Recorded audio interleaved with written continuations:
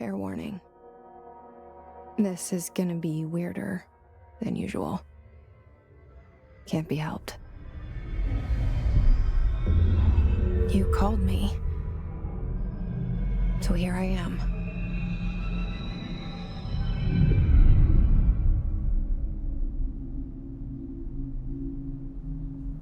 I know I shut you out sometimes. I'm always glad to hear from you. It's just that I get my hopes up. So many times it's led to nothing. I found nothing. It's like we live in a room, and there's a poster on the wall. We stare at it and we think that's the whole world. The room and the poster. The picture's something nice. A landscape, a famous person. Like in that movie, what is it called? The prison movie. The room's a cell, and the picture, it's different for each of us. It can be beautiful or terrible, but we're all transfixed. But it's all a lie. Something to distract us from the truth. They're lying to us. We're lying to ourselves. The room's not the world. The world is much bigger and much stranger. There's a hole hidden behind that poster that leads to the real world. We all feel safe in that room. But sometimes something crawls out from behind the poster. And the ones that see it happen freak out and try to forget what they saw. I'm here. Why did you bring me here?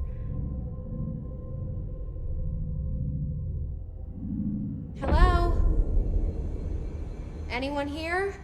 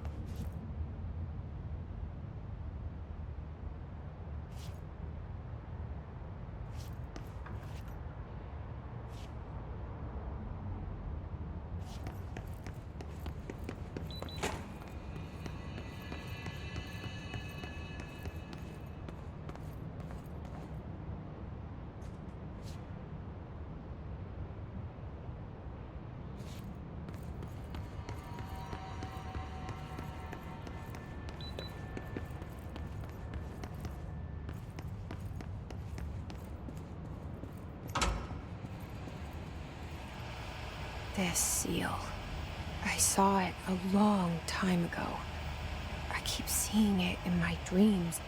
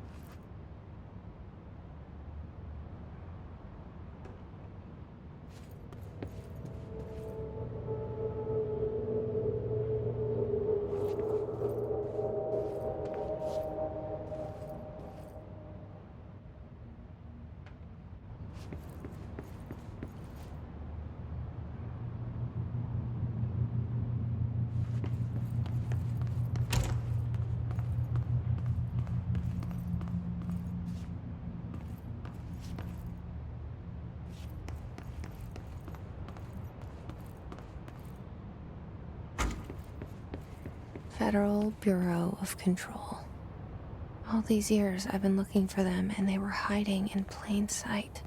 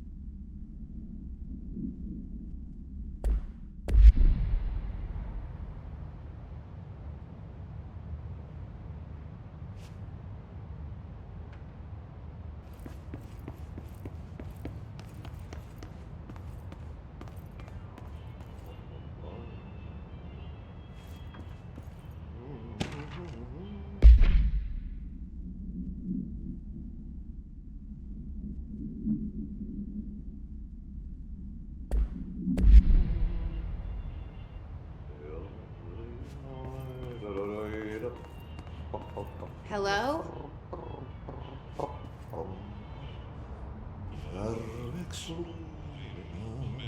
Kerran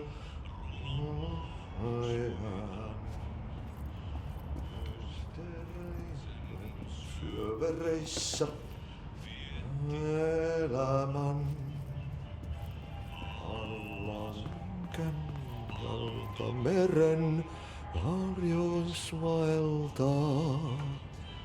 Etsin tietä valon maan Hey, excuse me. ailiaan. Sinun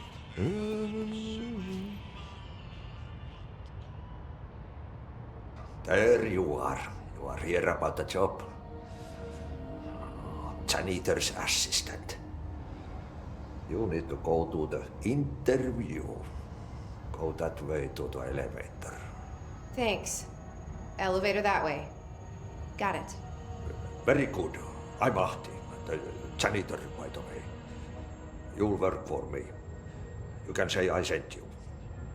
If they don't hire you, niin johan on helvetti.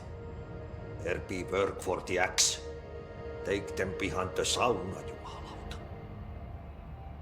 I've done enough night shift loner jobs to know it makes us come off weird. Ahti the janitor is a friendly face in my book. Better than somebody with no face at all. Think about it. No face. But that said, I know what you're thinking. If there's an axe murderer around, that's him.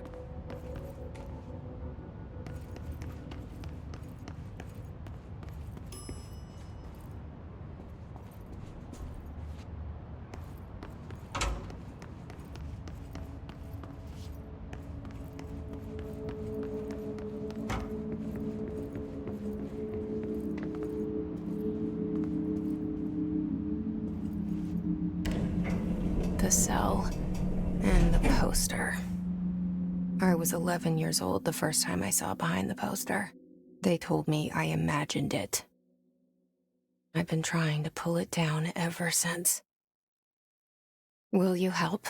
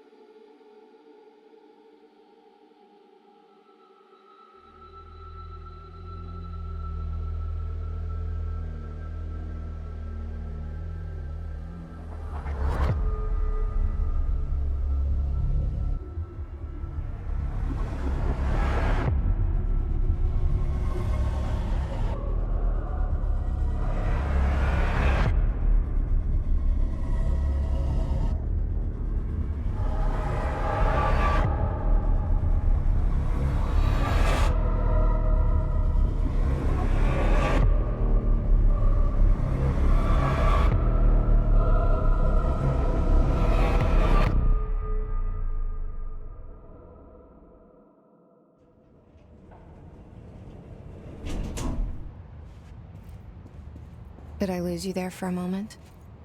You know what's on my mind. My baby brother, Dylan. 17 years since the men of this bureau took him.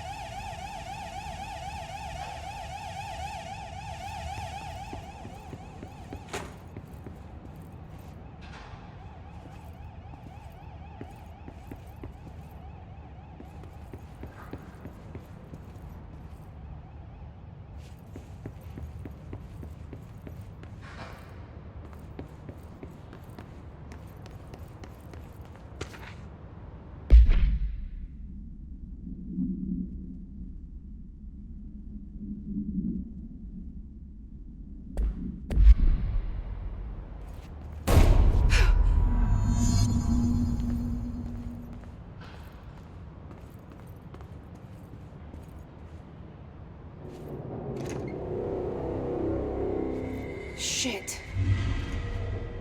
Shit. You want me to pick it up? The murder weapon? Really?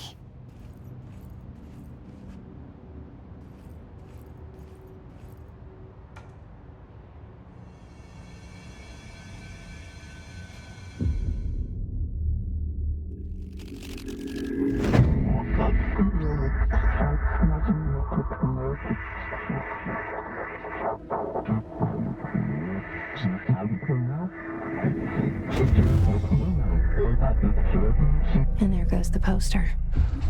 Objects of power can cause or be results of AWE's altered world events, intrusions upon the perceived reality. Now, the service weapon is, of course, a prime example of an OOP, a very powerful one, ingrained in the Bureau's DNA, a key component in our prime candidate program. Come out of that Russian roulette a winner and you're it.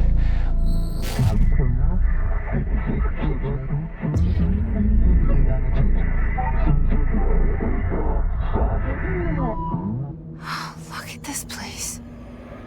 Where am I?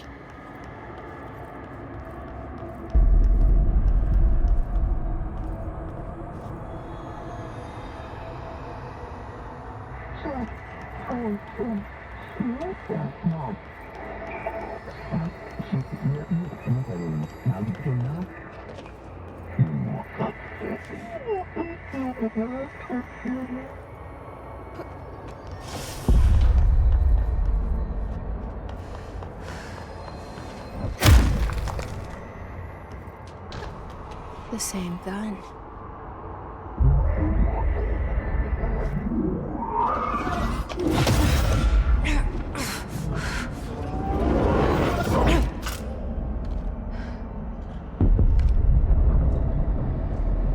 Okay, now I have a gun.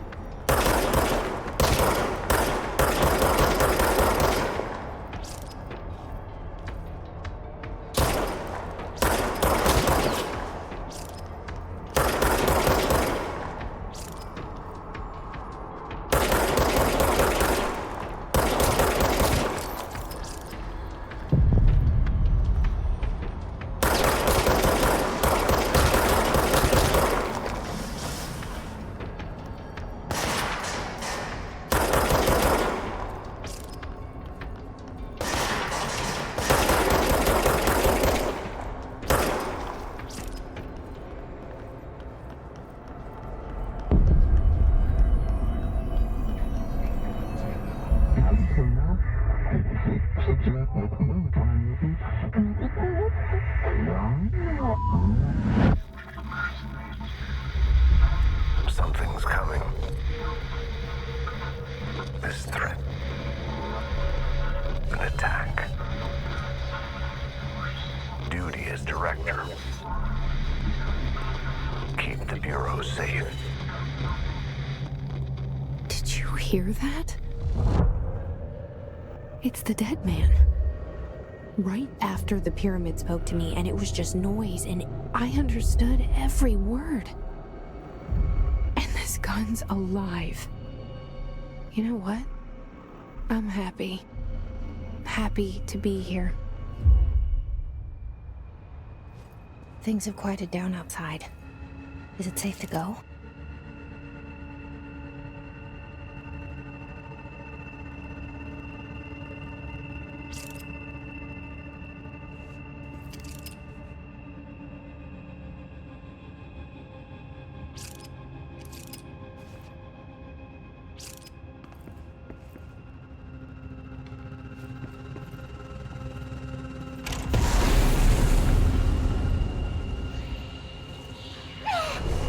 What is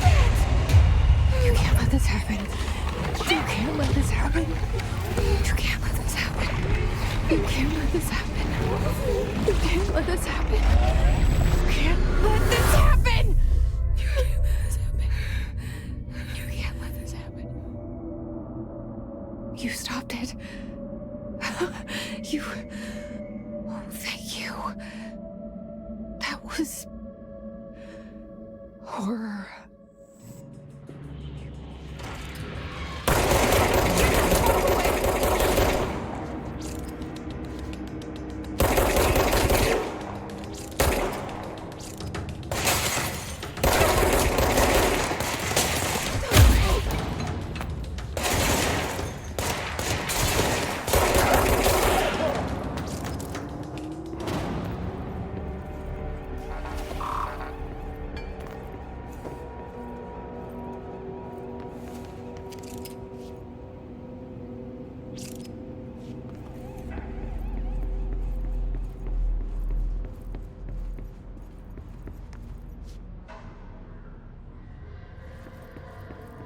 The hotline. Secure line of communication. Guidance. Reach the hotline. The hotline, says the dead man. Okay.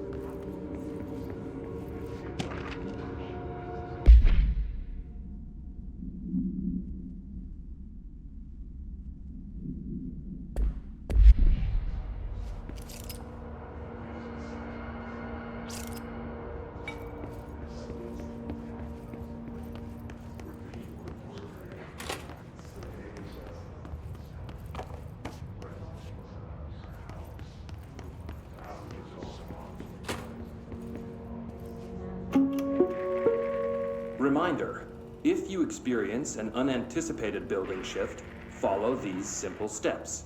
1. Search the room for any altered items or objects of power. 2. Carry the altered item or object of power to the nearest safe room. 3. Wait for Bureau staff to find you and the object. If there are no altered items or objects of power in the vicinity, then reach your supervisor via the nearest intercom and await further instructions. Thank you for your attention.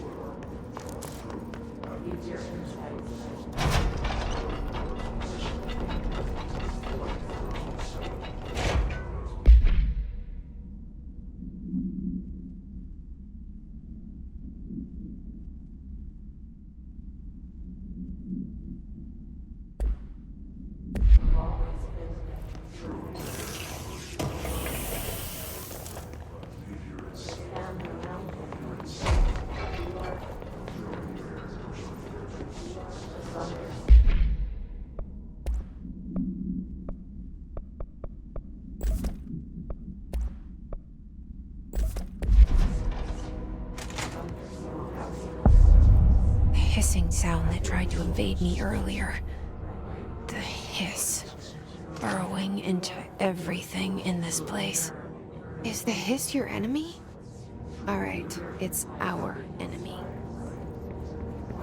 That babble's contagious. It burrows in like an infuriating melody that makes you hum it over and over.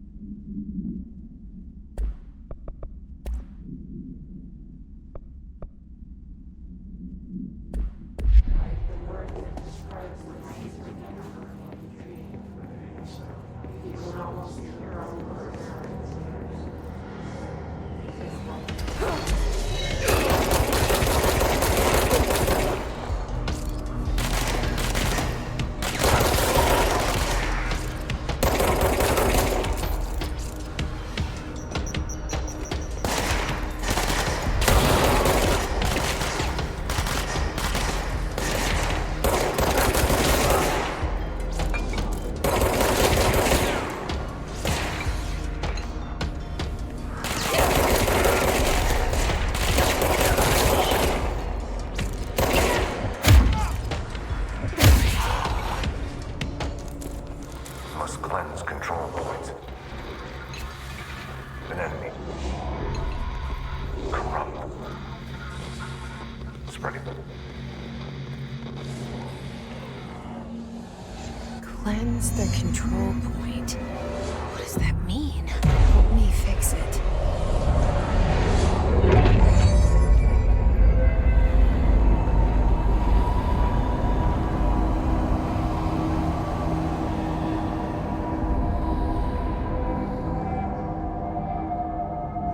Holy shit. You did it. We did it. Hello? Can you hear me? Are you with us? With the Bureau? Are you still sane?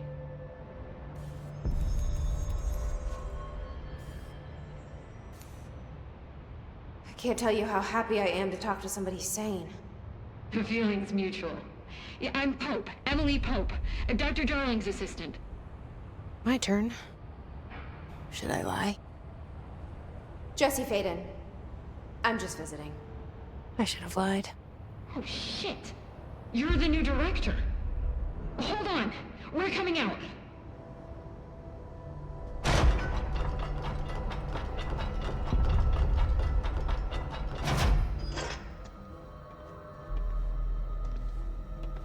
Director Faden. Call me Jesse. Okay, Jesse. I'm Emily. Look, somehow this hostile force, this... Hiss? that works? Somehow the hiss managed to infiltrate the building without any warning. And just like that, my name for it is official. The hiss. Like the sound of poison gas leaking in. We're in full lockdown. It seems to have spread everywhere and to everyone not protected by an HRA. And, extraordinarily, you. You are the director, and that makes you special by definition. Trench is no longer the director, obviously. I'm sorry, I'm talking too much. This whole situation is just a lot. Trench is dead. Shot. Ah, I found his body. And the gun. Do I tell her it looked like a suicide? The service weapon. Also, and this can sound crazy, but he keeps appearing to me, saying things. It's hard to make out, but he told me to cleanse the control point, push the hiss out. The whole room shifted around. You did that? And you entered the building when it was already in the lockdown before you became the new director? How? I'm not ready to tell her about you yet. A janitor let me in. I love it. This is fucking unbelievable. I can't even...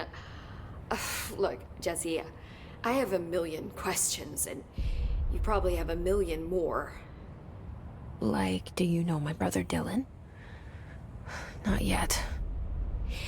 But there's something I need to ask you to do first. If you can cleanse a control point, then you can maybe cure those infected or possessed by the hiss.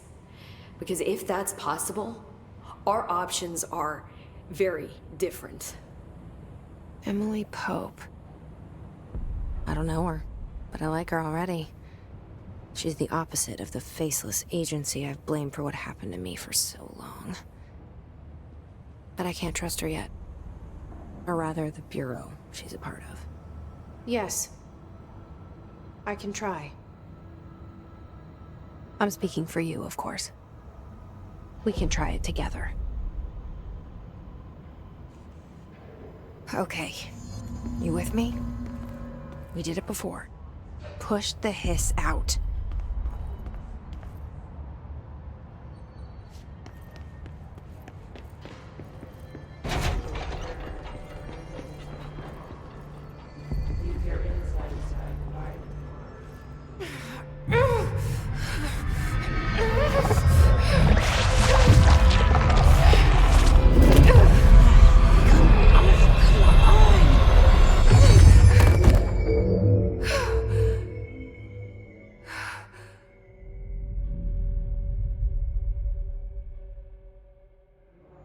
It didn't work.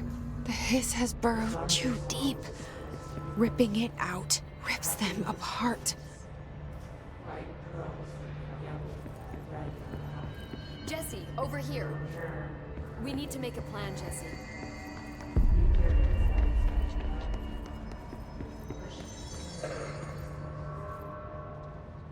I can't cleanse them. I saw. It was worth a shot. Thank you, Director. Jesse. I'm gonna tell her why I'm here. I'll risk it. Listen. The Bureau was involved in an incident in my hometown, Ordinary, 17 years ago. The Bureau came in and covered the whole thing up. I've been looking for this place for a long time. That's enough. Maybe that's too much already. I can't tell her about Dylan and the rest yet.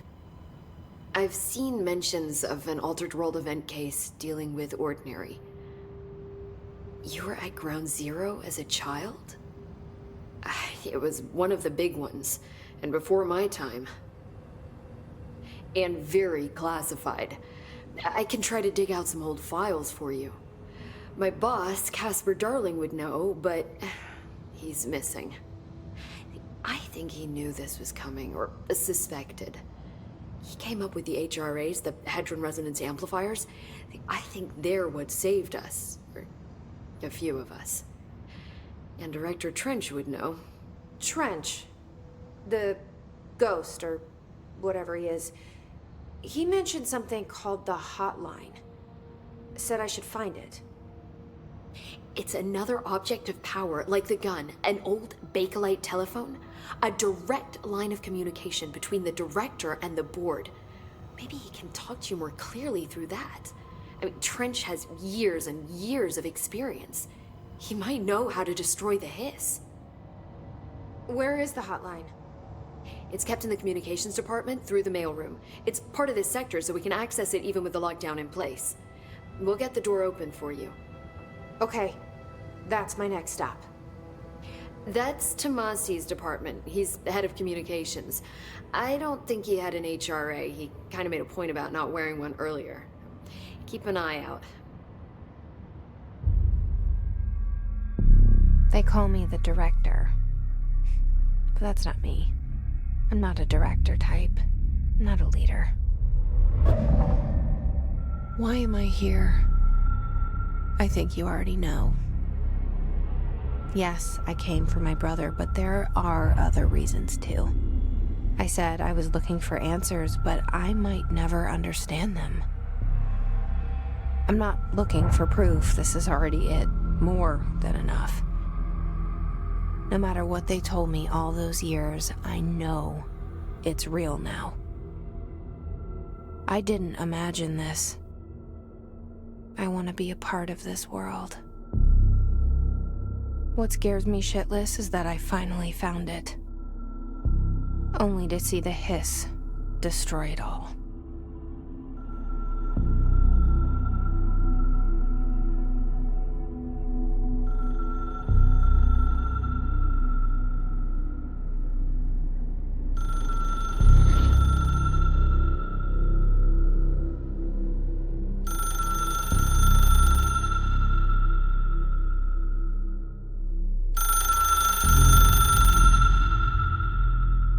I know this is all new to you, so don't hesitate to ask me anything you want to know.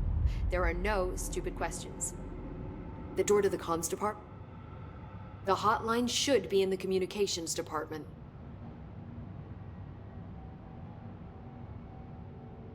Where did the hiss come from? I'm not sure. You said the hiss was here when you entered. Did you see anything like that outside before you came in? No. No, just inside. The source is internal, then. See, the oldest house is a sprawling complex with openings to other places as well. I don't even know where to start looking. But in the context, it's good news. The lockdown holds. The hiss escaping the building would be the end. Pretty shitty world out there if you ask me, but I wouldn't want the hiss to destroy it. With you on that, Emily. You mentioned the oldest house. What is it? This building, the Bureau headquarters, the oldest house, is a shifting place. You've seen it. It transcends its physical limits.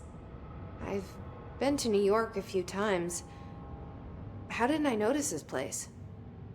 It's an attribute of the building. This is a place of power. The oldest house doesn't like attention, so unless you're purposely trying to find it, you don't, which is perfect for us. The work we do here is essential, but unstable. The Bureau prefers not to be noticed. And we need strong walls to make sure nothing gets out. So without you, I never would have found the front door. Okay. This Trench guy. I keep hearing him in my head. Is he a ghost? Haunting me? I doubt we're talking about a ghost in the traditional sense, but an echo maybe. See, if he was killed by the service weapon, your gun, maybe it's his final thoughts recorded by the bullet in his brain, like a deep space probe sending back data. But that's just a hypothesis on my part. I'd need the gun to research it. But you better hold on to that given the circumstances. I think I will. Yeah. Can you tell me what an object of power is exactly? This is all, well, new to me. Don't worry, I love going over the basics. So objects of power are mundane objects that house paranatural energies and have developed a link to the astral plane and can thus be controlled, which is what differentiates them from altered items, which are still housings of paranatural forces, but are more volatile and cannot be bound in the peri-utilitarian sense. Got it? Did she memorize this? Got it. Thanks. So HRA stop you from becoming Hiss? Well, it seems that way. I mean, I hadn't even heard of an HRA until a few weeks ago when Dr. Darling started handing them out. Well, I began analyzing mine as soon as I got it. I mean, each one seems to emit a powerful short-range frequency way beyond anything I've ever seen. Doesn't the timing seem suspicious? I thought that too. Dr. Darling usually likes to unveil his latest breakthrough in big presentations. With these, he just passed them out. Yeah, his behavior makes me wonder what exactly he knew. Thanks, Emily. I'm sure I'll have more questions soon. Just let me know.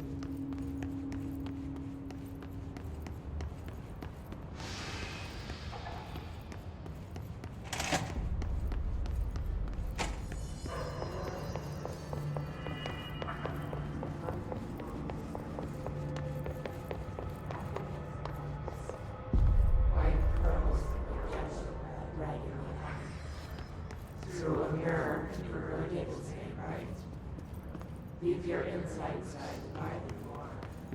Push the happiness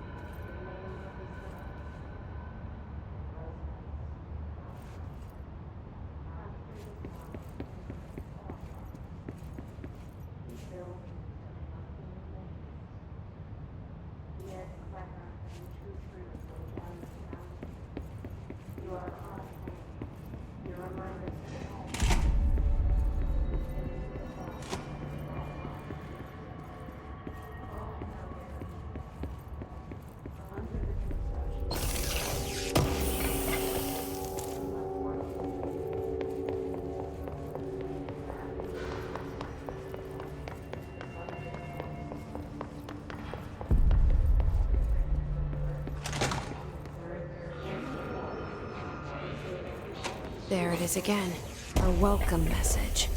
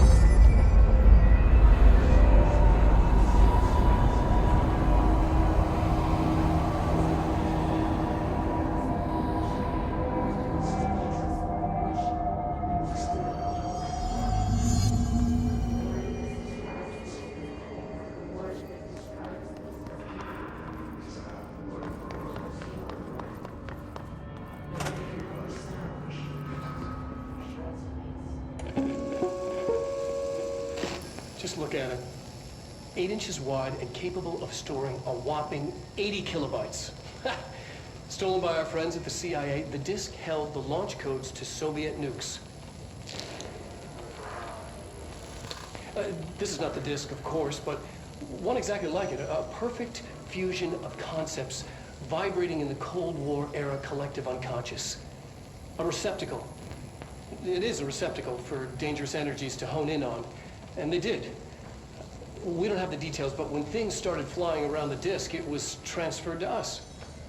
It's an object of power. OOP. Oops. Oh, and it can launch things telekinetically through the air. To date, we've launched maybe 3 dozen pencils. And once, we even launched a cup.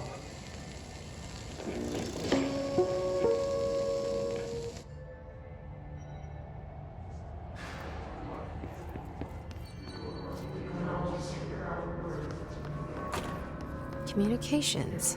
We're on the right track.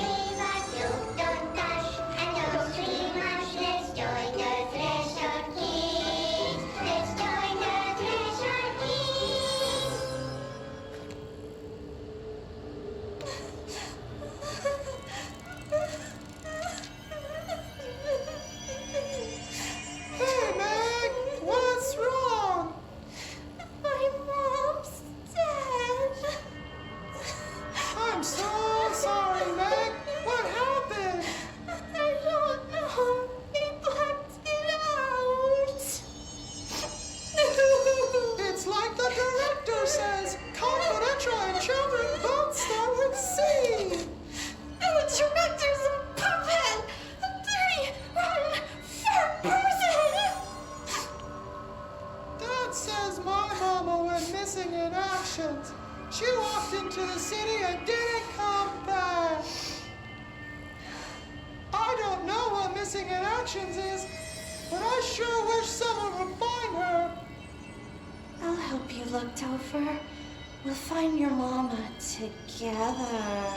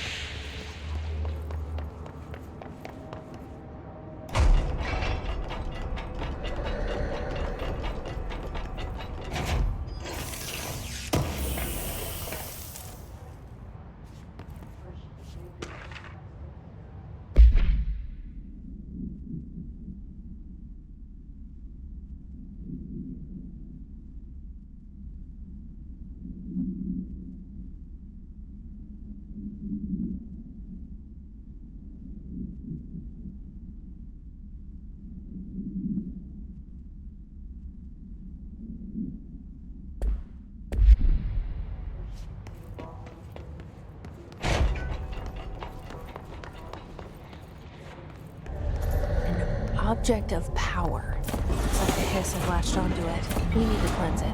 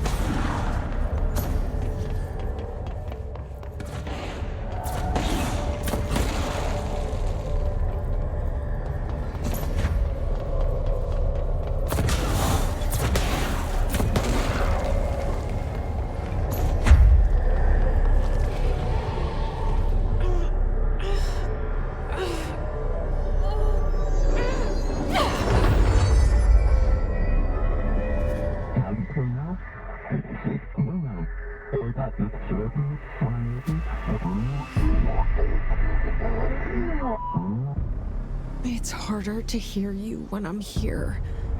It's like the channel's been changed.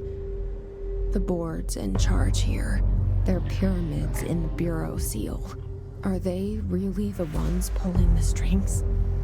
I'm not their director. I'm no one's director.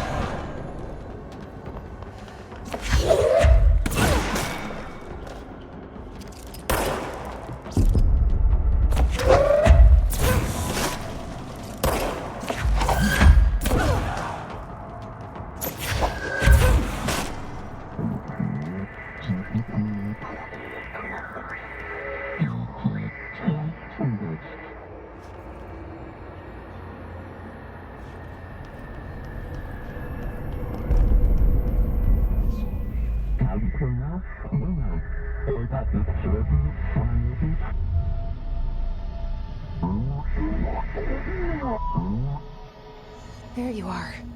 You were...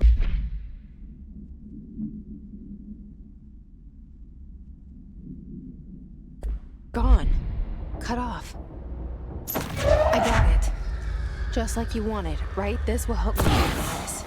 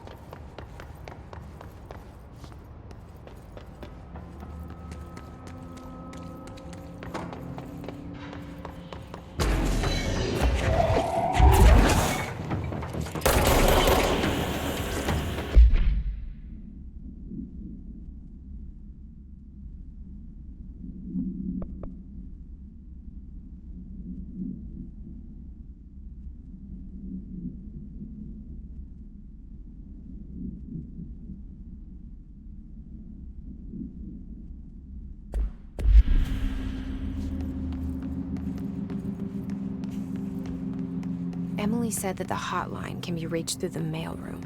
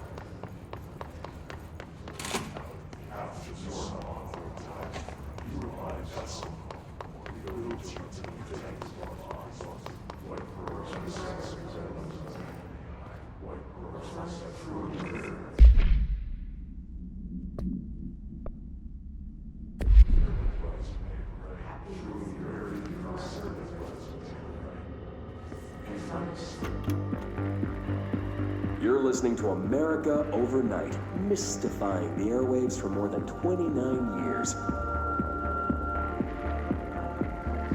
Thank you for staying up with us.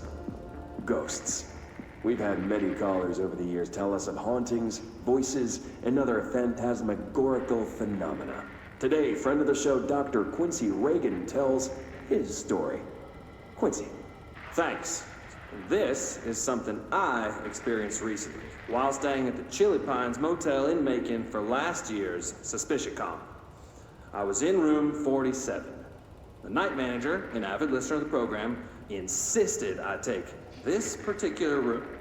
Now, the manager explained that years back, the body of a man was discovered under the bed, inside that wooden border that motel beds tend to have.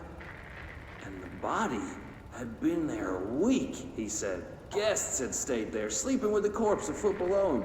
They only found the body when housekeepers complained about the smell.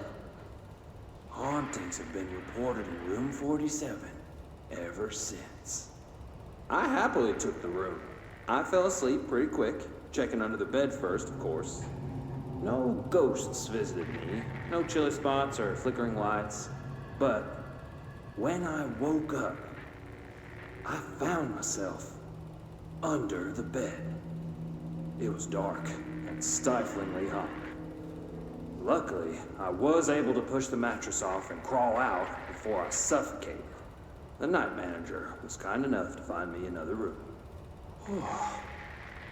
There you have it, listeners. What we call ghosts take many forms.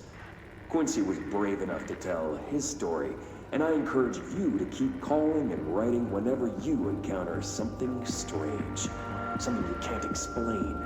Maybe you're seeing colors that we have no name for. Maybe your toaster is possessed. Remember, dear listeners, when no one else believes you, we do. America Overnight, we'll be right back.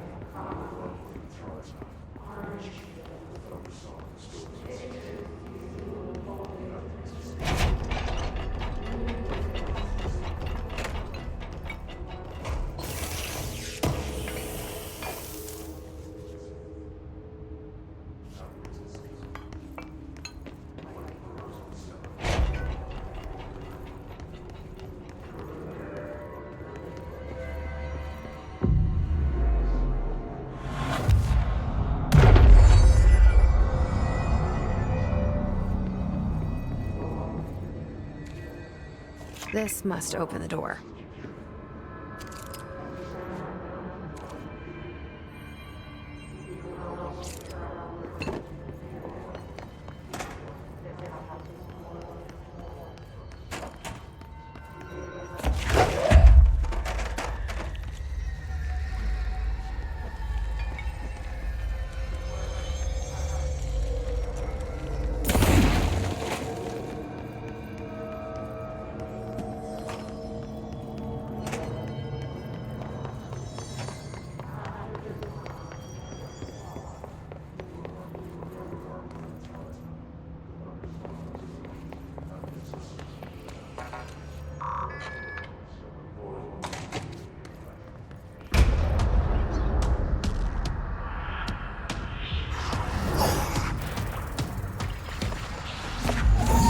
Fly now.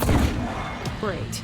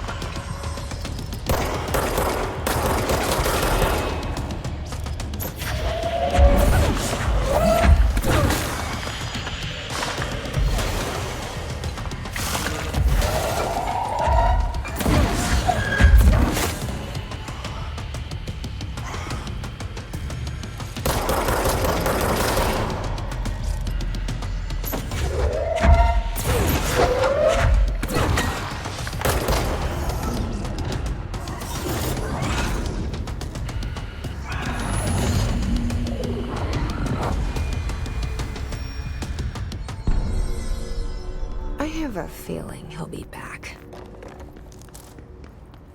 Let's stay focused. The hotline should be past the mail room.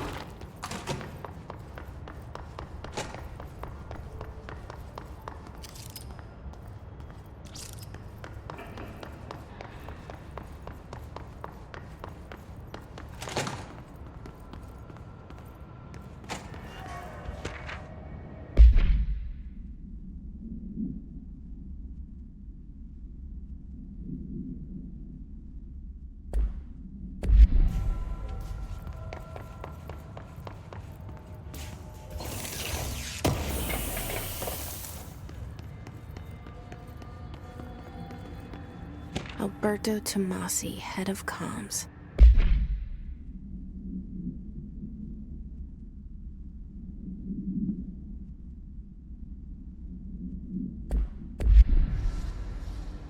The hiss got him.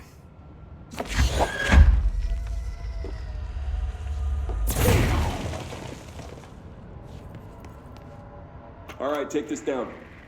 The situation in Cuba has been evaluated by the relevant authorities. The mysterious illness affecting the staff at the U.S. Embassy in Havana was caused by sonic weaponry in the hands of a foreign power. Numerous personnel have damage to the inner ear, but most are expected to make a full recovery. Of course, the event also damaged their cellular walls, but we can't blame that on some stupid noise gun. Thank God no local doctors examined them first. Honestly, what are the odds an alternate item would show up inside a U.S. embassy? Talk about good luck, huh? So much easier to... Hey, are you still recording this?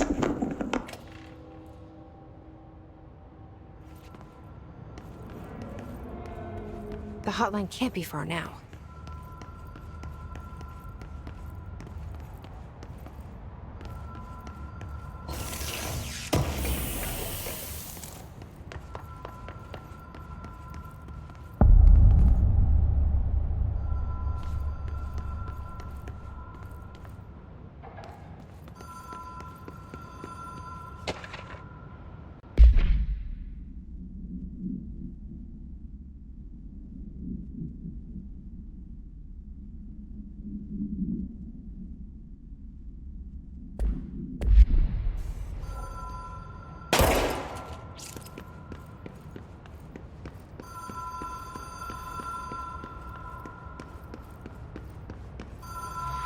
Ocean View Motel and Casino. Dream Logic. The light switch cord. Door marked with the Black Pyramid.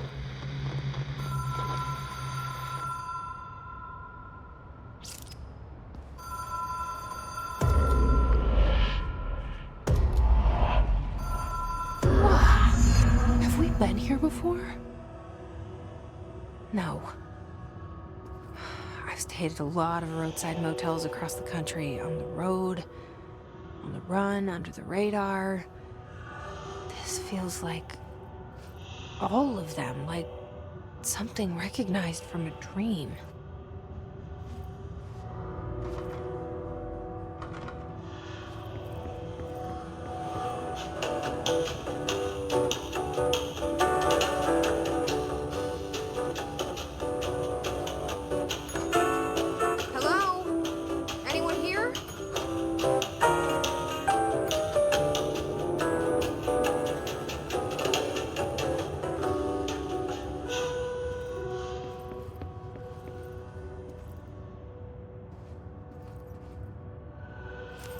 Key has a black pyramid on it.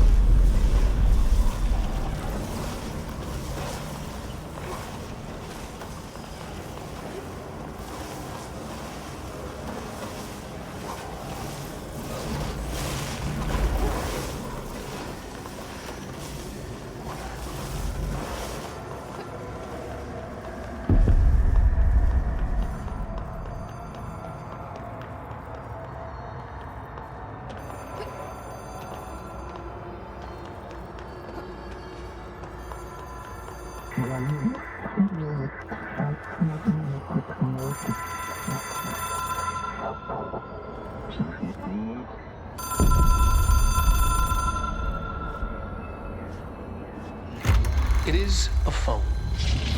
It's an object of power.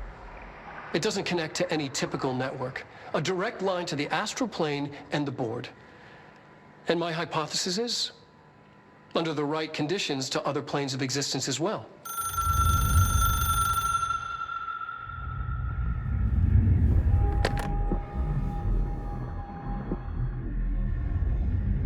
A director needs a team. My management team. These people know the secrets of the Bureau as well as I do. Some even better. Darling, Tomasi, Salvador, Marshall. Marshall especially, my head of operations. She sees right through me. She knows I don't like relying on people. The only person you should fail is yourself. But things change when you become director.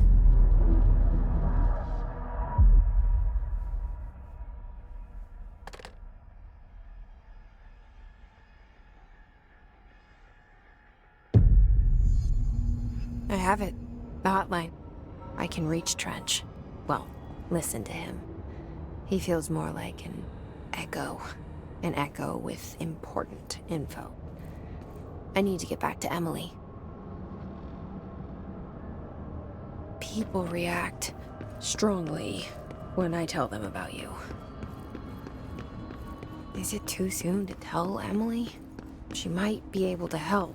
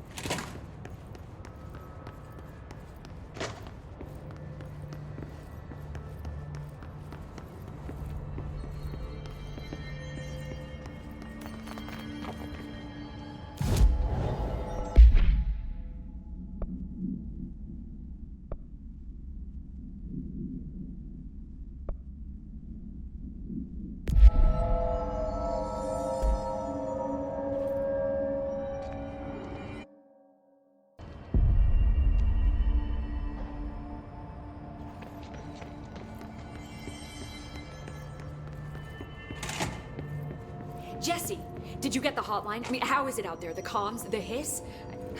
Sorry. You made it. I'm glad. Emily? Let's talk. Of course.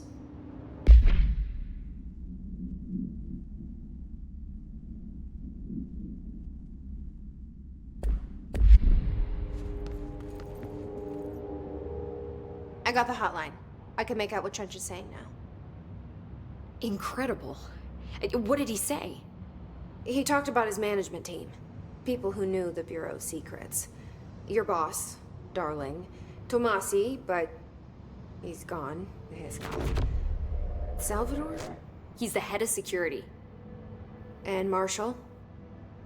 Helen Marshall is head of operations. She's tough, ex-CIA. She took her Rangers and went to the research sector to secure the HRA production. She hasn't come back. Someone who could help us. The other sectors. How do I get there? It's impossible because of the internal lockdown. You can perform a directorial override to lift it, but that can only be done in the maintenance sector. Normally, you take the sector elevator down there. It connects all the sectors, but it won't work while the lockdown is in effect. We already got past one lockdown. Maybe I can find a way. Jesse, look, with no prep, no training, in this extreme situation, you are doing phenomenally well. And all that and the hiss can't seem to affect you. I mean, I would love to run some tests on you. If you agree, that is. We could find out something that would help us. Tests? I don't know. She might find out about you. But I wouldn't mind understanding more myself. Okay. If you think it will help. Great. I'll check the internal documentation for any lockdown bypasses. We need to get these sectors open to locate Darling and Marshall. And I'll look for a way inside the maintenance sector. The sooner we find one, the sooner I reach this override.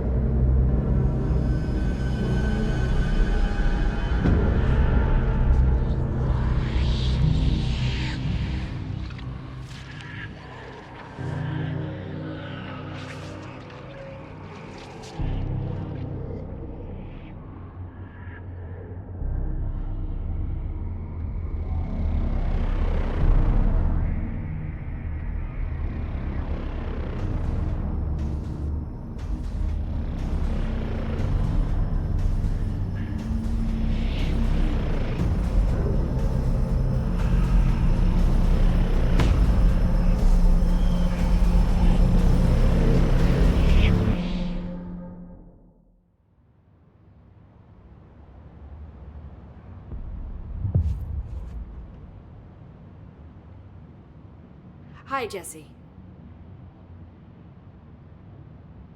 Thanks, Emily. I'm sure I'll have more questions soon. Just let me know. Do you hear that? Someone's singing. Where's it coming from? Singing? Sounds like it's coming from the elevator. Hope has asked us to document the hiss incantation, as she calls it. You mean like in person? In person, with a pencil and paper. I think she's trying to get us killed.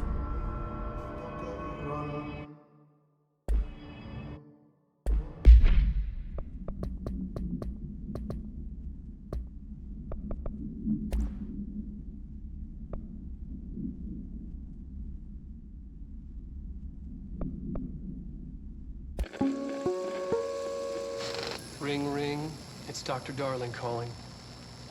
In 1978, a comms department intern heard the hotline ring and picked it up, going against every safety protocol in the manual. She never recovered. And the handful of witnesses required extensive memory repression therapy. It is a phone. It's an object of power. It doesn't connect to any typical network. A direct line to the astral plane and the board. And my hypothesis is, under the right conditions, to other planes of existence as well. Our very own Ouija board. Only the director can answer it safely, and what he hears is kept classified.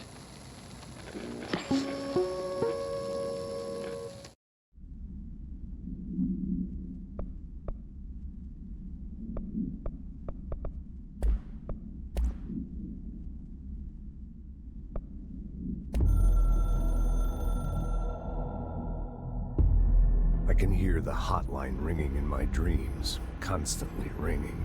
Ringing so loud I can't hear the voice I'm straining to understand.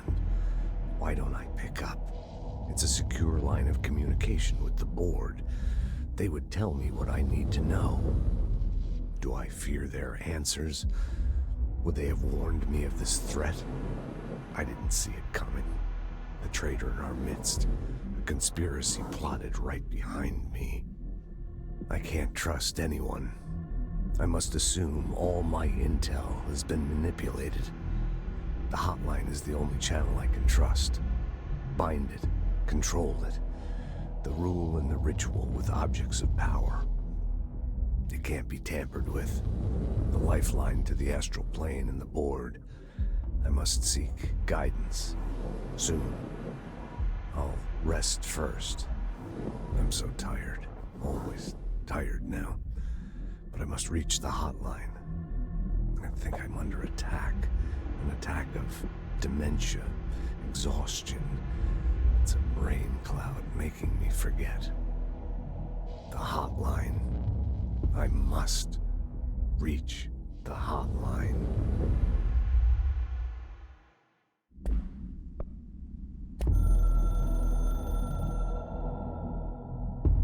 A director needs a team. My management team.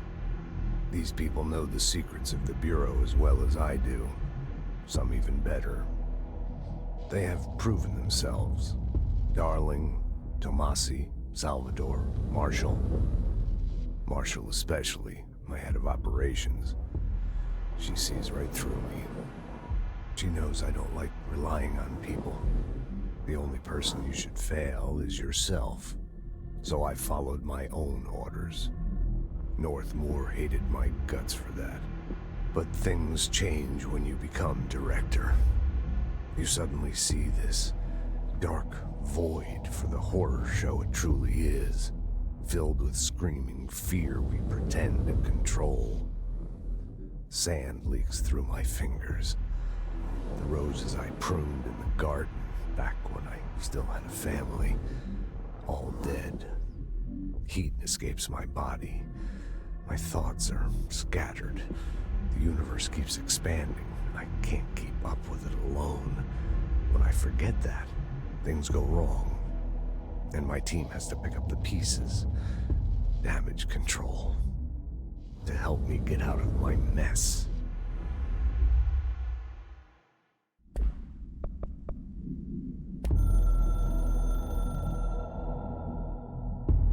The Ocean View Motel and Casino is a familiar friend to me. I stayed in countless motels like it while investigating AWEs across the country, back in my field agent days. Those roadside motels all bleed together like a dream. Same and not the same. Anywhere and nowhere. The Ocean View operates on dream logic, and the light switch cord leaks out to be found in the most unexpected places, and sometimes successfully encouraged to appear and act as a convenient lock to keep out those not trained in dreamscape navigation. Even Bureau veterans can only find one key in the motel. The key that opens the door marked with the inverted black pyramid. The rest, the many other doors, are still mysteries to us. We're all merely guests there. Even the board. Sometimes I need to visit, just to breathe easier for a while. It beats the numb, sterile apartment I spend my nights in, insulated from everything but myself. I guess that's where the whiskey comes in.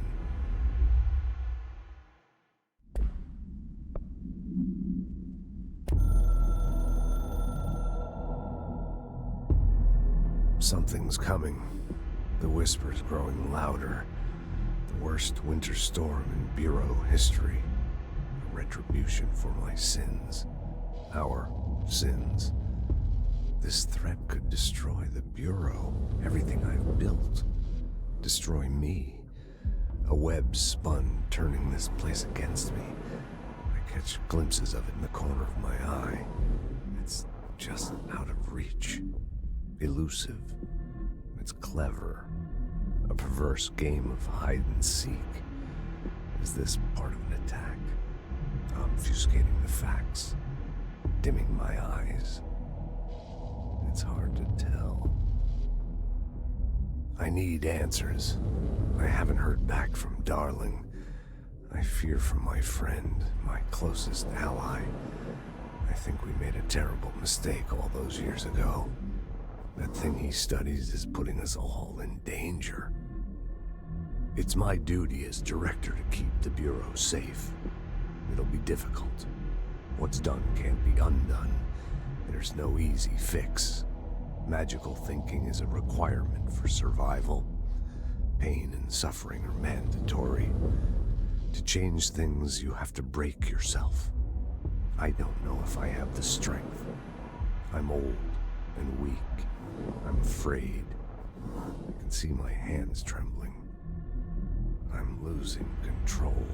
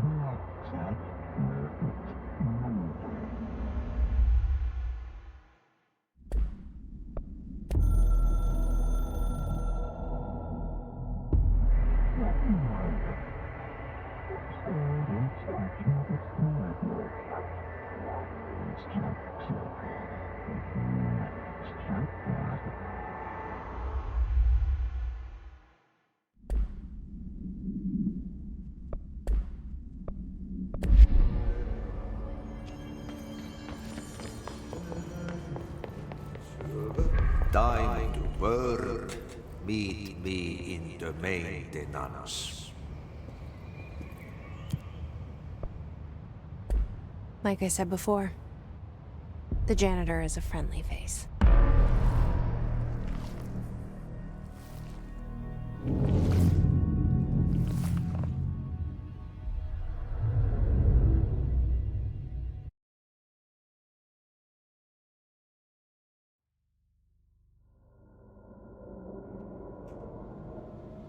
The maintenance sector is the janitor domain. If I can find Ahti here, he can help me reach the override. Maybe it was you who got me into the oldest house with the lockdown on. Maybe it was Ahti. It felt like he made the elevator appear that took me to Trench's office. Is Ahti guiding me too?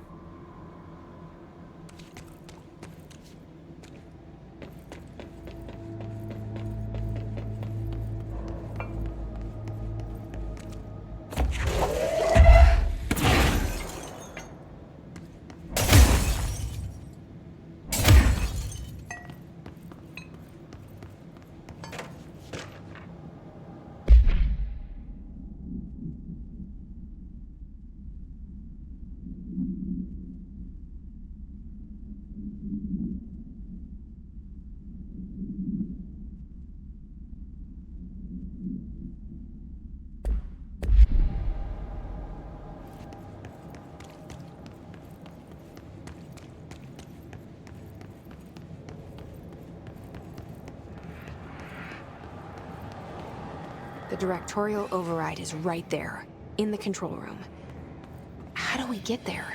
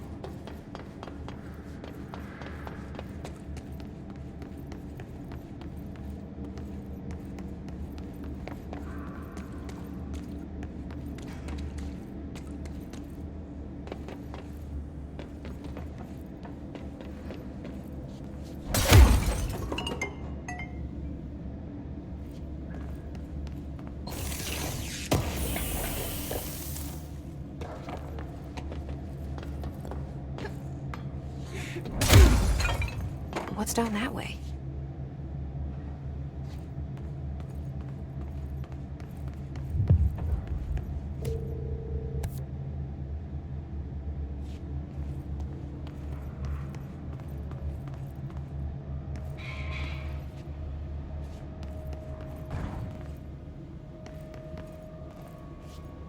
Stepping to the FBC, there's lots to do, there's lots to read, but don't touch and don't scream much. Let's join the Thresher Kids. Let's join the Thresher Kids.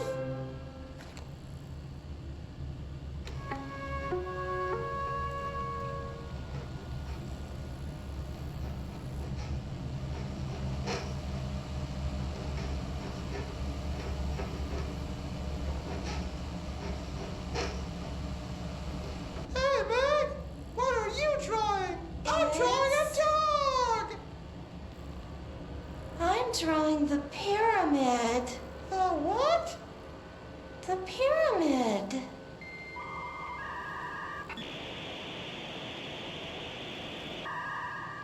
What's a pyramid? The Black Pyramid. It's in the astral plane.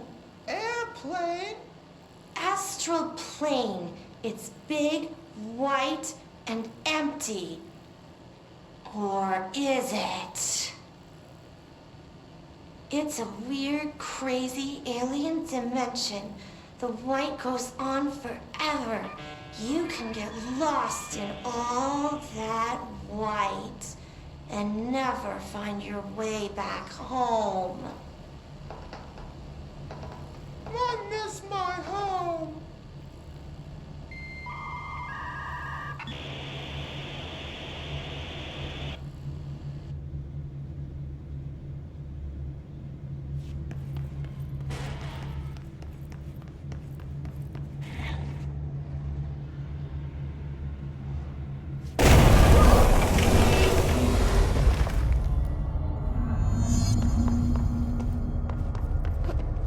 Ugh, this place makes me nauseous. An object of power. How do you think it got down here? A carousel horse. Why is kid stuff always so creepy?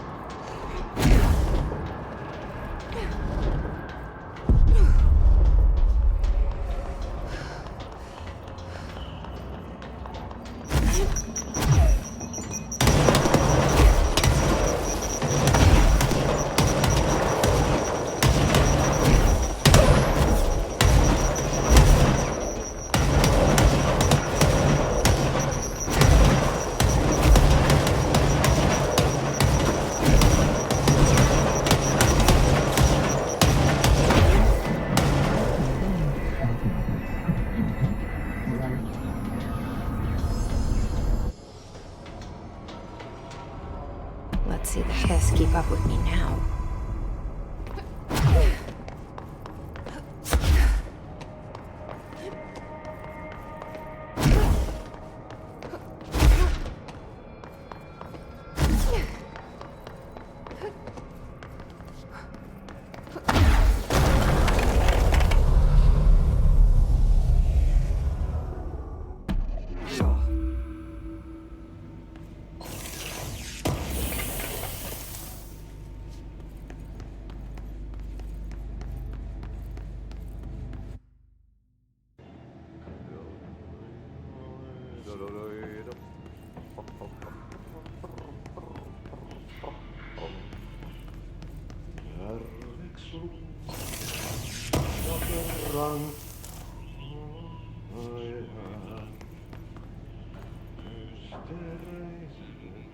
Syövereissä elämän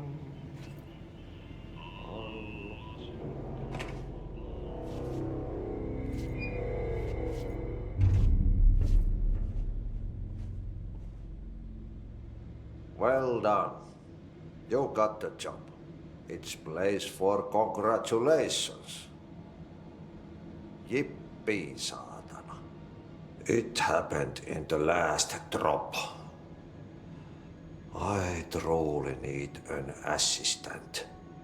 Funny thing is, I've been a janitor.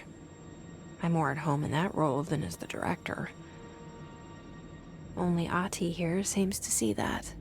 Yeah, hi, Ati. Look, we need to get the lockdown lifted, otherwise I can't get to the other sectors. Can you help me get to the override?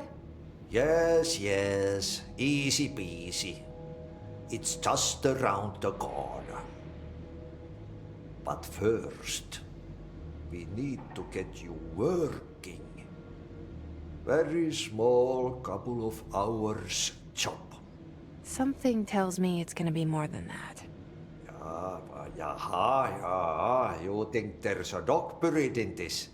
I can tell you are not yesterday's Krause's son. That's why you'll make a great assistant.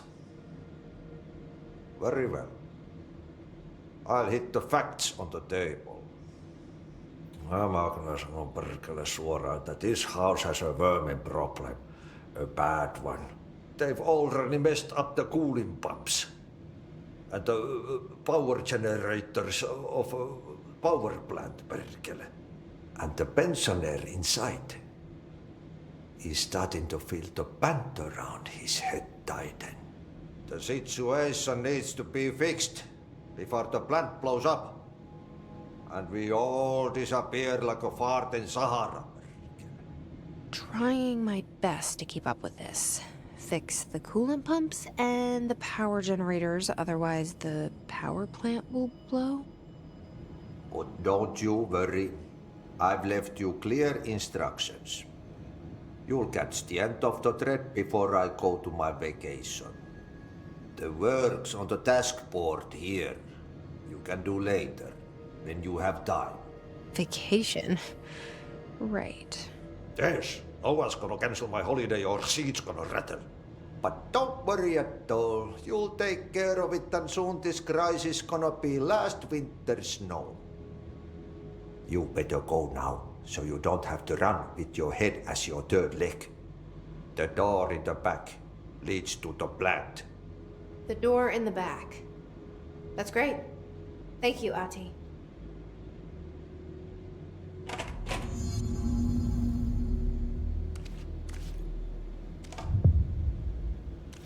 Yep. Burn the trash. Throw it in the fire. Burn it all. Burn it into a reindeer, not into a moose.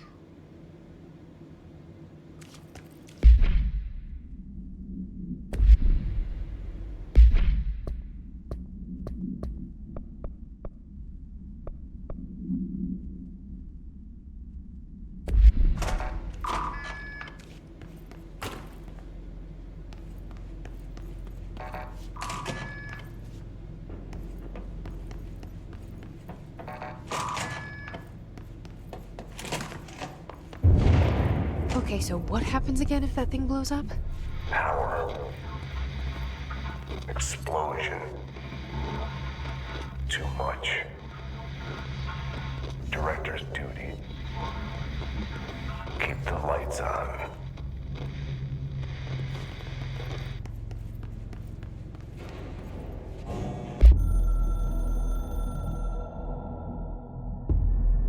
Northmoor was director before me. I never wanted his job. I never wanted power. I purposefully avoided it, didn't trust it, didn't want to rely on it. Northmoor was all about power. A man like an explosion, hungry for authority, for order, for more, until it was too much. I had to find a solution in the end. Contain the situation. Northmore never liked me, but he went along with it, to his credit. He didn't really have a choice. I suppose at the end of the day, a director's most basic duty is to keep the lights on. Here's to you, Northmore. There were no prime candidates waiting in the wings, but I was there. Had been the whole time, keeping my head down, working my ass off. I had nothing to lose. I picked up the gun almost on a dare.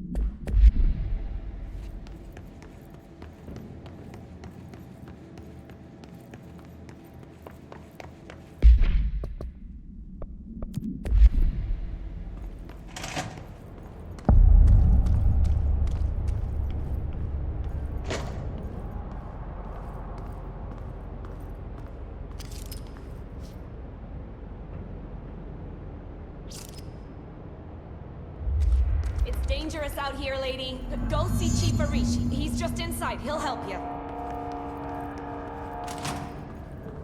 Ma'am! Hey! Chief Arish, FBC Security. Shouldn't you be in a safe room?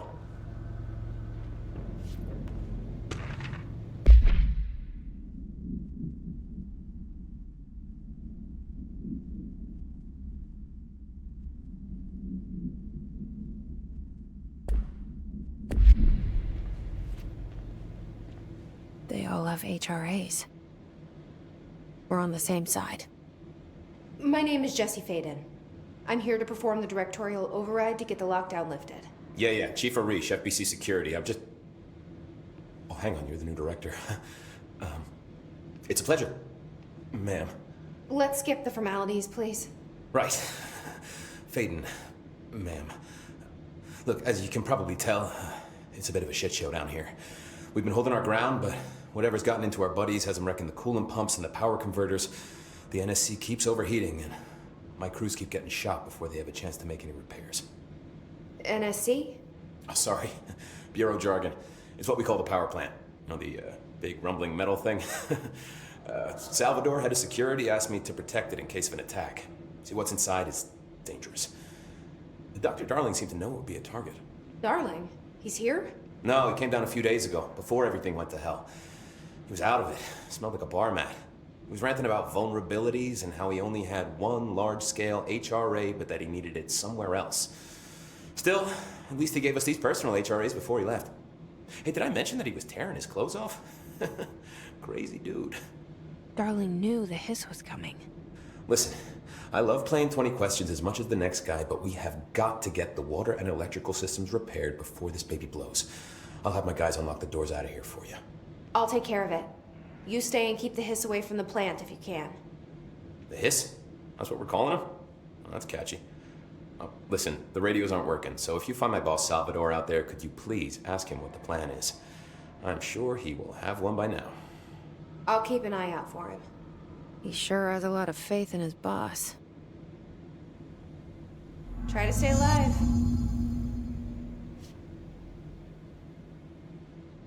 When the converters and coolant pumps are working again, we should be able to get this baby back down to a safe temperature.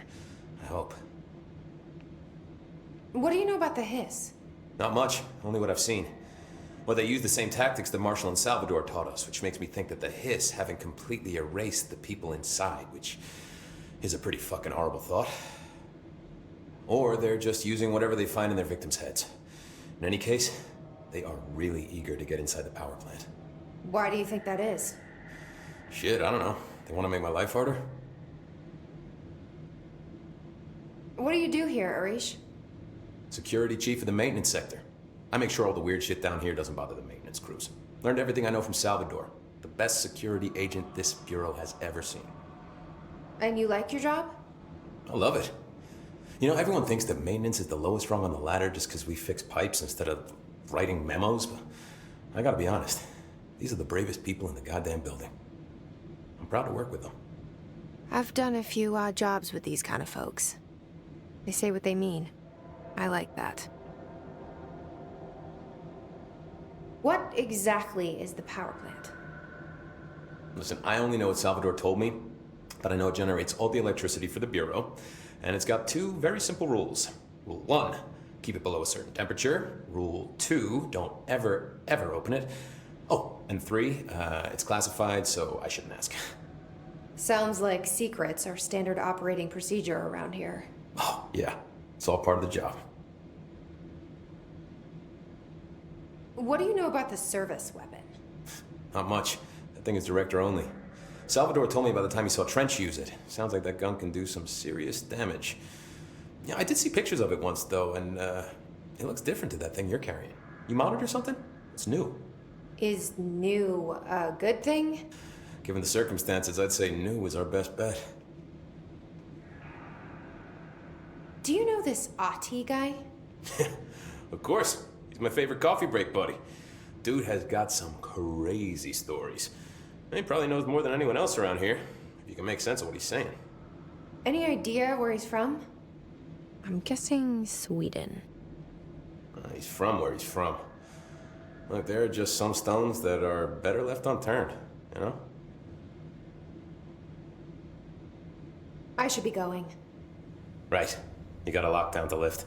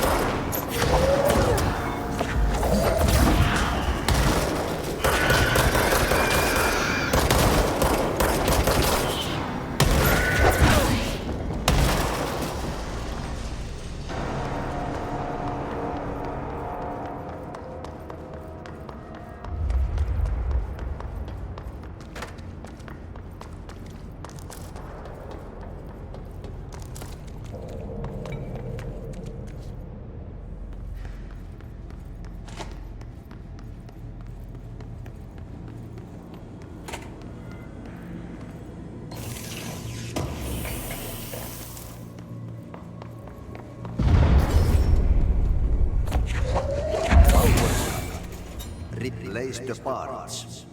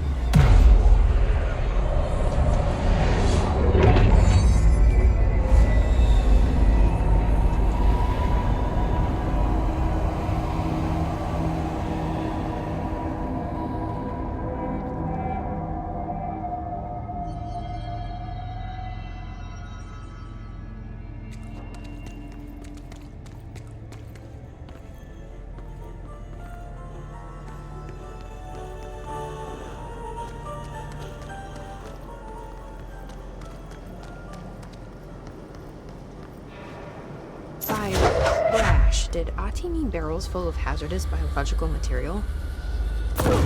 Seems like I'm breaking some environmental regulations on waste disposal, but if that's what Ati wants, then I'll get it done.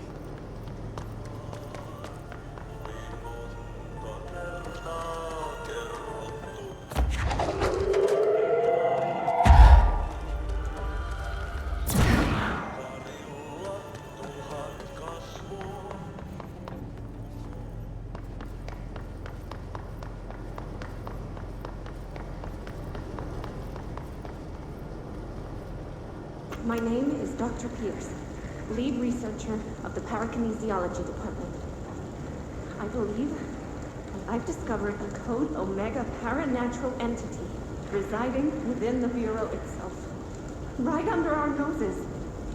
Darling refused to allocate me the budget or resources, so I'm taking matters into my own hands. Let this recording be the proof I need to convince them. The furnace can speak. It's been talking to me for some time now.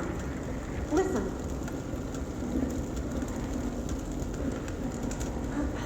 Did you hear that? It's a sentient force capable of communicating. I checked and there's no record of ever installing this furnace. I believe that... Oh, sorry. What? Yes, I can feed you. What do you eat? I see. I'll try to find some volunteers.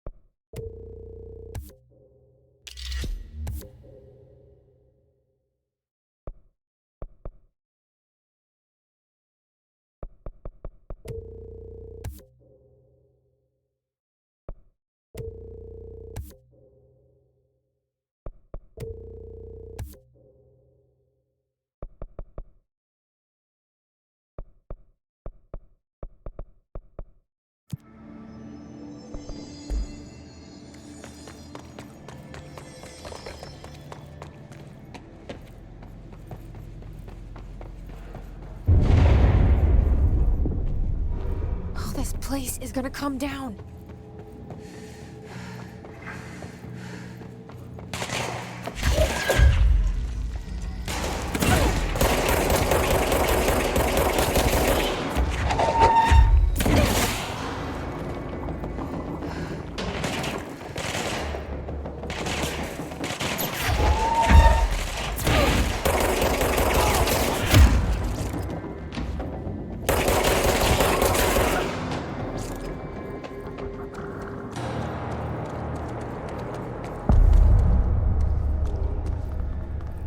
Bro, go to ship. Fix it fast. If the plant goes boom, we can throw the spoon in the core.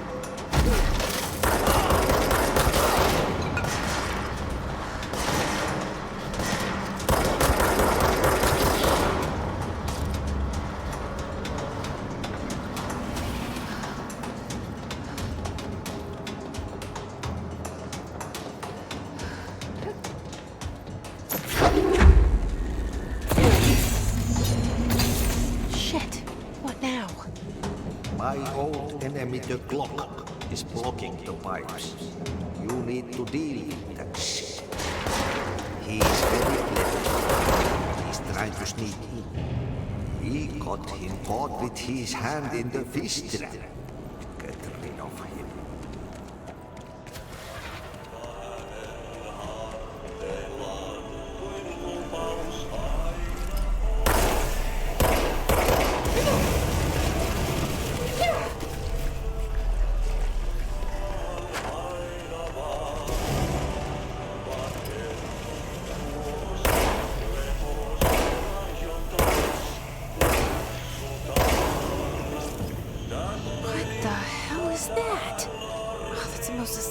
Thing I've ever seen.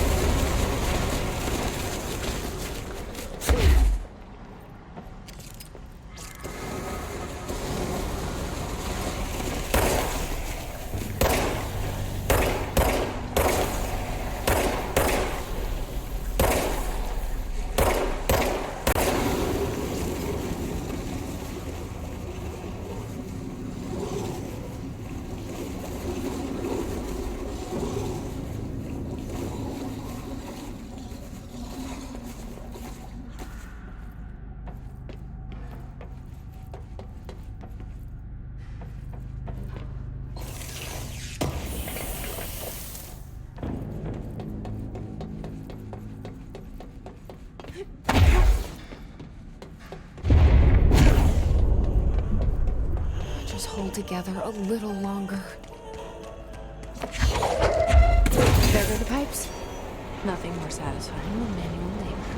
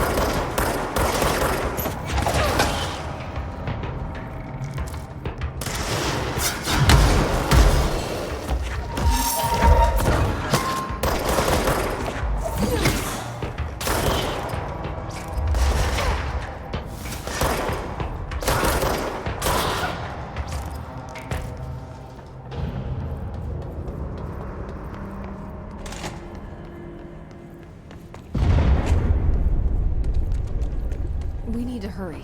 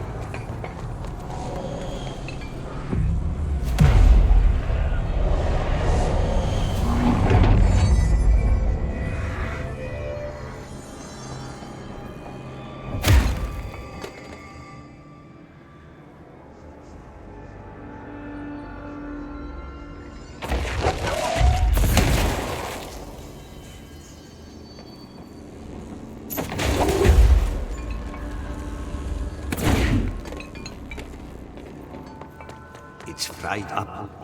You need to fix it before the old Vic bats inside the plant has a shit.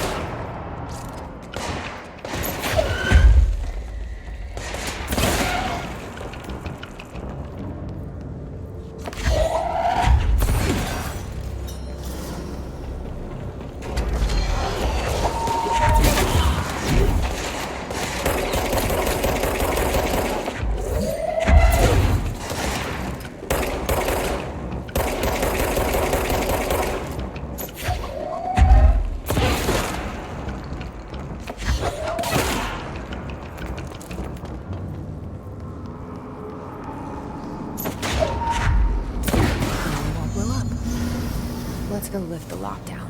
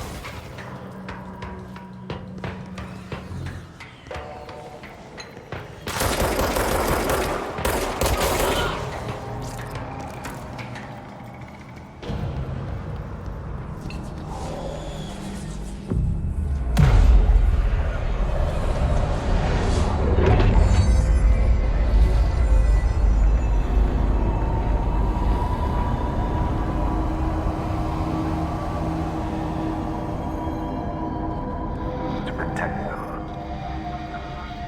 Forces contain the lockdown will only be lifted by a directorial override. This is what we came here to do.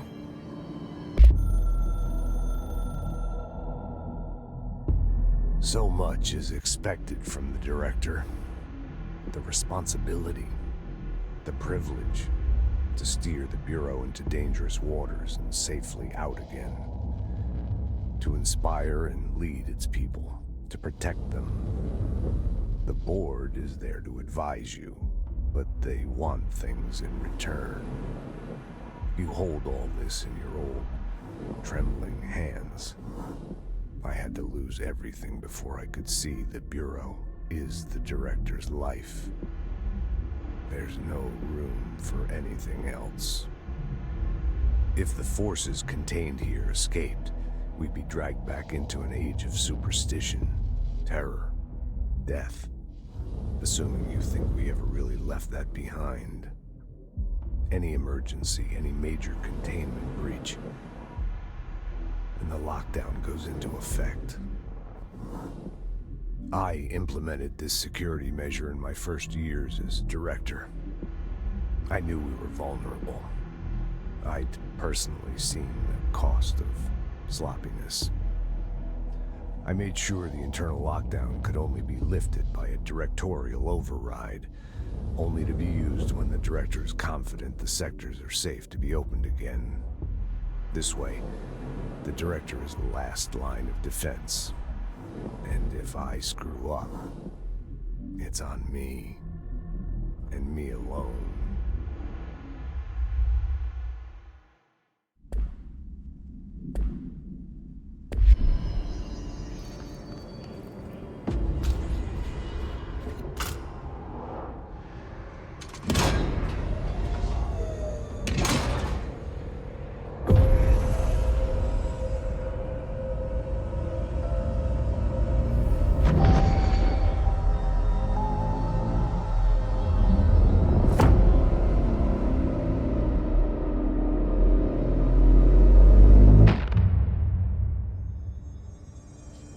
That's it.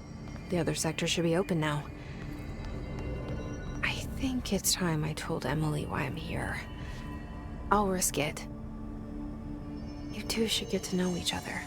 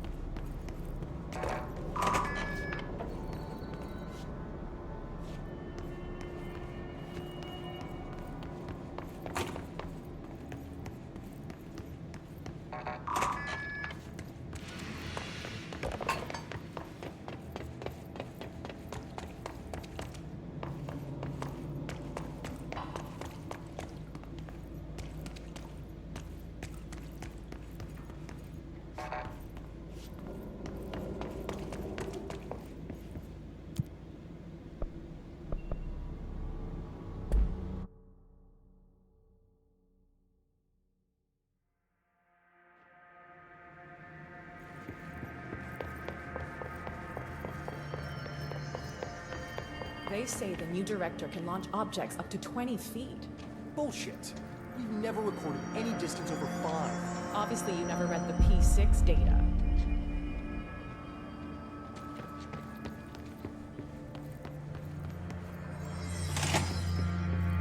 Jesse, you made it. And you lifted the internal lockdown. Let's talk, Emily. Yes, of course. Listen, Emily. Screw it. Just tell her. I haven't been completely honest. I have a younger brother, Dylan. When we were kids, we found an old slide projector in Ordinary's landfill.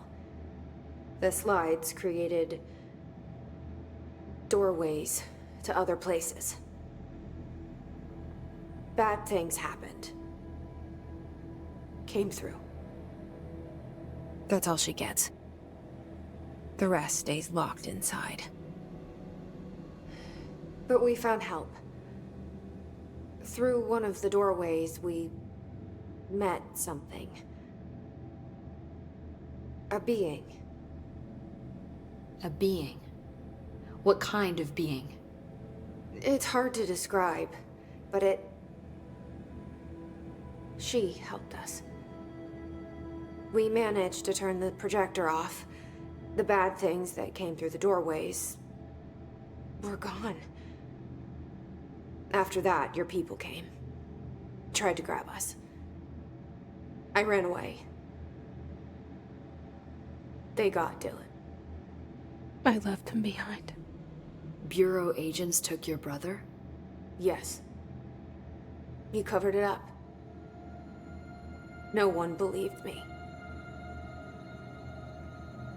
I just want to find Dylan. I've been looking for him ever since. What happened to the slide projector? It sounds like another object of power. I thought you took it. The Bureau. Along with Dylan. I've never heard of it. But around here, assume everything's classified. You know, I looked into the ordinary AWE case files after you mentioned it. Trench and Darling were both involved. A large area of the containment sector was reserved for it. The case hasn't been active for a long time. I have no idea if anything's still there. Can you tell me more about this being you found? Let's hope you two get along. She's been with me ever since Ordinary. In my head. She led me to you. I call her Polaris. As in, a guiding star. Did Polaris know about the hiss? If she got you in here in spite of the lockdown, she's very powerful. Which may help explain your test results. Your readings are incredible, Jesse. Now, cross-referencing them with the database, I found 2 matches in Darling's old classified files. Unfortunately, I can't access them beyond the file codes, but one was P6, referring to a prime candidate for a potential future bureau director. This was logged years ago. Dylan. Is that Dylan? The other match is on something called Hedron, which must be connected to these Hedron resonance amplifiers somehow. All I know is that Marshall went to the research sector to secure the HRA production after the hiss first attacked. So, Marshall seems like our best lead on Dylan. I need to go after her. How can I get to the research sector? Use my keycard. The sector elevator will take you there.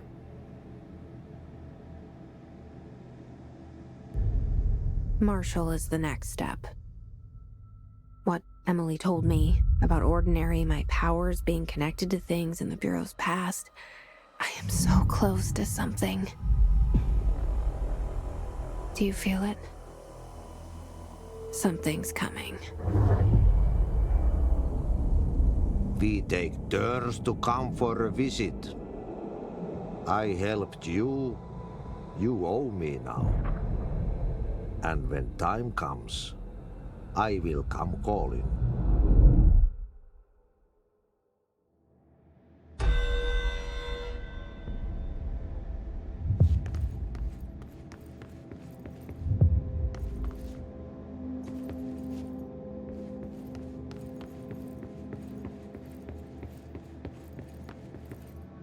These readings are erratic even for their distance. The hiss are tampering with something. Agitating.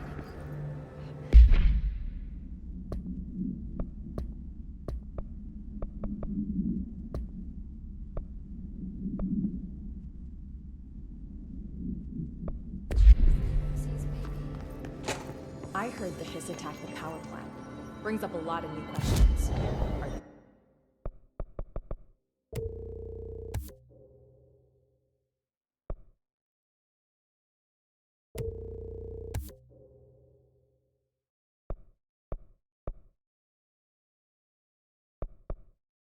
Communicating? Coordinating?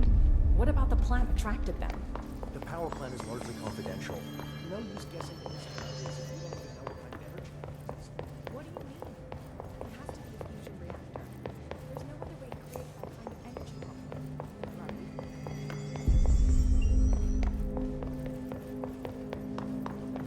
Where's Marcy? Where's Josh?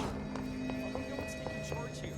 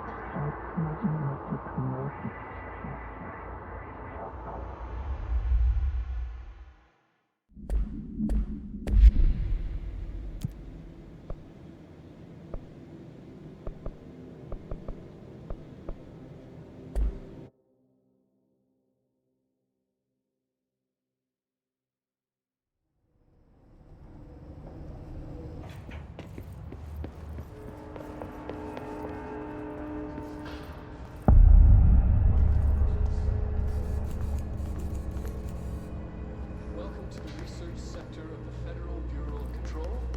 I'm Dr. Casper Darling, head of research. Somebody thought this video would make for great internal communications. I'm looking at you, Mr. Tomasi. So, this is where the magic happens. Anyway, I've been here for 24 years now. I've always been here. And through those years, we've made astonishing discoveries, authored studies of grave importance, and in all this work, there is one thing we know, and that's how little we truly know. Rest assured, we're committed to keep pushing the known laws and borders of reality, and to make the Bureau proud. So, welcome. Assuming you have the necessary clearance, and do follow the safety protocols. Read the manual. Otherwise, bad things will happen.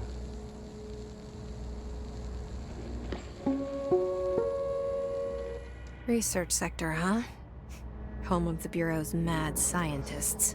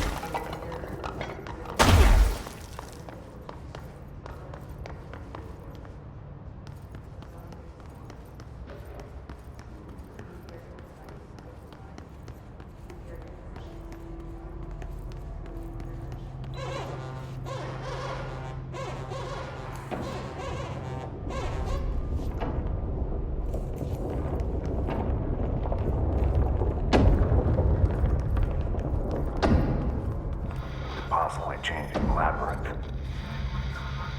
can never pass through. Dimensional research.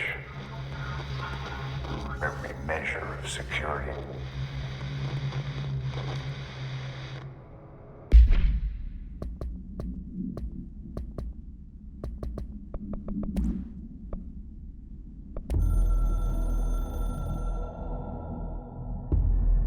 I'm averse to using objects of power.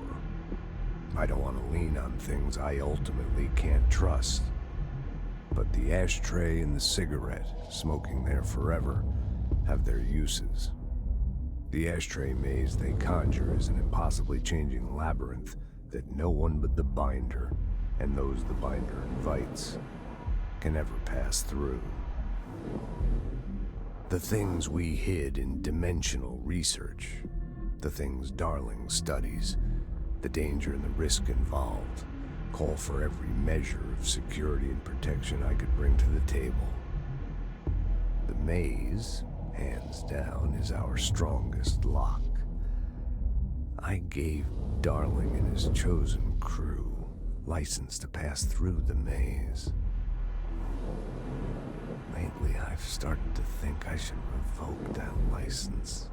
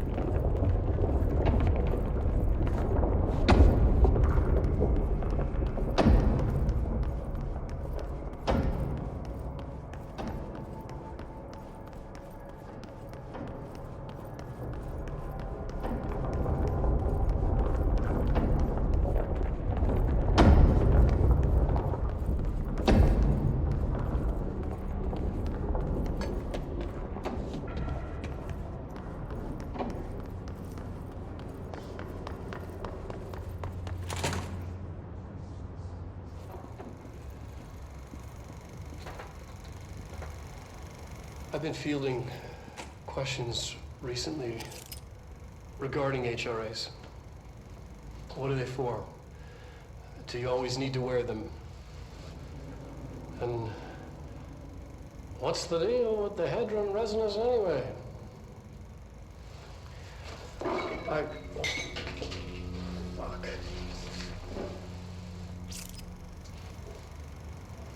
Despite what you may have heard, HRAs are not monitoring devices.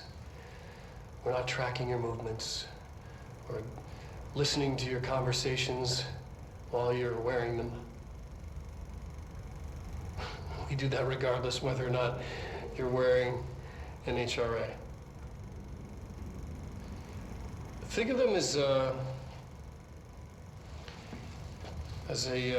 life preserver. Only instead of water, the thing HRAs protect you from is classified. One day that classified, not water, might pour in, and you'll be glad you got an HRA keeping you afloat. And if you don't have an HRA, don't worry. It'll be quick and painless. Kidding. I'm kidding. We're making more.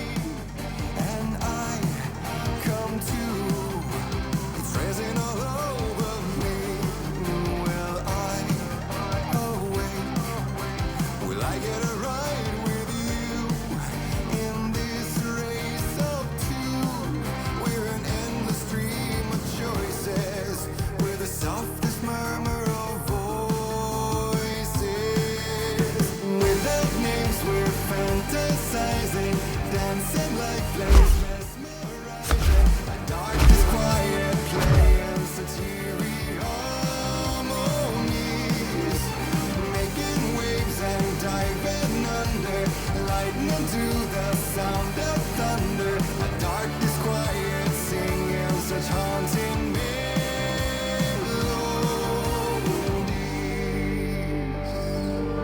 So white, so still, so bright.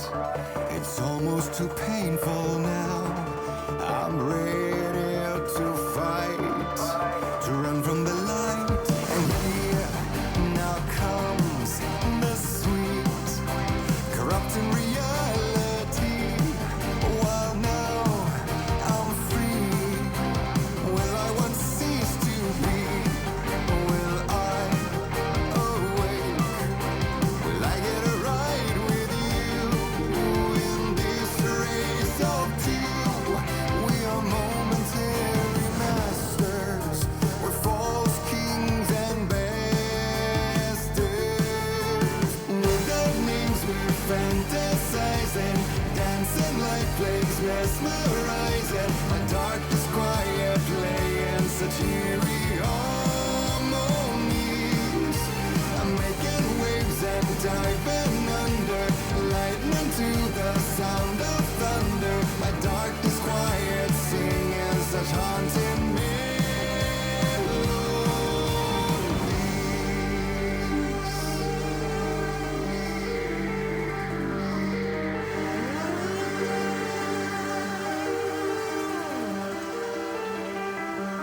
We are marionettes by strings animated, yet like lovers of strings liberated. We are marionettes by strings animated, yet like lovers of strings liberated. Without names, we're fantasizing.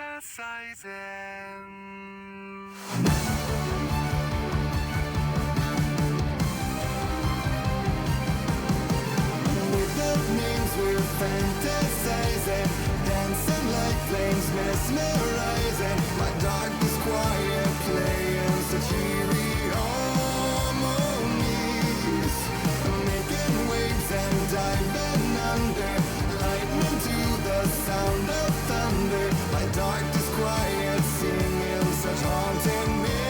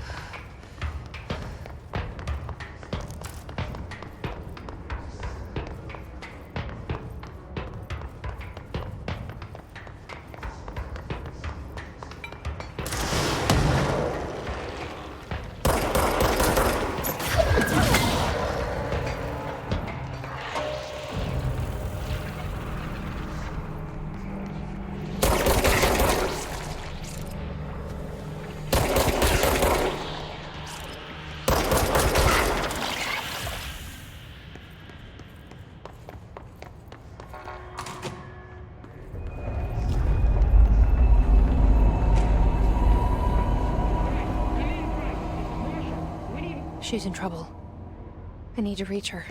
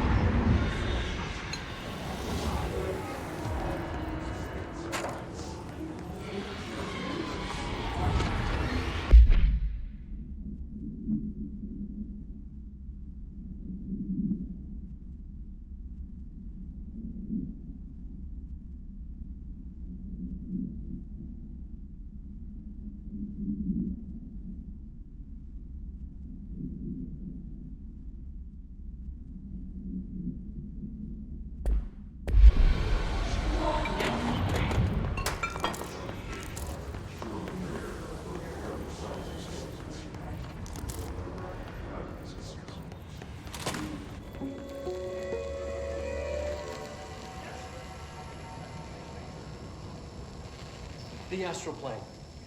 Similar to an iceberg, what you see is not what you always get. Regardless, this place is vitally important to the Bureau. Most information on the astral plane is classified, but we can talk in broad strokes, keeping in mind that these are staggeringly complex systems, and simplification does them no justice. Now, the white non-space, the ever-present inverted black pyramid,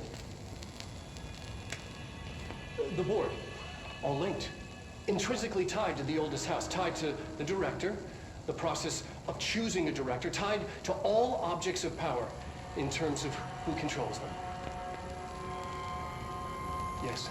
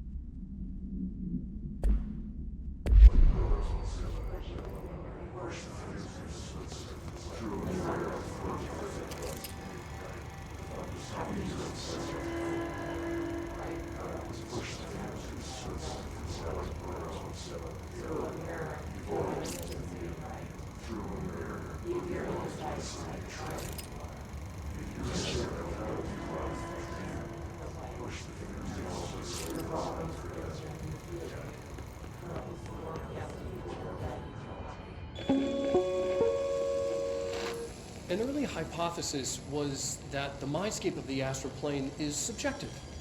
But that was fast proven wrong. It's an actual place, not a construct of the mind, even though it is with our minds that we enter and experience it. But then one could argue that that's the case with all reality. We've been able to record footage of the astral plane by monitoring the brain activity of those experiencing it. That is the only concrete material that has come out of the astral plane expeditions, apart from one shocking exception. In the astral plane footage, we're always in the vicinity of the pyramid. We've concluded that this, not the entire plane, is what the board controls. We have glimpsed movement, native species, always in the distance, and yet contact was made. We don't have footage of this, a technical malfunction, but when one of our astronauts returned, a brain cloud, an astral fugue, had hitchhiked a ride in his head. It ruptured out, killing the subject in question. It's a relentless predator, pursuing thoughts, minds, lethal to those the entity feeds on. Proper containment protocols are to be observed when dealing with it.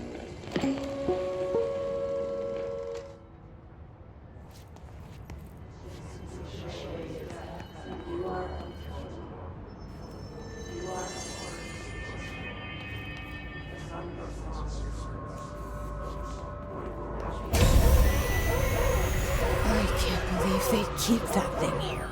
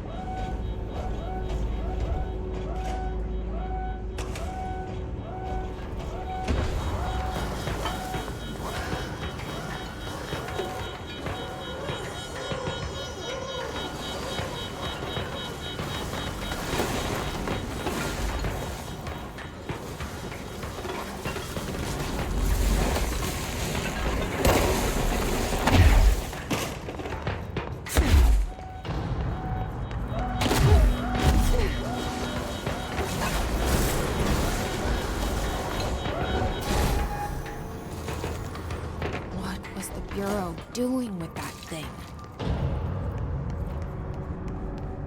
Someone answer, damn it! We need backup down here! Marshall, are you still there? Shit. We're so close. We need to hurry.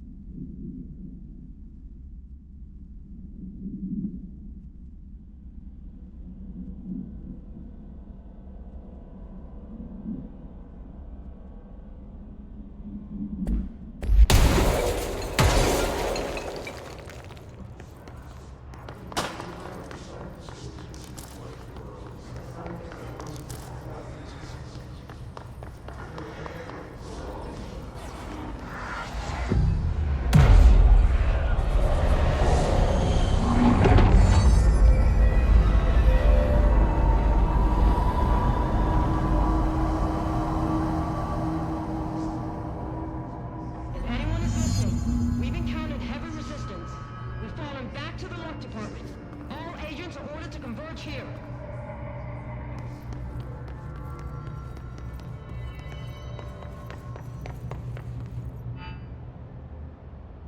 Marshall, can you hear me?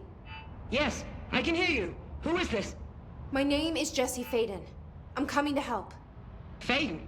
Hold on. I'm setting the elevator for you. We need to talk. You got that right. More of you? Really?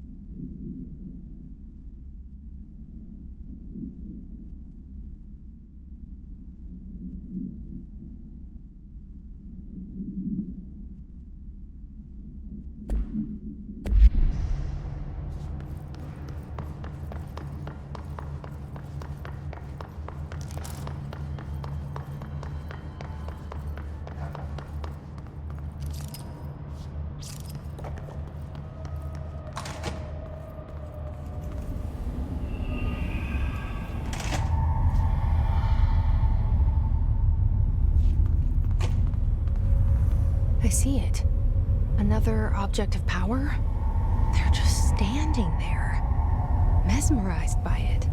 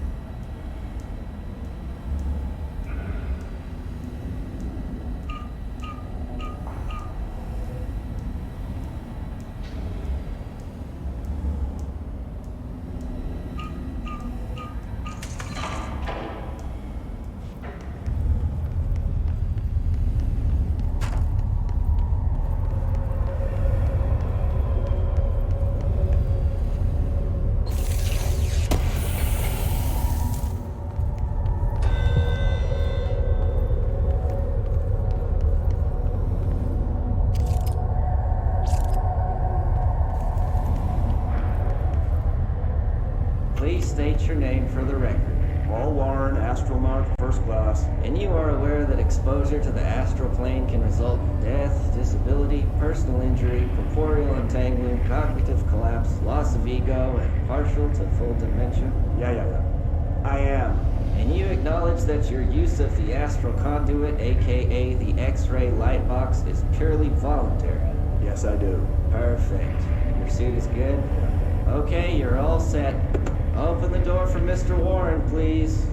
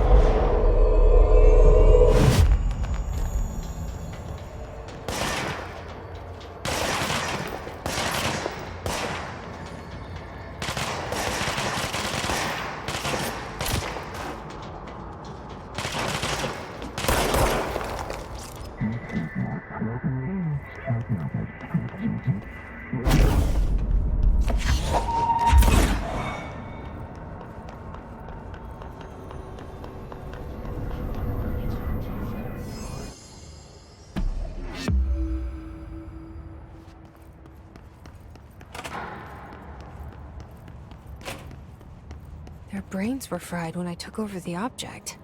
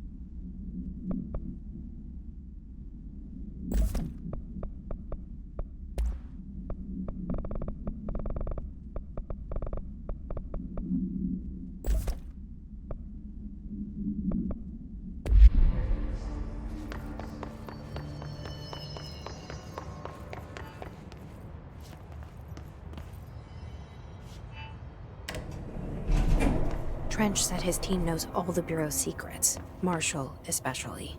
Does she know what happened to Dylan?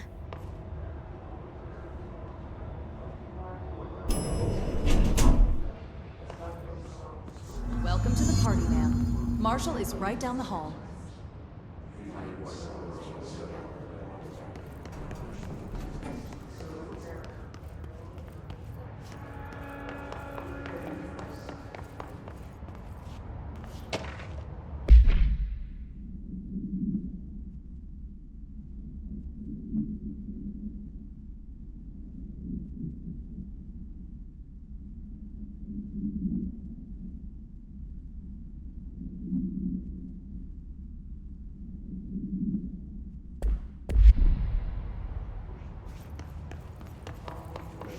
Marshall's eager to speak with you, ma'am.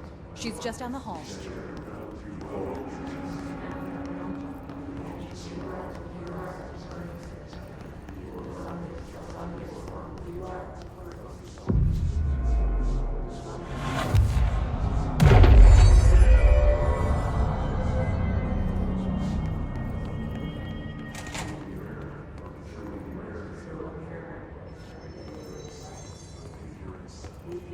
There you are. I was starting to worry.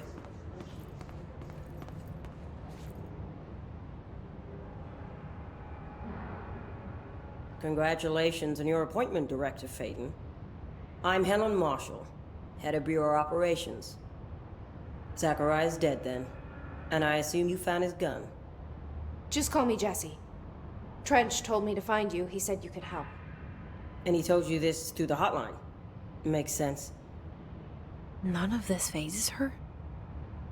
Really? Here's the situation. Darling created the HRAs in a lab nearby. We need more if we're gonna survive this attack. My rangers can't secure the lab alone, not against those things. We need more firepower. At least she seems to know what's going on here. She could know about Dylan. I can clear out the hiss.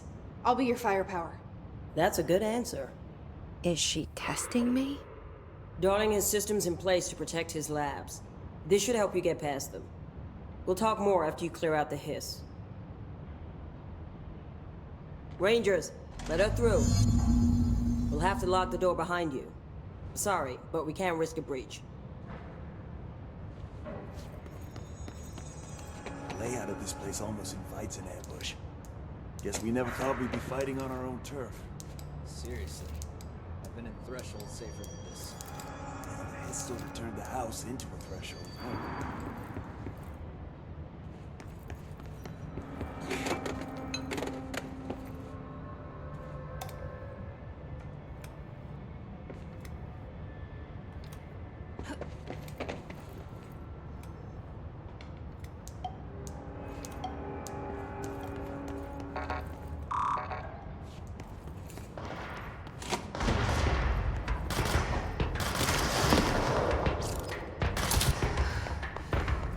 I see rangers over there. We have to help them.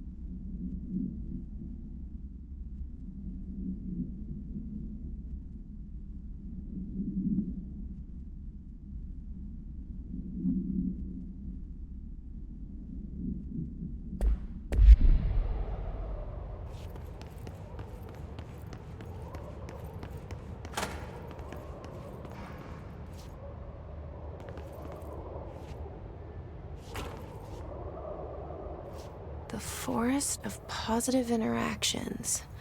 So I play this and get in the tank. Okay. Self-reflection can bring answers. I read that somewhere.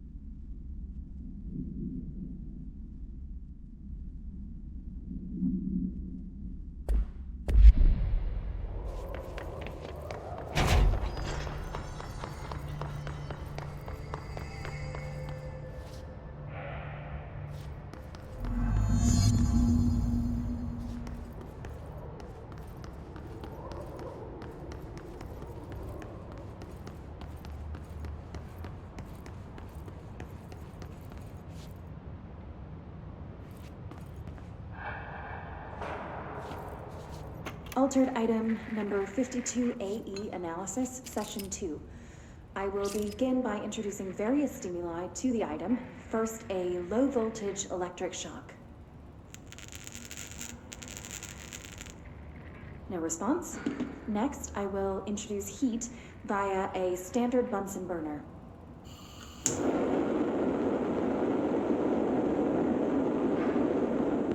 No response.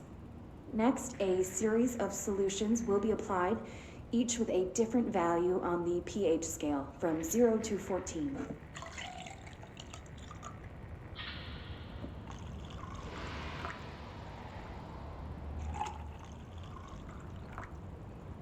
No response to any value. Next, I will attempt to communicate. Can you understand me? Can you understand my words? Quack if you can understand my words. No response. This concludes session 2. We'll need time to prepare further tests.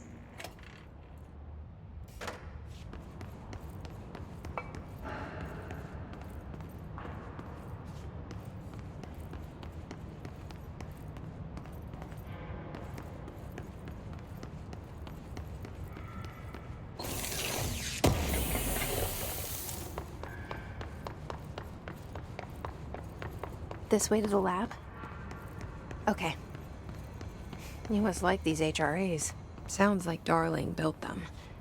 And most of the things around here. If Marshall can't help us with Dylan, he's our next best bet. Assuming he's not dead. Or taken over by the hiss.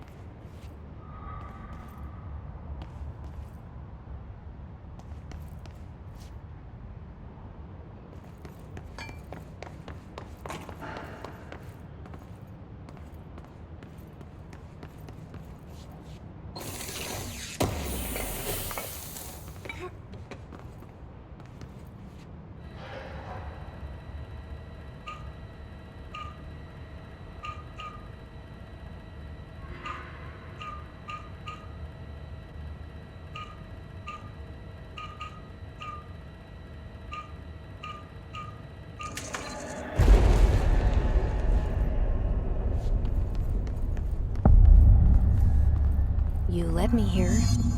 Any idea how to make it work?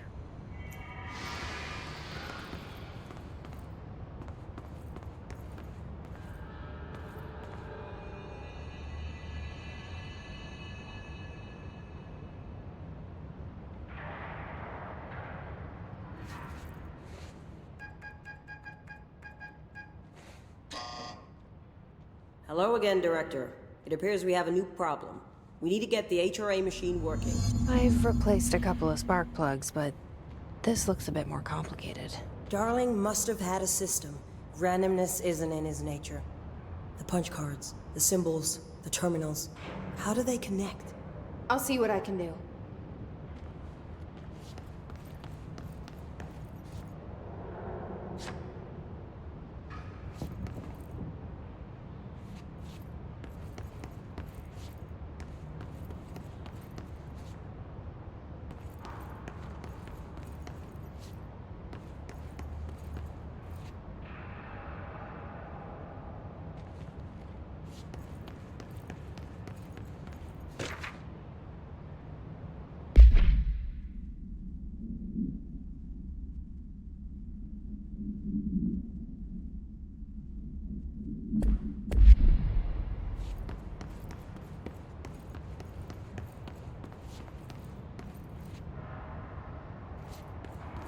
So, we need to find all the punch cards.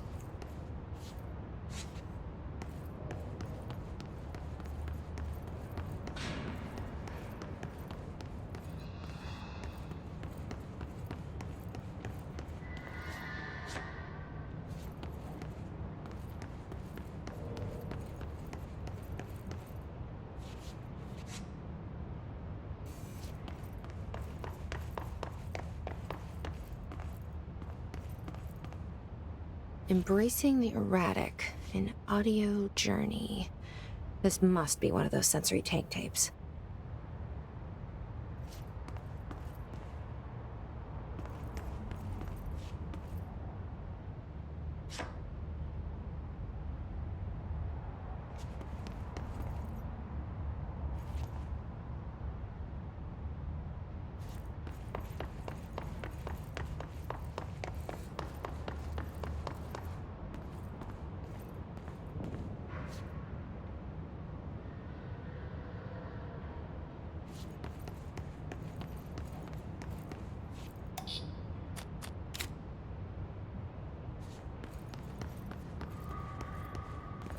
Each punch card should correspond to a terminal.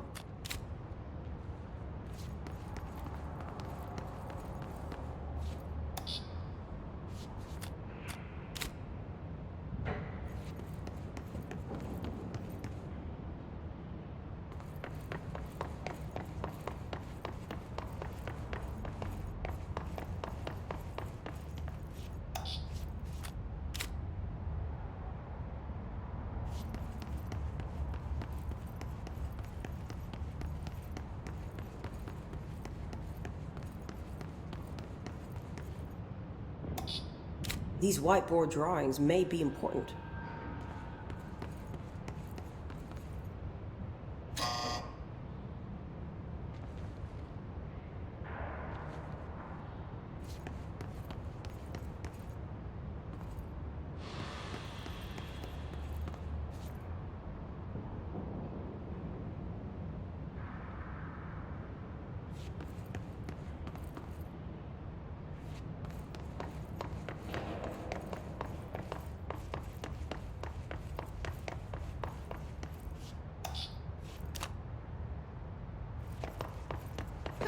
Looks like we're working on something to do with these symbols.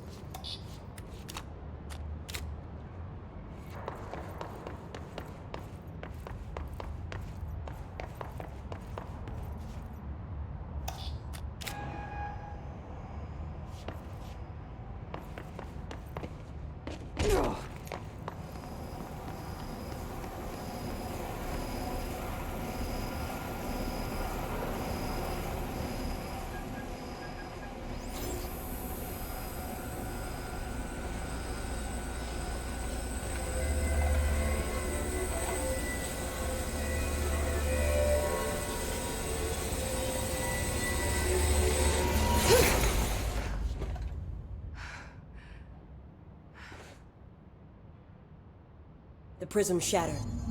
Darling's prototypes have a lot of issues. We need a new plan. We need more Blackrock prisms to make this machine work. Darling has another lab, down in the Blackrock processing site in maintenance. That must be where he keeps the prisms. I've been to maintenance already. I can find my way. But how long will that take? Nothing here is simple. I need to ask her now, before I go. I need something from you first. What do you know about Dylan Faden? I knew this was coming. Lives are at stake here, and we need this machine working to save those lives. Once that is done, Director Faden, then we can talk. She's right. As much as I don't want to admit it, I'm the only one who can help. Fine. I'll get the prisms first. Dylan will have to wait just a little longer. But don't call me Director. Jesse is fine. I'll call you Faden.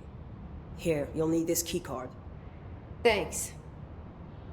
Emily Pope has set up a base in Executive. Once I have the prism, I'll meet you there. Right. I'll move out immediately. And keep an eye out for Darling.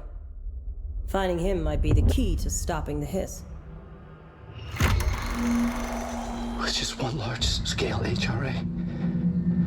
It's there now. We are about to be exposed to a different kind of resonance. Hostile, viral, invasive resonance. That's what the Hedron resonance amplifiers are for. Taking the protection Hedron can provide us, and keeping us from being wiped out.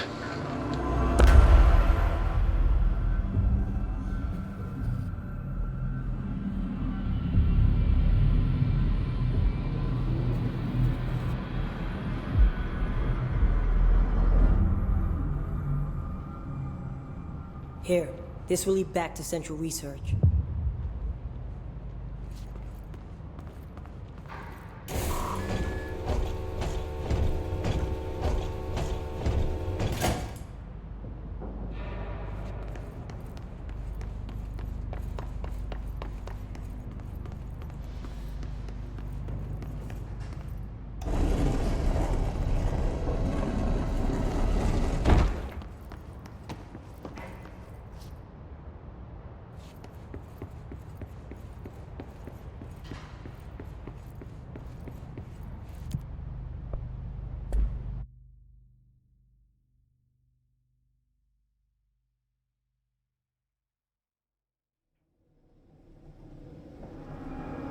Marshall knows something about Dylan.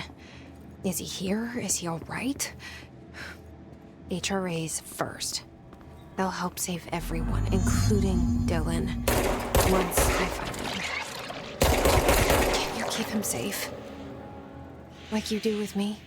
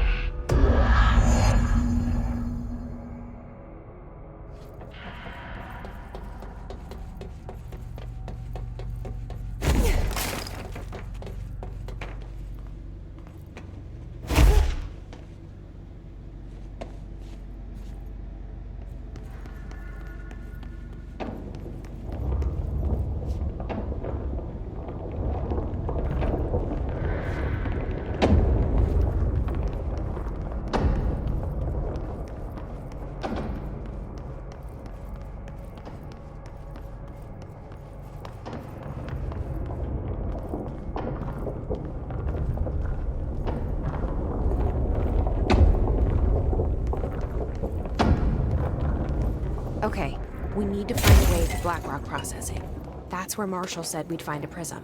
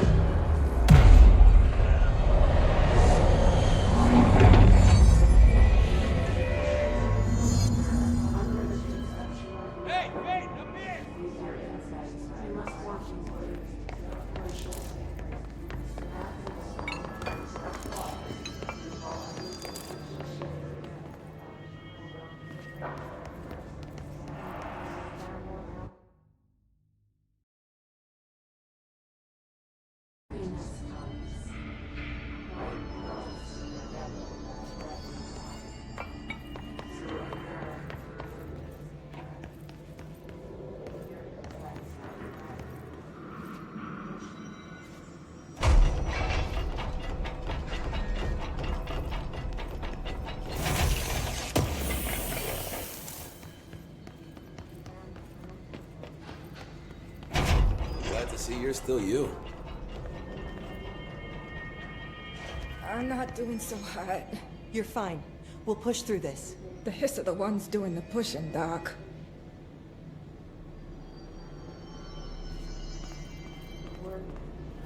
Ranger Squad Charlie 7 returned from an expedition into the quarry threshold just after 0500 Zulu. Can you please state your names and describe the purpose of your expedition? Kevin Horowitz, Rupert Wells. Our mission was to map quarry grid coordinates G29. Secondary objective, as always, was to find the route from the threshold entrance and maintenance to the formation. But I don't think they're stable enough Secondary to move. objective was not a success. They're gonna have to be. We are moving out and I am not. And did you encounter any previously unrecorded event or entity while inside the threshold? No, nothing. Do you think we should tell him about the mermaid? Excuse me? Yeah, the mermaid. Horowitz here found this mermaid in the quarry, just sitting on some black rock. She was singing this beautiful song, and he was overcome with desire. Hey, remember the deal. Feel a hiss, I buy a shot. I'd say she was more enchanting than alluring. Fine, enchanting. Did you tell your CO about this? No. Because it didn't happen. Nothing happened. As usual, the quarry is full of rocks. That's it. Can we go now? Fuck you guys. Get out of here.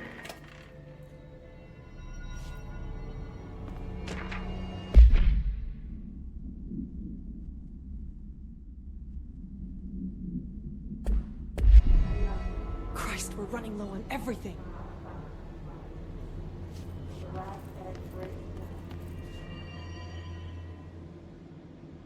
Hey, thanks for bringing down that... whatever the fuck that was. But we are barely holding on here, boss. How's the situation outside maintenance? What do I tell him? The truth is harsh, but these people seem familiar with death. The Hiss are everywhere. Most of the Bureau is lost. We need Blackrock Prism to make more HRAs for any survivors in the safe rooms. I'm here to check Darling's Blackrock lab. So to recap, death, disaster, and imminent destruction. Another day at the FBC. But Darling's lab is just past Blackrock processing. But I got good news and I got bad news on that front. Good news is, it's right down the hall. Bad news is, a Hiss monster has decided to move in, so that's great. Monster. That's what the Rangers said. The ones that survived, anyway. But we are just treading water here, and the Hiss keep coming. Salvador would know what to do, but apparently he took a security team into the containment sector just before the lockdown happened, and, well, no one's seen him since. But hey, at least we got you, our fearless leader. They shouldn't rely on me. They don't know me. They don't know how I've failed people. You've done a good job here, Arish, but you should take your people and get to the base in Executive. You can regroup there. I'll go deal with this monster. I'm getting kind of used to them. Aye, aye, Faden. And be sure to put a bullet in that thing for me.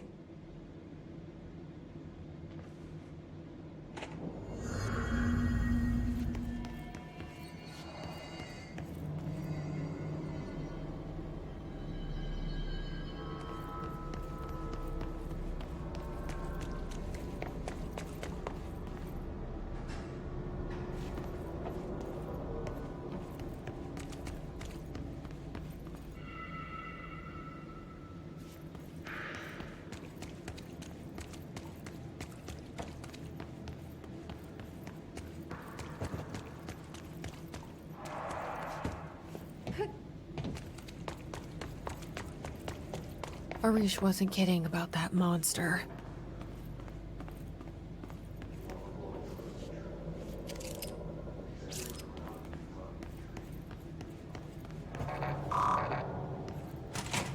You showed me the HRA when I first got here, and the machine that makes them. Can you help me find a prism?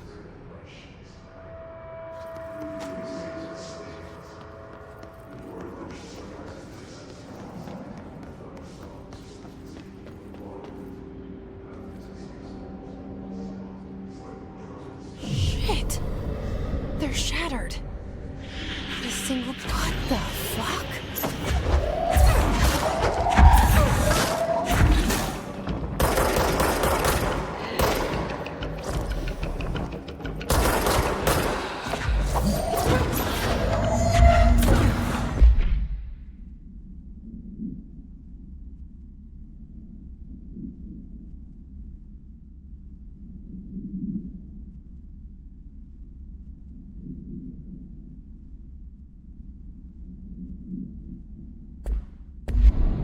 Let's hurry up and find Darling's lab.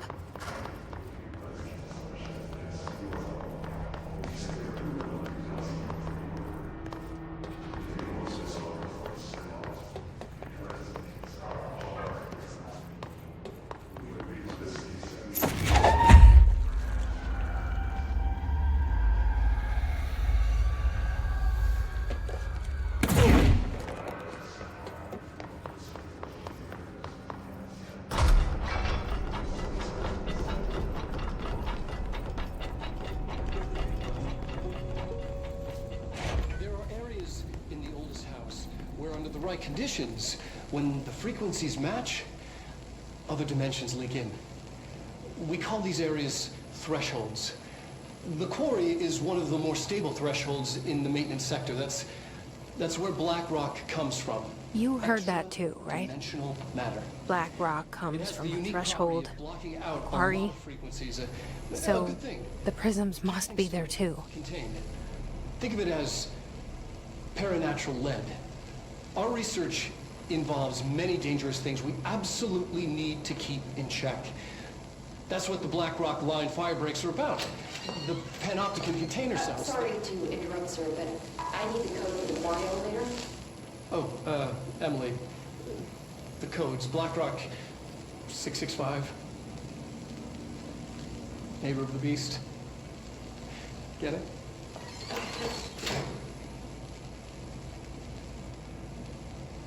We can do that again.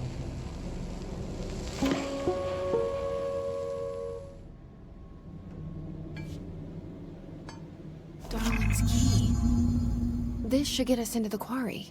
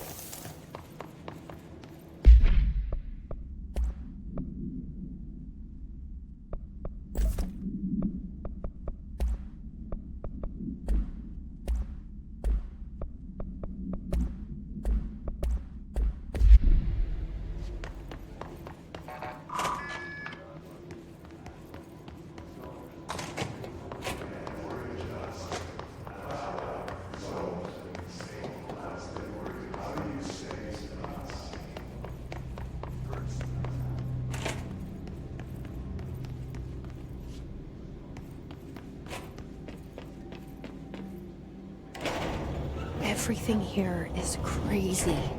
Weird, but it feels right. Like how the world should be. I am in an infinite building leading to different dimensions, and I never want to leave. Even with all the horror, I'm happy. It feels sane. Or just the right kind of insane.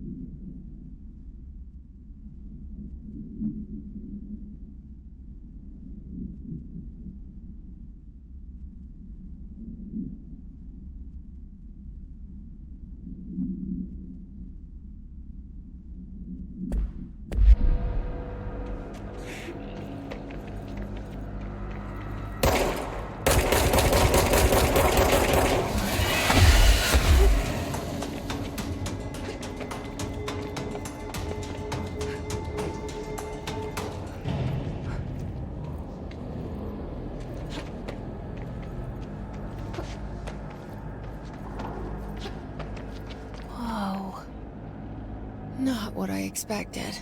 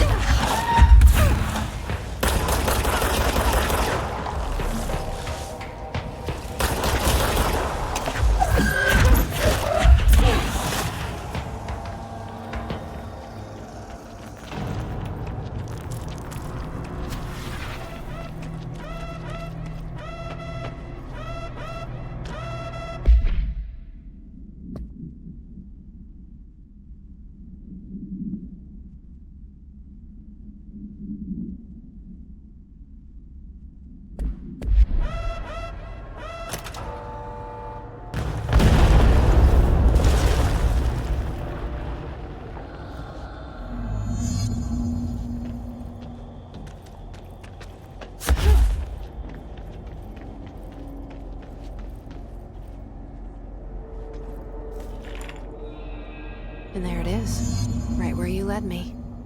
HRAs, the prisms, they mean something to you. I need to get this prism to Marshall before it's too late. HRAs, then Dylan.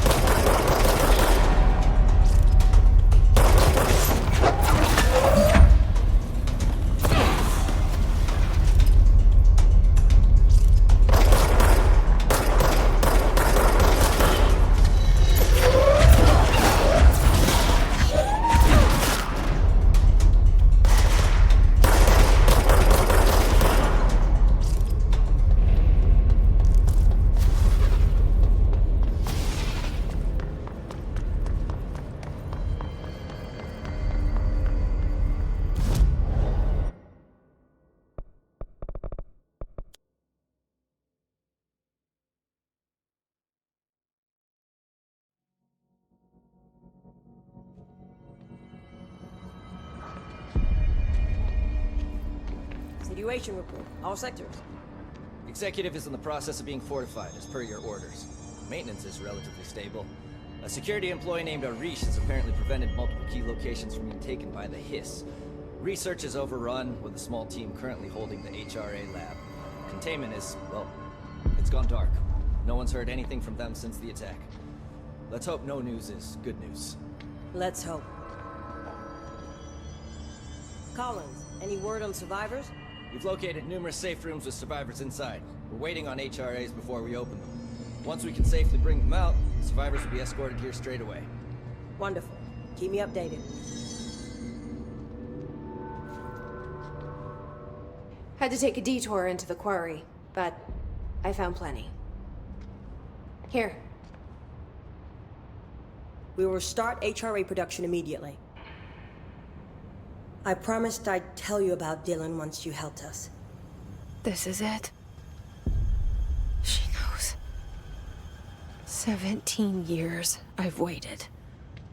Your brother is here. He was once known as Prime Candidate 6, codenamed P6. We brought him here after the Ordinary event. He was groomed to be the future director. He had talents far beyond any other candidate in the program. Of course he did. We found you together. We share a bond. Are you with him now? So you kidnapped him? We took him in. Your parents vanished along with every other adult in Ordinary. Eventually, his power changed him. There were casualties. He wasn't fit to be the director. Did you know about this? Is this why you didn't bring me here sooner? Were you keeping me away? Where is Dylan? He's kept in the containment sector, in the Panopticon. My brother.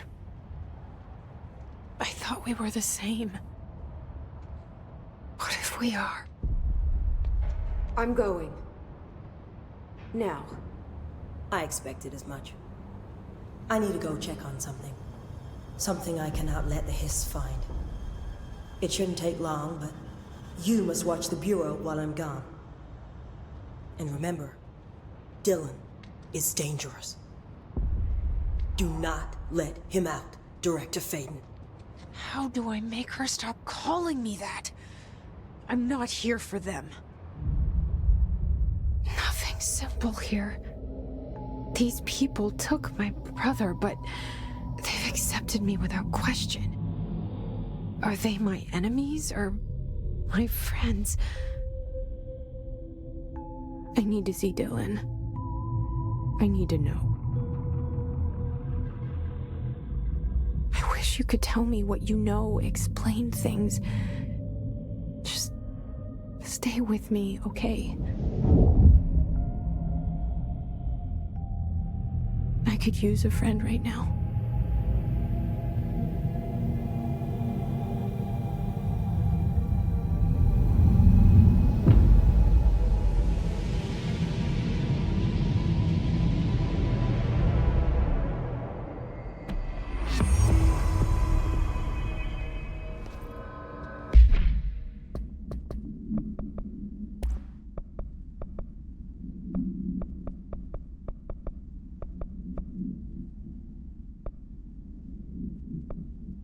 Altered item number 52.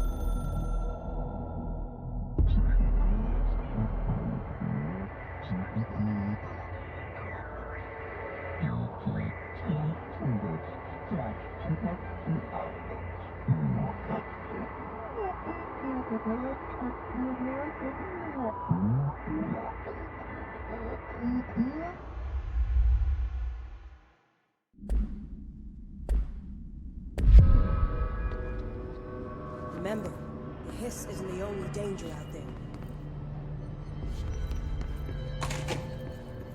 Fade in. Find a prism. These corrupted organisms vary so wildly. What's the connection?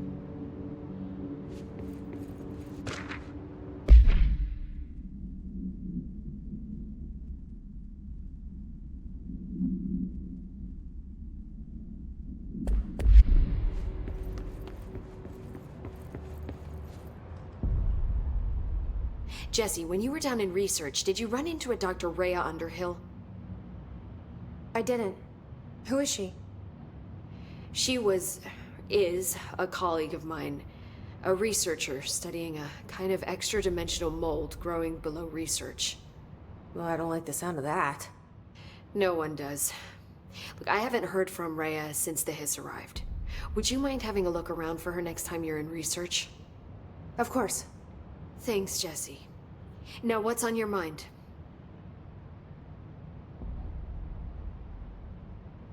I visited the quarry. What's the plan for all that black rock? The Bureau has used Blackrock almost exclusively for containment purposes. See, I say, branch out. Instead of boxes, helmets. Instead of blast shields, knives. Knives? Yes, knives! So many combat applications. Slicing, stabbing, gouging. Sorry. I've been trying to get Darling to explore combat applications for years. I got a little excited. Wow. I did not expect that from her. This place is looking good. Arish is making real progress around here. Right? This place is a fortress. With him taking care of operations here, I can spend more time analyzing the Hiss. I've been attempting to isolate and neutralize the Hiss resonance in blood samples, but no luck so far. So you can't reverse it? Not yet, but perhaps reversing it is too simple. See, if Hiss resonance can rewrite human genetics, then perhaps it's a question of rewriting the Hiss resonance. In theory, that could pave the way for custom human genetic alteration. I wonder how often the phrase mad scientist is used around here. How is HRA production coming along? Better than expected. We've already made enough to get people out of a couple safe rooms. And they're here, alive, thanks to you. And we never would have lasted this long if you hadn't walked in those doors. You deserve thanks too, of course. We got this place up and running together, Emily. How is HRA... We... I should be going. Enjoy your data. Oh, I will.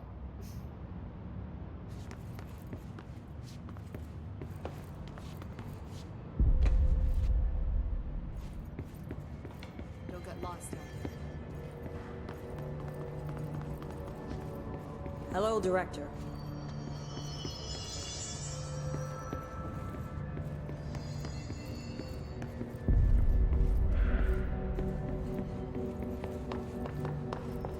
What's your read on all this? It's bad, but we can handle it. Just like we handled that altered item making the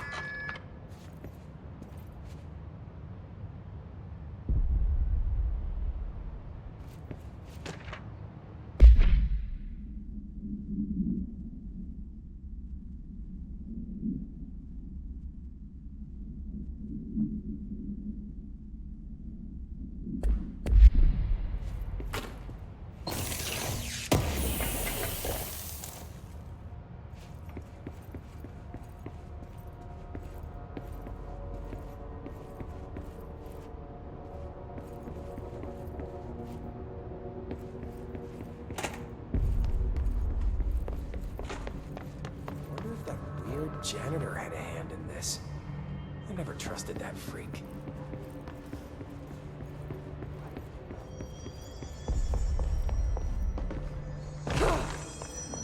Hope wants us to compile all of Darling's data entries over the past month. This is Lynn Salvador, head of Bureau Security. I'm making a formal security order due to the incident in April, case number 21HQ593. Improper use of the jukebox altered item led to 2 fatalities. We believe a pair of agents used the jukebox to travel to the quarry threshold and engage in inappropriate workplace behavior. An expedition team found them decomposing at the formation's base a week later. At least we found out the jukebox doesn't bring corpses back when the song ends. I'm having the jukebox placed in a secure location in the executive sector. It should never have been accessible to low clearance staff in the first place. The new location's security and proximity to a high-traffic area will prevent misuse, while still allowing for expedition teams to access it when required. See me for any further details.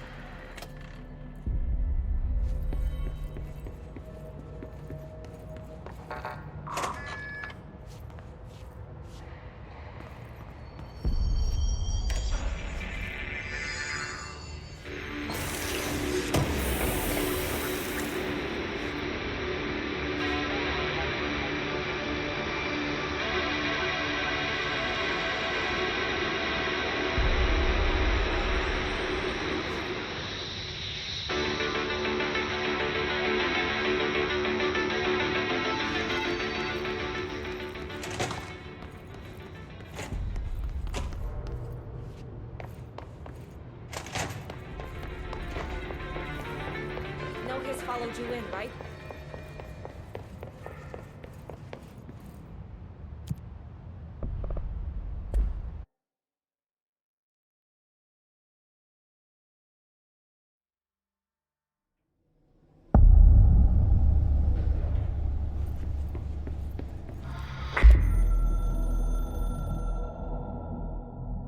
The containment sector, the Panopticon, is home to the altered items we find and contain.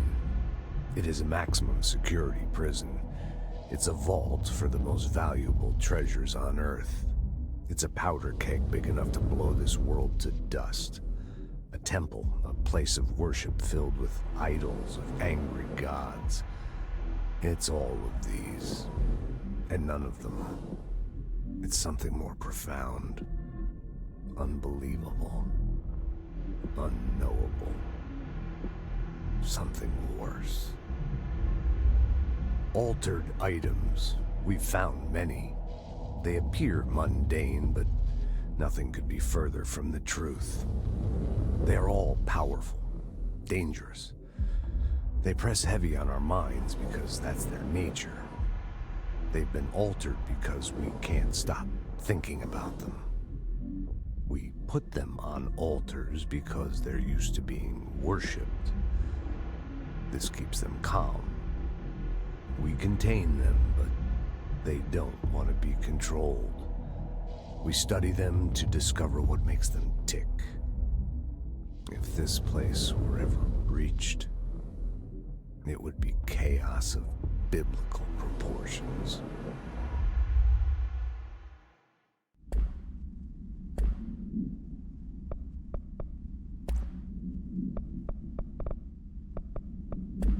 Containment sector. Panopticon. Altered items. Maximum security prison. Dangerous.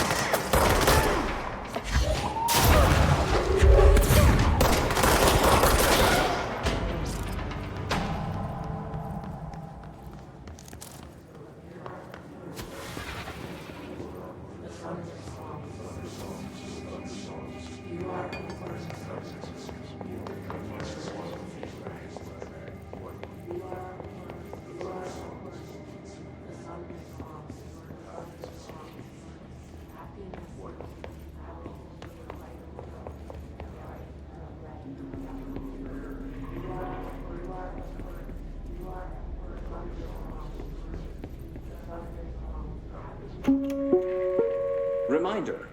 This week, any documents that suddenly appear pink, light red, or any shade in between must be incinerated immediately. Failure to do so will result in termination and possible bodily harm. Thank you for your attention.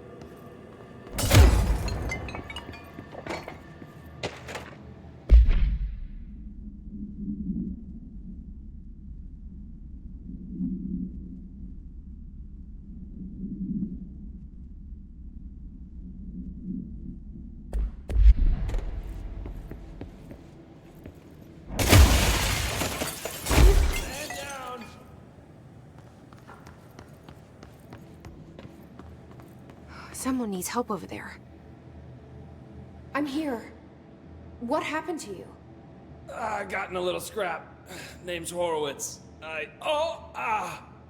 Is he gonna be okay? Don't look at me like that. I'm fine. But Wells is still in there. You gotta get him out. Who's Wells? My squad mate. We were hunting a runaway altered item. We followed it down into the clocks. The clocks? A threshold. The Bureau sealed it up years back because of all the clocks. We followed the altered item inside, but the way it was acting, we weren't ready. Me and Wells were the only ones to make it to the motel court. He was right behind me, but he never showed up on this side. I'll go find him. But first, you need to get to a medic. Wells is the medic. Please, you gotta get him out of there. I'll be fine, really. Roop can patch me up later. Fine. But I'll be back for you. I damn well hope so. Just use the motel cord there. It should get you into the clocks. Sorry, the threshold.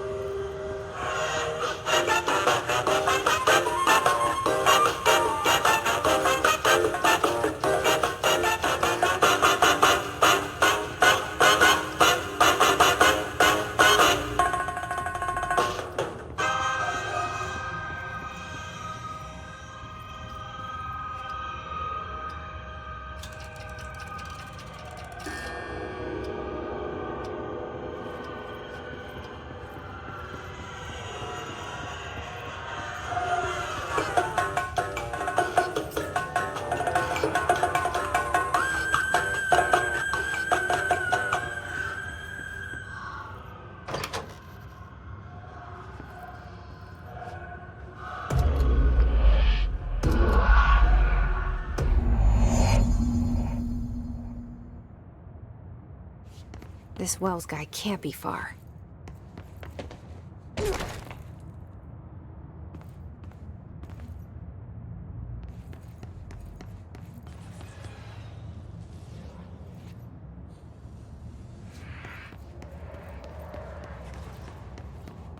Those must be the clocks he was talking about.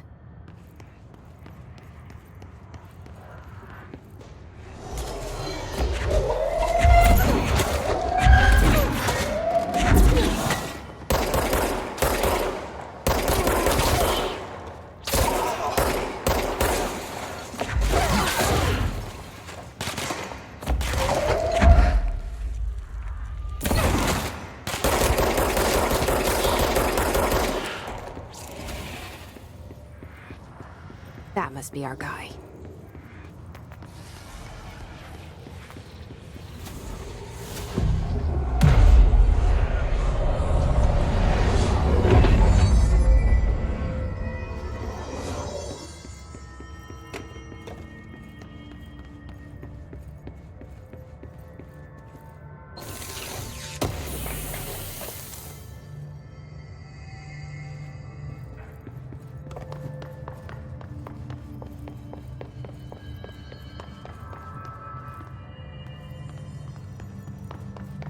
Shit.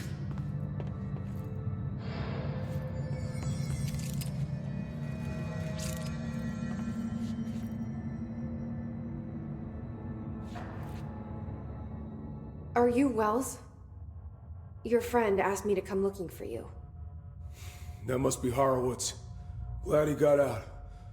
I stayed back to help the others. Did a shit job of it, clearly. You tried. That's enough. Horowitz needs your help now. How do we get out of here? We should head back through the threshold. We can look for other survivors as we go. We better hurry. Which way? Just follow the blood. Let's go.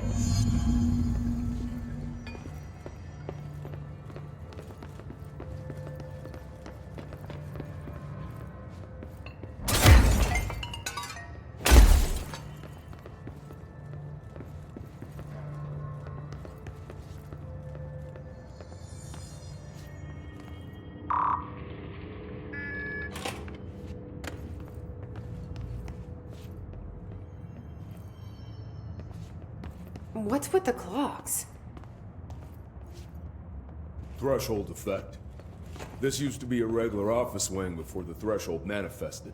The forces at play in there got a hold of someone's old clock and started duplicating it. Now the office is abandoned and its clock's all the way down.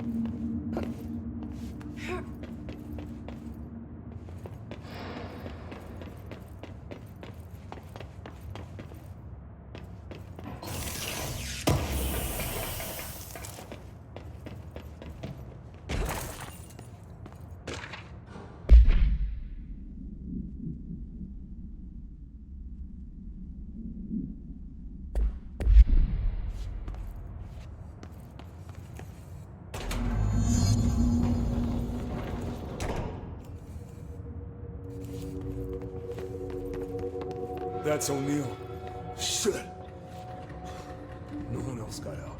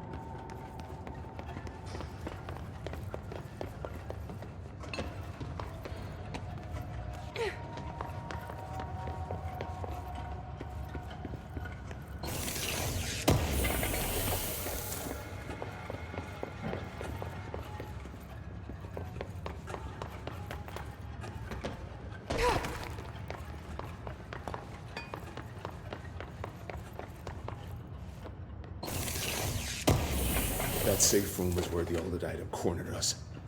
We sealed the door on the way out. We couldn't let it get out into the Bureau. I'll need to come deal with that altered item later. If I open the safe room now, Wells could get hurt.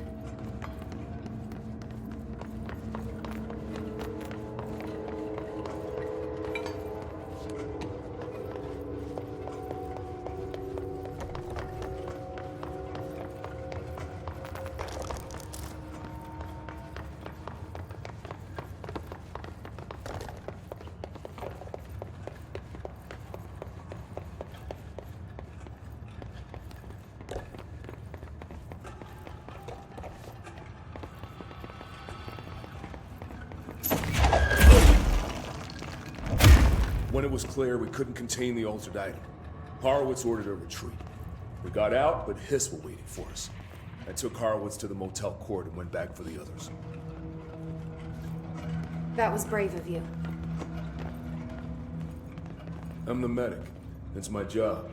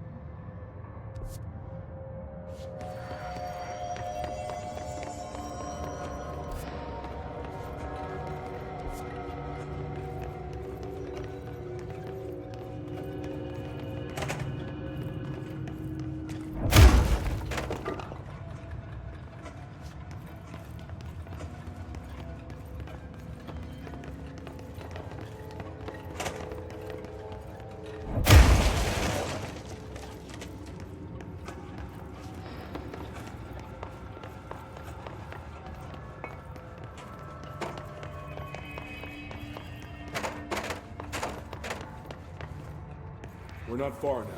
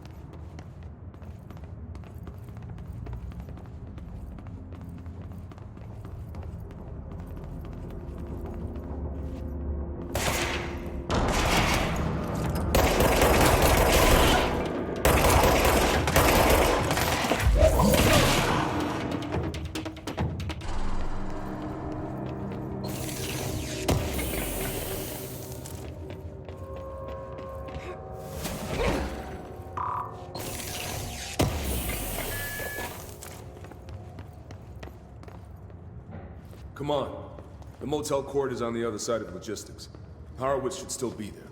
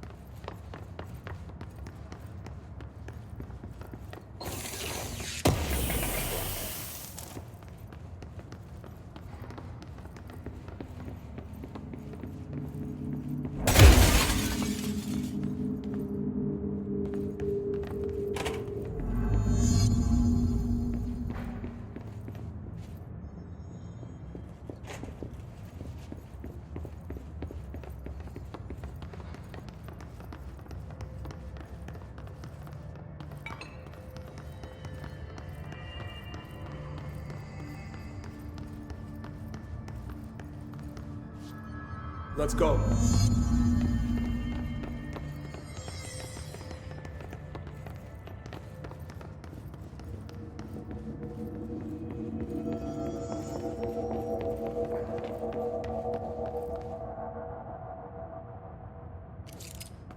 Hold on. Something's wrong with him. Shit.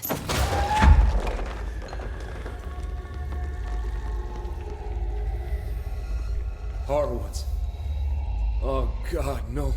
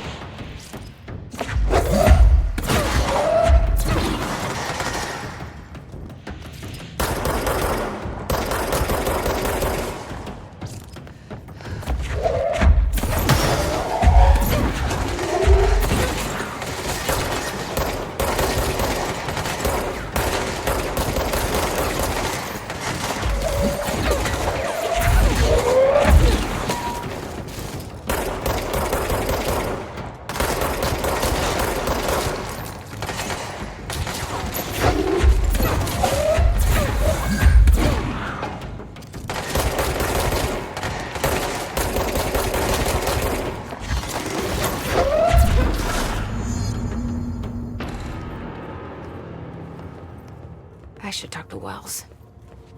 Make sure he's okay.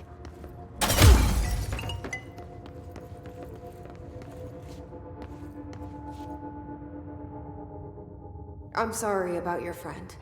Thanks. And thanks for coming to get me. Horowitz's HRA must have been damaged in the threshold. Guy never put himself first. At least the anchor altered item is still locked away down in the clocks. I hope it rots down there. That altered item needs to be dealt with before it hurts anyone else. I should go back down and contain it. Head to the executive sector, Wells. They could use a medic. Thank you, Director. I'll go see what good I can do there.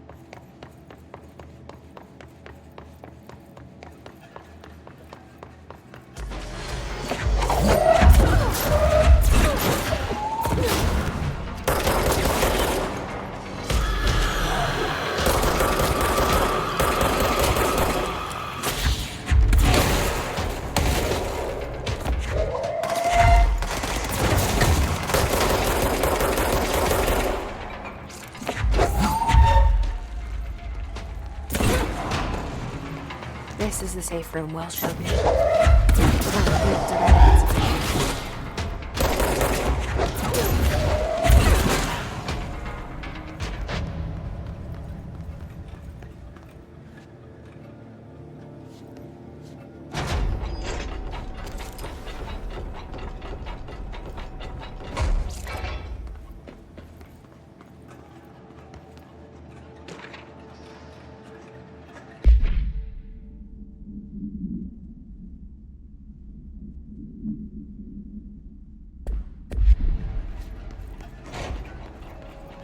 Great.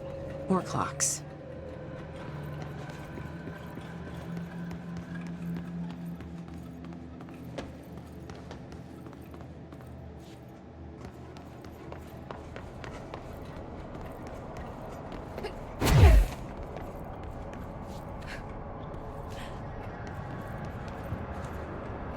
How am I supposed to get across that?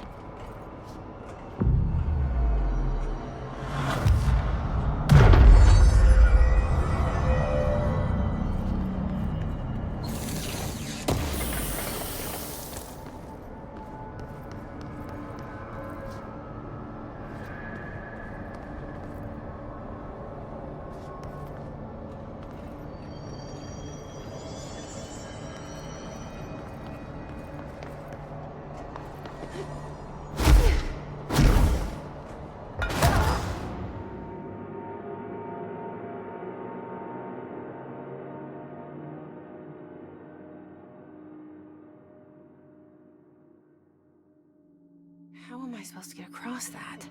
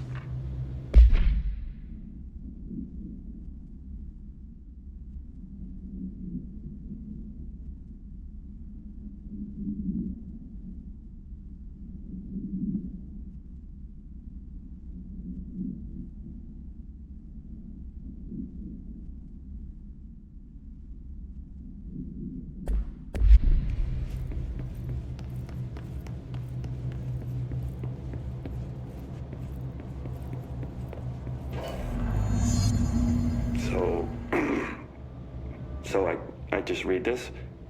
Welcome to the Ranger Field Training course. The course must be completed in the specified amount of time. When you're ready to start, press the button. Is that all, or? I always did love obstacle courses.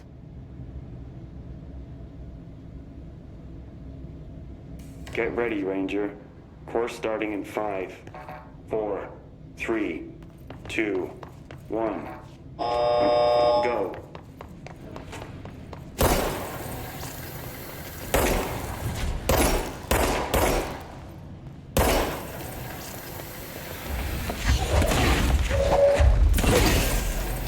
Seconds remaining.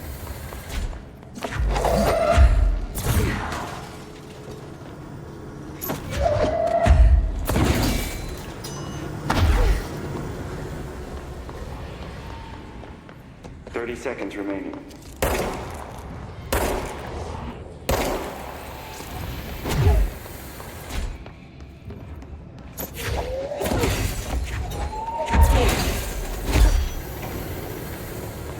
Seconds remaining. Course complete. Congratulations, Rainer. Guessing this isn't usually part of the course. It's protecting itself. I need to hit it harder to break that shield.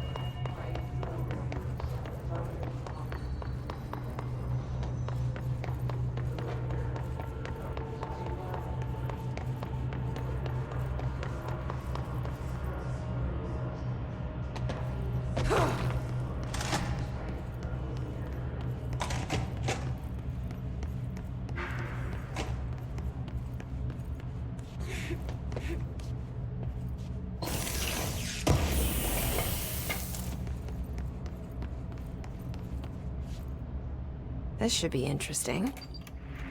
イメージの世界を体験しましょう。早速始めましょう。Welcome to my guided imagery experience. レッスン1、森との戯れ。Exercise 1, the forest of positive interaction. 私は徳井義美博士。私を信じて任せてください。My name is Dr. Yoshimi Tokui. Trust my words. I'm here for you. 目を閉じて心を開いてください。あなたは浜辺に一人佇んでいます。誰もいない静かな浜辺。Close your eyes, open your mind, and find yourself on an empty beach. さざ波の音が聞こえ、遠くにカモメが見えます。ポテトチップスの袋をつついてますね。The waves are rolling in, and the seagulls are fighting over a discarded bag of potato chips. ハラペーニョ味のようです。I believe they're jalapeno flavored. 沖の方に何か見えます。森が海の上に浮かんでいます。I see something in the middle of the ocean. They appear to be trees. もしかしたら人を遠ざけようとする今のあなたの気持ちを暗示しているのかもしれません。Perhaps they are ocean trees. Or perhaps they are metaphors for how you push people away. それが何なのか一緒に探してみましょう。波の方に近づいてみてください。Let's find out together. Just walk over the waves, friend. 森は寂しそうです。話しかけてみませんか？ The trees look lonely. Why don't you talk to them?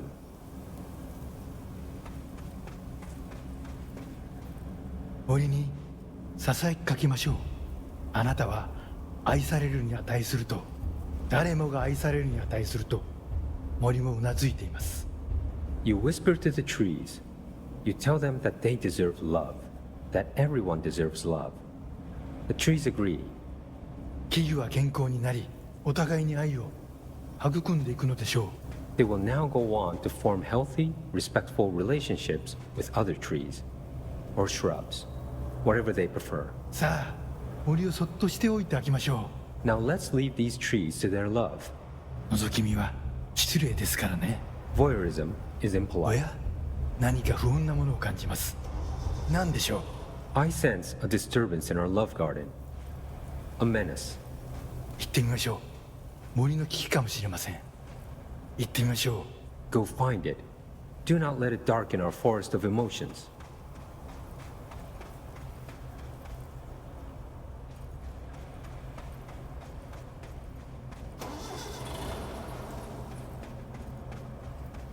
フォークリフトです。この森にはふさわしくありません。巨大なタイヤでビーチが荒らされてしまいます。A forklift. It does not like the tree's romance. It is ruining our lovely beach with its hateful tires. なんということでしょう。機械を止めてください。あのカモメには家族がいます。It ran over one of the gulls. Such bloodshed. Turn off the machine. That gull had a family. さっきのポテトチップスはお腹に赤ちゃんがいる奥さんへのプレゼントでした。あの機械を止めなければ。The potato chips were for his pregnant wife. The forklift must be stopped.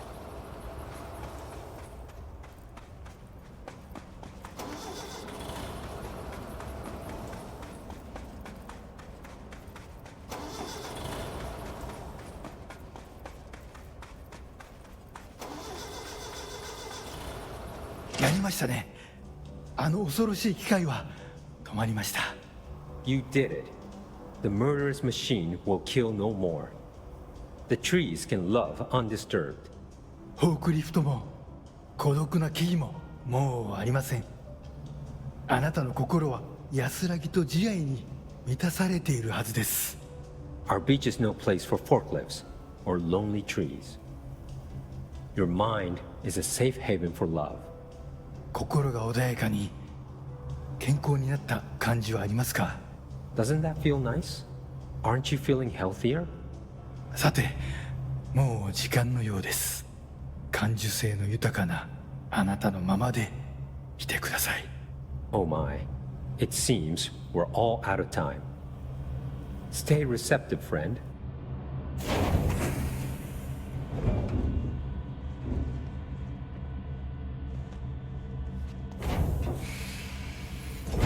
That actually was relaxing. And strangely insightful. Embracing the erratic in a cardio journey. What is this for?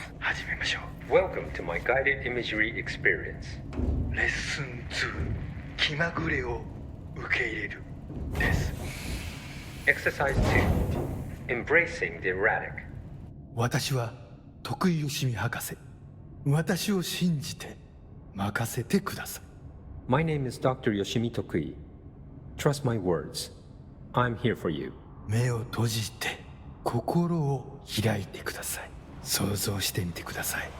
あなたは閑散とした浜辺にいます。 Now, close your eyes, open your mind, and find yourself on a deserted beach.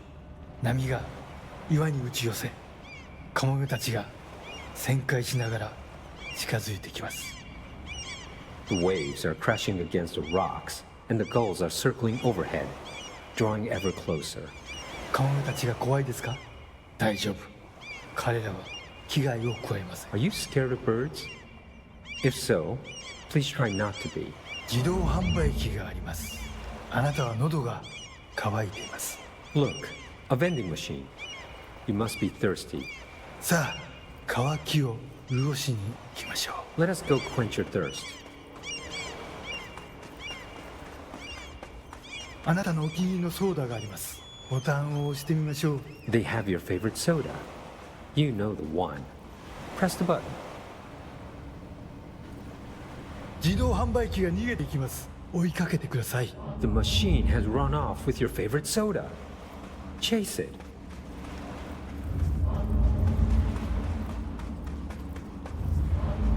さあ頑張って。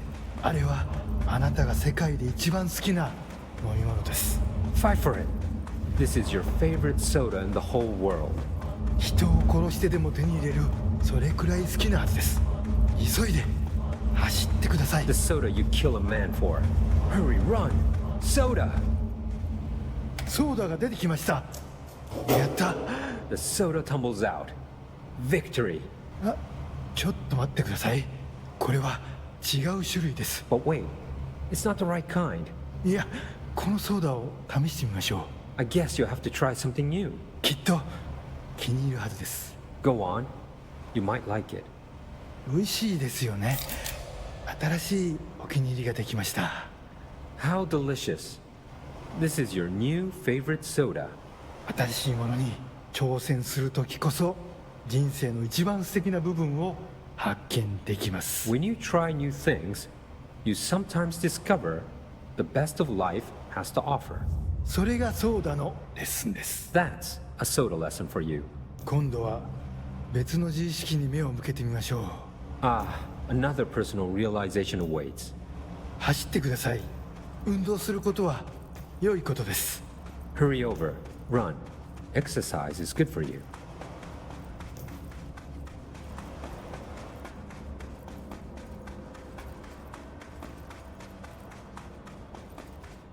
死体です。いつもだったらとてもびっくりしますよね。 It's a dead person.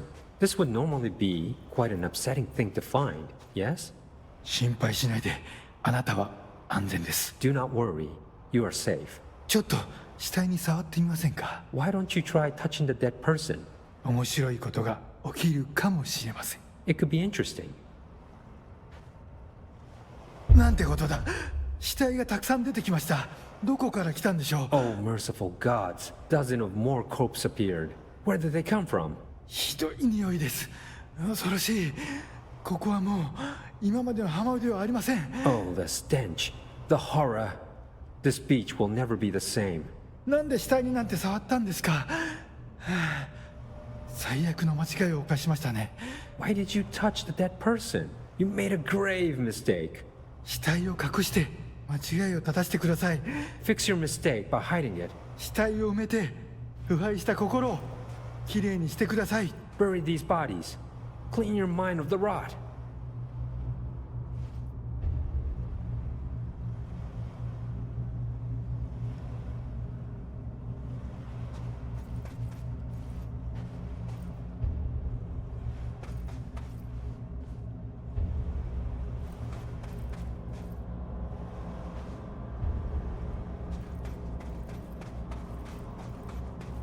恐ろしい体験でしたね。でもまた一つ学びました。 That was scary, wasn't it? And yet, you learned another lesson. 怖いものには理由があります。 You're scared of some things for a reason. 本能に耳を傾けて、世界は気まぐれで冷たいという事実を認めてください。 Listen to your instincts. Accept that the world is random and cold. 恐怖は役に立つものです。 Fear is useful. たくさんの学びがありました。良い学びも悪い学びも。 Lots of good lessons today. Some things are good, some are bad. 少しは人生の残酷さに対処できると思いません Don't you か？ feel more prepared for uncaring cruelty of life?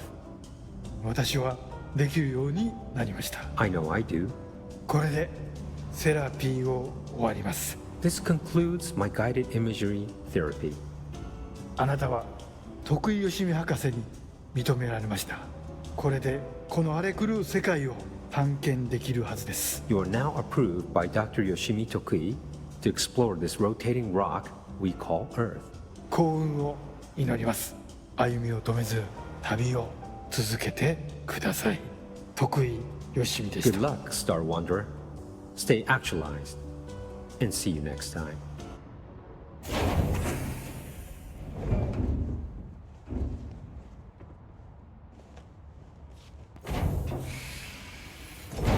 Yeah, I'm Jesse fucking Faden. You're the best, Dr. Yoshimi.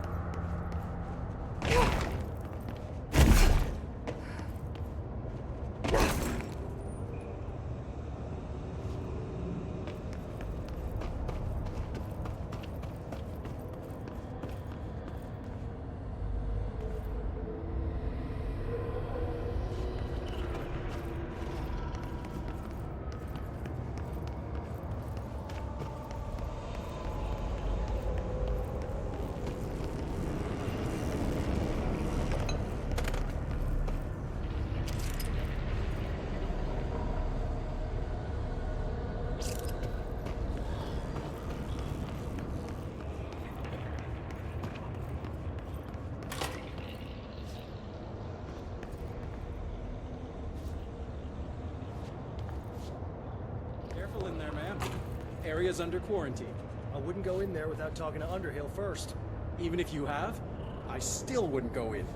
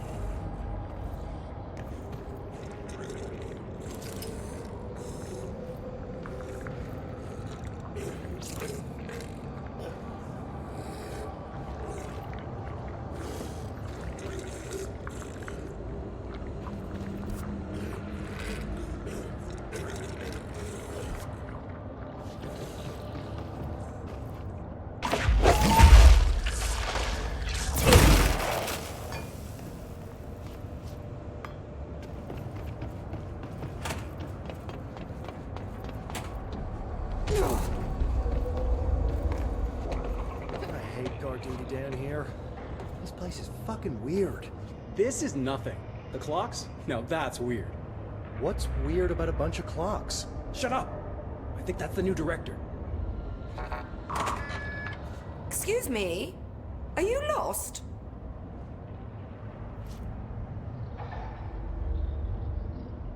Do you normally barge into people's private workspaces? She clearly doesn't know who she's talking to. Shouldn't you be in a safe room? Why? Because of those hiss things the Rangers keep going on about. Haven't you people sorted that out yet? The situation down here could spell doom for the Bureau. You mean this mold? Correct. Perhaps you could help me. I require samples of various mold strains, and the mold has made the environment far too dangerous for me to fetch them myself. Really? Mold samples? I thought this could spell doom. It could, and it will, whoever you are. The mold is spreading. We need to find the source before it spreads too far. And these samples will do that? No. Samples of 5 unique strains, when blended properly, will allow you to travel deeper into the pit where I've pinpointed the approximate location of the source of the mold. Okay. So what do these samples look like? Similar to the one on my table there. I've made a list of the samples I need. Here. You'll find them throughout the threshold. I'll take a look. My name's Jessie, by the way. I'm sure it is.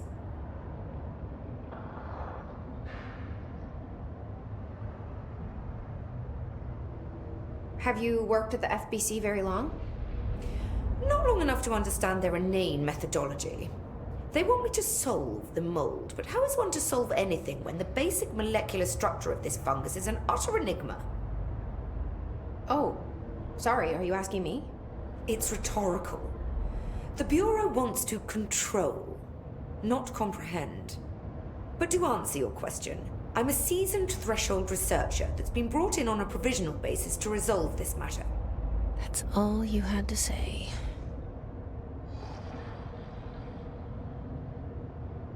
What have you learned about the mold? Firstly, the term mold is a gross oversimplification used only to ease communication. That said, the mold itself appears to be the product of complex microorganisms. They spin the mold, building structures like minuscule cities, swiftly colonizing our dimension, and the speed of these tiny engineers relative to their size is simply staggering. So it grows fast. If you're not going to listen, then why did you ask? So the mold is coming in from where? We don't have a name for the threshold dimension. The origin point has been identified, but the density of the fungus makes it impossible to enter. Even if we could, I speculate that we would only find a reality entirely subsumed by the fungus. Total decomposition. Weird how excited she is, right? What do you know about the hiss? How could I know anything about an entity I've only just learned of? This is exactly the Bureau's problem. My work is always interrupted by these superfluous matters. Calm down. Just keep your HRA on and I'm sure you'll be fine. This crude thing? I thought it was Darling's idea of a practical joke. Not quite. Just keep your head down while I handle the hiss. I need to get going. Try not to transport any spores outside the infected areas.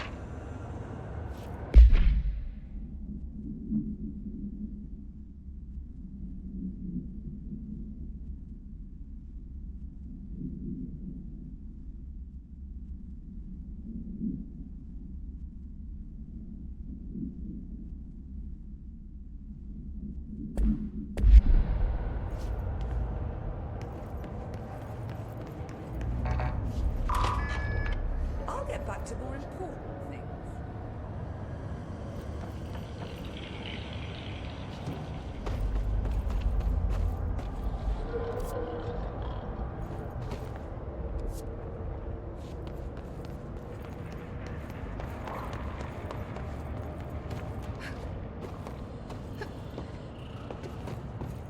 My family had black mold once.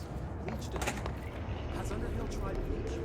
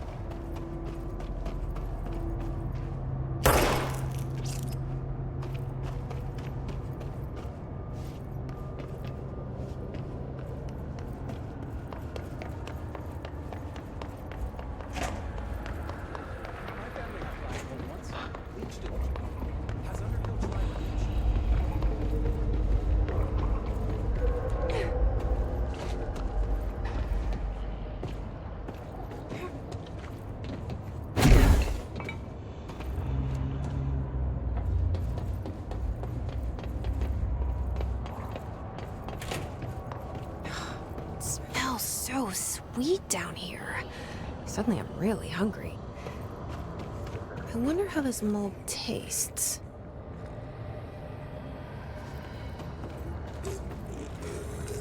Are those people?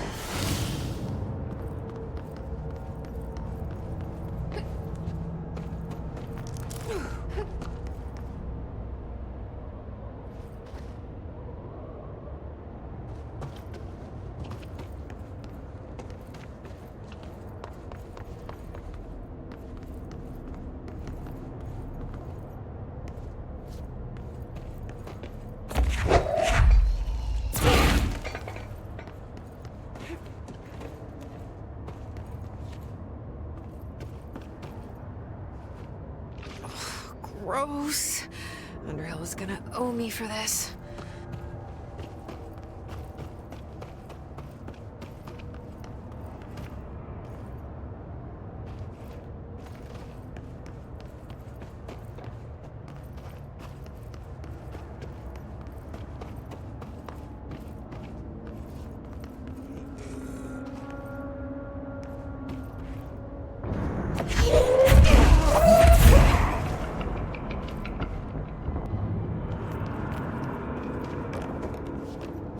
One of Underhill's samples.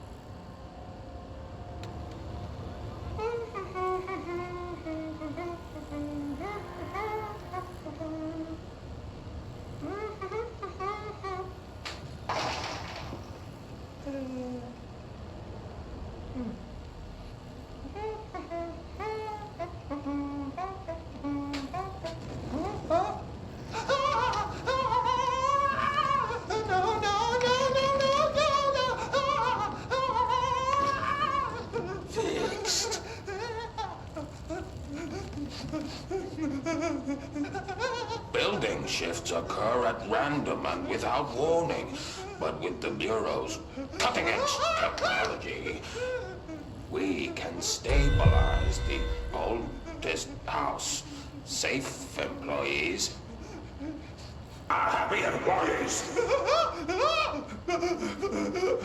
Certain rituals allow agents to navigate the oldest house as well. But accidents do happen. Trapping agents inside the walls. I heard you got stuck in your room for 3 days, Topher. Too bad you didn't have your book with you. Or any food. And remember, kids, when you feel the floor deviate, it's already much too late.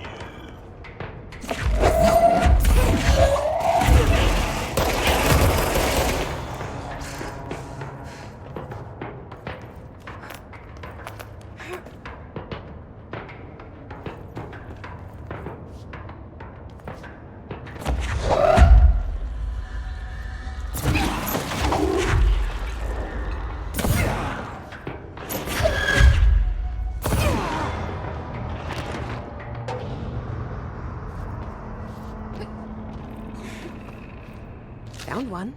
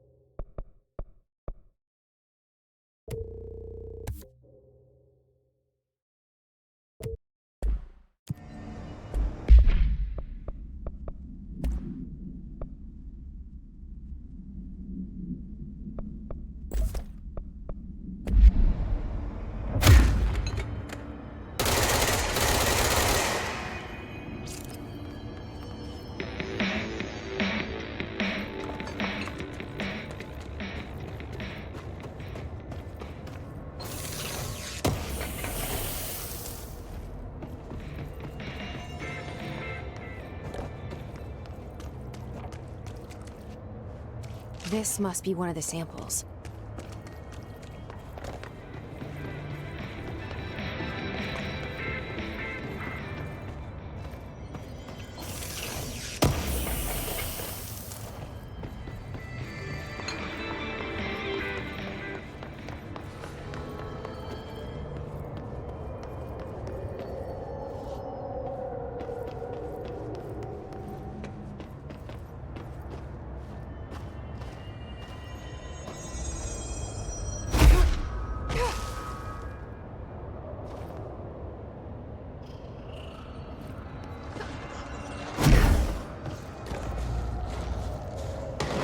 Looks like a good one. That's all 5 samples. I should get these back to Underhill.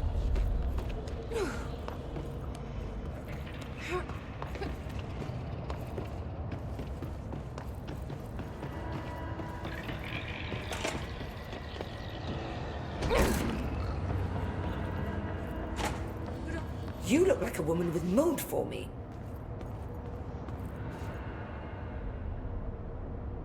I found all 5, but I kind of wanted to eat them. The mold has that effect on some people. Likely due to the fact it's not actually mold, or even of this dimension.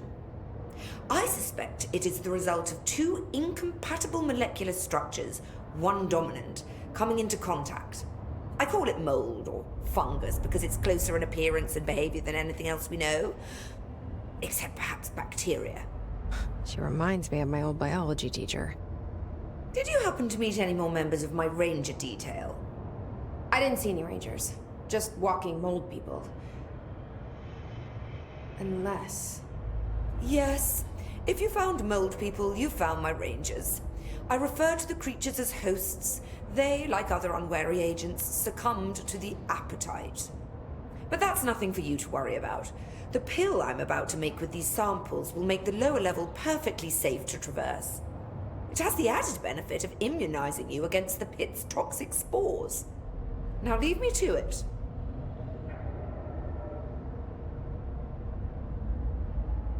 I need to get going. Try not to transport any spores outside the infected areas. Sir. Why Ma'am. not return when you have something? Sir?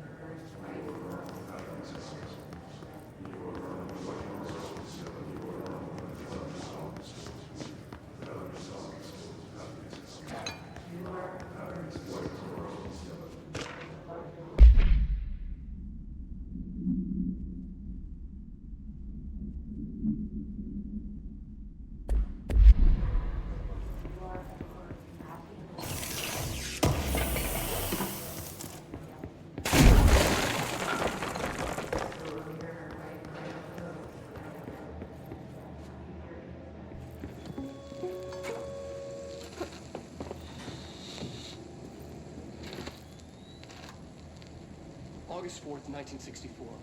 We discovered the oldest house while investigating a suspected altered world event case in the New York City subway tunnels. The agents found their way up into the building. Once we became aware of it, it was there. For the rest of the population, it was hiding in plain sight, a slippery blind spot, seemingly discouraging observation. It's a place of power, an ongoing AWE of its own, seemingly adhering to its physical outer constraints and yet constantly breaking the known boundaries of reality. It's unstable, shifting. Note, for more details on control points and the research and process to stabilize and secure the core sectors, refer to a separate presentation. After extensive research and investigation, the Bureau made the building its headquarters on November 13th, 1968. The Federal Bureau of Control was never out in the open. This was always an obfuscated, classified top-secret operation. So imagine our surprise when the building's observation-resistant aspects began in some unquantifiable way to affect the Bureau as a whole.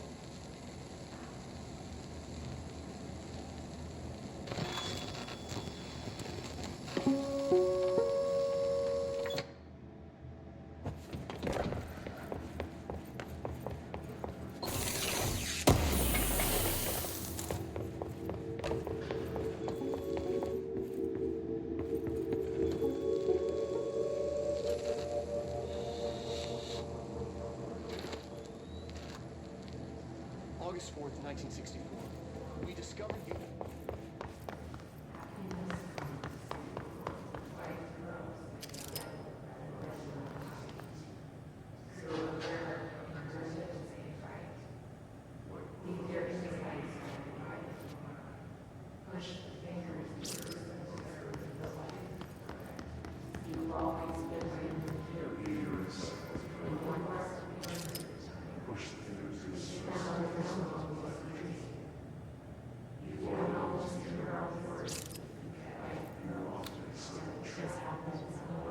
P6 is what the Bureau calls Dylan.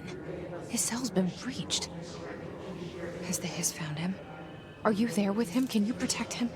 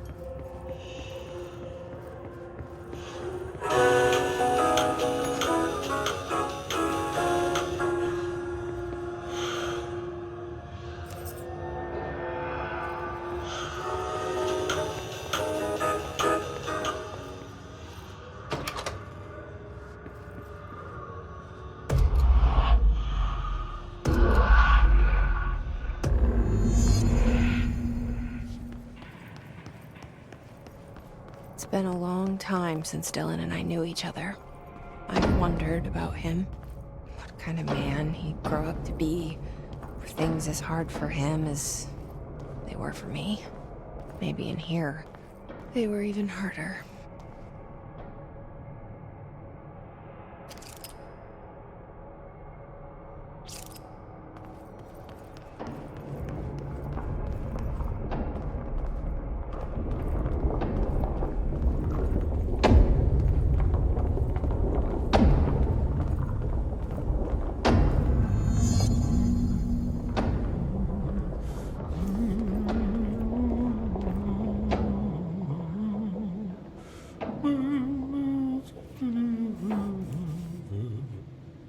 Oh, hello.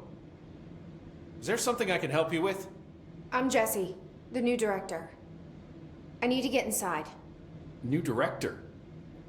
Right. Well, okay. Hello, I'm Frederick Langston, the Panopticon supervisor. It's not the best time for a tour. We have hiss everywhere, numerous cell breaches, and system failures across the board, but you're the director, so here we go. Founded by Zachariah Trench, the Panopticon is our state-of-the-art repository for all altered items. I don't have time for this. Power and... I was told Dylan Faden was kept here. Can you help me find him? Faden? Sure. Darling wanted him somewhere secure and isolated away from people. He's in the maximum security cells, upper level. But there's currently a pressing matter, ma'am. We've got an object of power loose in there. It's wrecking the place. The Benikoff TV, it's a real doozy. Salvador took a team in to handle it, but no one's heard from them for hours. This is a Category 5 OOP we're talking about, and if we don't contain it soon, it will tear the Panopticon apart. And we don't want all those altered items getting loose, ma'am. No, trust me. Dylan's in there. Open the door, Langston. I'll handle it. If you say so. I usually tell first-timers not to touch anything, so, just do that. Here, I'll get the door for you. And please, ma'am, call me Fred. Thanks, Langston. You guys didn't bring, like, checkers or anything, did you? Any active duty security personnel found engaging in non-sanctioned leisure activities will be relieved of duty pending review, sir. You could have just said no.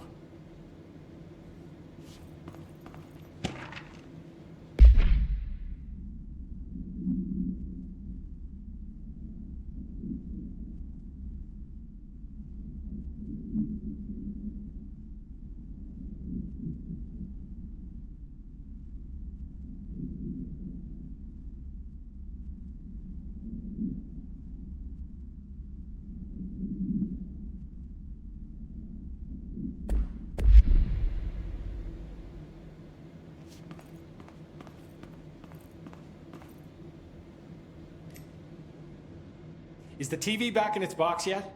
There's no rush or anything, it's just, you know, an ongoing concern. Do you like working at the FBC? Sure. I mean, yeah, the drama's a bit much, but I get better benefits here than I would over at the Postal Service. I checked. Better healthcare. That's not to say I don't like my job, ma'am. Been here over 15 years. No one knows the Panopticon collection better than me. I'm, close to them, in a way. I can't tell if that's creepy or normal here. How do you keep the altered items under control? It depends on the item. Each one has different needs. Ritualistic touches go a long way. Singing to them. Did he say flipping the singing? lights 3 times, that sort of thing. It's not superstition if it works. What's the difference between objects of power and altered items? Think of them like storms. Objects of power are like tropical cyclones or hurricanes for the uneducated. They're big, rare, and scary. Of course, directors can just bind the OOP and become the eye of the storm. Altered items are more like weird thunderstorms. Some may rain frogs, some may rain corn, but they all rain something. And how does the hiss factor into all that? It's changing them, making them aggressive. Now they're all raining, I don't know, knives. Knife rain. Nice metaphor. Did you work closely with Trench? Oh, he spent most of his time with Darling and all them. The inner circle. Not that I care. Trench certainly had his favorites. He did stop in occasionally to scowl and smoke. Did you know the Bureau has a no-smoking policy? It does. Just not for Trench. Still, he is the one who put aside funding for the Panopticon. The man did have vision. How did you get this job? Started as a junior agent because my uncle knew a guy. From there I got put on a desk until an accident left the containment sector severely understaffed. At which point I got bumped up to management. Put in a steady 8 hours a day for another 10 years and voila, supervisor. I just picked up a gun. Or a gun picked me. So many I'll see you later, celebrations. Langston. I'll be here, like always. I'm funny. The Panopticon. Nolan's close. But that object of power might wreck this place before I find him.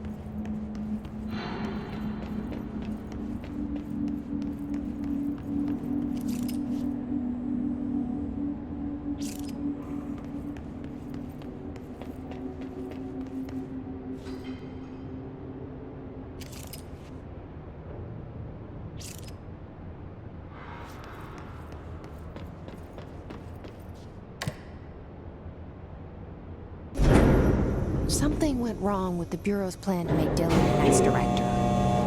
Marshall made it sound like it was all Dylan's fault, but how much of it was what the Bureau did to him? I don't think she's telling me everything.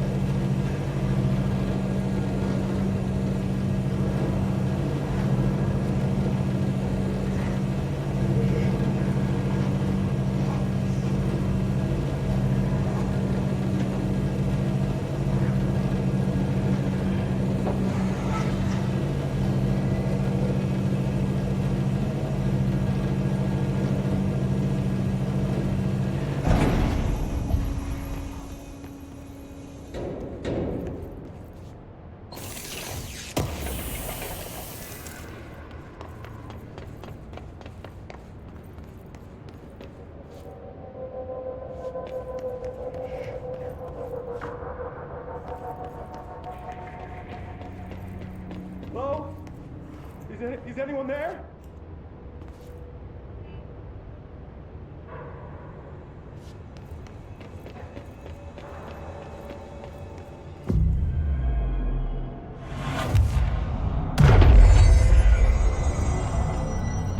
Hello?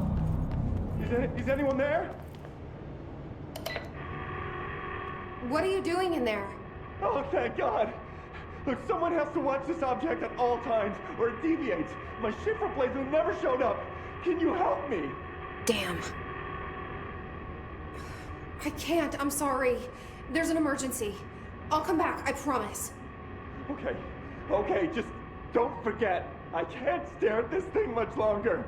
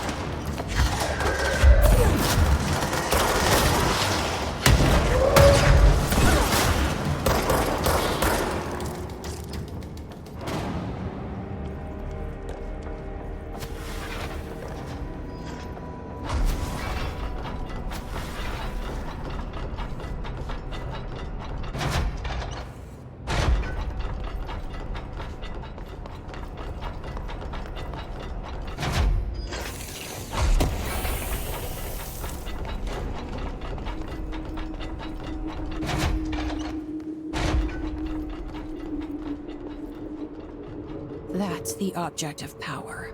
I need to cleanse it.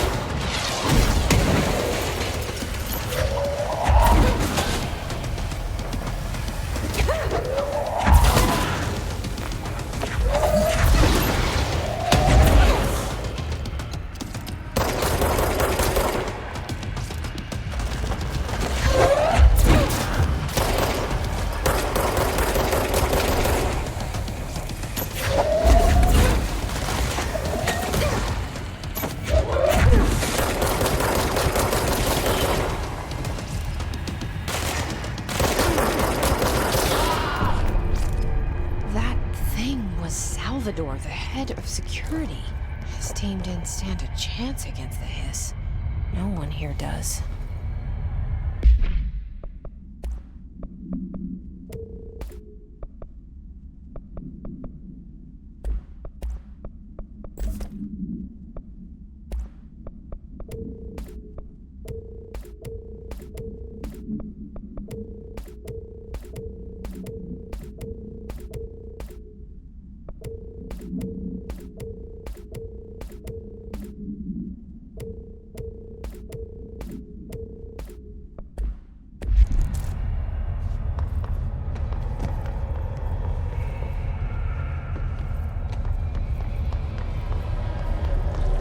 Okay, the TV.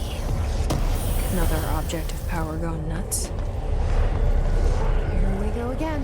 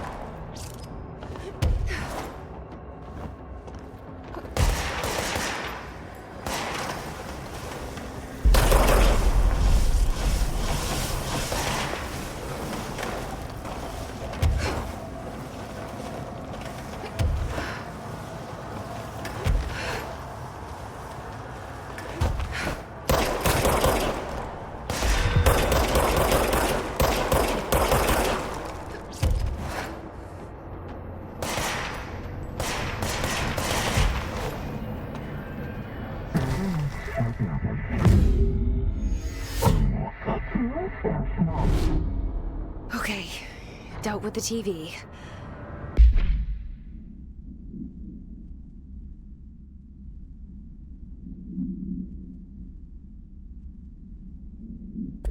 Now I can find Dylan.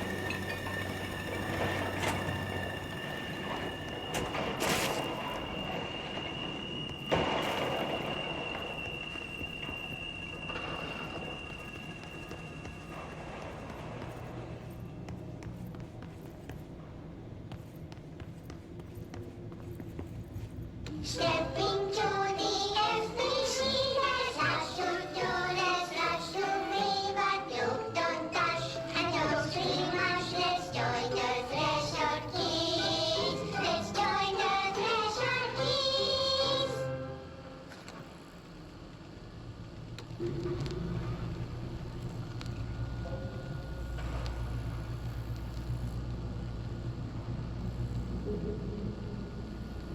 TV! Let's watch Donkeys in Space! It's not safe. But Star Captain Eagle! Can I poke it with a stick? Okay.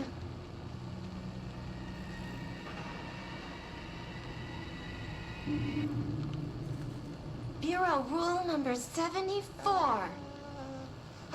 Always be suspicious of things that weren't there before. What?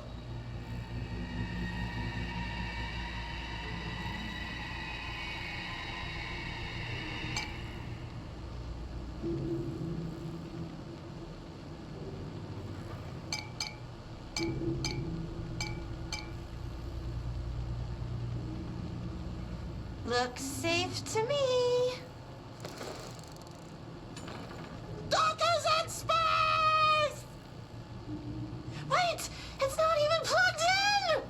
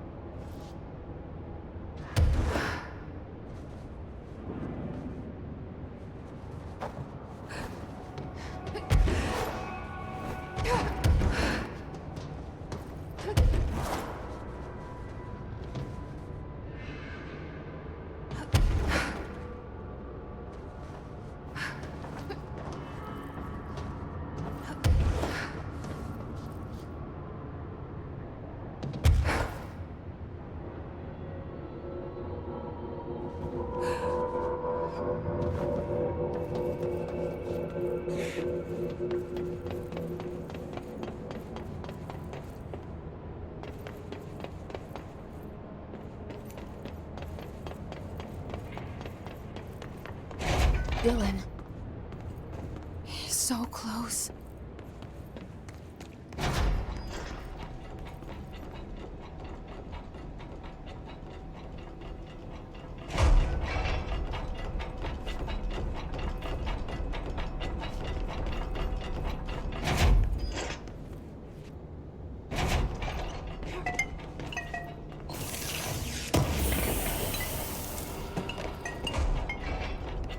Hello?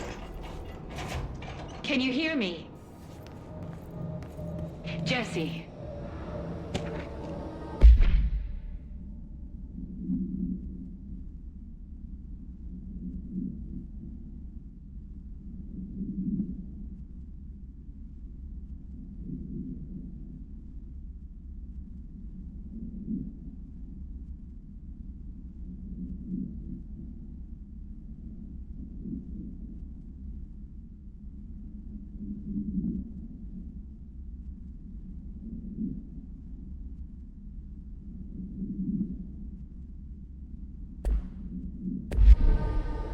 Are you there, Jesse? Emily?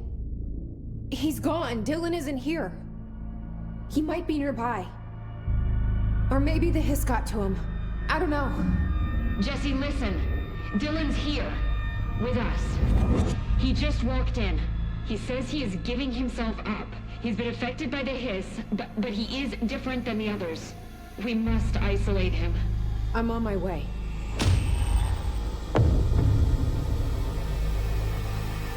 We need to get back. I have to see my brother.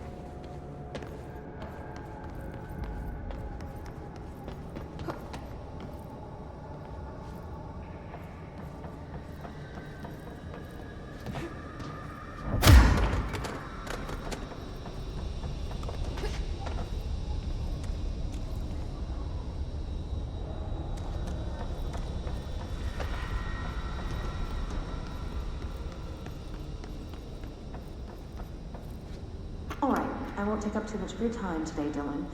Like I said, I want to talk about Jessie, your sister. What about her? I just want to get your perspective. What do you think of her? What kind of person is she? That sort of thing. I adored my sister. When I was little, I mean. Back in Ordinary. And you don't anymore? When I first got here, sure. I'd always hoped she'd come too. Find me, to take me home. We went everywhere together. Why should this be any different? Casper said she could come too, to the Bureau. If she wanted to. But she never did.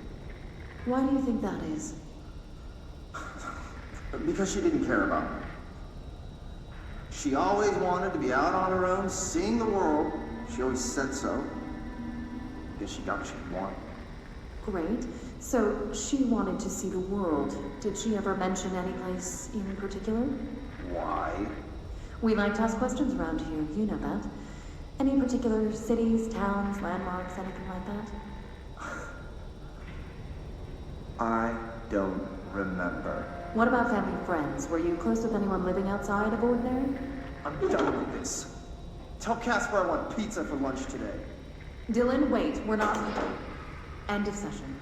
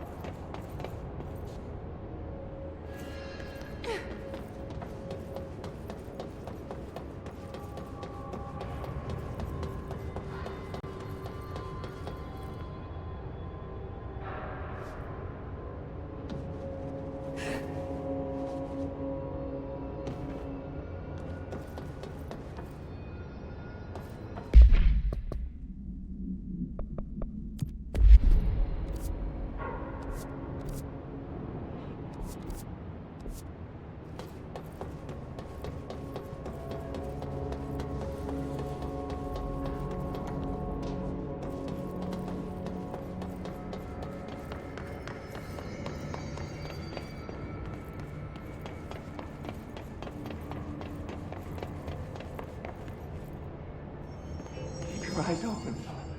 Keep them open. Hey, what can I do? Oh, you're back. Oh, thank you, thank you. If I look away, I don't know what this thing will do. You have to get me out of here. The door can only be opened by the Panopticon supervisor. That's Langston, if he's still around. Langston. Yeah, I know him. I'll go ask him how to get you out. Please hurry. My eyes, they can't. Hey, calm down. Just focus. What's your name? Focus. Right. My name's Philip, and I think I can hold on for a bit. It's just my eyes. My eyes hurt so much. Just hang on, Philip.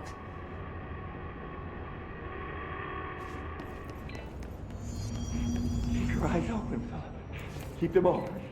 Open. Open. Open.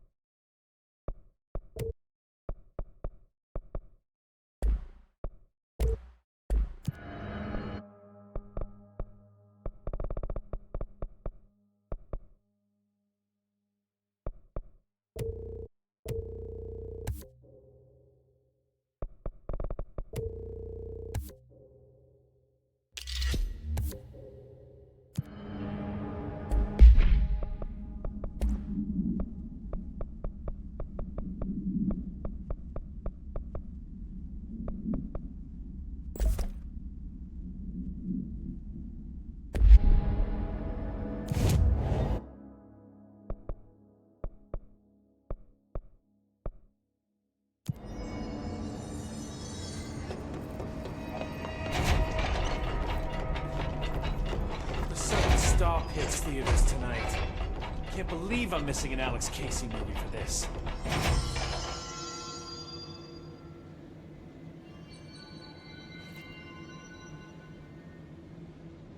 There's someone named Philip up in a cell.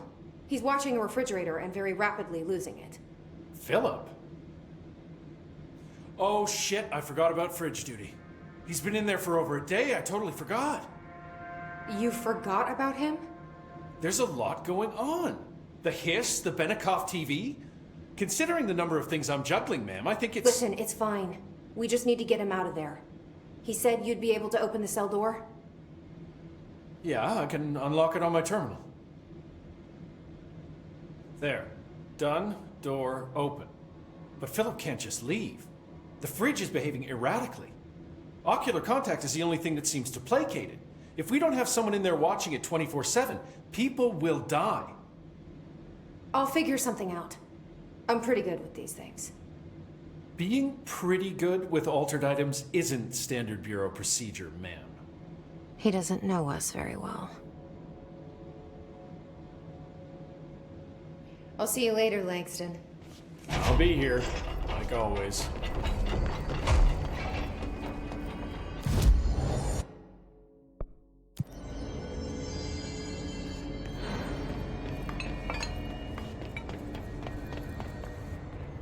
Hello? Jesse? I'm back. I'm coming in. Thank you. Oh, thank you, thank you. Jesse? The fridge is doing something! Philip? Philip?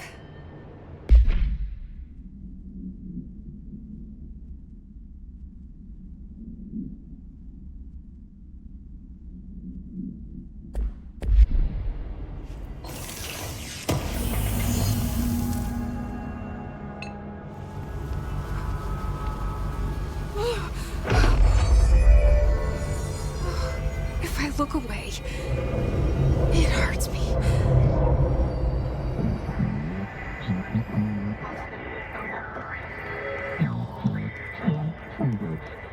This sounds like the board, but I can't understand it.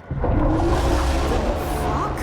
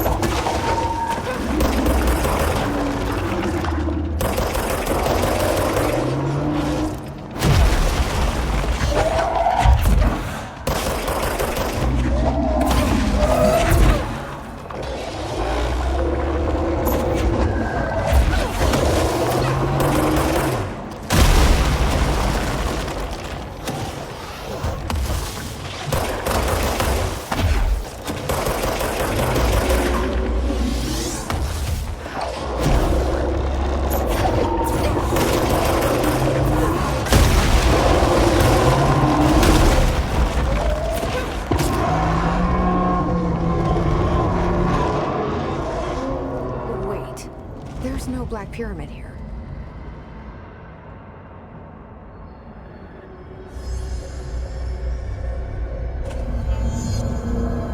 The fridge seems fixed.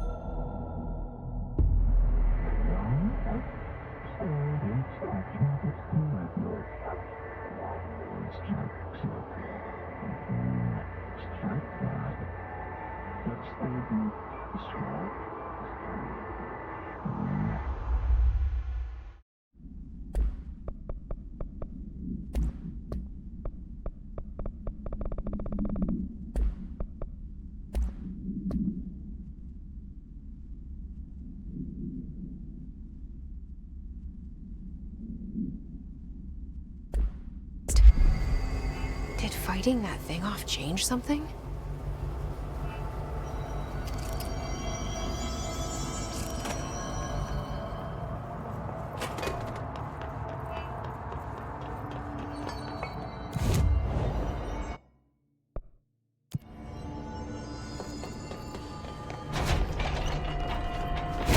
Told Salvador it was dangerous, but no. Why listen to Langston? I'm just the Panopticon supervisor. How'd it go? Where's Philip? Philip's gone. Something happened before I could get him out. Poor Philip. He never did like fridge duty. But if you're here, then who's watching the fridge? The fridge is fine now. I took care of it. You don't just take care of altered items. What did you do? I touched it and wound up in the astral plane. This thing was in there. It was huge, had one big eye. Wasn't friendly. We've been getting reports from the astronauts lately about something fitting that description. The astral plane is usually connected to our world through objects of power, not altered items. If this thing is linking itself to altered items, then it's clearly powerful. This may happen again. Do you think that thing is what got Philip? Must have been. The Panopticon is a dangerous place. The agents all know the risks. But, since you're some sort of altered item whisperer, I've got a list of others for you to corral. The Hiss are causing containment breaches left, right, and center. Here, start with these. I'll see if there are any others missing while you're gone. My life just got a whole lot easier.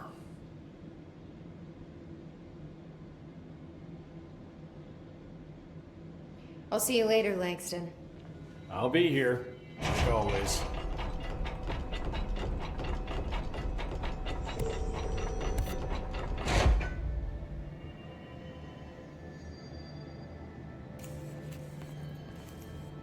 Hey, listen to this. Containment failure in Panopticon cell 69. Get it? 69. I do not see what is humorous about an escaped paranatural entity originating from cell 69, sir.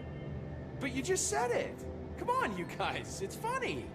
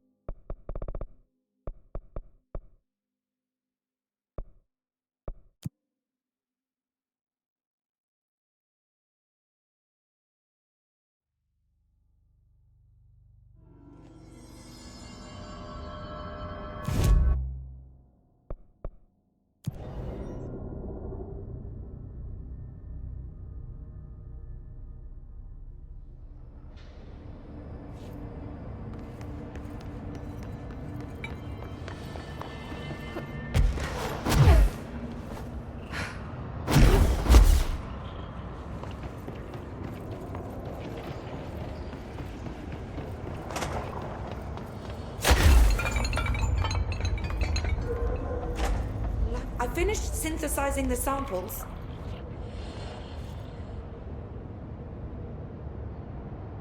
Ingest this pill, then go and find the source of the mold. Only there can we begin to understand how to stop it. So you promise I won't end up walking around covered in mold? Ugh, the pill will prevent any biological infection by the mold. Take a mystery pill because a rude lady in a hazmat suit tells you to. Great idea, Jesse.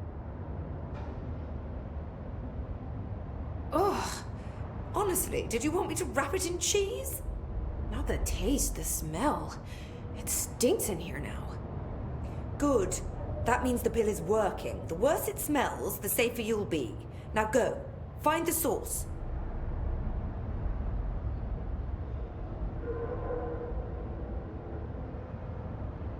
Have you worked with Emily Pope?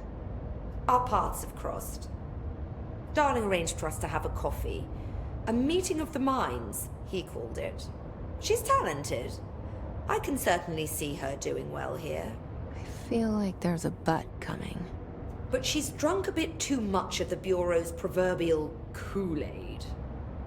She shouldn't be afraid to forge ahead on her own. Science is skepticism. Everything must be questioned before the truth can emerge. So is Darling your boss? If you insist on clinging to such outdated hierarchies, then yes. However, I would argue that our fields are too dissimilar for one to manage the other. Of course, Darling would much prefer to find his own miracle solution to the Bureau's fungal frustrations. He always needs to be the hero. So tell me again how you came to work at the Bureau? Well, like I said, I was brought in as a special advisor. A temporary position, you see. Although that's not the whole truth. I was employed here for a time, straight out of university. After a decade of admittedly fascinating work in threshold research and regulation, I began to chafe under the bureaucracy. I needed a change. Not that academia was so different. And then the mold happened. About 4 months ago, yes. Since my departure from the Bureau, they hadn't been able to find my equal in threshold analysis. Darling and I had kept in touch over the years, meeting at conferences and the like. He called me, and I booked a flight. I've never been able to say no to a man with a dangerous alien biosphere. I had to leave my post in the middle of term, but so be it. So she's a professor. That explains a lot. The mold seems to be having some weird effects on things. Indeed. Even people are susceptible. The fungus grows rapidly within the chest cavity, killing the host.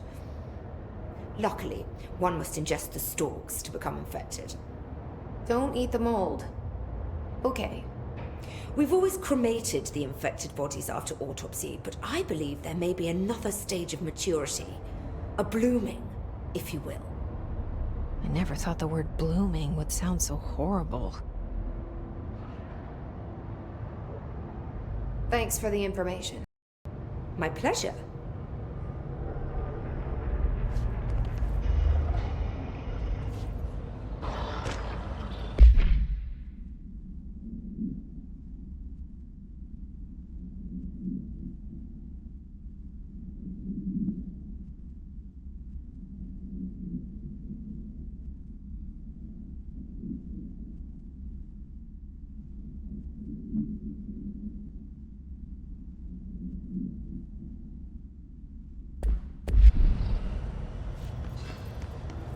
Is this really the best use of your time?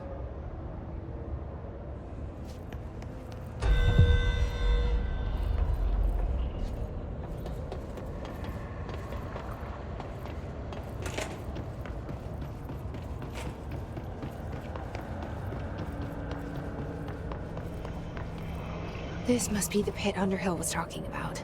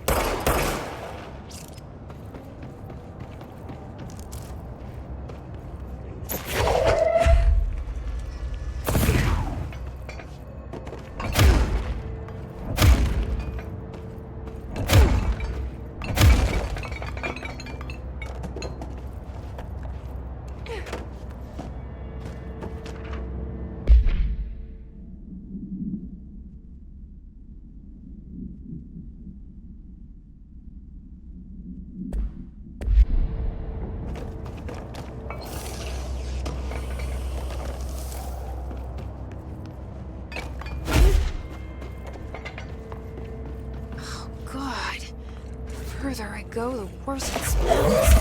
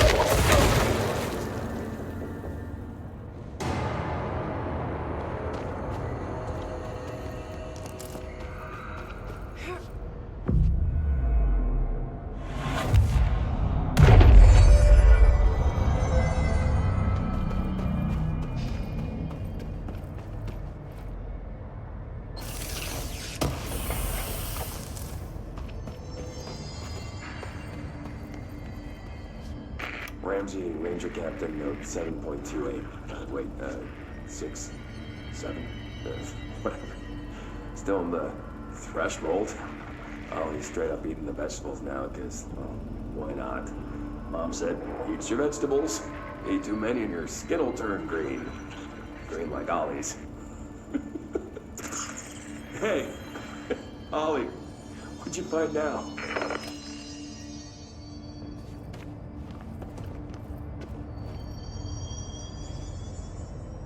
Is that the source? It's kind of pretty.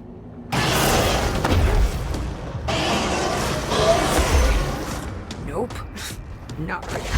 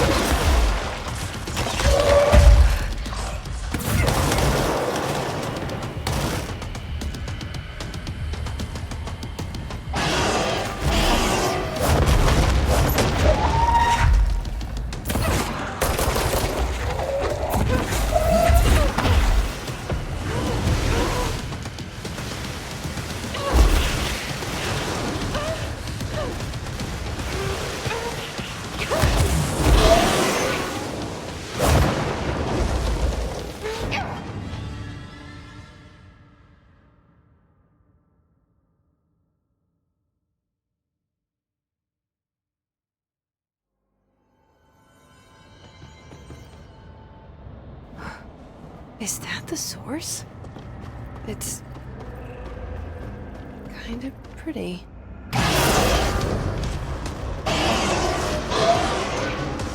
Nope. Not pretty.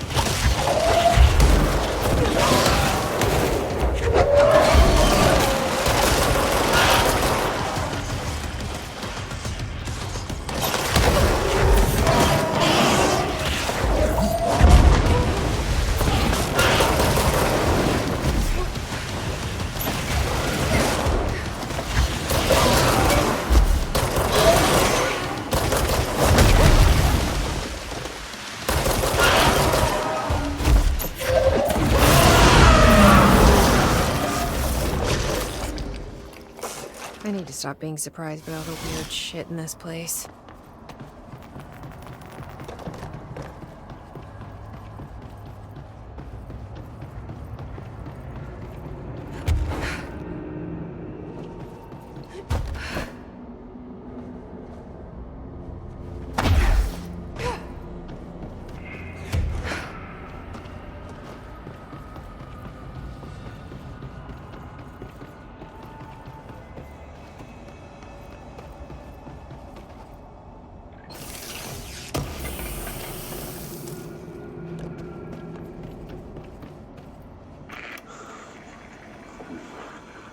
Oh, so good. Oh, need more.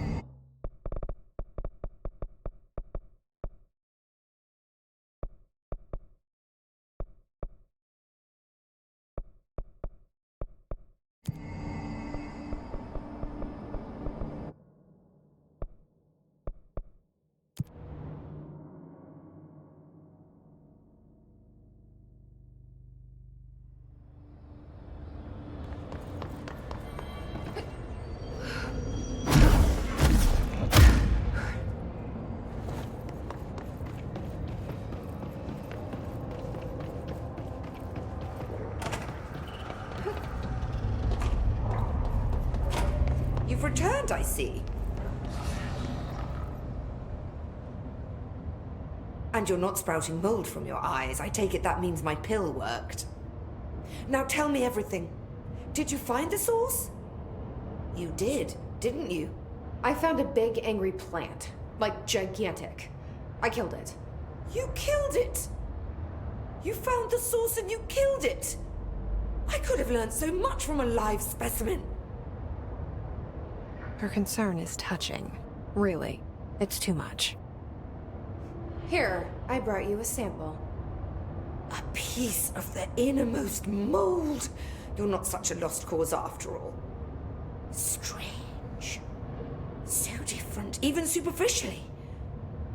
Another stage of growth, perhaps. Please, no more stages. You'll be pleased to know that cutting down the creature at the source has already resulted in a notable cessation of the mold's rapid growth.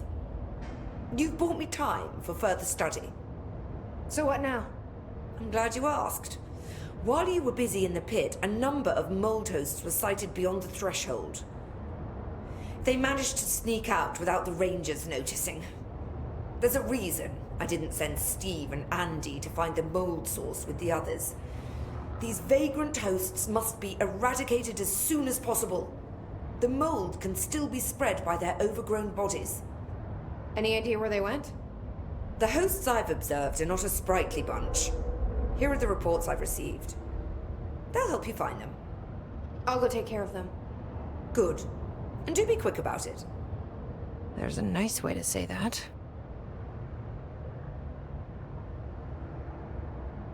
Thanks for the information. My pleasure.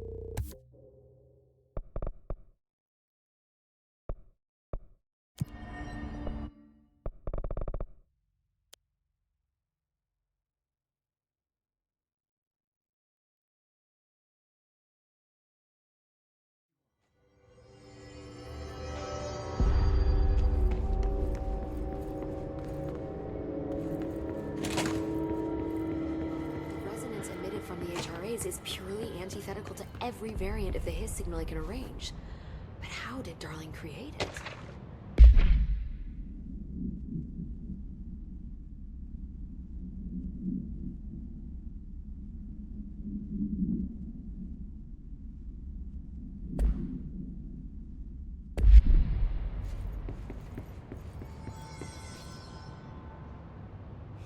It's happening. After all these years, Dylan is here. But am I too late? How is he? I need to know. He's clearly been affected by the Hiss, but it's different than any other manifestation we've recorded. Maybe what makes you so special is genetic.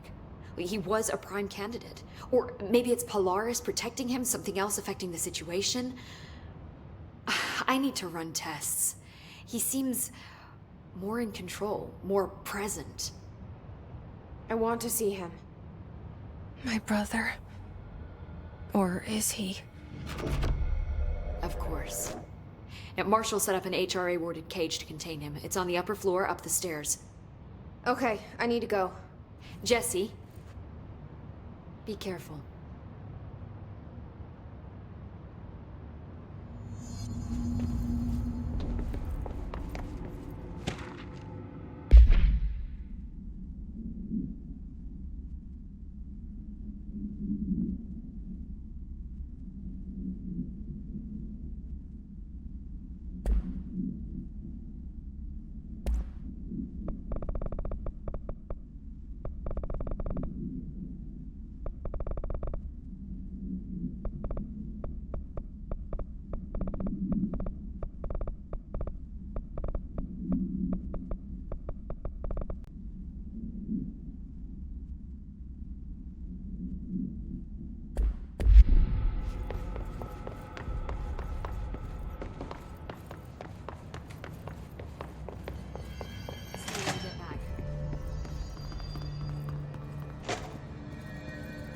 Oh my god, did she have to write everything in a made-up gibberish code?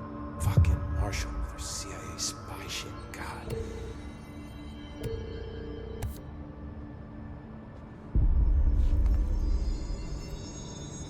I found this token.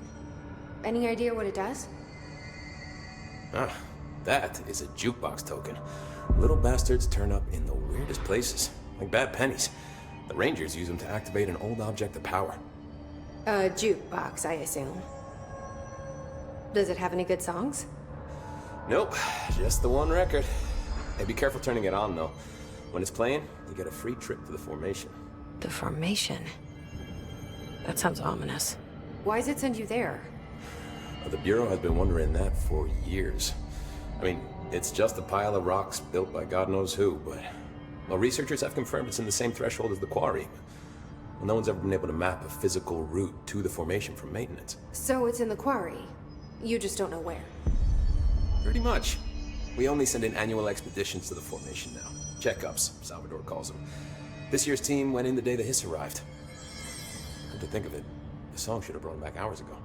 I can go in and take a look. I'd appreciate that. The jukebox is kept just past the security booth over there. Just put in the token and enjoy the ride.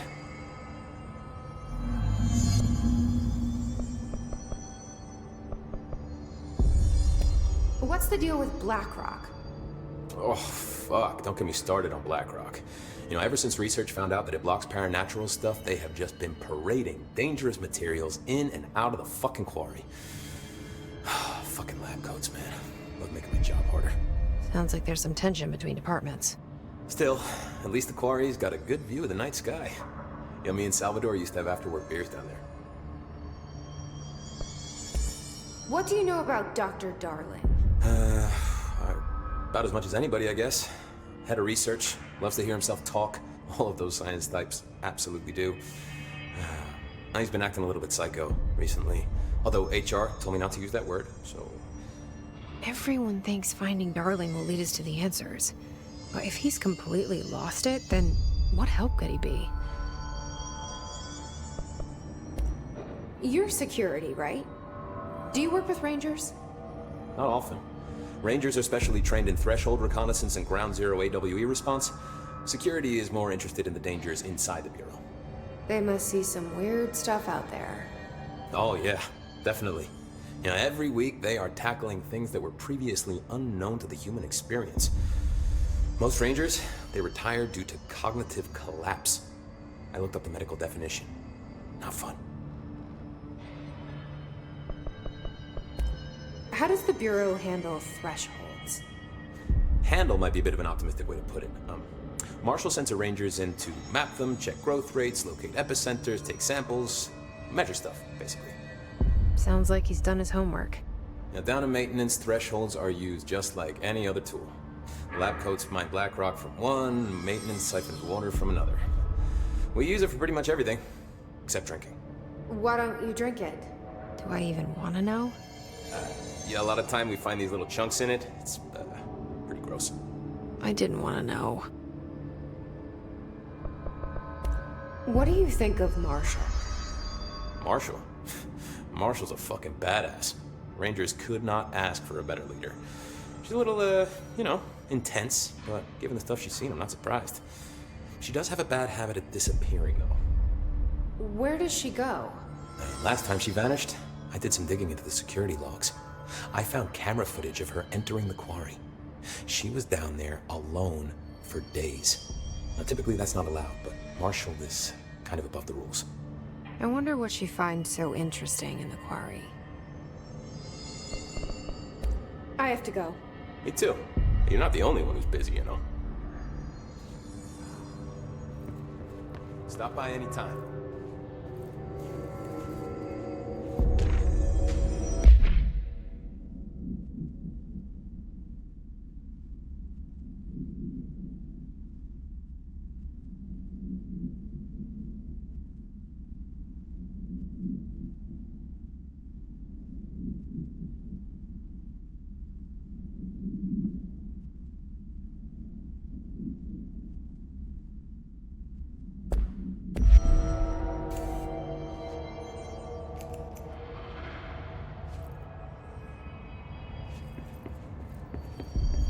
What's new?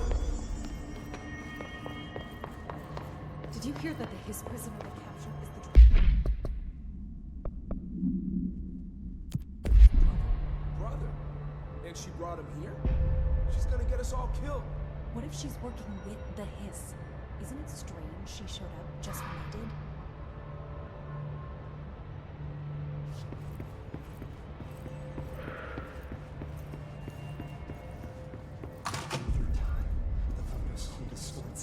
Happiness comes, white pearls, the yellow and red in the eye. Through a mirror, the inverted is made right.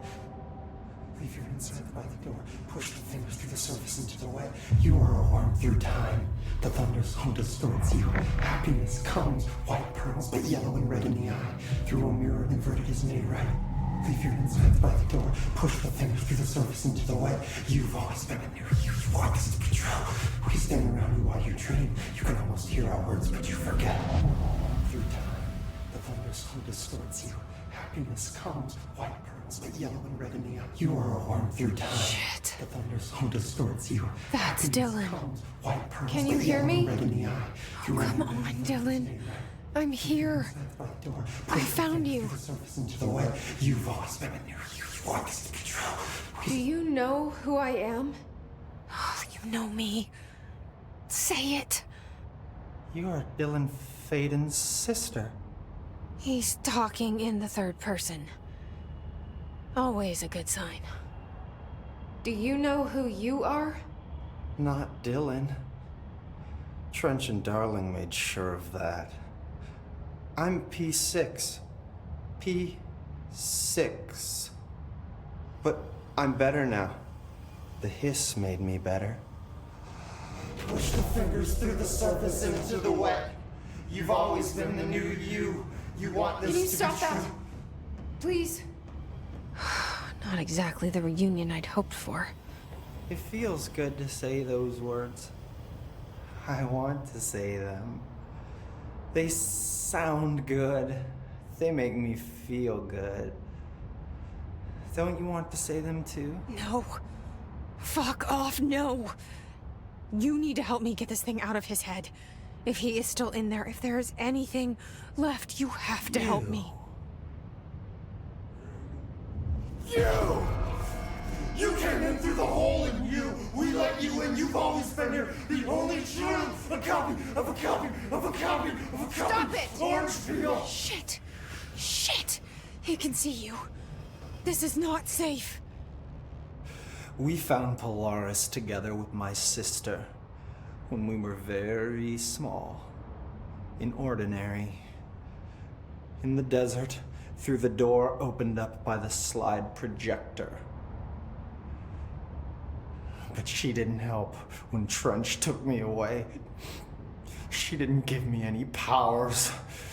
All the powers are my own powers. She didn't help when they locked me up for years.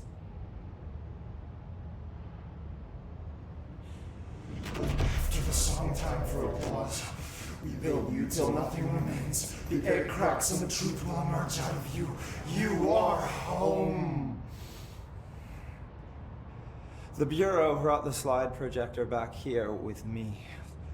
And the Bureau did what the Bureau does. They used it. And they found... They opened the door up to the hiss.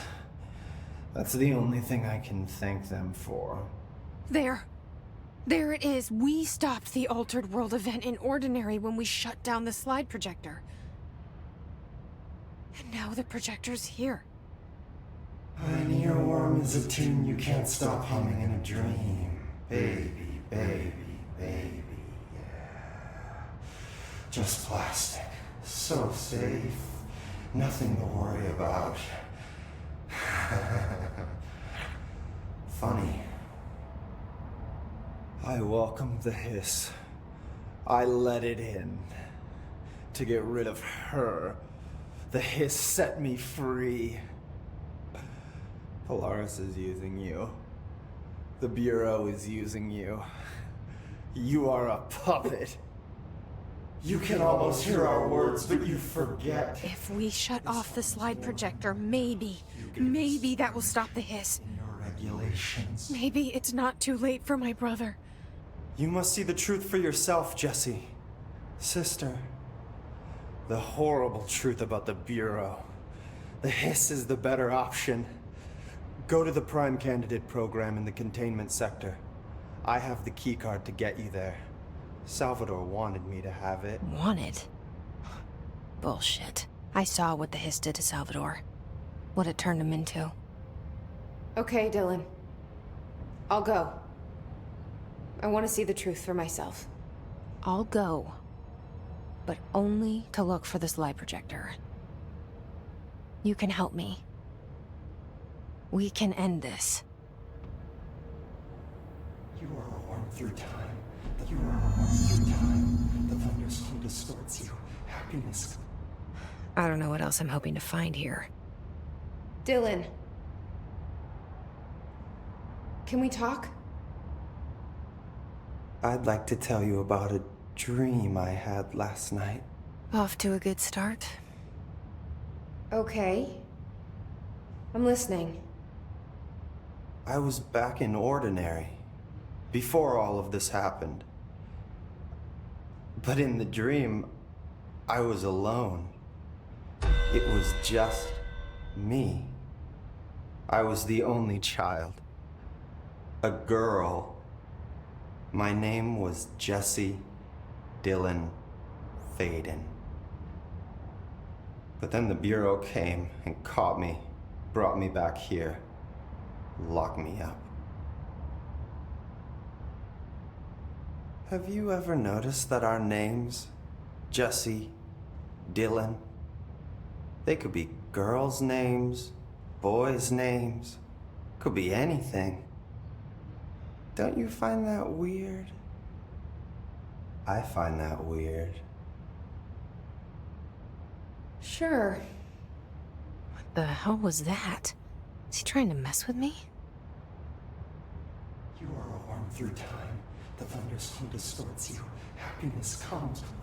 Maybe Dylan's still in there. Maybe there's a way to reach him. I'd like to talk to my brother, please. Dylan?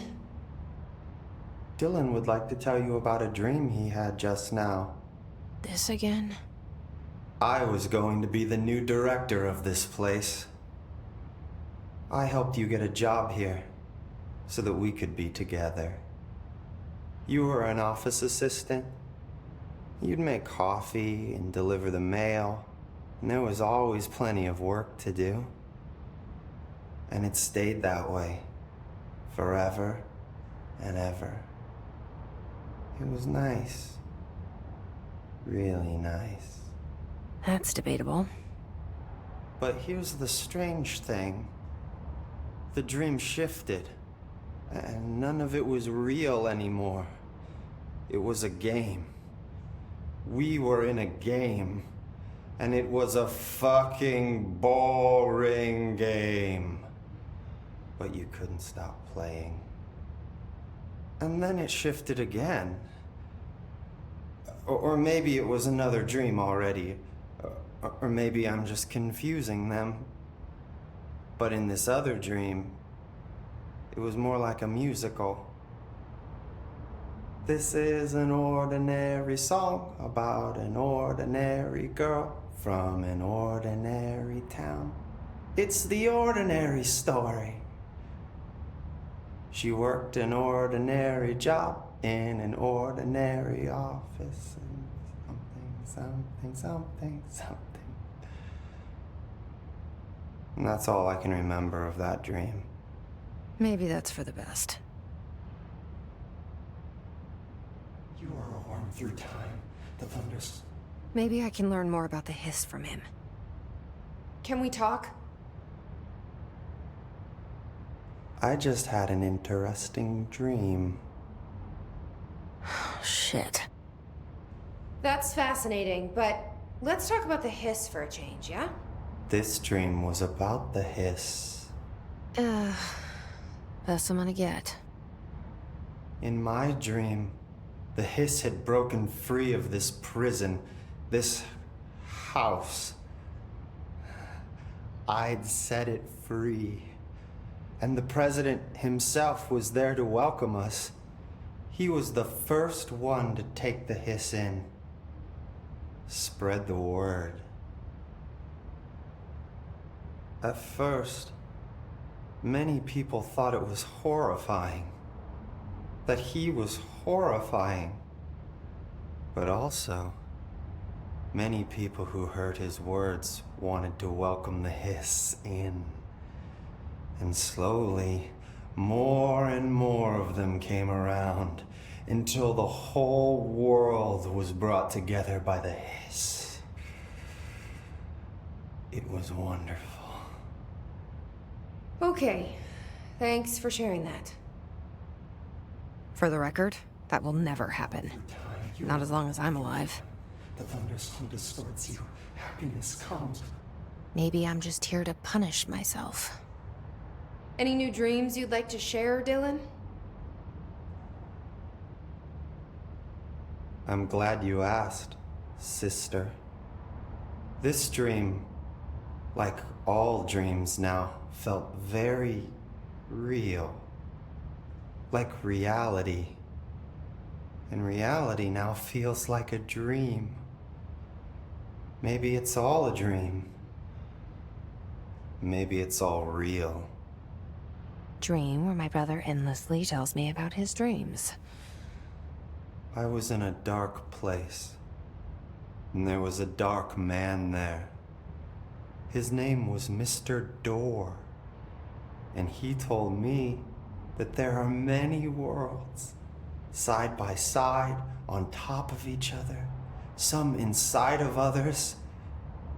In one world, there was a writer who wrote a story about a cop.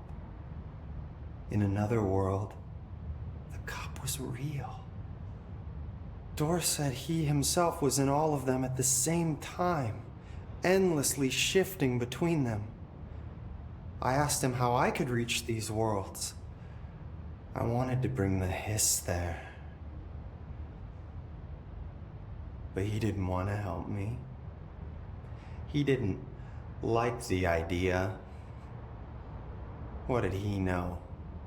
I'm not wild about the idea myself. Through time, the thunderstorm distorts. Here we go again. Once more with feeling. Let me guess. You want to tell me about your dream? Yes. Yes. In fact, I'm having a dream right now. Oh. That's new. In this dream, I'm standing in the corner watching Jesse and Dylan talk about this very dream. This very dream! He said just now!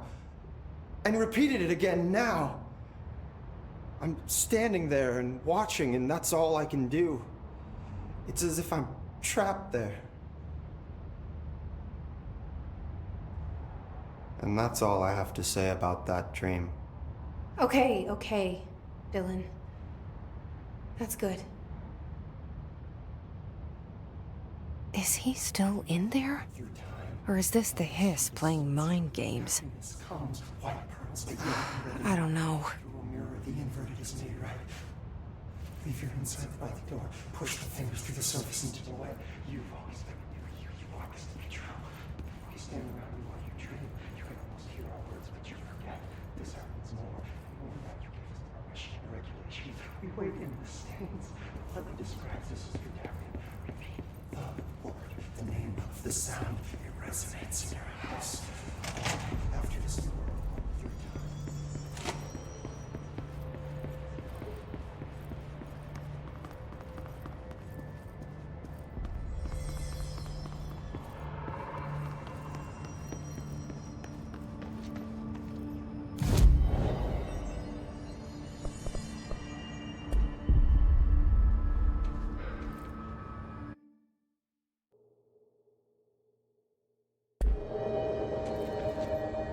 Good luck out there.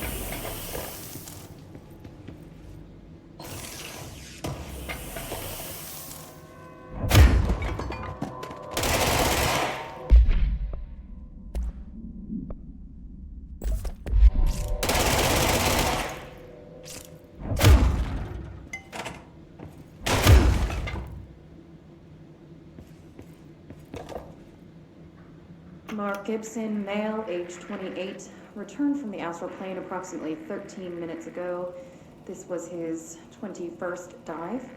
Patient is experiencing migraine-like pain, intense pressure behind the eyes, and partial blindness. He has no recollection of his time in the astral plane and appears severely disoriented. Preliminary examination revealed no immediate cause, so we will be sending patient for x-rays and... What the fuck is that thing? God, it burst right out of him. Code black! Get Marshall!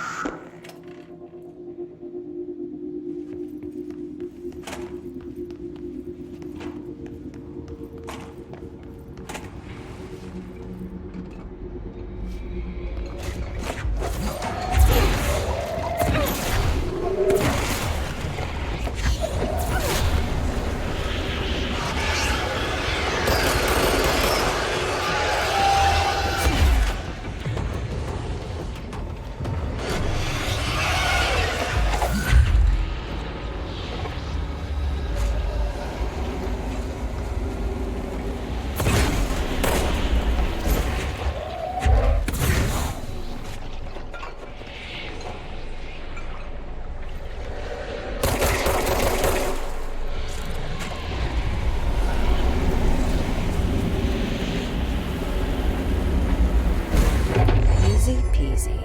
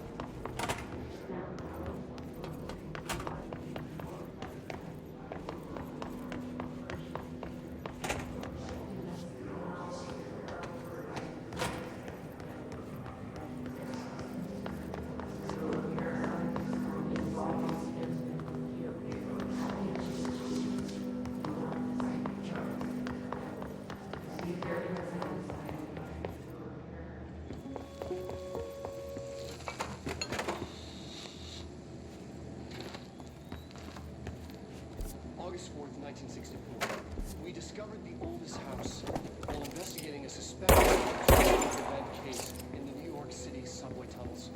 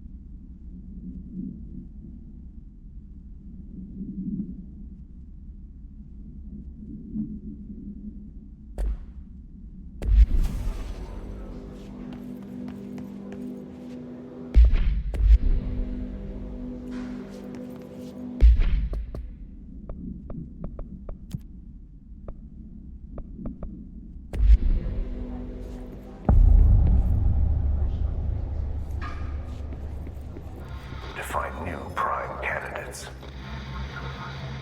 The Bureau needs a director. Our future. P6 and P7.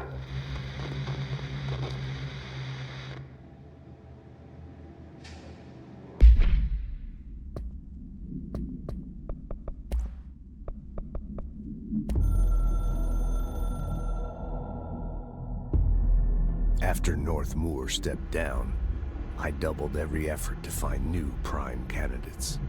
There was no one. No one but me. That wasn't good enough. I pushed hard. I never wanted the Bureau to end up in that situation again. The Bureau needs a director. always. When my time reaches an end, I want more options on the table. P1 through P5 were all false leads, dead ends, and disappointments. Then P6, Dylan Faden. He fell into our arms. No parents, they're gone, casualties of an AWE.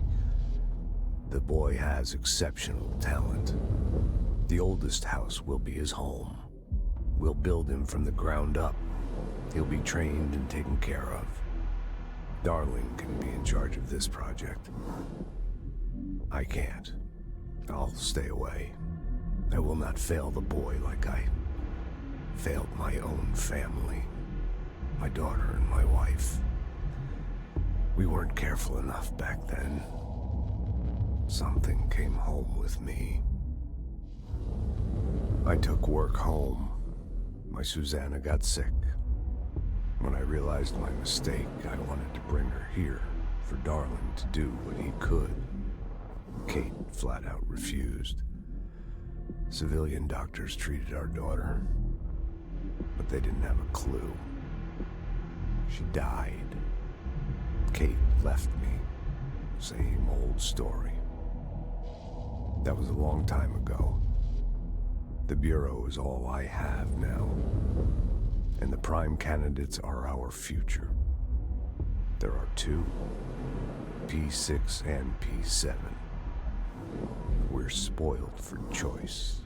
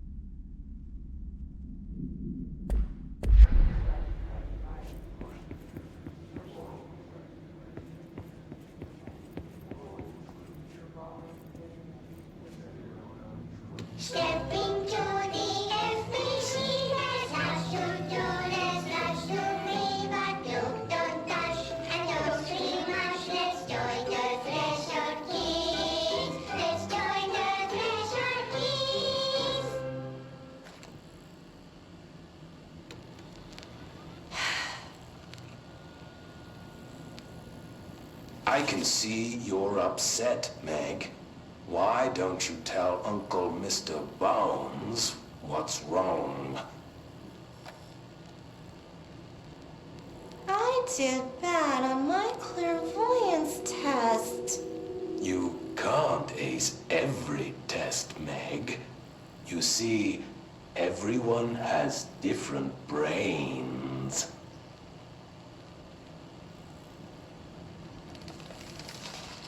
Some brains can talk to each other. We call this ESP. ESP? Some brains can lift objects, like a baseball. Talk about a fly ball, eh, Meg? No interruptions! So who cares if you fail your clairvoyance test? Maybe your brain can throw baseballs, or talk to dead people, or make friends blind. Once we know what your brains can do, we'll know what job to give you. And if your brains are just right, you'll get to sit in the big chair.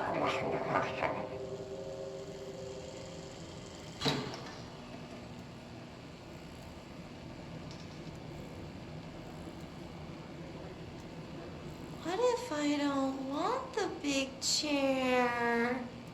What if I don't want the big chair? Everyone wants the big chair, Meg! That's why we're all here. Use those brains to listen for once, or the only chair you'll get in is the one with straps.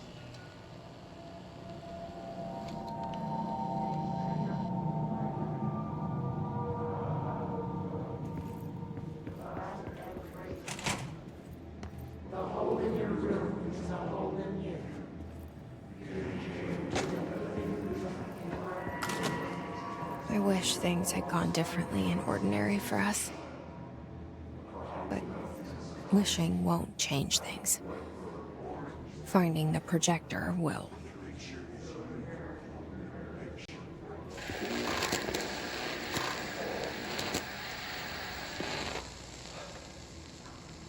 Ordinary. So much coming together in this one case. A new object of power, something we have not seen before. I mean, coming from me, that's saying something. And the boy, Dylan Faden, prime candidate 6. And the sister as well, once we catch up with her. But the boy, that's so much potential. We're talking Northmore level readings here. And I don't want to invoke his name. It's completely different circumstances here. It's remarkable.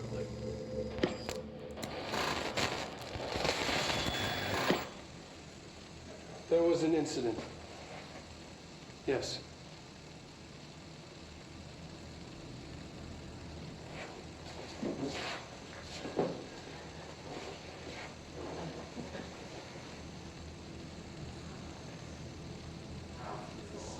We lost a valuable member of our team, yes.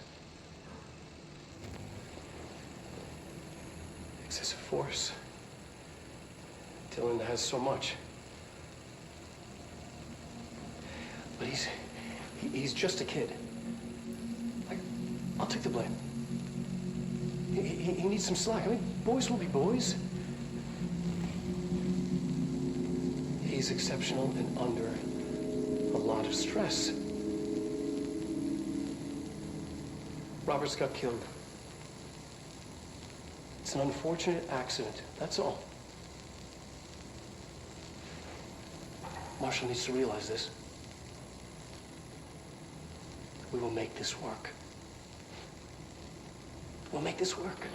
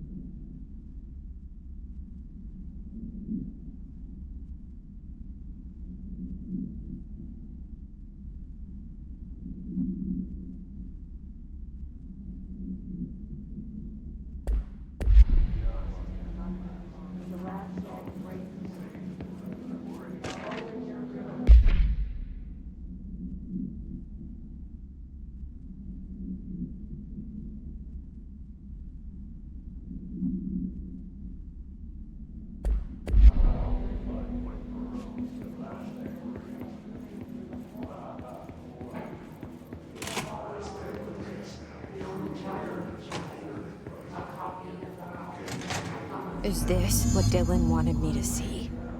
It doesn't matter. We need to find that projector.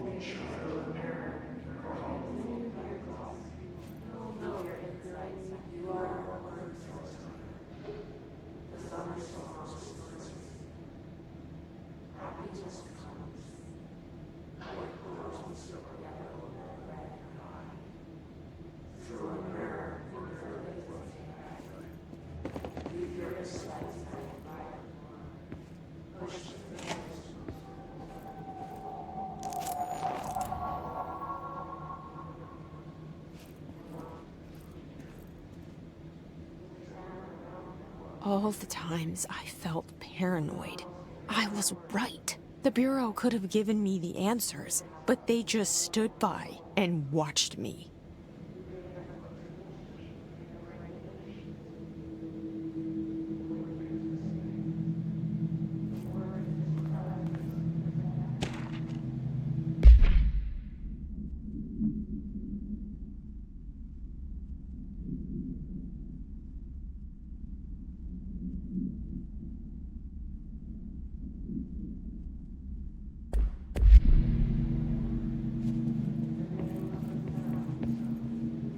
We used to play there all the time. Me and Dylan, and other kids as well. We loved it. This time, I remember, was different. We found a way in, deeper into it, like it had shifted. We went inside, and that's where we found the slide projector. A dump is a place for lost things. Things that have been thrown away. Did you ever feel that way when you were growing up, Jesse? What? No. Yes, but that has nothing to do with... Was there a slide projector at your home when you were small? No. Those were before your time, I suppose. But your family did look at photos together, maybe. In one form or the other? Maybe. When was this? Can you remember? At parties? Barbecues? How did it make you feel? Did your parents ever show pictures that embarrassed you? Was alcohol ever involved at these parties? Did your parents drink? Did that make you uncomfortable? No! That's just stupid. Come on. That has nothing to do with this. Nothing. The slide projector, let me ask you this. As a child, did you ever fantasize about worlds inside pictures? Inside a painting? You know, stepping into a painting, into a hidden world, escaping and finding adventure there, away from your parents. I don't think so. I don't remember. Maybe. I don't know.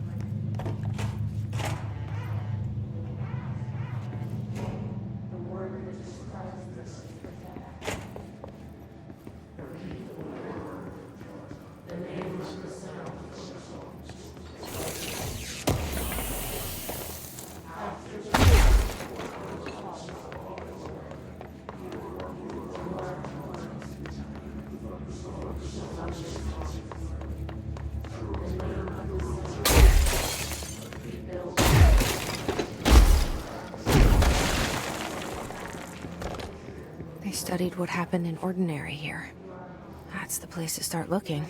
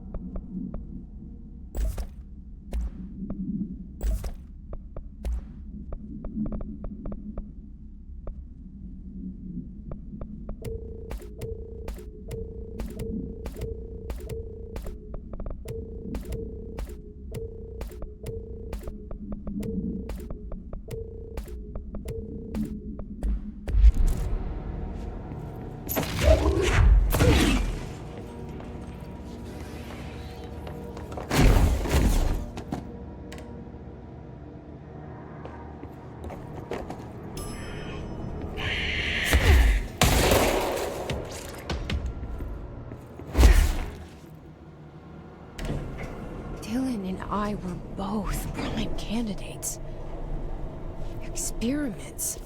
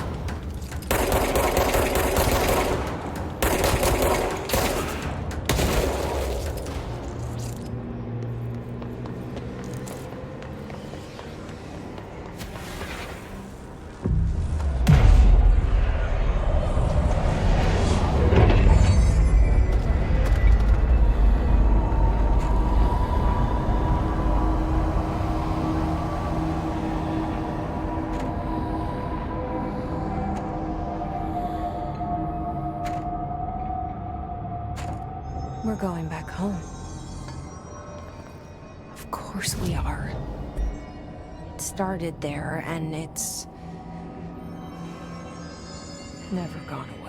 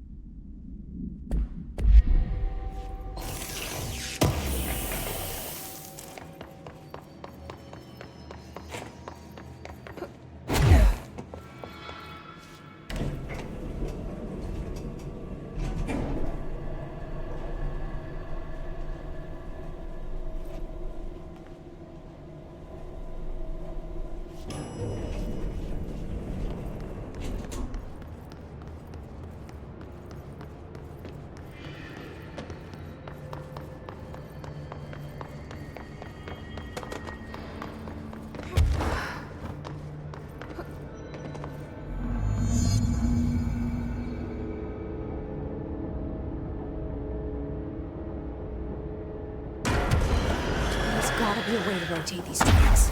Maybe there's a control panel nearby.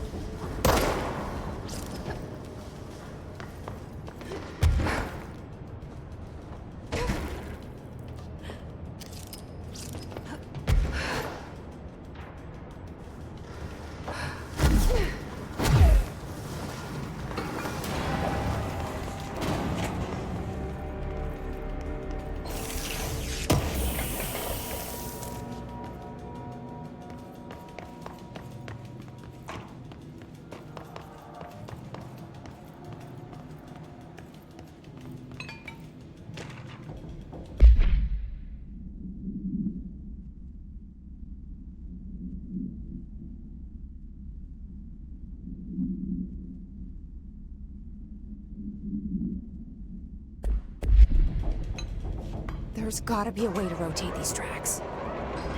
Maybe there's a control panel nearby. It won't rotate. Something's blocking it.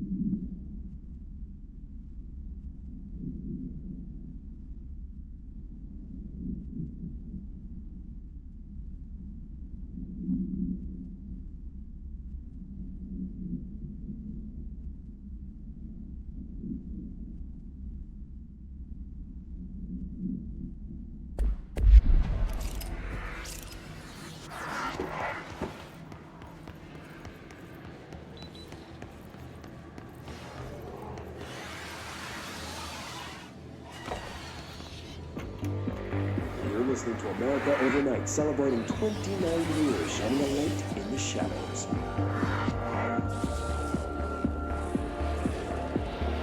Thanks for staying with us. Here's our first caller. Hi. What I'm about to tell you, if they found out, I don't know what would happen. If who found out, brother? The men in the suits. They told me it was an industrial accident, but this is something else. Something nobody talks about. Ordinary. This certainly doesn't sound very ordinary, caller. No, not ordinary. Ordinary. It's a town. And it wasn't an industrial accident. I mean, that's what they said. But that's bullshit. Whoa, please watch the language, caller. It may be 2 a.m., but we're still a family show. I'm sorry. It's just, my brother lived there. They said the town was destroyed, but it wasn't. I went there. The people are gone, but the town's there. It's still there. So the population of an entire town disappears, yet the town remains. Tell me, was the phrase, "there is no salvation," written anywhere? I'm not sure. The same thing happened in Brazil in 23, a village called Fort Verde. More than 600 people just up and left. The government said they were fleeing guerrilla forces, but we know the truth. A mass abduction. As predicted by my regular guest, Dr. Quincy Reagan. Abduction? You mean aliens? That's bullshit! I know they're lying! Now I warned you about the language, caller. I'm afraid we're gonna have to cut you off. Good timing, too. It's time for a short break. Hang in there. America Overnight will be right back.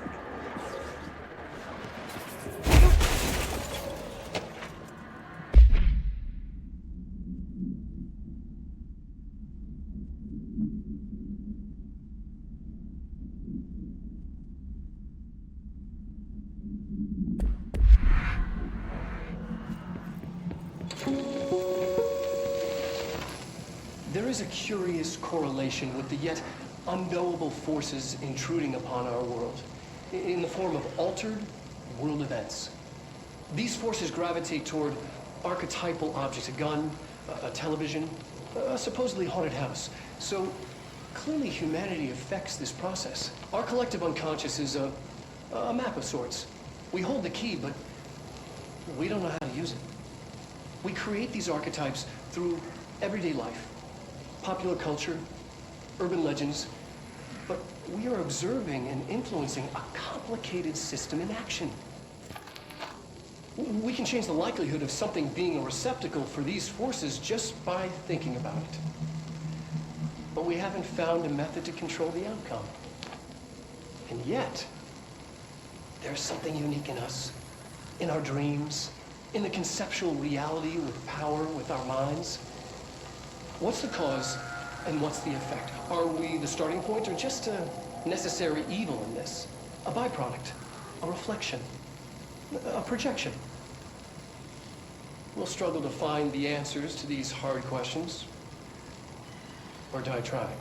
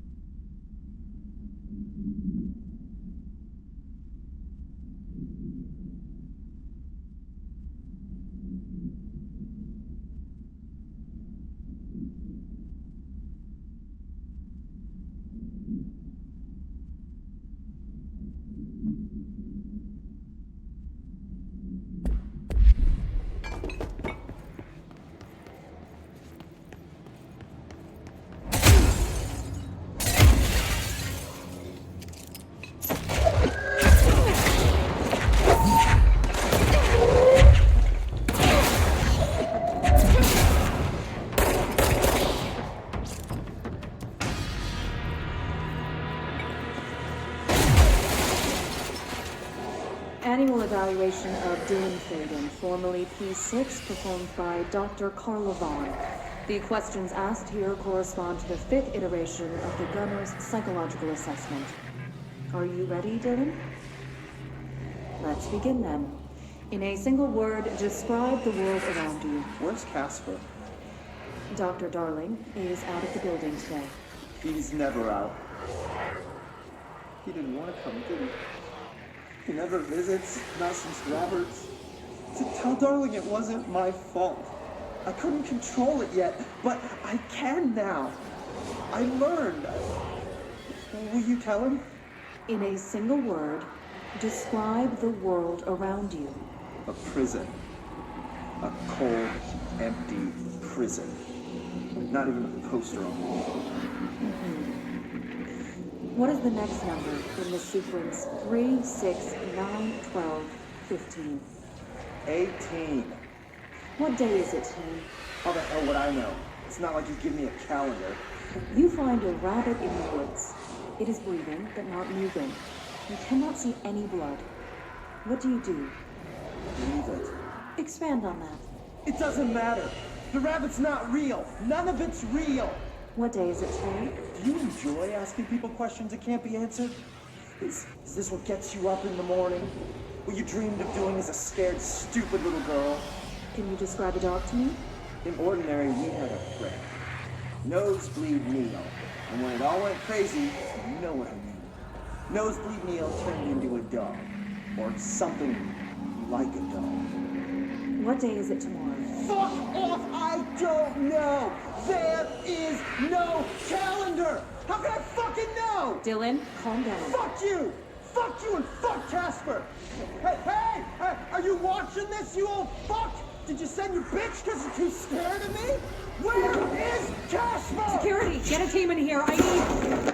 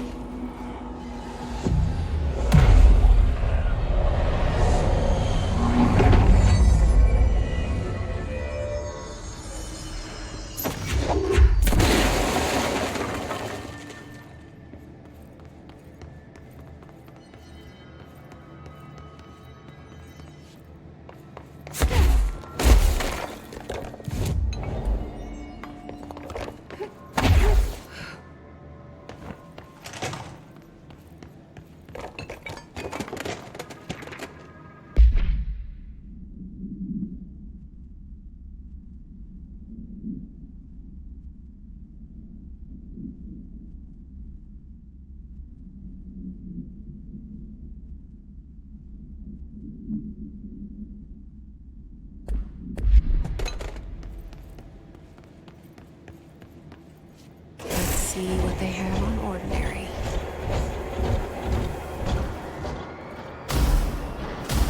It's all here. Our home, our school, the woods, the dump.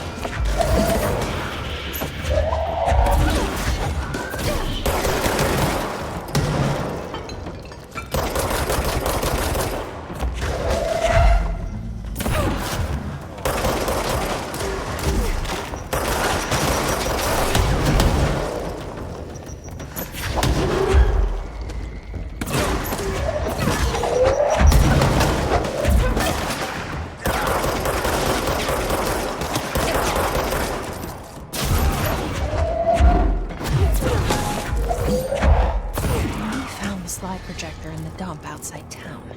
Did they recreate that too? Is that where they keep it?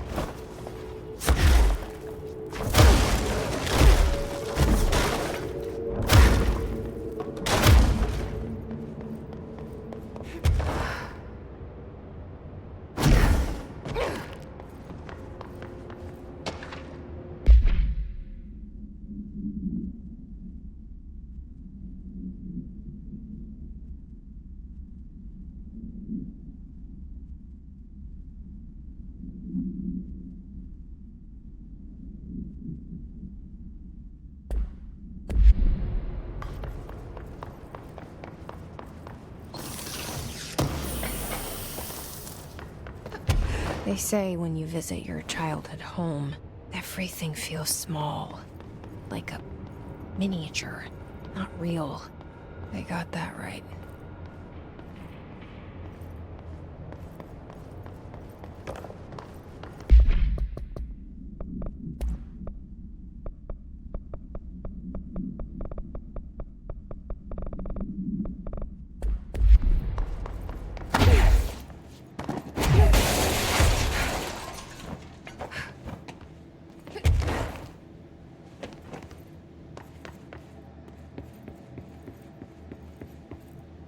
You mentioned a poem last time we talked. By Thomas Zane? Yes. Beyond the shadow you settle for, there's a miracle illuminated.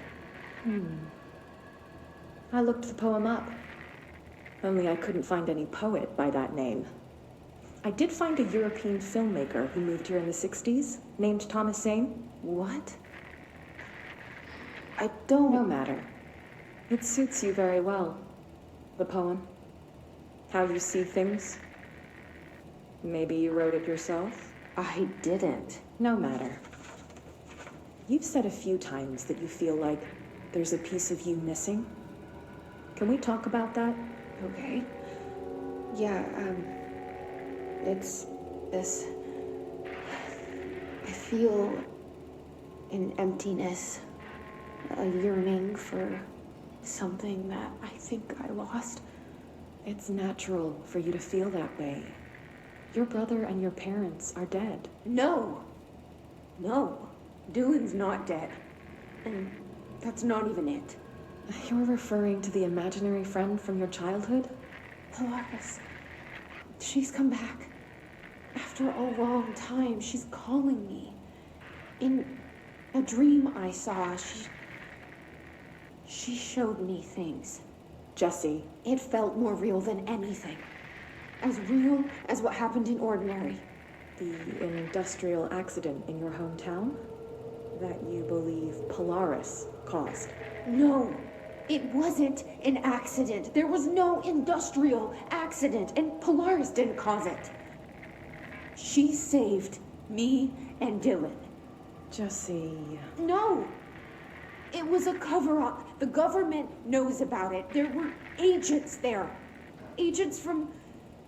I don't know exactly, but they took Dylan. I'll find them. I won't stop looking. Polaris wants me to go to New York. There's a building there. I have to leave soon. I have to be there at a very specific time. Something hugely important is going to happen. Jesse, you know we can't let you go until you're well.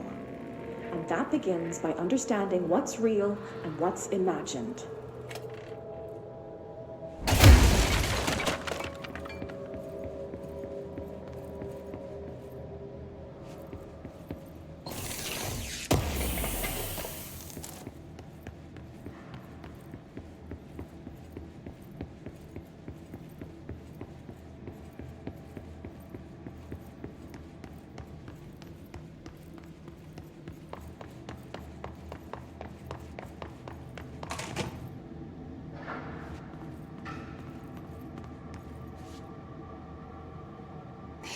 Moved the whole landfill here in the middle of New York, and nobody saw a thing.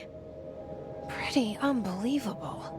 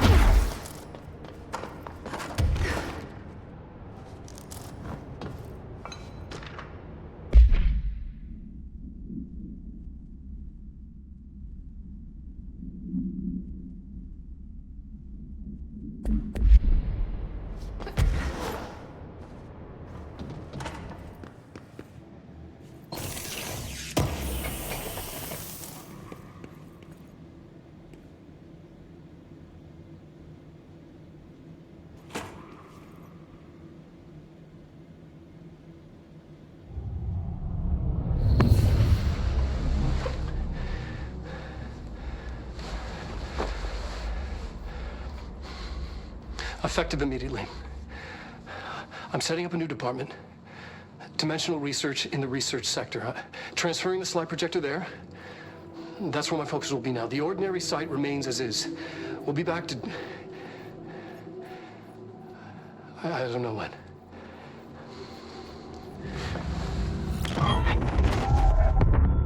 Darling took the projector to the research sector. He dedicated a whole area to it, so he knew it was important. Dimensional research. That's where we go next.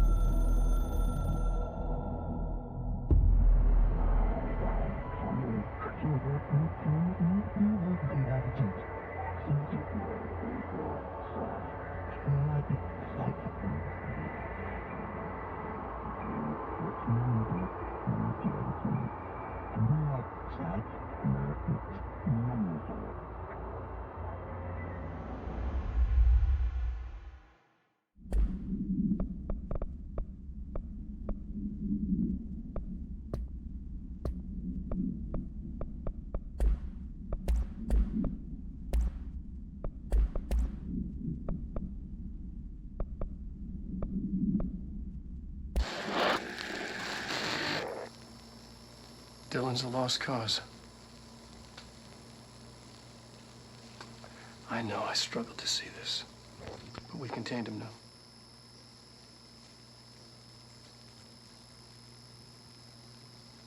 I wish I had sided with Marshall.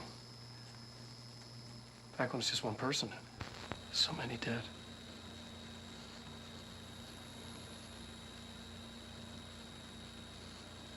I thought his youth was an asset. Just too much too soon.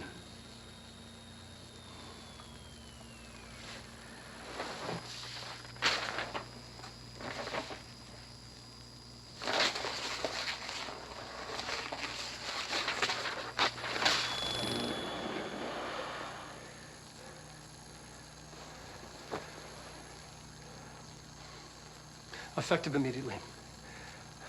I'm setting up a new department. Dimensional research in the research sector. Transferring the slide projector there. That's where my focus will be now. The ordinary site remains as is. We'll be back to... I don't know when.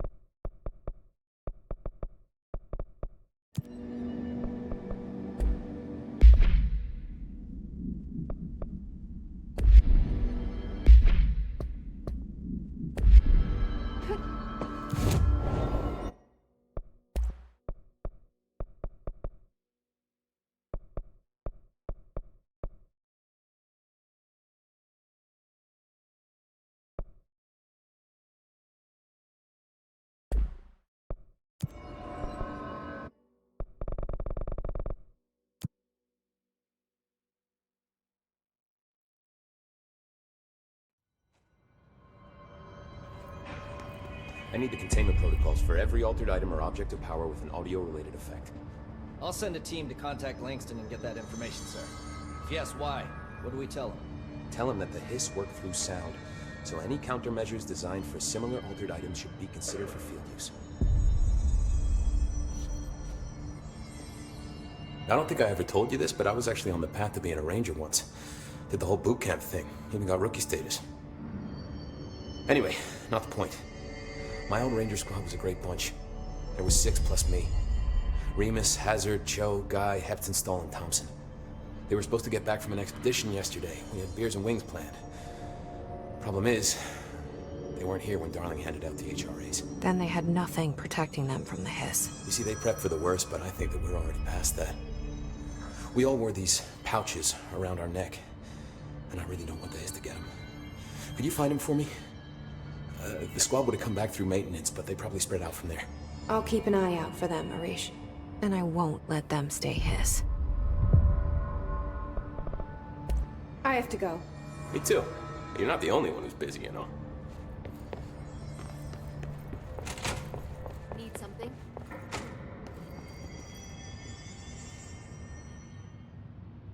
Do you remember Mr. Tomasi, the head of communications?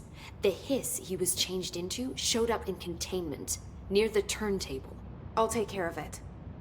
That thing's not getting away this time. I've heard reports about his particular use of language and intonation when repeating the hiss babbling. The biological and behavioral distinctions between different hiss-corrupted individuals is truly fascinating. I wonder if I could categorize the data. And she's already off on her own thing. I've been seeing these Darling presentations all over. Seems like he enjoys the limelight. So you noticed, huh? When he recruited me out of college, he actually came to visit. He interrupted my physics course by shouting, "Not quite, Professor," and then marching down to the front of the class where he proceeded to berate the very idea of laws of thermodynamics. He's been a showboat all his life. Darling visited you in college? Yeah, he read a paper I'd published, came to recruit me for the Bureau. I accepted and then spent years waiting for access to the confidential research that Darling promised me. And whenever I ask about my access level, he just mumbles that it's temporarily postponed and then changes the subject to the effect of entropy on luck. I wonder who else Darling hid his work from. Marshall? Trench? Have you learned anything about Dylan's condition? Only that he's definitely hiss, but I guess his chanting made that pretty obvious. You know, interestingly, the words of the hiss incantation have an average length of 4 letters. The most common word used 7 times is want. The next most common are through and time. That's very interesting, don't you think? I don't care about the words. What about my brother? Right. Sorry, I got a little off track. Well, strangely, his tissue samples all look healthy, unlike the other hiss I've tested. That's good news. Right? I wanted to talk to you about the crazy things I can do. My abilities. I get the sense that they're not very usual around here. Well, usual and unusual aren't really benchmarks at the Bureau, but for some perspective, Director Northmore once used the floppy disk to send a bowling ball 6 yards through the air, and that was considered a huge deal. So compared to that, you are most certainly an outlier. An outlier. I like the sound of that. I should get going. Don't let me hold you up.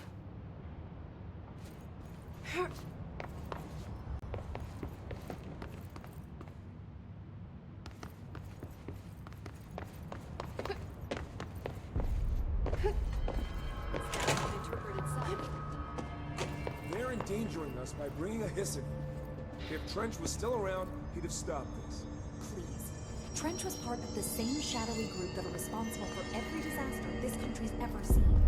Zachariah Trench was a national hero. Keep your conspiracy nonsense to yourself.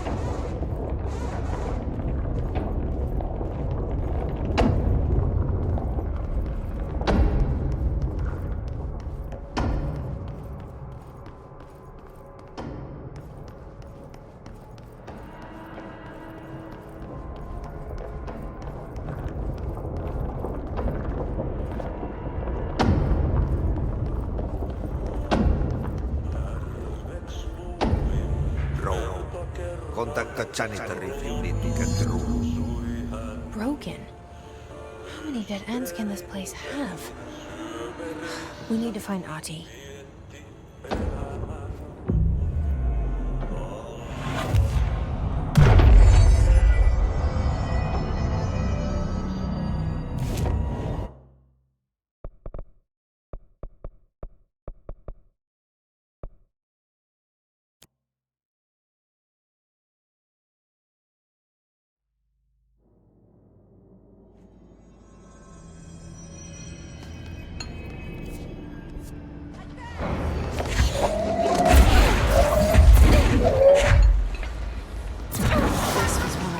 Ranger buddies. I should find the others.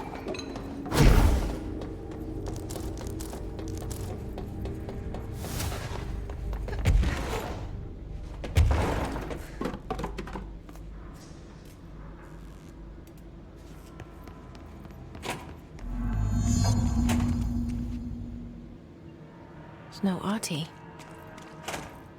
Where is he?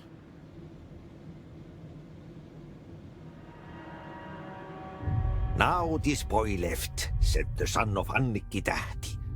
My assistant will keep work in the glove and the house standing. Lomille lomps, holiday humps. How can anyone even get out of here while the building's sealed? Let alone go on a holiday.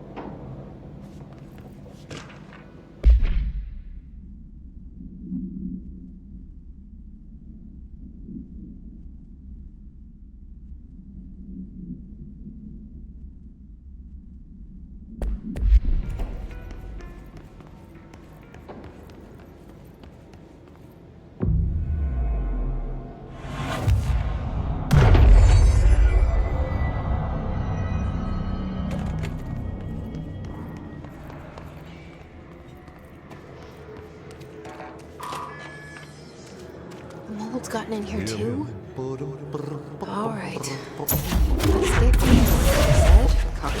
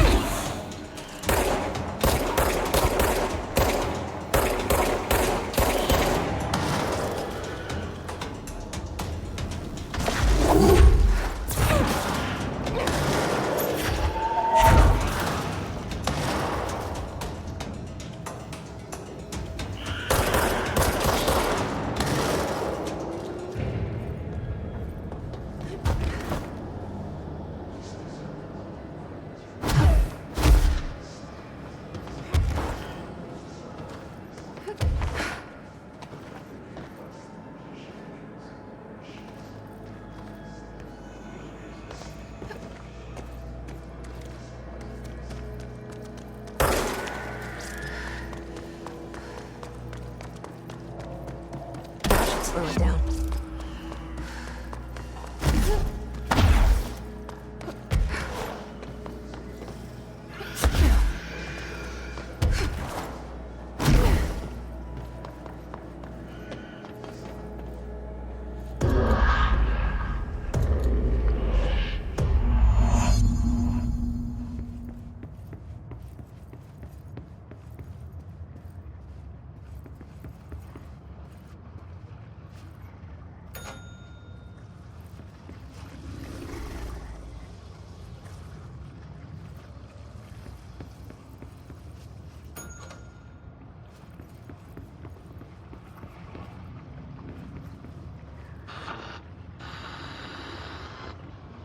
Myöhemmin iltapäivällä ja illalla suunnaltaan vaihtelevaa tuulta 4-6 metriä sekunnissa.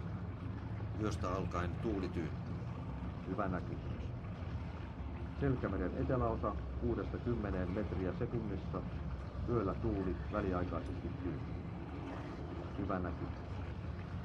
Selkämeren pohjoisosa, merenkurkku ja perämeri suunnaltaan vaihtelevaa tuulta 3-6 metriä sekunnissa. Ja hyvä näkyvyys. Sää rannikkoasemilla tänään kello 11. Kotka rankki 16 astetta. Tyyntä, utua, näkyvyys yli 20 kilometriä. Kalvoida Grund 15, selkeää, yli 20. Helsinki Katajaluoto 18, Eteläkaakko 4, utua, yli 20. Bogaskär 17, Kaakko 3, melkein selkeä, yli 20. Russarö 18, tyyntä, pilvistä, yli 20. Prisna 16, etelä 5, puolipilvistä,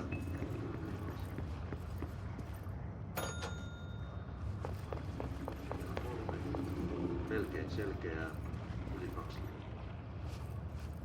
Nyha.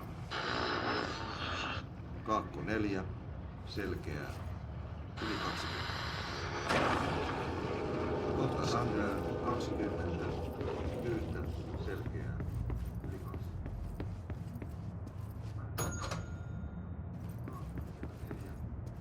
Melkein selkeä, yli 20. Rauha.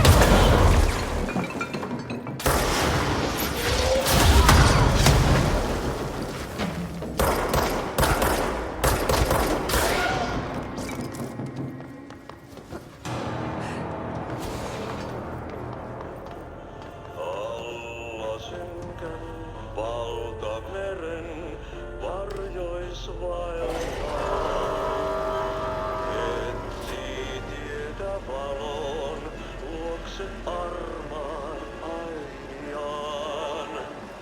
Yksin sankar yhden syvemmälle matkaa pois. Se taakka hänen harteillaan kuin lupaus aina ois.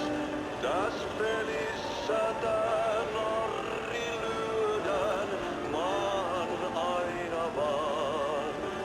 Vaan hetki kuolos, lepo suodaan jo takas kutsutaan.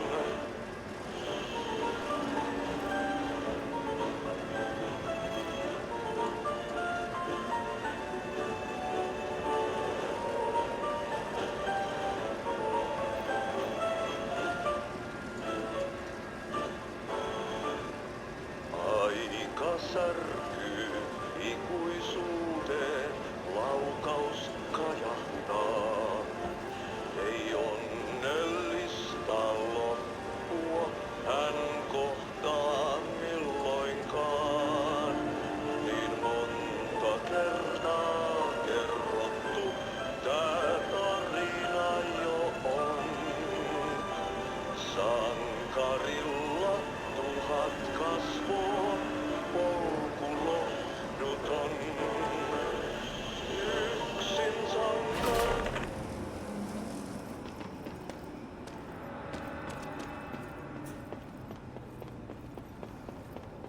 There's something up ahead. Do you see it?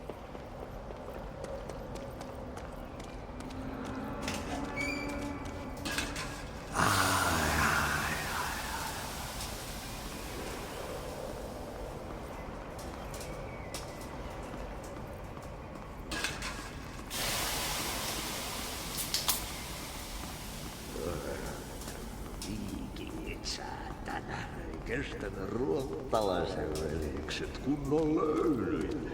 Samma på svenska!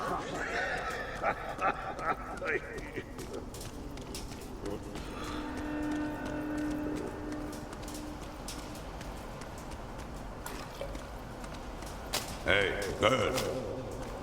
For a fin. Holidays holy.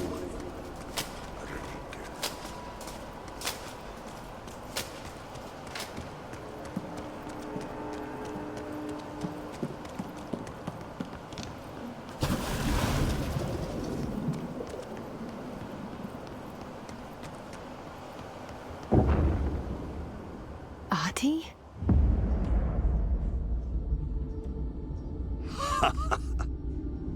Did you miss me? Did you have peace in your song? Yes. No. Bark don't make a wound. You did good. Take my cassette player. You can borrow it. The song is a present from my friends to you. It will get you through the maze so you can do your job. Did that really just happen? Of course it did. He gave me his cassette player. It'll get me through the maze, huh? The janitor always has the keys.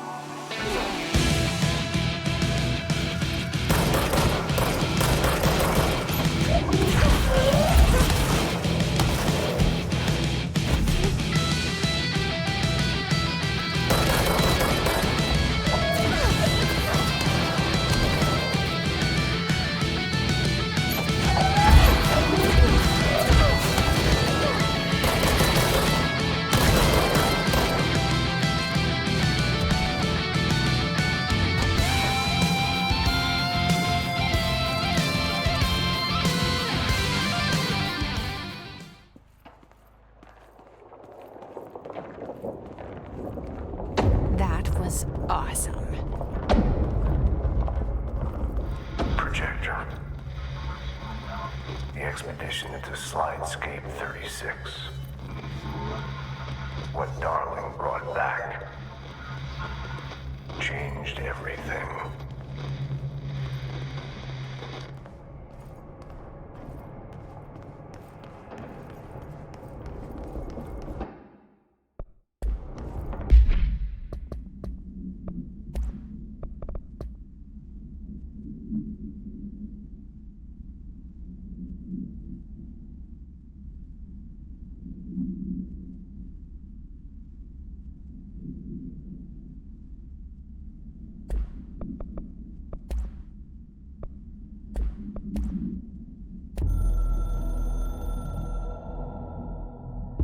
We used the slide projector.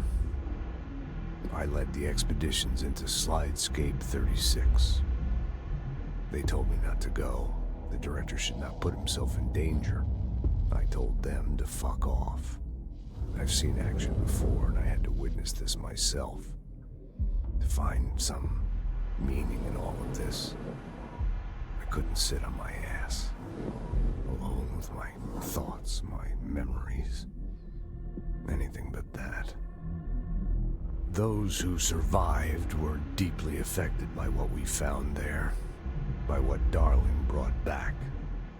It changed everything. Whether that's a good thing or a bad thing remains to be seen. But I did find my meaning in that desert. A sound, like a needle drilling in, cutting through the containment suit and reverberating on the base of my skull. My whole being.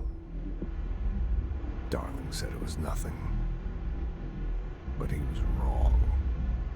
It's been there ever since, growing into a certainty, into an understanding of what's at stake here, what kind of a threat we're facing, and what must be done to stop it.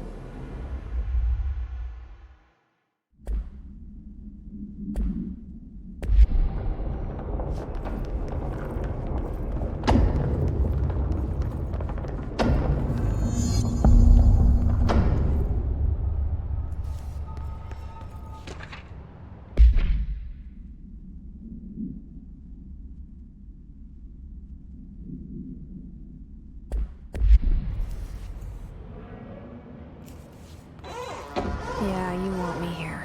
Finding the projector was how this all began. What started in ordinary ends here. You, me, Dylan. We've all come full circle.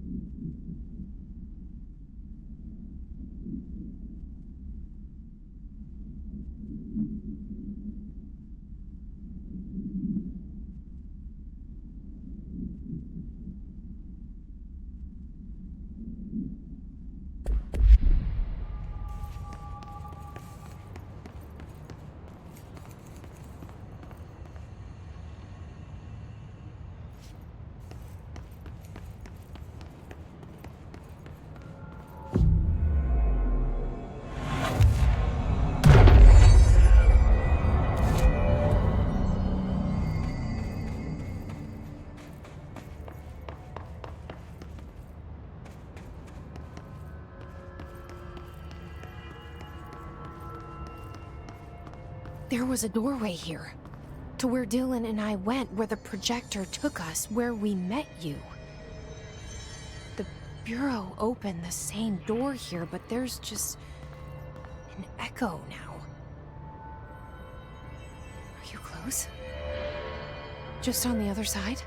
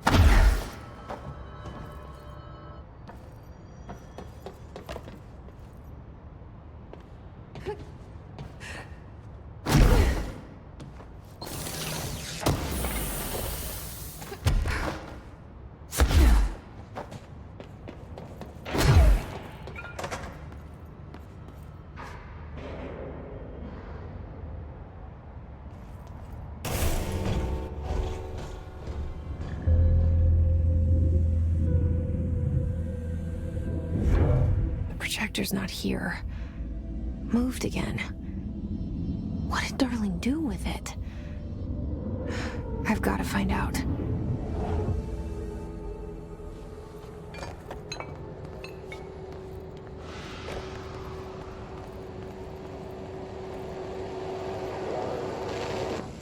The projected image from each slide is a physical portal into another dimension. Only one slide remains. Dylan's sister burned the rest in ordinary before we could intercept. The text on it, color slide film, this side towards screen, and the number 36. The topography of slidescape 36 bears deep wave marks. On the slide and in the distance, there's a formation of 5 pillars like crude, outstretched fingers. There were casualties on our first expedition. Communication is an issue. There is no sound there, as if you've gone deaf. And radios don't work. Correction, resonance from an unknown source in part within the range of audible frequency. It acts in unpredictable ways, causing feedback loops that can tear you apart. Trench insists he heard something else. It made his ears bleed. Our equipment found no evidence of anything beyond the primary resonance. Trench's medical tests showed nothing amiss.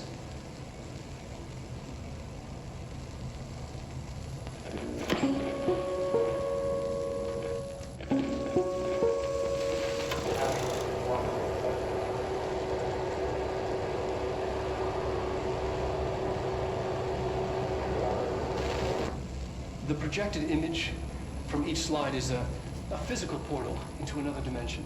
Only one side remains. And Dylan's sister burned the rest in order.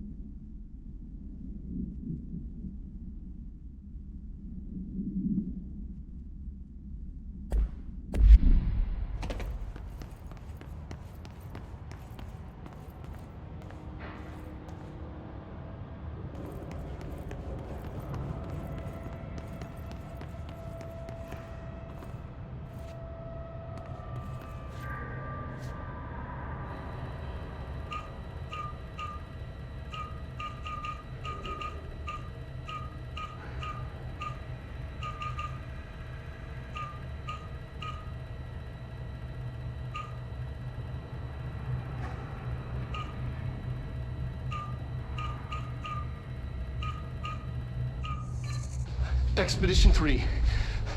We located the source of the resonance in slidescape 36. It is an entity, a living organism of a considerable mass. I've named it Hedron based on its physical shape. Hedron? We built a Was container that for it. you? Did he bring you here? Is that why you brought me here? You're here. You're here. They have you. I know you. I remember her from Ordinary. I thought I'd never see you again. Hang on, I'm coming.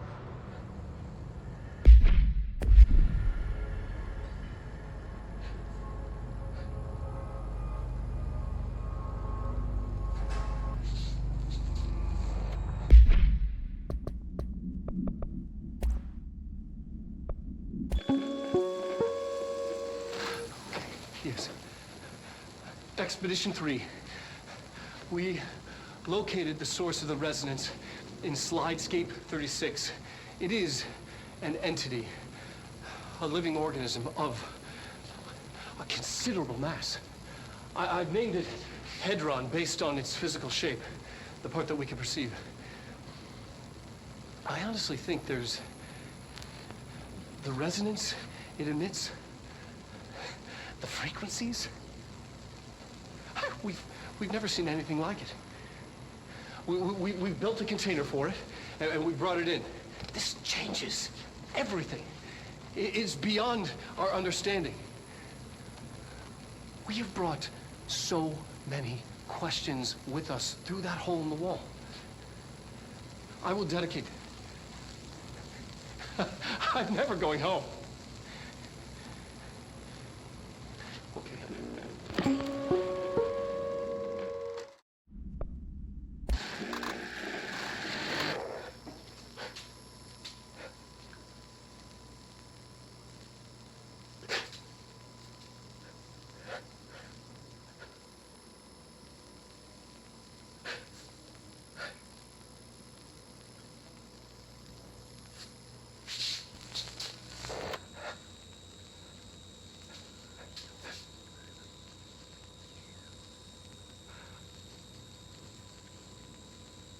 I'm Dr. Casper Darling, and this is my final message. It's not the end. But after this, I won't. I exposed myself to Hedron resonance fully. It's changing me. I've seen.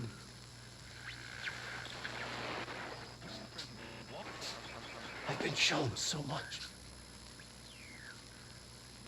Slidescape 36 was where Hedron stopped the spread of another. It's terrifying.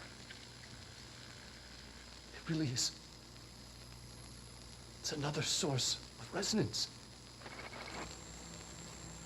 Trench was exposed to this other. It will now spread.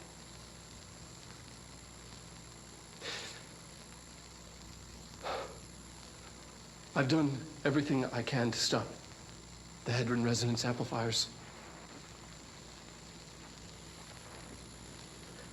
I don't know if it'll make a difference.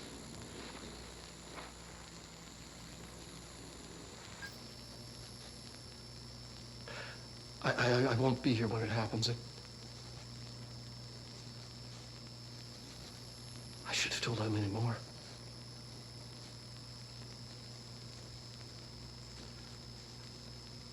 I'm being sent one more lesson. Something wonderful, I think.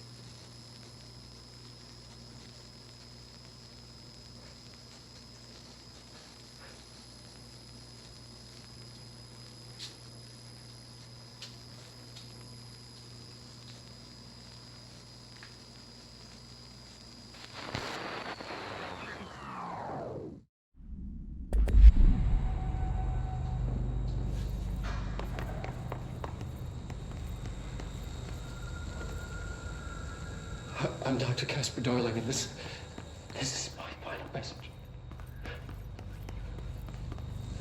It's not the end. But after this, I won't. I exposed myself to Hedron resonance fully. It is. It's changing me.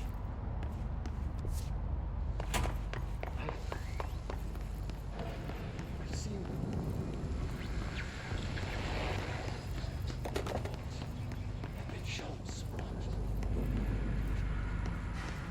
Slidescape 36 was where Hedron stopped the spread of another.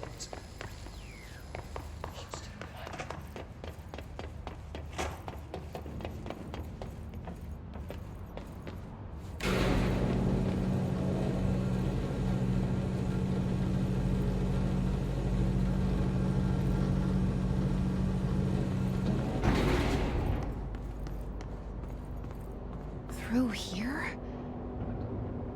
coming through so strong. Darling used this HRA to lock the door. I have to rip it off to get in. Are you sure? Okay, I'll be there. Hang on.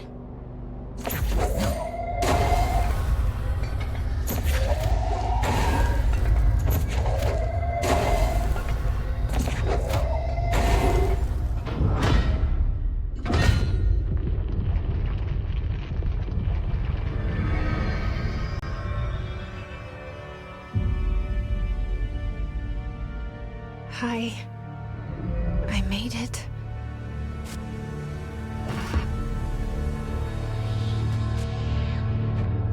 The hole in your room is a hole in you. You gave it, we let you into the hole in you! You have always been here. The only child. A copy of a copy of a copy! No. Why did you... This was a mistake.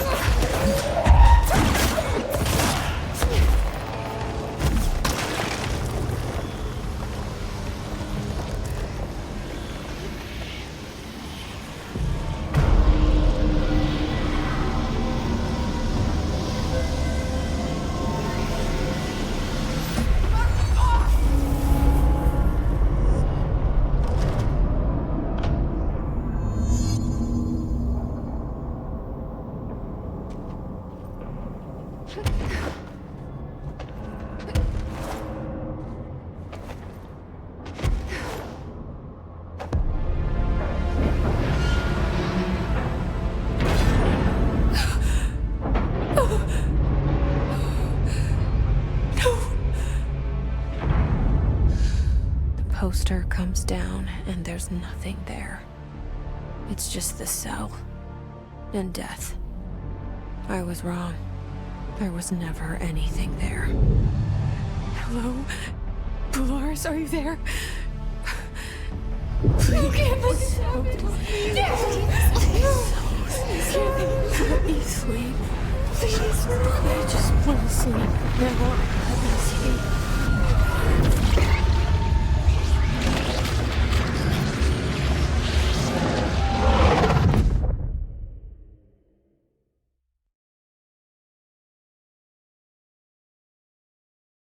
You are a worm through time. The thunder song distorts you. Happiness comes. White pearls you go.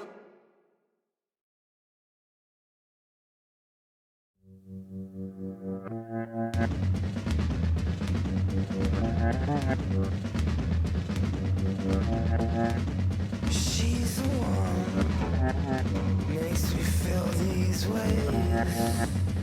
He's the one needs some rays. Can't stand to feel, hate to feel, gone insane. Hijack a plane. Don't push me, 'cause I'm close to the edge. I'm trying hard to lose my head. Can't hardly breathe. I've been in sea. Just my Ventolin. Can't hardly breathe. Can't hardly breathe. Can't hardly breathe. You're late! Federal Bureau of Control, how may I help you? I need those field reports typed up and in management's hands first thing tomorrow. The Bureau's the best at what it does. Protecting everyday Americans from foreign threats. There's the new girl, standing around daydreaming when she should be getting work done. Who the hell does she think she is? The director?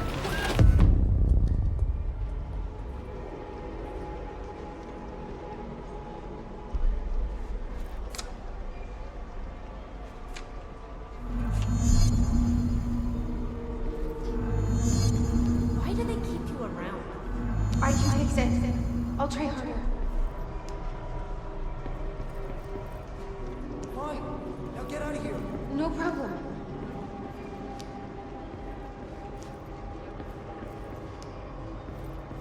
Don't let it go to your head. Glad to be of assistance.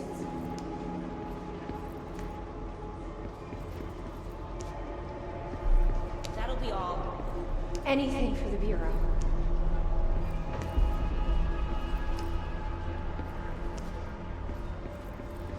Time is money. I will get it done right away.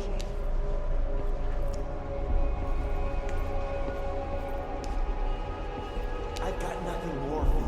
Thank you. Thank you.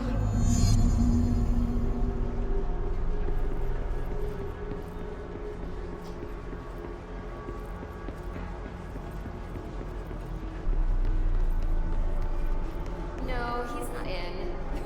No, not today. A research project he has to oversee?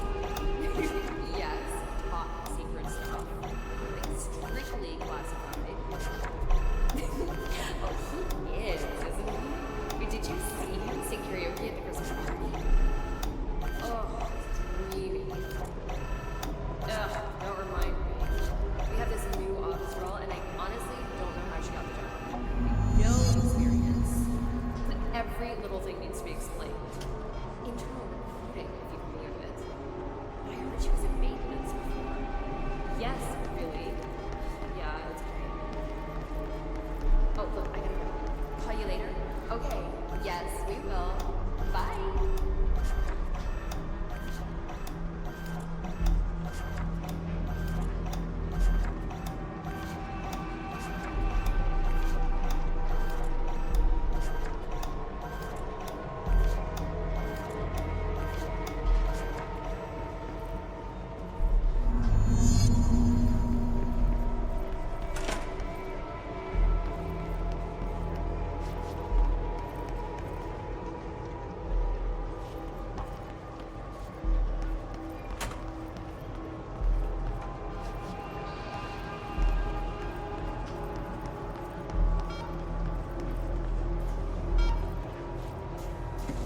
nerve of this woman. Who does she think she is?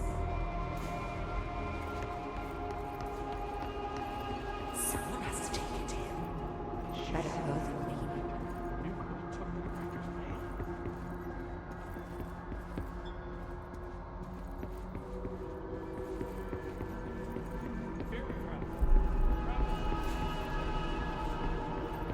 Are you sure you are not lost?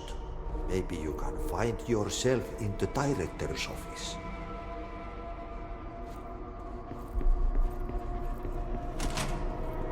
Oh, great. I was just waiting for my mail. Just leave it on the desk there, please. So you're the new girl, right? Well, welcome to the Bureau. We're glad to have you on board. And you should be proud. We do very important work here. Oh, and don't worry about starting at the bottom. I wasn't always the director, you know. My Bureau career began as a lowly agent. Those were the days. I never dreamed I'd one day be sitting here, an old man in this big chair. Like they say, when you're pushed upwards, you'll end up out of your comfort zone.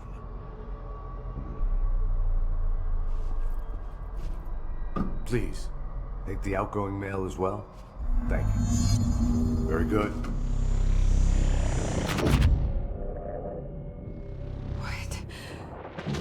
What is happening? I don't like this. No, this isn't me. I'm not me. I can't. Why can't I feel you? Oh, I've forgotten something. I can't think. Oh, I'm lost. Oh, where are you? I can't feel anything. I don't want to be alone here. Want something? Where am I? What is this? I want it end. That'll be all. Wake up, please. I want to go home.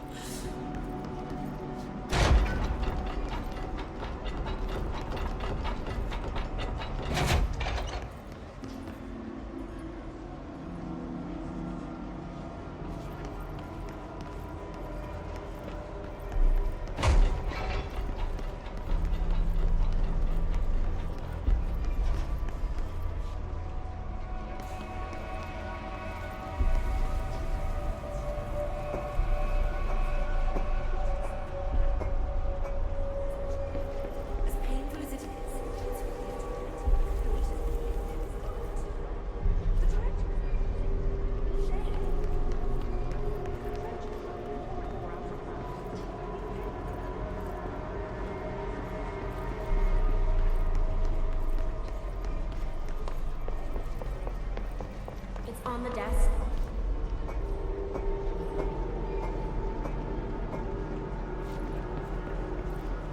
Get moving!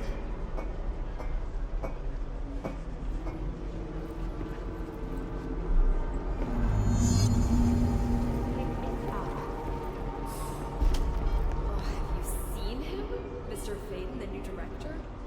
Oh, yeah. Very handsome. With Helen got it. Why do they keep you around? Fine. Now get out of here. You can't find good help these days. You're dismissed. I've got nothing more for you. You're late. I've got nothing more for you. That'll be all.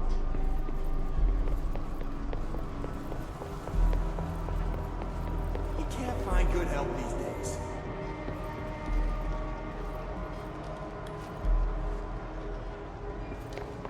Why do they keep you around?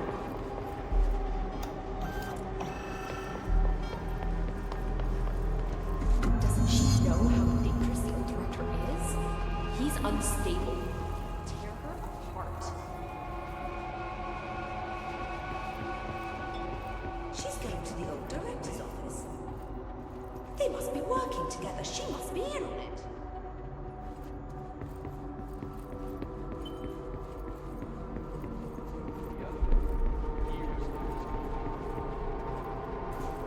You should keep trying. You are getting closer. I need to go inside. I need to keep moving. We've been invaded. I must act. I have a plan. An answer. I'll take the slide projector to the nostalgia department. I'll turn it on. I'll bring the hiss in. I'll fix this. I can hear them plotting against me. We've been invaded, corrupted. I've lost Darling. He was the first to go. He's been exposed to Hedron's resonance. It controls him now. It controls everyone who wears the amplifier device. I ordered them not to use the damn things. They didn't listen. Hedron corrupted the Bureau. They'll never be people again. They're either dead or they're monsters. I'll stop them. I have a secret ally. The nostalgia department. I have my own slide for the projector. I took it. A memento. In ordinary. After the girl burned them. It's burnt, but it'll work. The hiss will save us all. I lost my train of thought. It's confused. Like, somebody, switching channels too fast. I see so much, but it's too fast. On the expedition through the slide, something got into my ear, and it hurt at first. But then it didn't. It started as a distant whisper. Like something you hear in a dream. Like a faraway voice calling you to wake up. I'd open my eyes with those words still on my lips. See, in the dream they had made perfect sense, but awake they're like a foreign language, already forgotten. Then the sense of loss hits, like losing a child, like losing yourself. You see, I was being taught a song, a poem, a prayer that would light up my world and make me break through, make all this pain worth it. Something once lost was found, and it made a home in me. A spring with, like, waves carving me, making me see. And it grew until it filled me.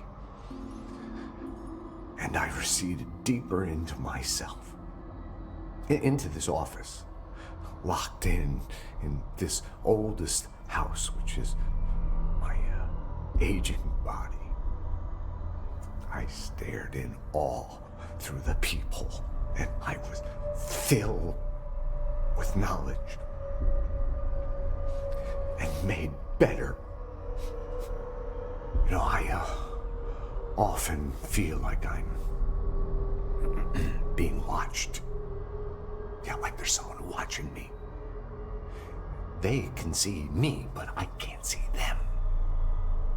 I remember it was like this dream I had last night. See, there was this man, here, in this very room. And then, well, sometimes he was a plumber, unclogging the drain, and because there was a fish stuck there. Yeah, a big fish. But sometimes he was an old god, you see, and he had put the fish there in the first place to keep the waste. There was rising waste from leaking out. So he was, he was conflicted, but he knew many things. But he was also sort of senile, like me. It was more like a riddle or an omen. It wasn't a very good one or an interesting one, but I get so confused so easily. It's so very hard to follow everything that's happening.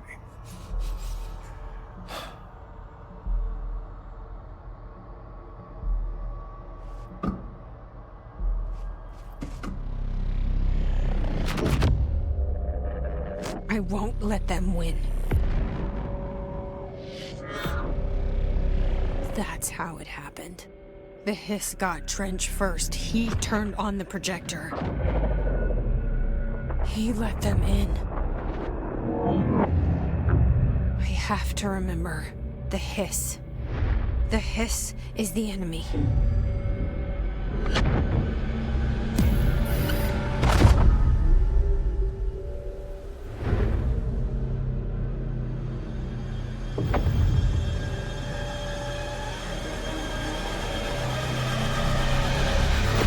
This is all inside my head.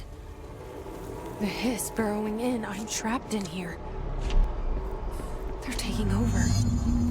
I need to get to Trench's office.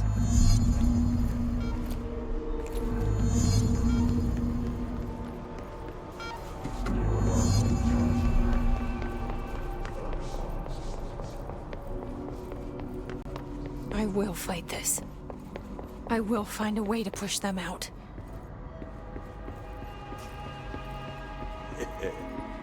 Welcome back. I knew I chose a good assistant.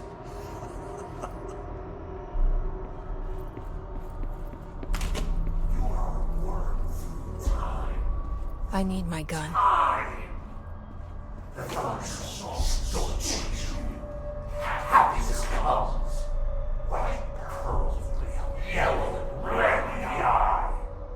Through a mirror inverted, you make right. Leave your inside by the door.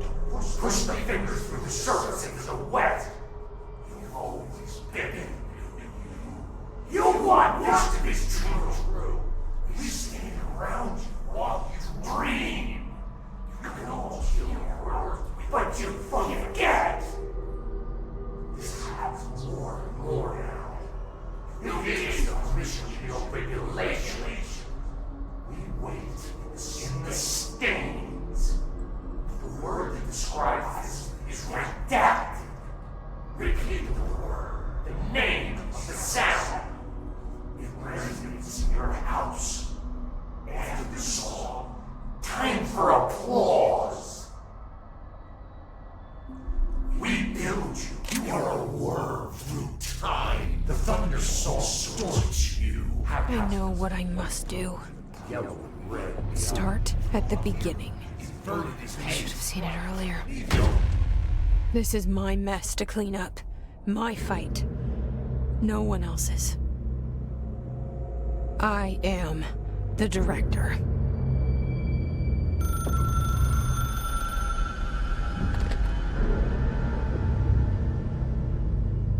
Hello, this is Dr. Casper Darling. I have a classified message for the director of the Federal Bureau of Control. I have sad news. Hedron is gone now, but it was not a source. It was a catalyst. Do you understand? You must go to my office, the Endgame.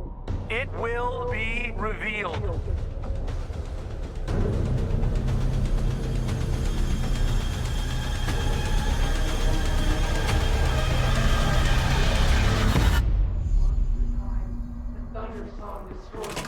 Happiness comes.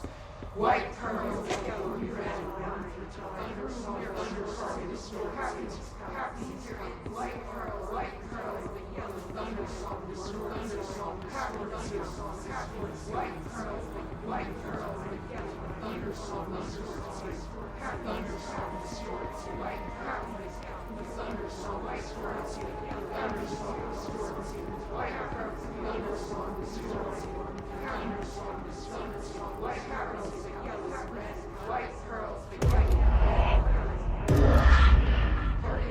You're gone. Dead. I can't feel you. I can't.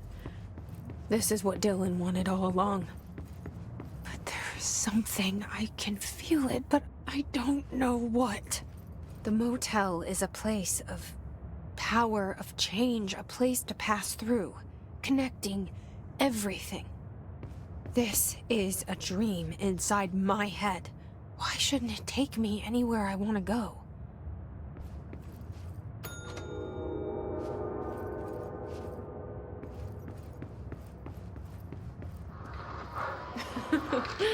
Really?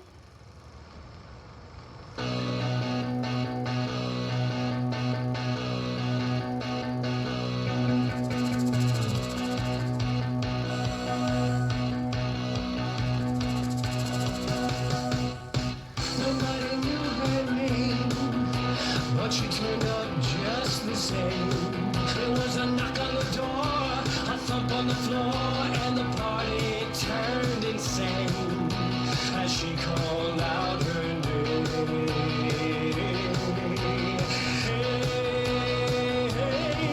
And she walked in looking like dynamite. She said, now come along and boogaloo through the night. And by the way she's moving, well, dynamite, might she not? With all she's got the whole town lighting up dynamite. Nobody quite knowing what to do, wrong or right, but they all know Jessie is dynamite. They're right.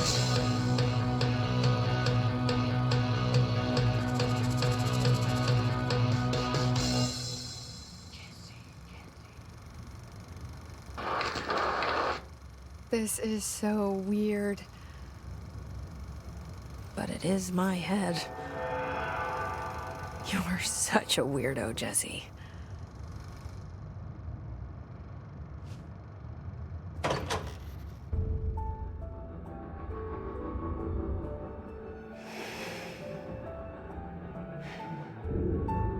Grow brighter around one constant.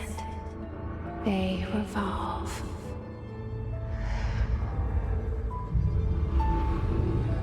Hedron is dead, but you're alive here in me. Maybe Hedron put you in our heads when we met her.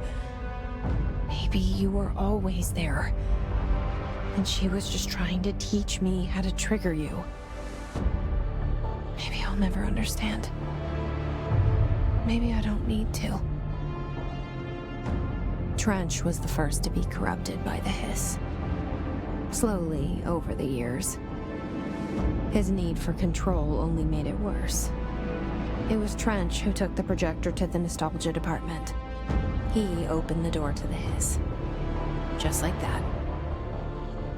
With Hedron dead, the hiss tried to corrupt me too. But I'm stronger than them. We're stronger. They're waiting. They'll try to stop us.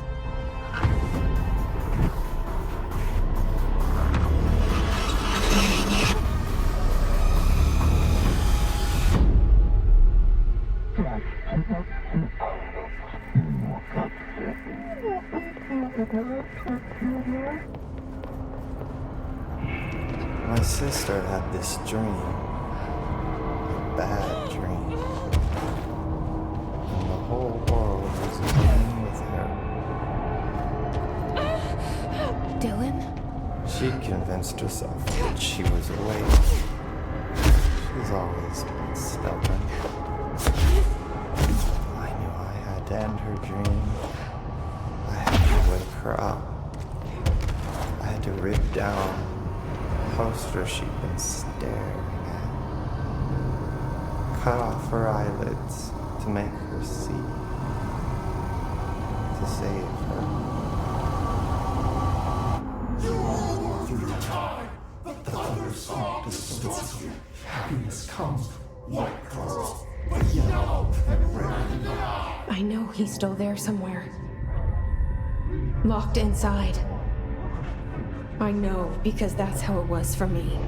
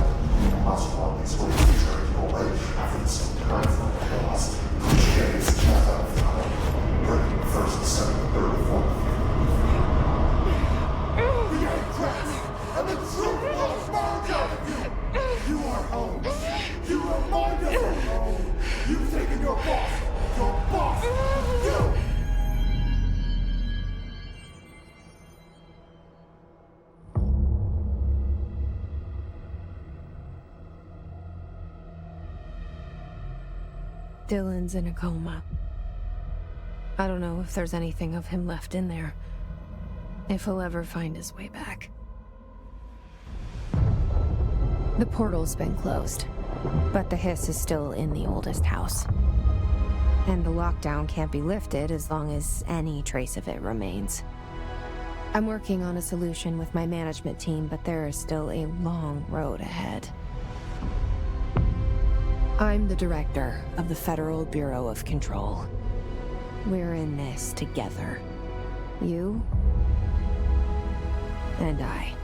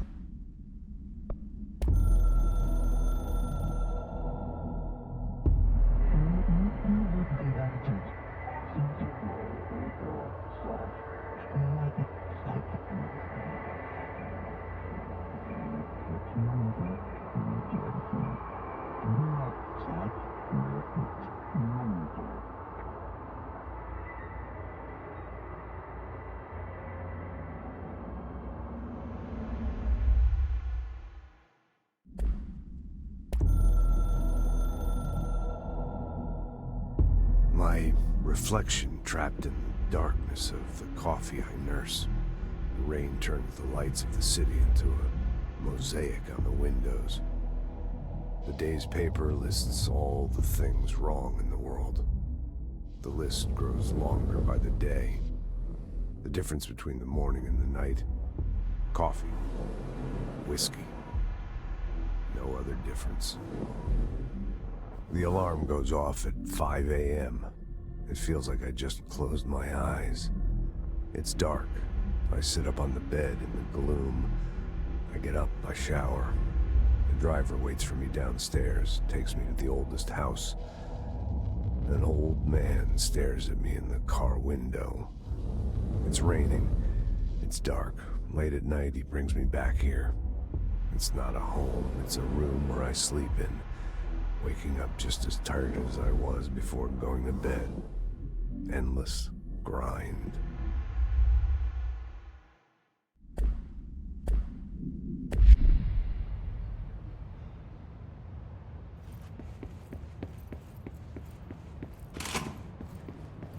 Shawshank Redemption.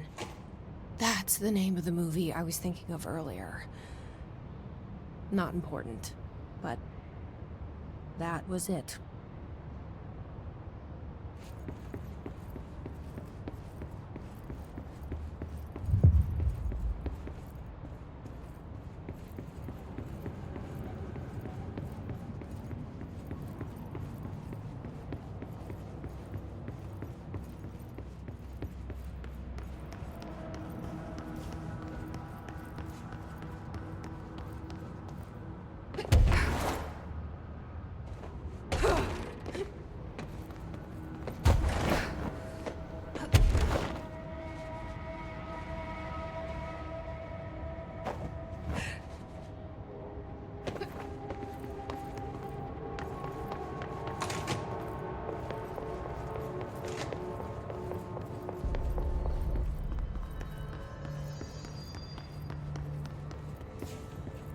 I found a file on the old director, Northmore.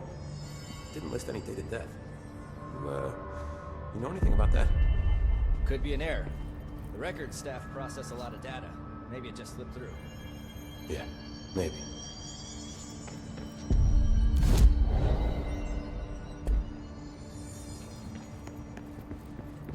Careful out there, Director. Darkness engulfed the elevator. There was something there, reaching for her, trying to make her act. It was a distress call. Faden sensed a drowning man, a hunger in the dark. Investigation sector. Investigation sector, huh?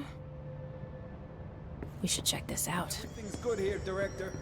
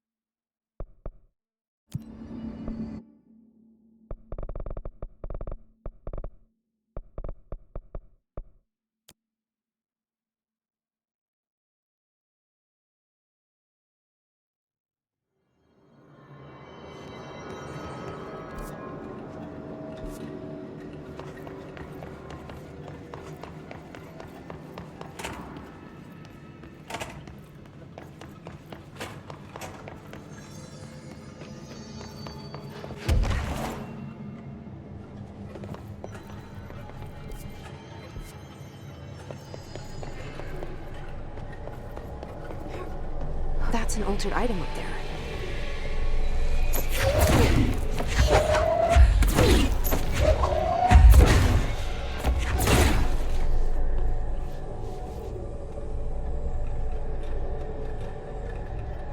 Wasn't so bad.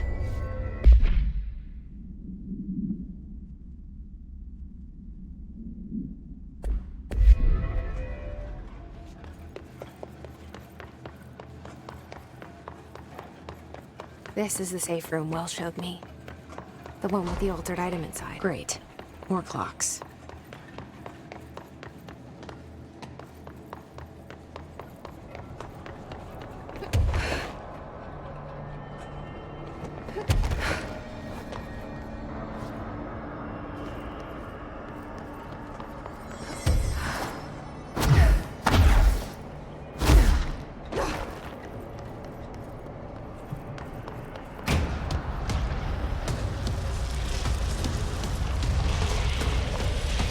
What the fuck is that?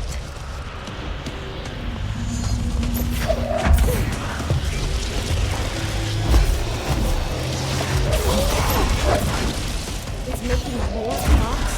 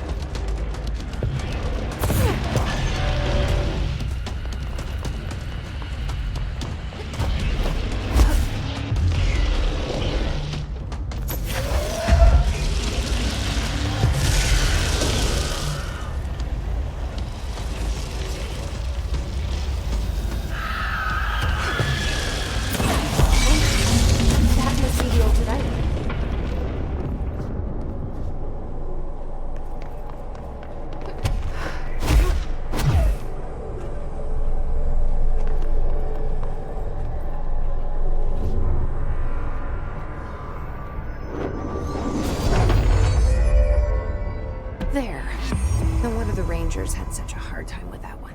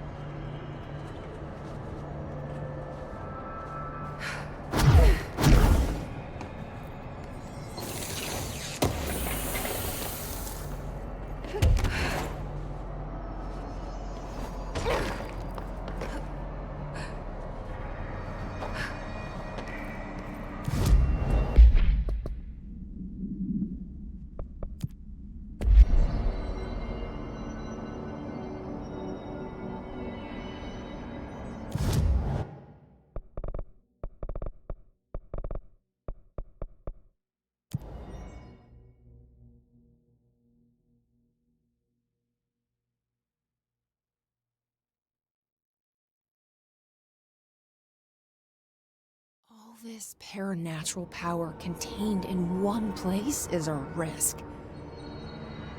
Makes me wonder what other dangers are locked away inside the Bureau.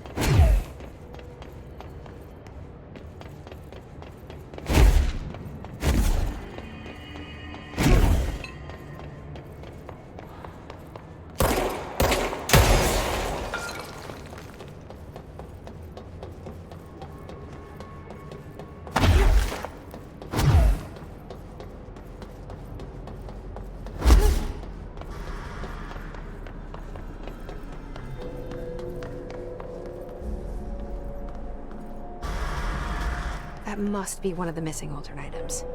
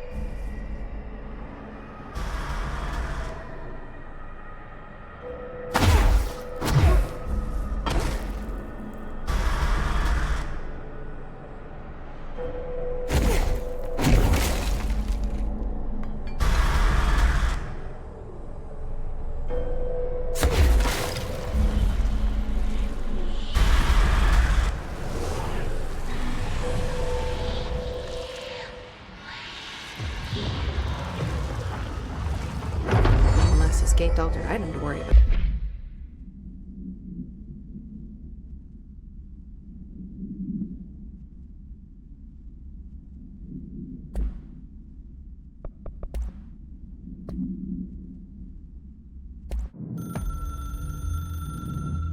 Darkness engulfed the elevator. There was something there. A presence. Jesse Faden could hear it. A call. It was faint, reaching for her from a dark place. Faden was sensitive to visitations. She had them all the time. From her guiding star and the previous director. She was the perfect receiver. As if she'd been made for this. Faden paused to feel it. The force at play here. It was changing things around her, subtle, trying to make her act. Faden didn't like that. Her guide felt it too. Polaris didn't flare up in defense as with the hiss. So it wasn't all bad. Not a hostile transmission. It was powerful, but it was coming from far away. And made weak because of the distance. It was a distress call. Faden sensed a drowning man. A man desperate to escape. She sensed something else too. A hunger in the dark. Not unlike the hostile resonance. Waiting. She knew that desperate acts can have grim consequences. It was this, more than the man's despair, that made her follow the call. The elevator lights winked back on. The darkness receded like a memory. There was a new button on the elevator control panel. Investigation Sector. Faden pressed the button. The elevator doors slid shut with practiced bravado.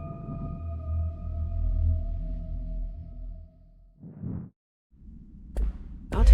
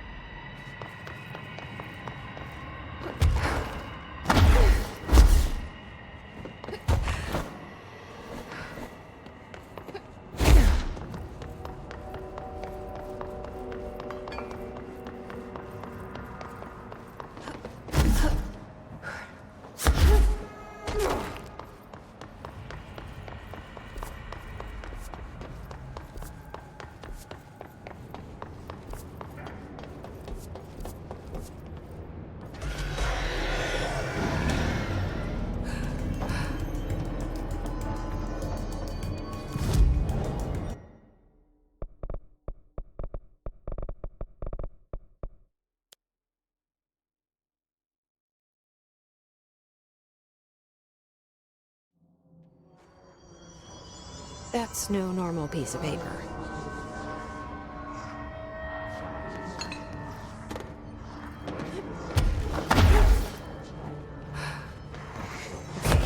need to know where it's going.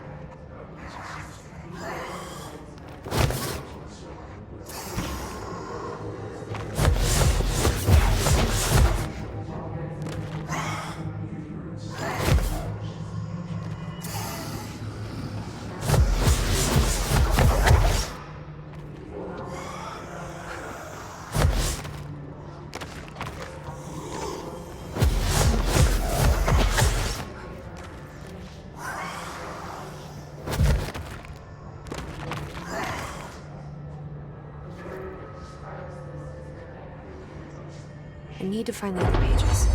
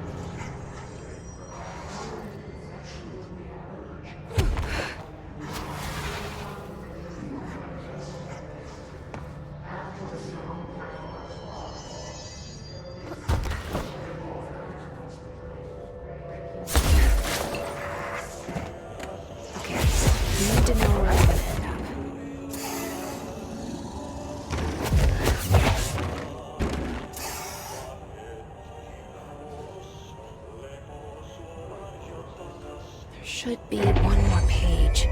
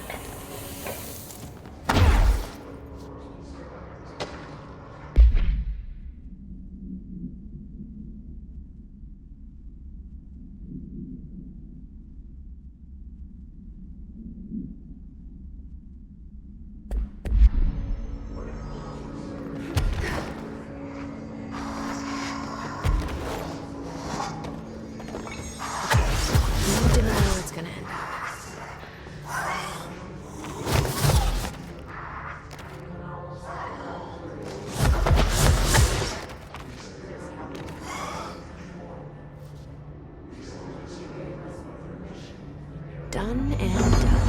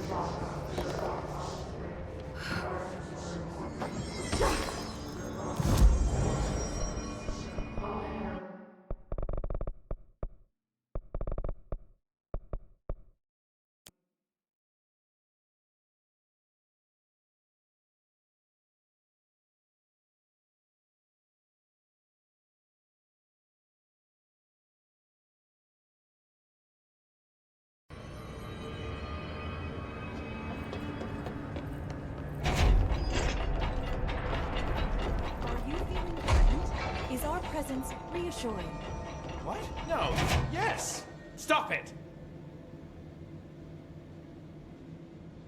I found all those missing altered items. All of them? Wow, you have a gift, ma'am. But those weren't all of the altered items missing from the Panopticon. The hiss must be making them restless. We've had several more containment breaches. How many of these things did he lose? How many? Just a couple. Should be no problem for you. I really appreciate your help. Really. Just super.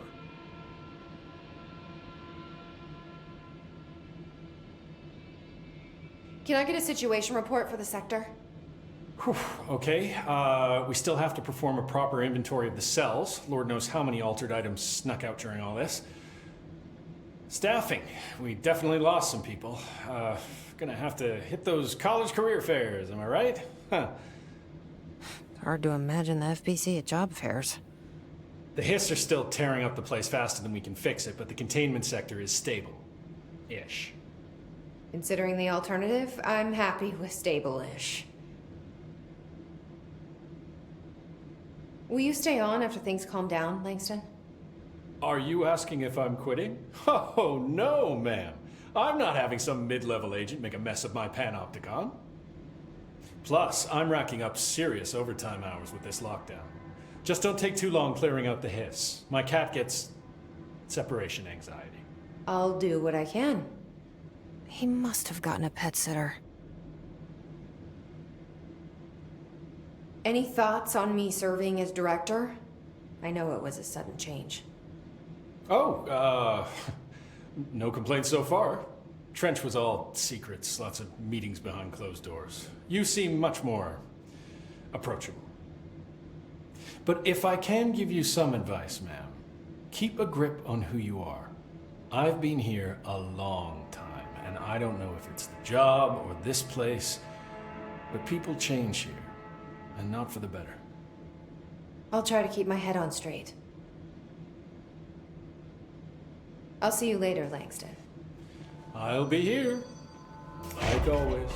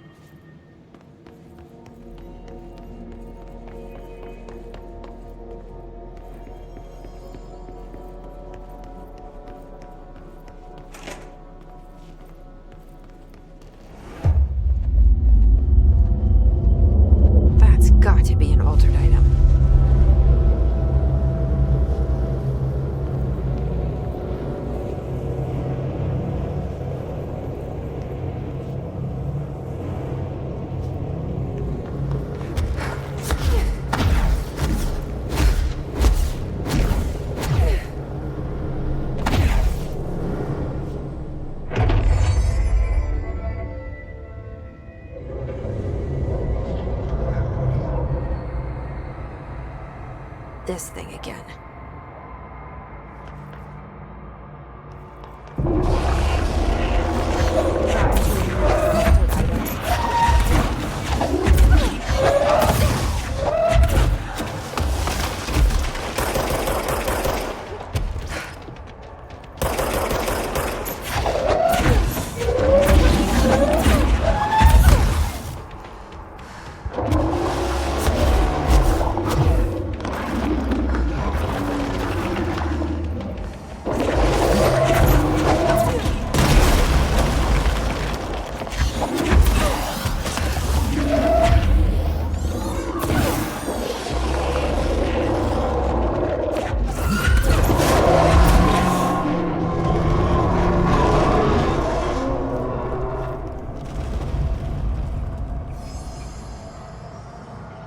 I never did like flamingos. Too...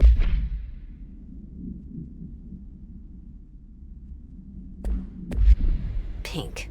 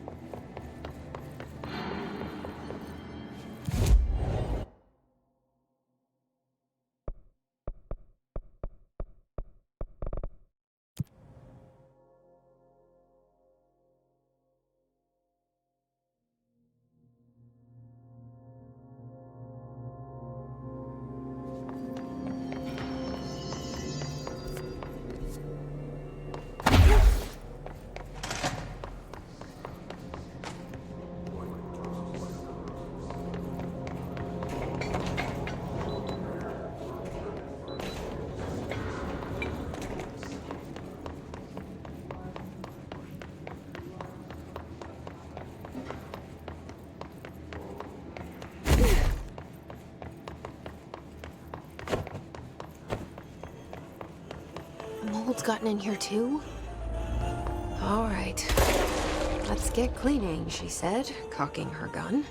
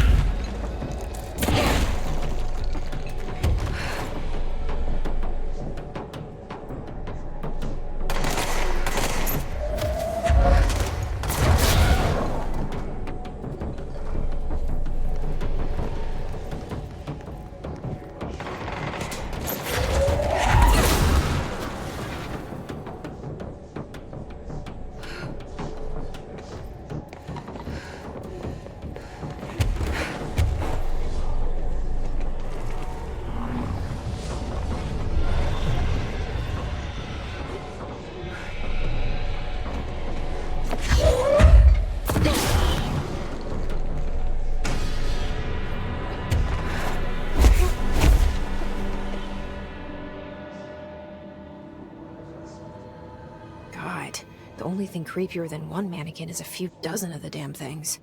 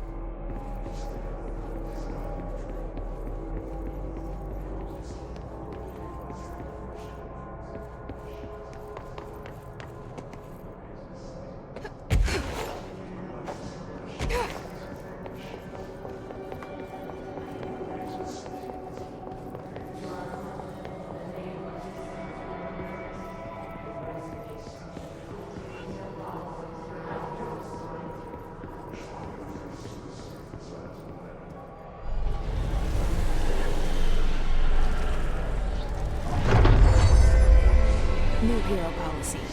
No more mannequins.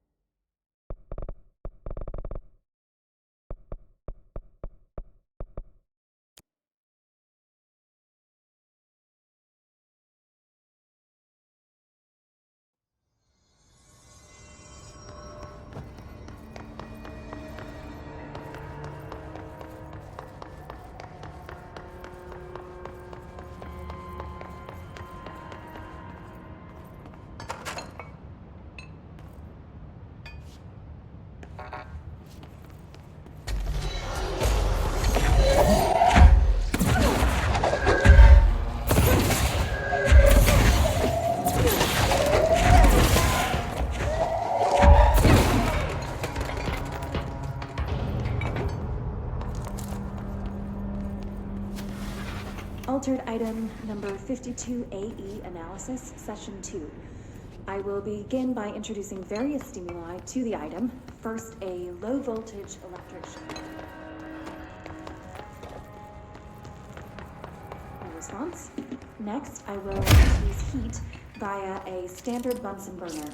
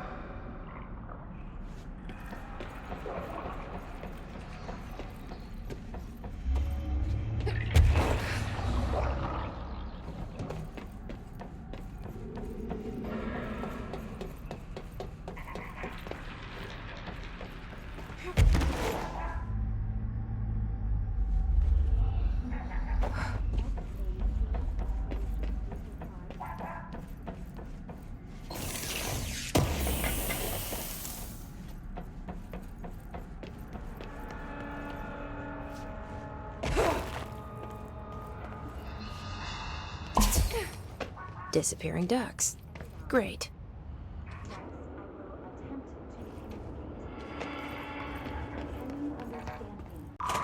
Can you understand my words?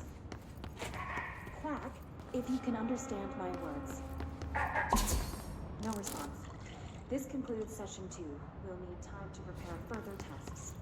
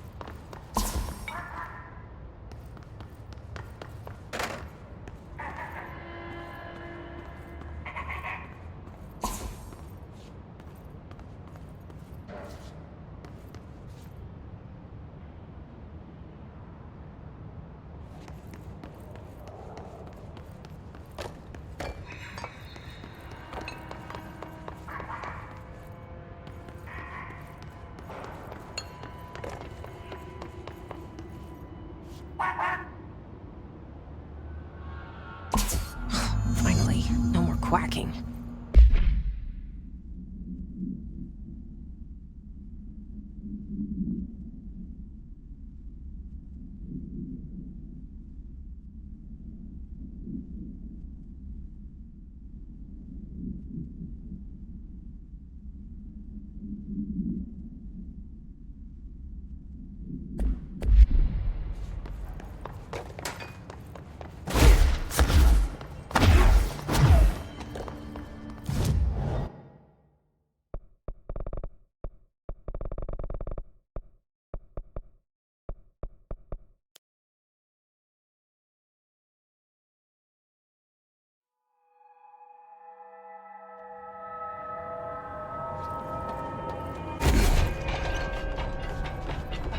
New director visits and my exhibits are suddenly acting up.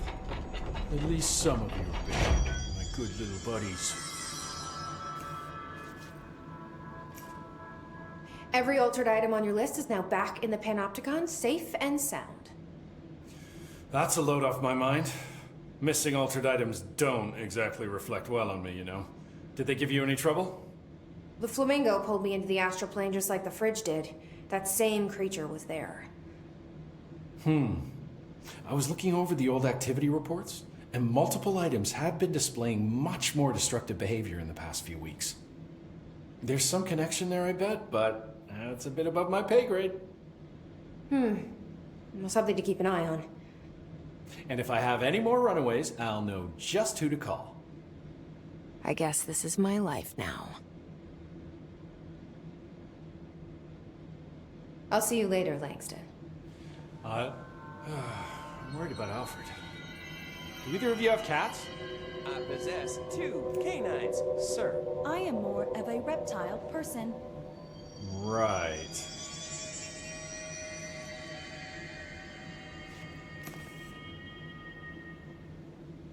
Hello, ma'am. I heard so. Good house cleaning and things will get back to normal, right? Right? I mean, are normal, anyway.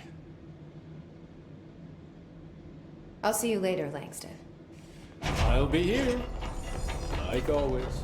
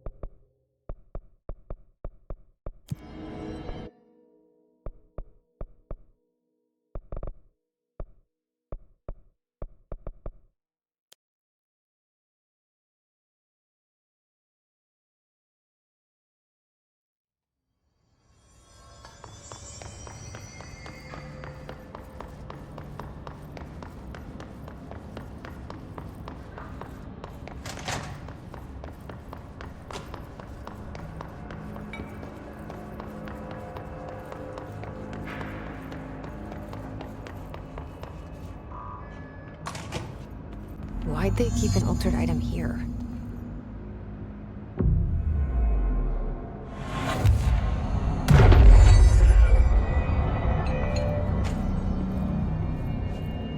Debrief for Mirror Excursion 7C. Subject is Agent Hardy. Hardy spent approximately 3 hours in the mirror. It's the longest time on record. Can you describe your experience inside, Agent Hardy?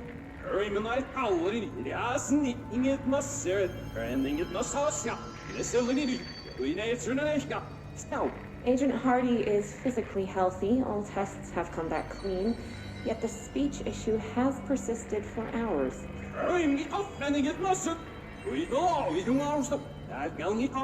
Calm down, Agent. It could be psychosomatic, but the fact that this only occurred after returning from the mirror makes a paranatural explanation more likely. I recommend a battery of tests and a Class Orange quarantine.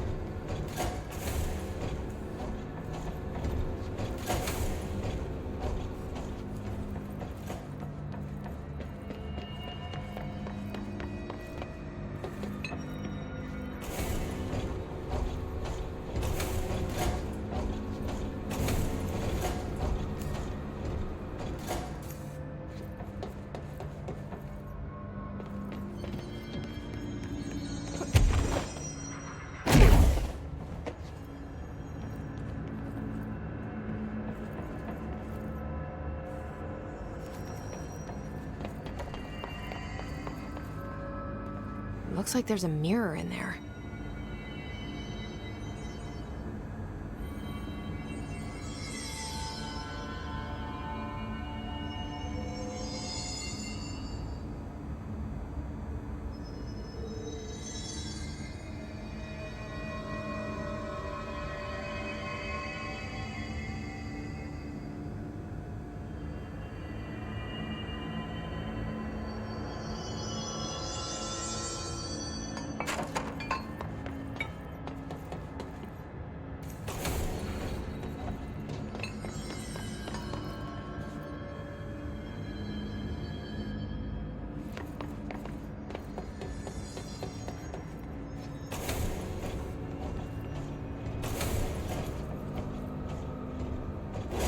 Weird way to lock something up.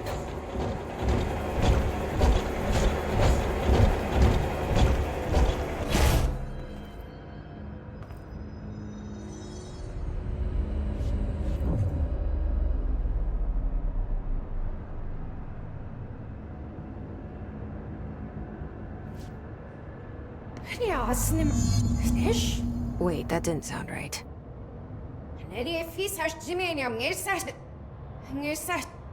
Yeah, that's not good.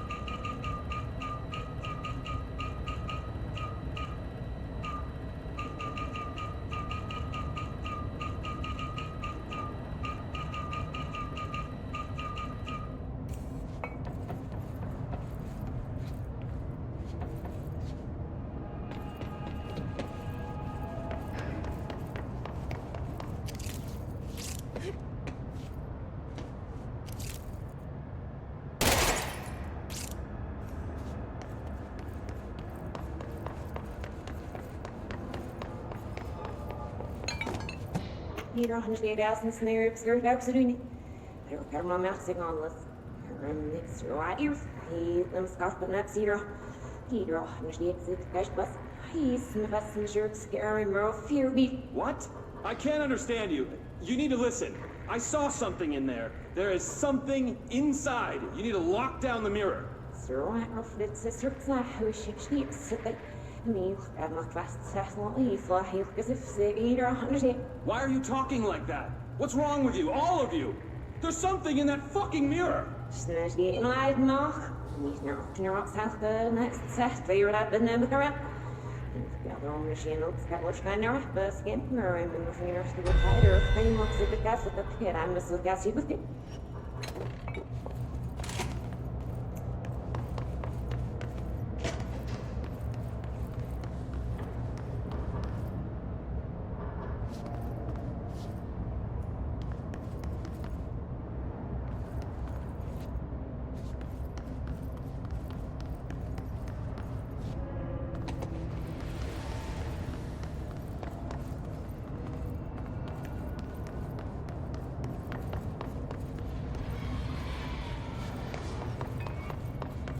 Did you see that? Someone's in there.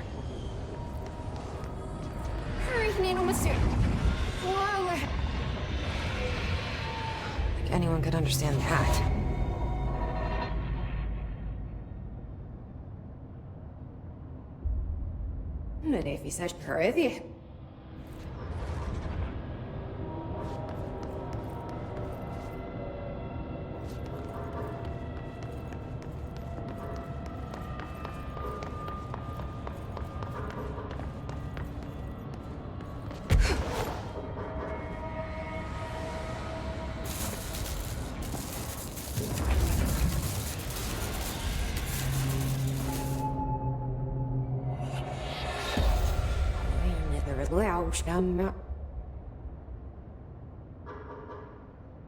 That's not good.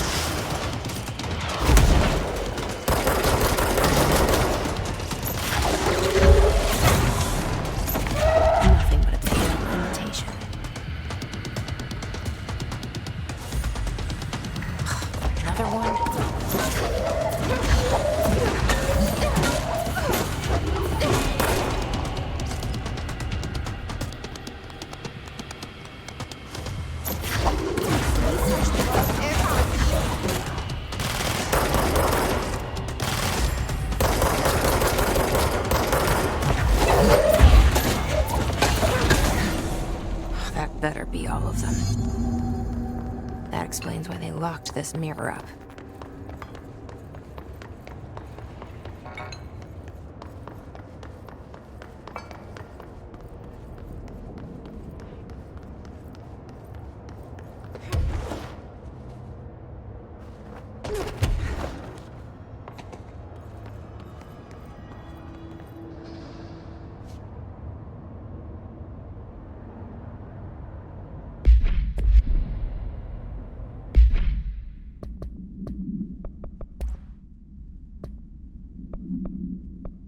Stepping to the FBC, there's lots to do, there's lots to read, but you don't dash and don't scream much. Let's join the Threshold Kids. Let's join the Threshold Kids.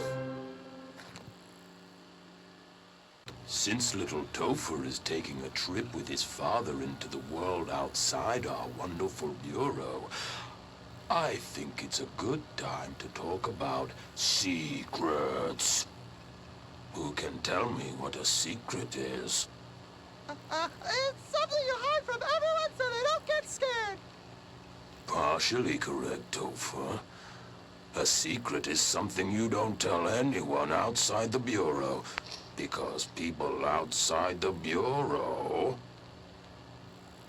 Aren't ready for the truth of reality. Very good. When you tell someone a secret, you're hurting their brains very badly. Now, let's review what exactly is or isn't a secret. First, we have a rainbow. Secret or not secret? Not secret. Correct. And the true version of rainbows? Secret. Correct. Cats? Not secret. Correct. And the Alpine Chimera? Not secret. Topher. Too many slip-ups and your father will have to go on vacation without you. You don't want to end up like Meg, do you? What? What happened to Meg?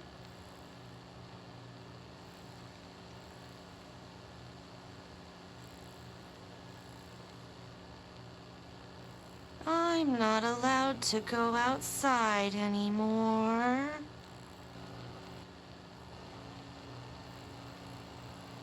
Correct.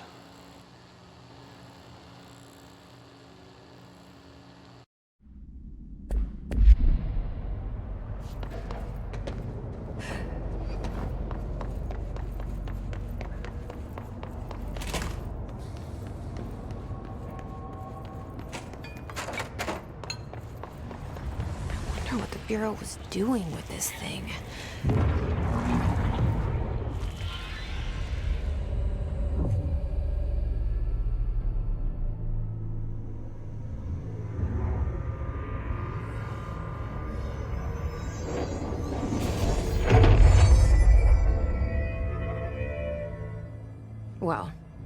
cleansed now. The hiss is gone.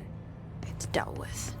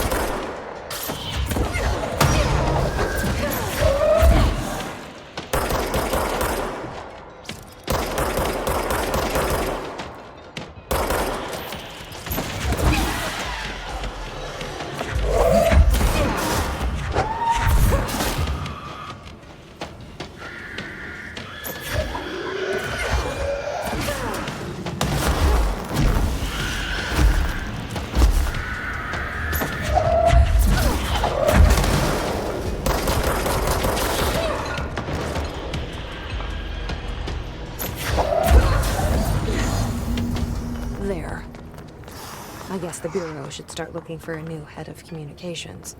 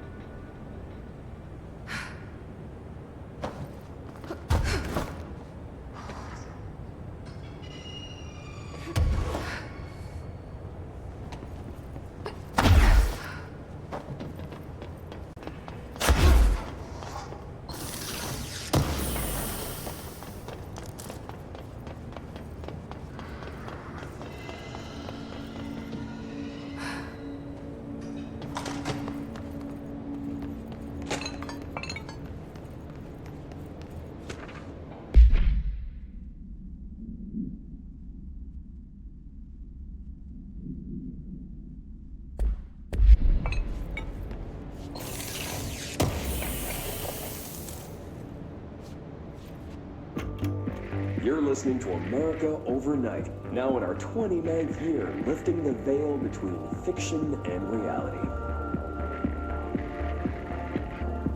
Thank you for staying up with us. I've been getting a lot of calls about this meteor in Sterling, Colorado.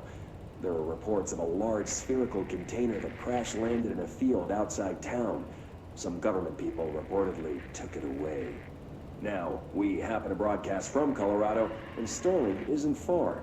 I drove down myself to check it out with members of the America Overnight team. I don't need to tell you, it wasn't long before we found pieces of metal debris scattered in a field. Listeners, this is yet another instance of an unidentified flying object, or UFO, entering our airspace and crashing. That the government took away the evidence under cover of darkness only compounds the fact that these are more than likely visitors from beyond our planet, or dare I say, solar system. Head on over to our website to see pictures of the spacecraft pieces we uncovered.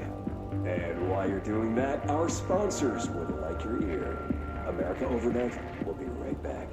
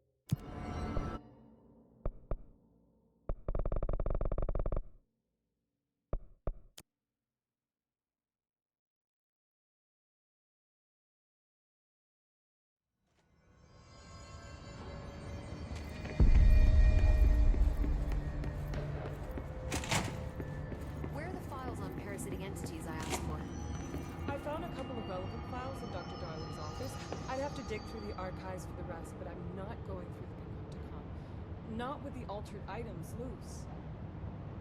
Then go see if any ranger squads are available for a file retrieval mission.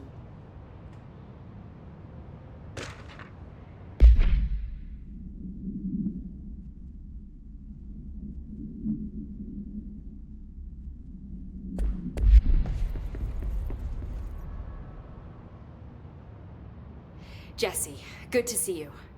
We've got Dylan situated in his containment cell like you asked. I've got medical staff running tests as we speak, and I'd be happy to walk you through the details later. Other than that, what's next? With the slide projector turned off, the hiss are shut out, but we're stuck with the ones already here. We can't lift the lockdown until they're all eradicated. If any hiss ever got out, that would be the end of everything. Well, eliminating them all will take time.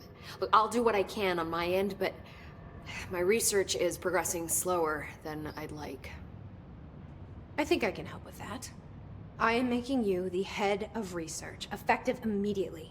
I want you to use everything the Bureau has, every resource, every confidential scrap of data, and find a way to keep the hiss out for good. That's... Really? I mean, yes, I can certainly... Yes! Yes, I accept. You'll do great. Besides, I didn't really have anyone else lined up. I'm honored, Jesse, really. Thank you.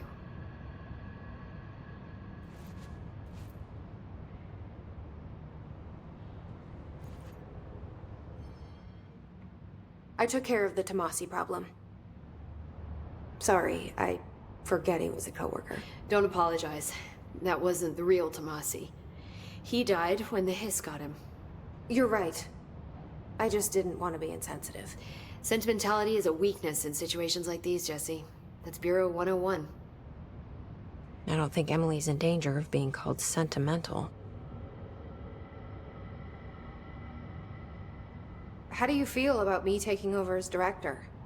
You act like it just happened. You've been director since we first met, remember? I am still thrilled. Nothing's changed. Not for me. But the Bureau has changed. Trench and Darling are gone. Their knowledge, anything not written down, disappeared with them. They knew the Bureau better than anyone. They're the Bureau's past, Emily. We won't operate like they did. We'll learn from their mistakes. We'll be better than they ever were. We won't ever be like them. When the hiss got into my head, I saw some weird things. I think Darling even spoke to me. Does that make any sense to you? Empirically, no, but phantom voices as well as hallucinatory states are not uncommon here. And considering the forces that Dr. Darling was working with, he could have been transferred to a different plane of consciousness, physically or otherwise. And that doesn't upset you? Oh, very. And the fact that he hid those forces from me, it's infuriating. But Darling's dream was always to look beyond our reality. This time he may have taken a step too far, but as long as his consciousness can perceive his surroundings, I'm sure he's loving it. Maybe Darling was just trying to protect you from the darker side of his work. Fuck that. I'm not a child. Like, don't just assume I'm going to consider something morally repugnant. Which it all was. Which it all was, of course. How was Dylan? The same. I can't detect any his activity, but his physiology has certainly been altered by it. And I can't tell if his brain activity is genuine or simply the aftermath of the hiss, like spasms. Dylan could wake up tomorrow for all I know. I really can't say. Then I just have to wait for him. That's fair. He waited a long time for me. Don't worry. We'll be monitoring him round the clock. If he wakes up, we'll be ready. I don't mean that in a hostile way, just... well, you know. I hear you. My brother isn't exactly popular around here. I hope one day he'll have the chance to change that. So, there was a moment after Hedron died that I couldn't feel my powers. The hiss got into my head. Just for a moment. So that explains the HRA outage. Before we knew what was happening, the hiss had us. They were in my head. I saw terrible things. I mean, I was about to go under forever when the hiss was pushed back. The HRAs had come back on. Dylan vanished afterwards, and we fought off the hiss that came after him. So if Hedron's death knocked out the HRAs, that means there must be a new local source for them to relay, which I'm guessing must be... Me. You. Hedron is dead, assuming that word even applies to a resonant-based life form. But whatever it awakened in you, the power you call Polaris, is still active. Or at least, that's what my instruments are telling me. I don't think we're ever gonna understand all of this. And I'm okay with that. I'm just glad you're here with me. That's good to know. Thanks, Emily. I found Dylan attacking the astral plane and the board. What was he hoping to accomplish? Huh. Since they arrived, Hiss have been corrupting objects of power, which have an inherent link to the astral plane. Maybe their goal was to access the astral plane and the board itself. That still doesn't tell us why. His motives are a difficult thing to work out, but I have been digging through confidential files and noticed a strange gap in knowledge regarding the board. Looks like any data on them has either been deleted or was never gathered in the first place. Then maybe it's time someone looked into that. Maybe it is. Well, I've got a bureau to run. See you soon. Yes, ma'am, Director Faden. Please, Emily. Not even as a joke.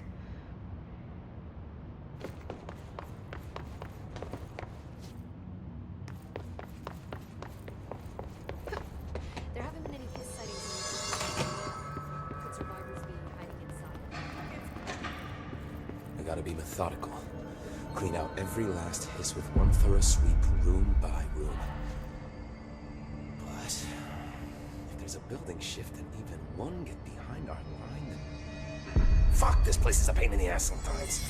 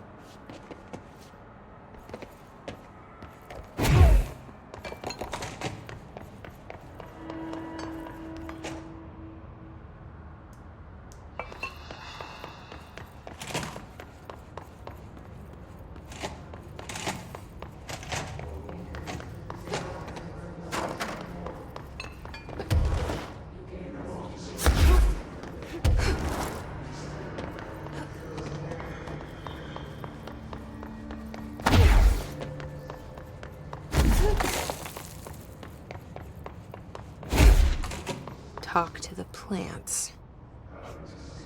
Small talk was never really my strong suit. At least they can't talk back.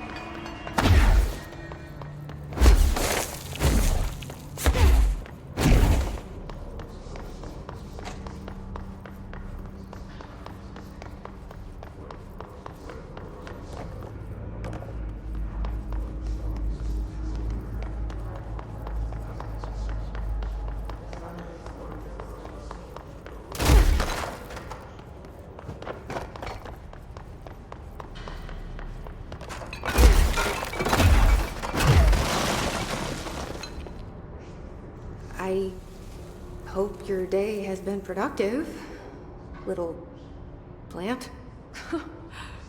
That really works, huh?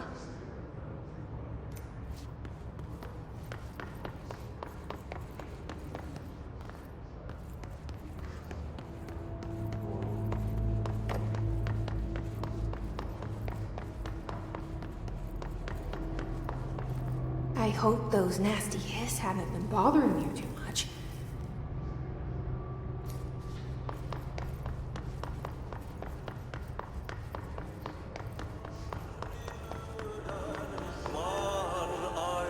I wish my leaves were as pretty as yours.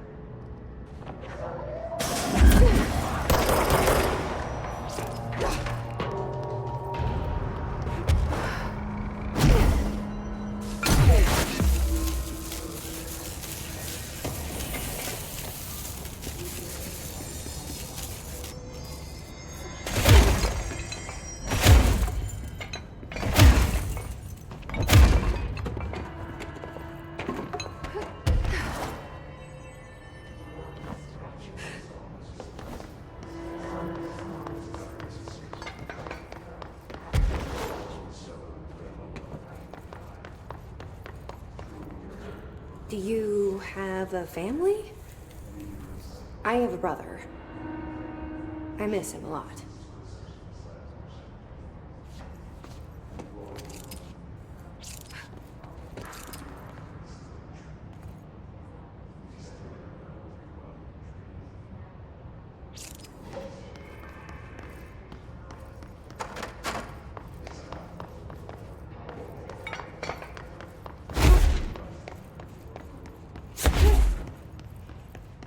You and Hedron were never one and the same. HRAs? She... The hiss are out there? It helped Darling with the HRAs to slow the hiss down. Of course.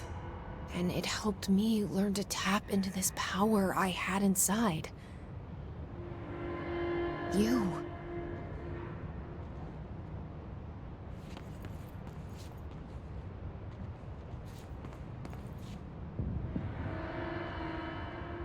Where did you attend school? MIT.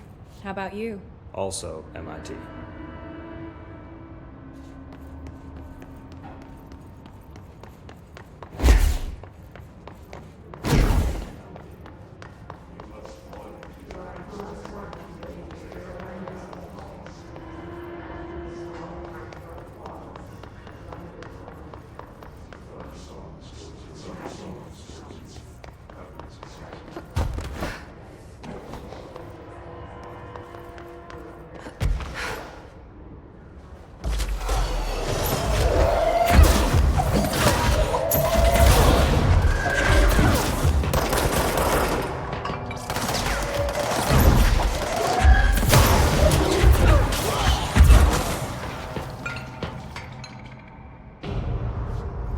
They say I'm the director, but what does that mean?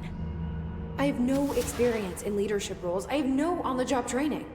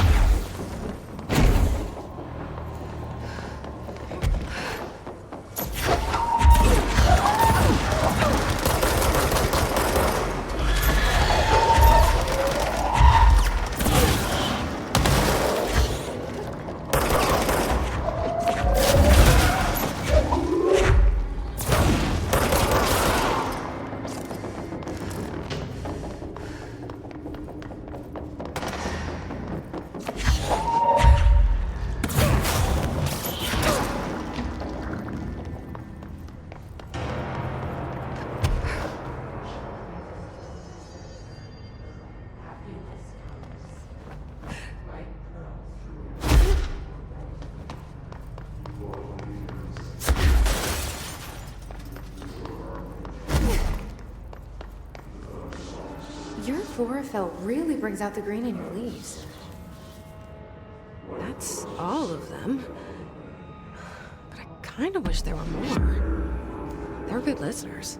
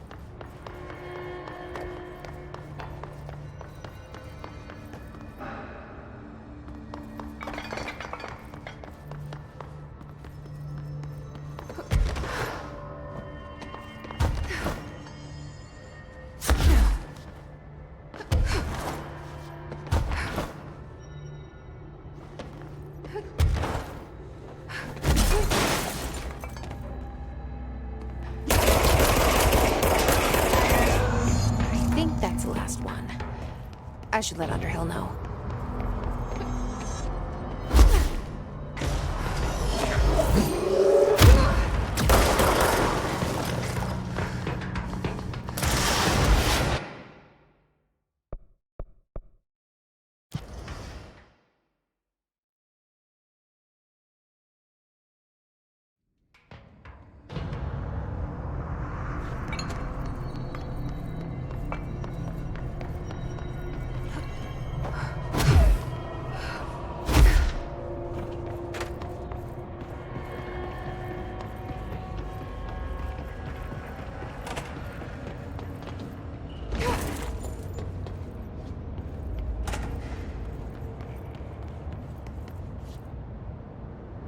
I found the hosts.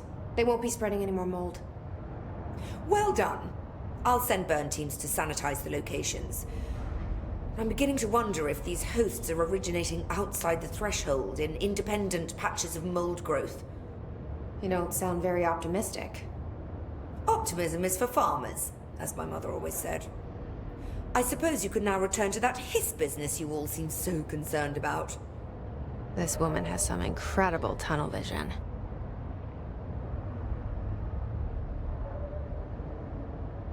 I assume you'll be staying with us until the mold is eradicated. Indeed. Until I find a permanent resolution to this pesky fungus business, I'll be here. Perhaps even beyond that, seeing as you are quite understaffed at the moment. Though I hardly have a say in my own comings or goings. Your oldest house won't open the exits until those hiss monstrosities are cleared out. Glad to have you along for the ride. Will the mold be under control anytime soon? We were barely containing it with weekly controlled burns. Just look at how it has spread after a few days of non-interference. It's beyond the threshold now. The floodgates are open. So that's a no. Americans. With Darling gone, I'm putting Emily Pope in charge of the research sector. Are you okay with that? Perfectly. You have pulled Excalibur from the stone, and now decree as you see fit, O Queen. What a true meritocracy we live in. Glad to hear it.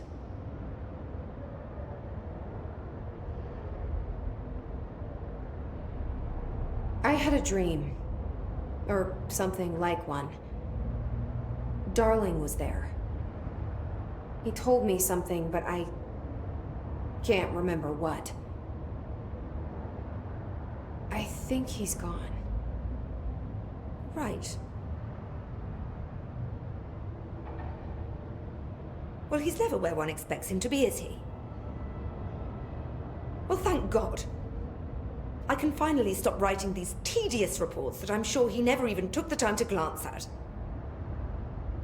If you speak to him again, can you tell him I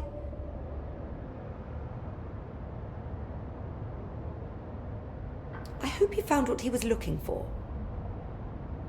I'll try. I should be getting back to work. I'll see you later, Rhea. Dr. Underhill, if you please.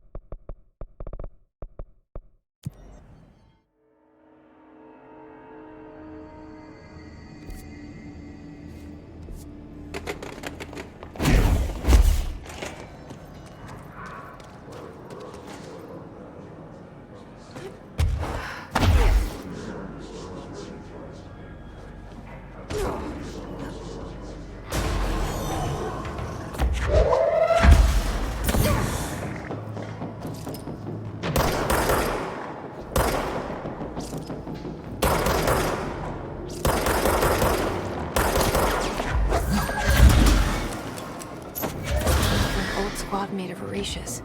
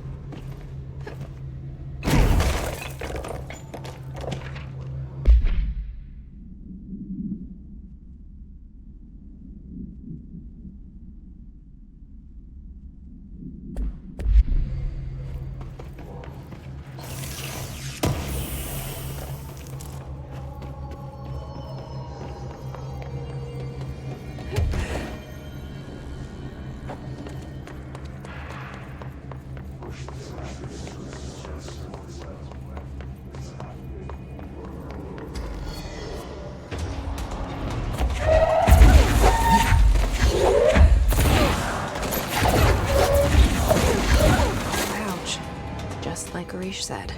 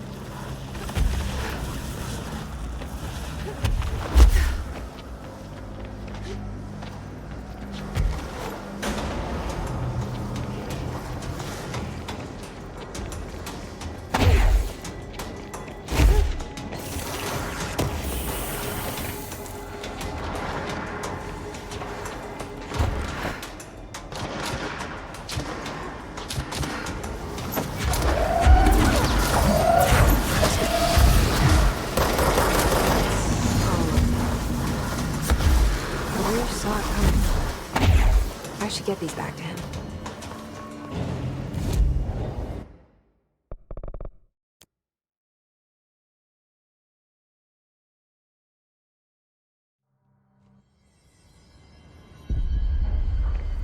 Hey, I found a file on the old director, Northmore. Didn't list any date of death. You, Here are the pouches. I found 6. Well, that's all of them. Not counting mine. Well, I guess I'll just have to wear all of them. It sounds sappy, I know, but... well, it's all I can think to do. Nothing's easy with the hiss. Is it rude to ask what's inside? What's inside the pouches? Too late now. No, the story's confidential, but, well, I guess I can tell you, being the director and all. So, the Bureau had heard rumors of a werewolf gathering upstate every full moon. Us being rookies, they sent us to confirm it was bullshit. Hold on, is he about to tell me werewolves are real? Turns out, there was an altered item that was creating violent gravitational anomalies during full moons. Oh, man, we nearly bit it that night. Well, to remember the occasion, we all bought silver bullets to wear around our necks, just in case we ever ran into another werewolf. So why did you leave the Rangers? Well, thought I could do more good here. Somebody's got to protect the people who protect everybody else, right?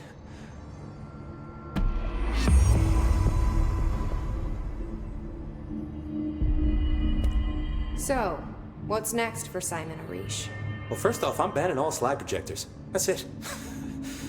Seriously, though, we need to review our protocols. Research should not be making decisions that endanger the entire Bureau, fuck it, the entire fucking world, without some serious oversight. I think Pope would agree. Certain people in the Bureau have been working in the shadows for too long. And I'd like to make these HRAs part of the mandatory Bureau uniform. They're not stylish, but better safe than sorry. I don't think anyone will complain. Not after this. What are your thoughts on me serving as director? Well, I couldn't be more excited. I mean, look, don't get me wrong, Trench was fine, but... well, you pulled us back from the brink, so... well, I'm honored to serve, man. I mean, fuck, shit. Phaeton. Sorry. He'll get it one day.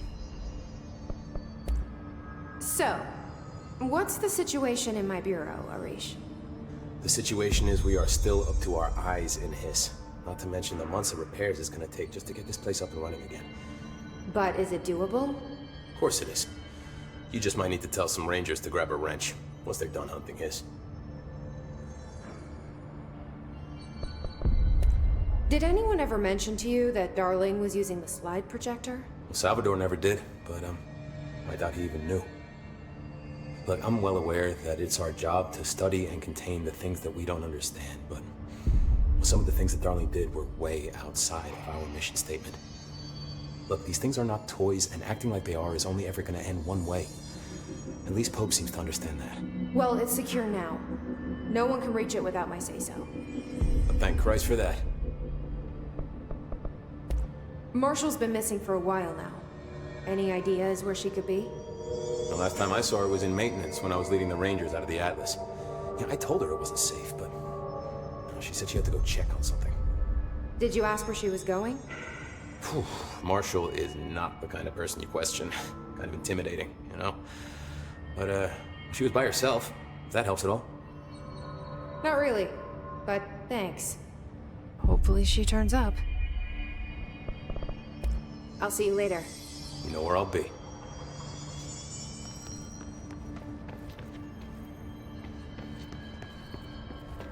see you, man.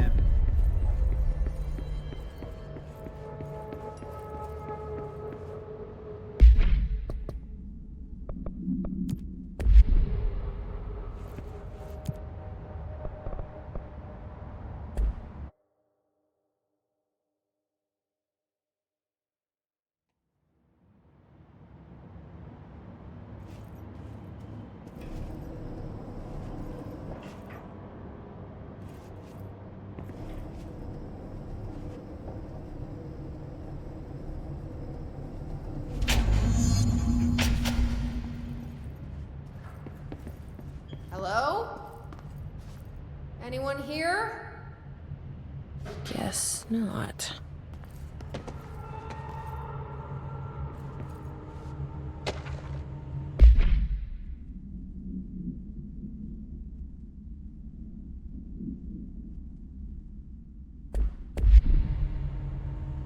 Seems a lot more crowded than the rest of the Bureau.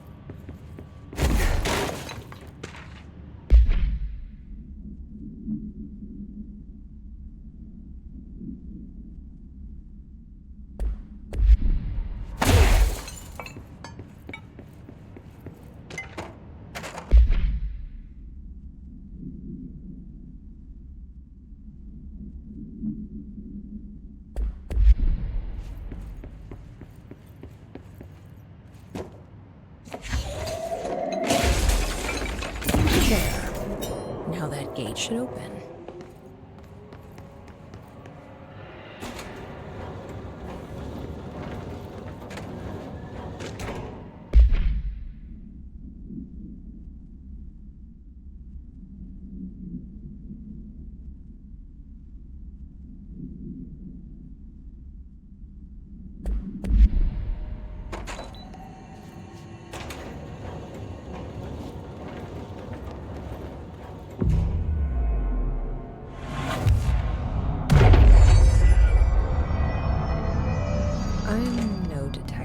but something definitely happened here.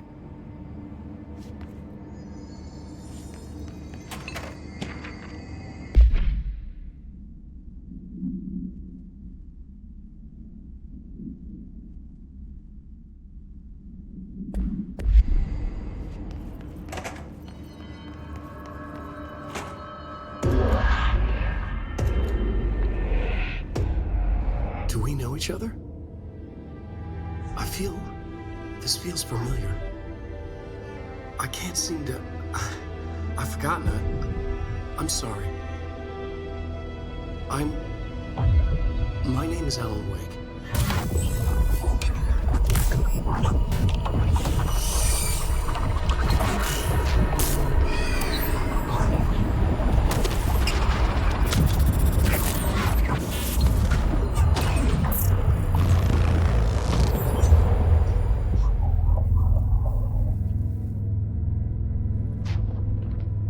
Who are you?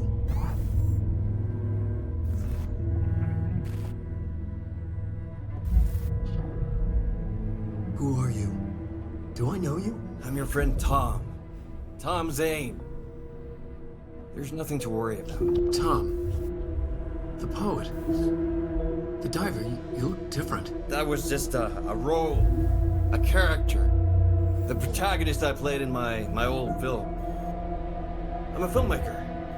An auteur like yourself. We're working on this together, remember? An artistic collaboration.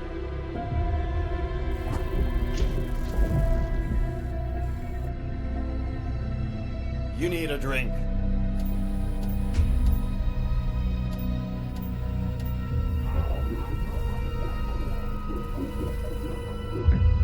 Yippish.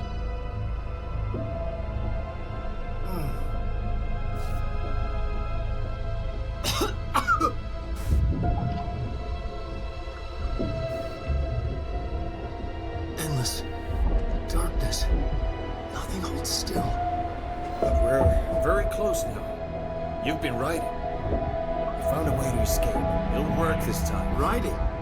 You found a way! No. I don't... Wait. There's something. It's my double. He's out there. I've seen it. Yeah. Nothing to worry about. I'm dealing with it. It's fine, my friend. Let me handle him. You've met him? What the hell? Now, come on. You misunderstand me.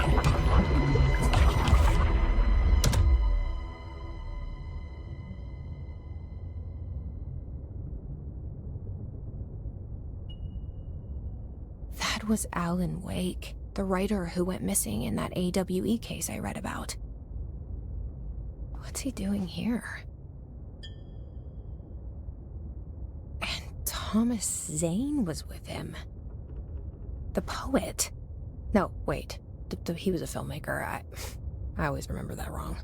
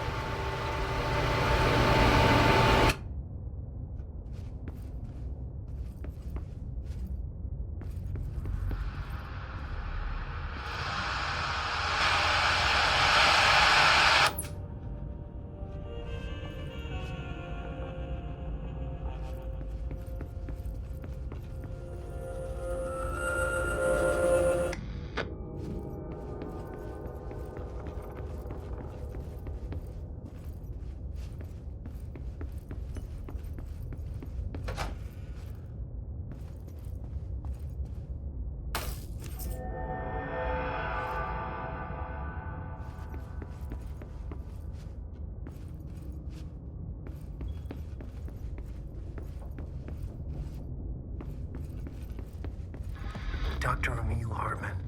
devoured by hungry darkness, became the thing that had been Hartman, broke loose, killed everyone it could, lurking, roaming, waiting. Then something else came, a resonance. The thing that had been Hartman went through another change.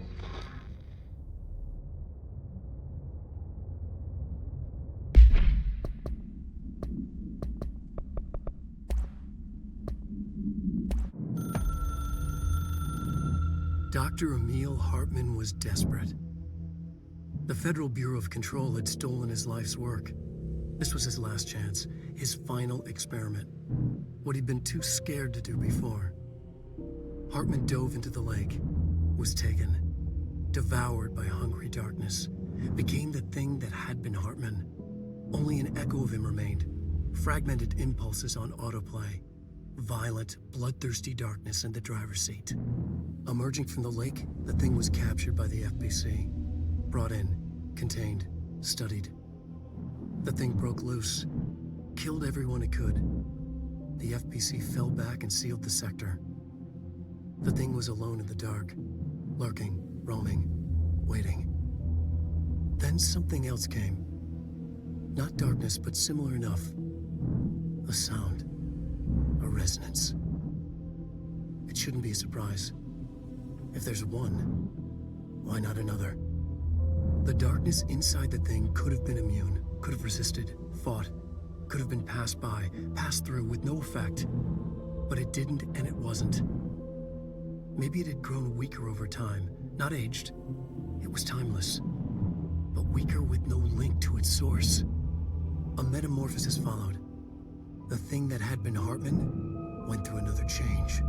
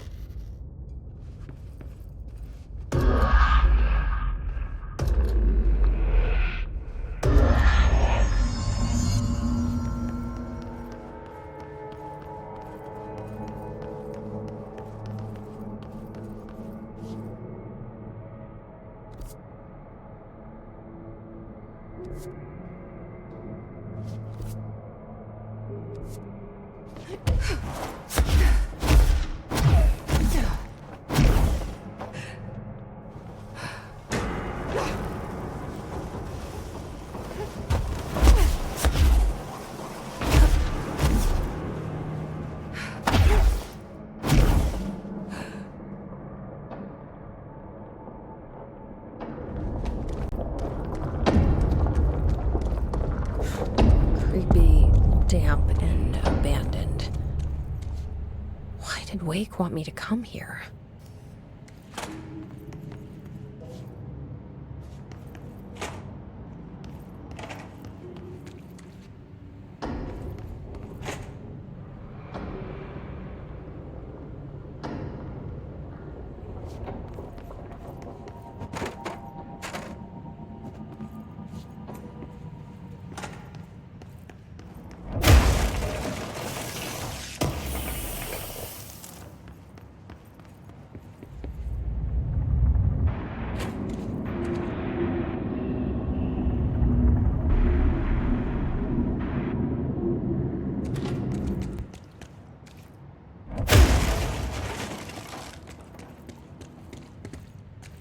That doesn't look like a house shift. Do I even want to know?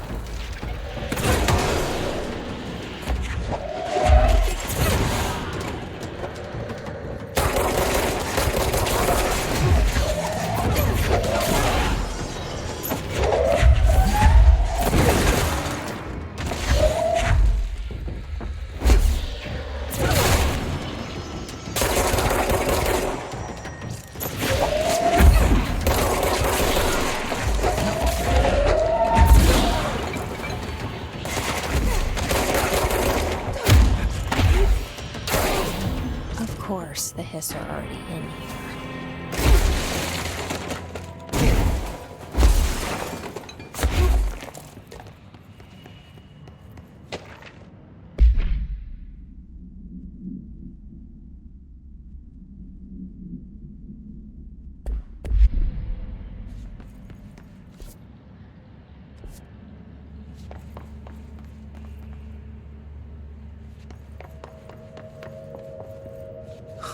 Whoa. Looks like the house has gotten a little wild in here.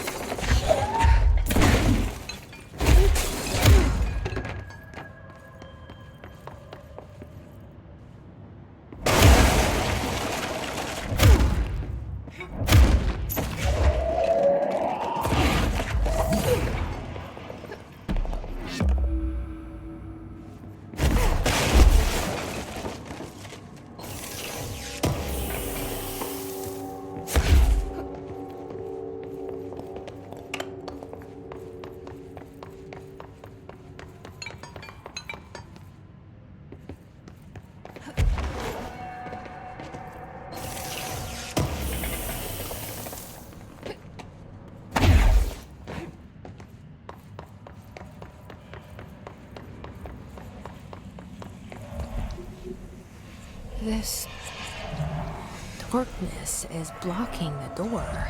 So now I have to deal with an interdimensional noise and sentient shadows.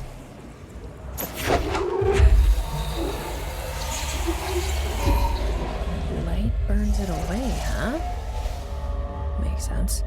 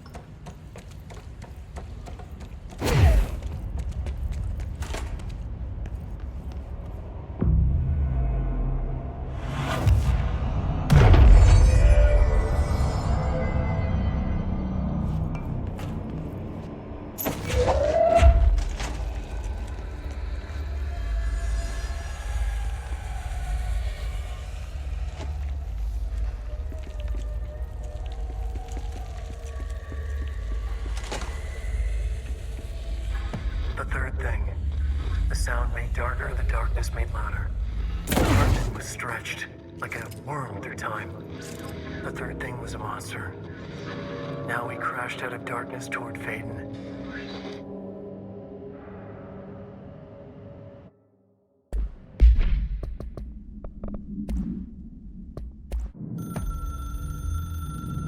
The resonance carves its way through the thing that had been Hartman, vibrating, remolding.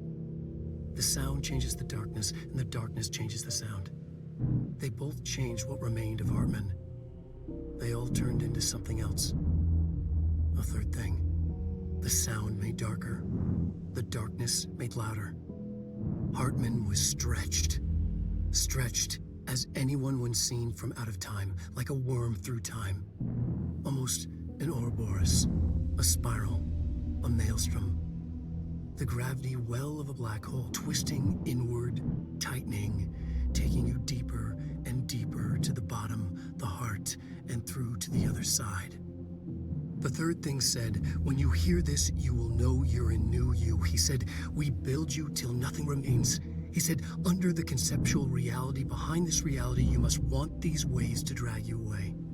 He said, baby, baby, baby, yeah, orange peel. The third thing was a monster. He'd tear apart any ordinary person crossing his path. Now he crashed out of darkness toward Faden. There was nothing ordinary about Faden.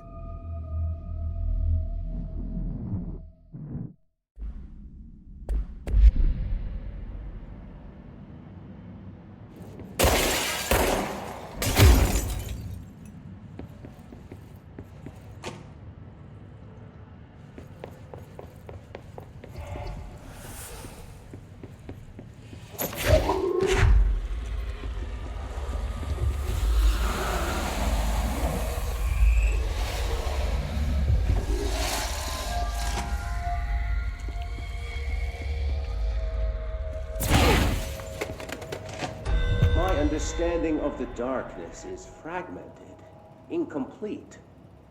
This abyss, this void, it very much does not wish to be understood. If light symbolizes knowledge, then it stands to reason that darkness would equate to ignorance. By its very nature, it abhors comprehension. Of course, my own nature drives me to comprehend all. We are opposing forces, destined to collide. And given this conflict of natures, we know that the light of truth will burn away the darkness, both figuratively and literally. Any significant light source can be used as protection, even weaponry against this metaphysical gloom. And then there are the artists. I know for a fact that Tom, Wake, the Anderson brothers, and Lane all had some involvement with the darkness. The question is whether their uncanny ability to affect reality through their art beckons the darkness, or did their work perhaps even create it? With Wake now secure in my lodge, I expect I shall grow closer to learning the answers to these questions. Assuming he cooperates, which is proving quite the challenge. Well, perseverance is the foundation of knowledge. Speaking of, I must be off on my rounds.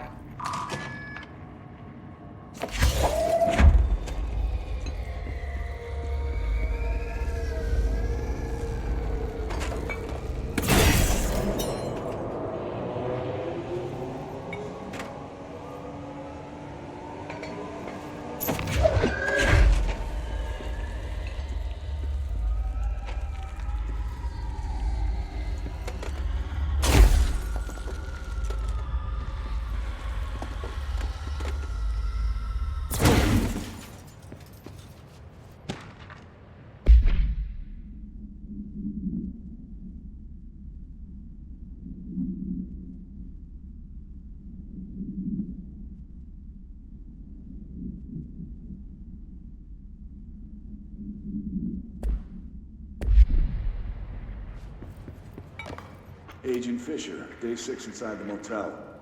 Utilized surveillance methods are as follows. Fiber optic cameras slid under the individual room doors. Motion detectors in the lobby area. Tripwire, triggering a flash camera across the main entrance. Even fingerprint powder on the front desk. Results are varying at best. But mostly just inconclusive and unusable. The footage is corrupted. Sometimes even the equipment is damaged. I don't know how, exactly. I think this place is making fun of me. That's the only explanation. I can hear them laughing and screaming behind the closed doors. I can hear the call bell go and ding multiple times a day, but when I look, there's no one there. I know I'm supposed to stay out of sight, but I've seen the doors closing just before I can catch even a glimpse of anyone or anything. They're messing with me, whoever they are. I think... Wait, shh. There's something. I gotta get this. Gotta get the cable out. Come on, you fiber optic fuck, cooperate. Okay, there we go.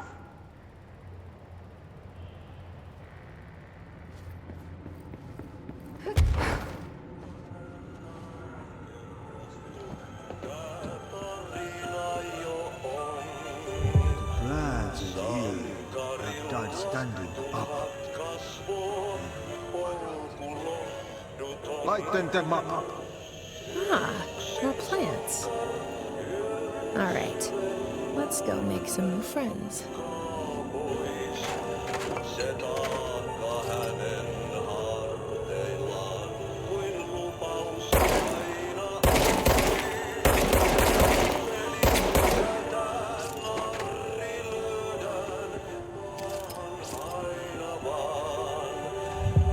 Air is getting bad.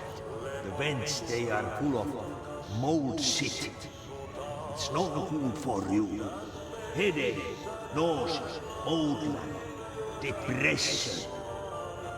Tackar du till when you are in? Helveteitä homme. Eikö siitä nyt saatana päästä eroon?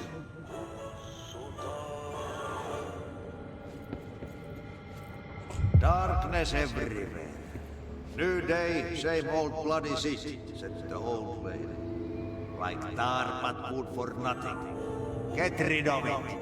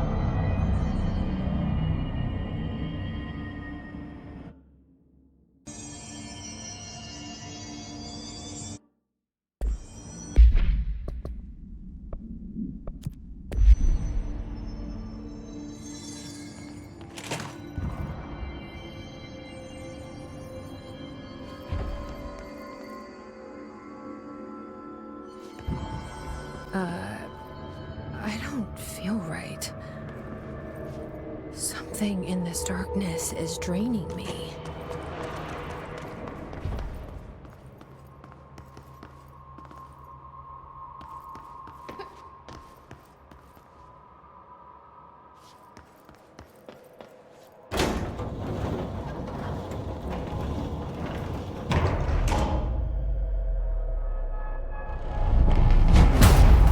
Shit. Now what?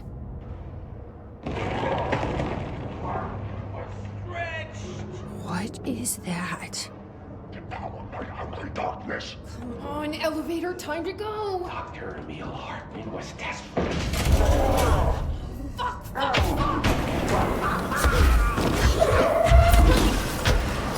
So you don't like the light? I can use that.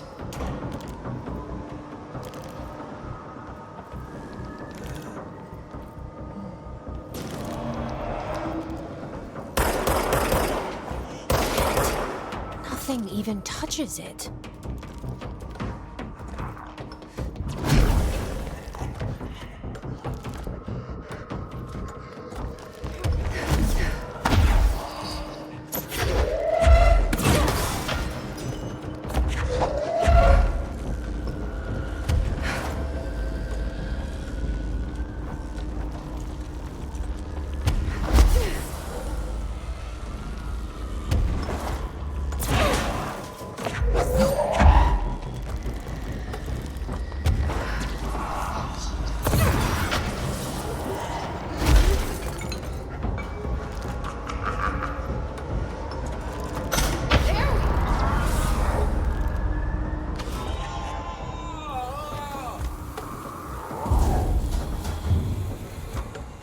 Yeah, how do you like that?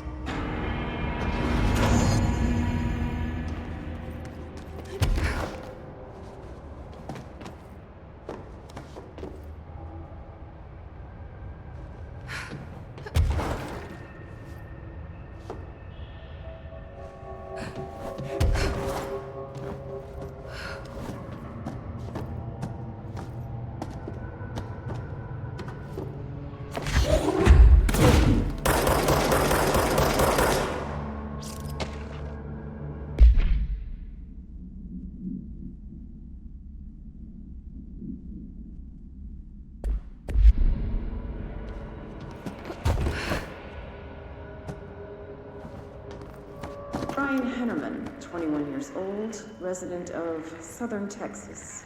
I'm sorry, ma'am, but I really don't understand why I'm here. You know what you did, Mr. Hennerman. I do? Tell me about Delivery Disaster. The movie? I mean, it wasn't very good. That's not what your review said, but we'll come back to that. Tell me where you got the movie from. Movie night with a K, not an N, not night, like nighttime, but... Who contacted you? Who told you to review that film? No one.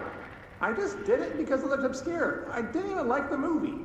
I shouldn't have given such a high score, but reviewing obscure films makes you look smart. And I thought if I looked smart, I would get listeners. My podcast would take off, and I could move out of my parents' basement, and maybe even go to college and get a film degree like I've always wanted to. I swear. I swear, I swear, I swear.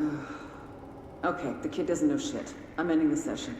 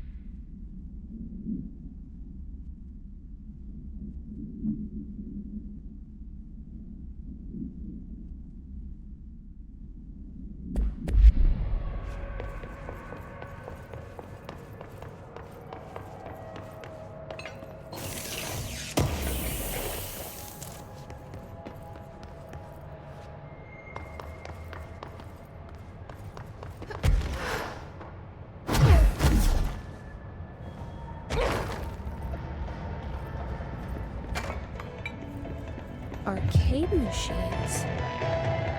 Shoom. Shim? Shoom. Whatever.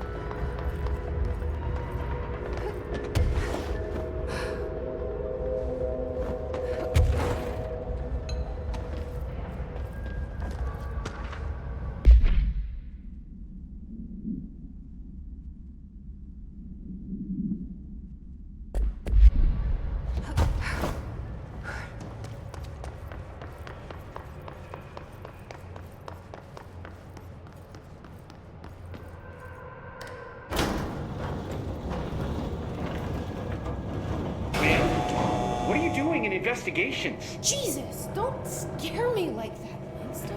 If you're talking right now, I can't hear you. It's a one-way system. Try to find an intercom.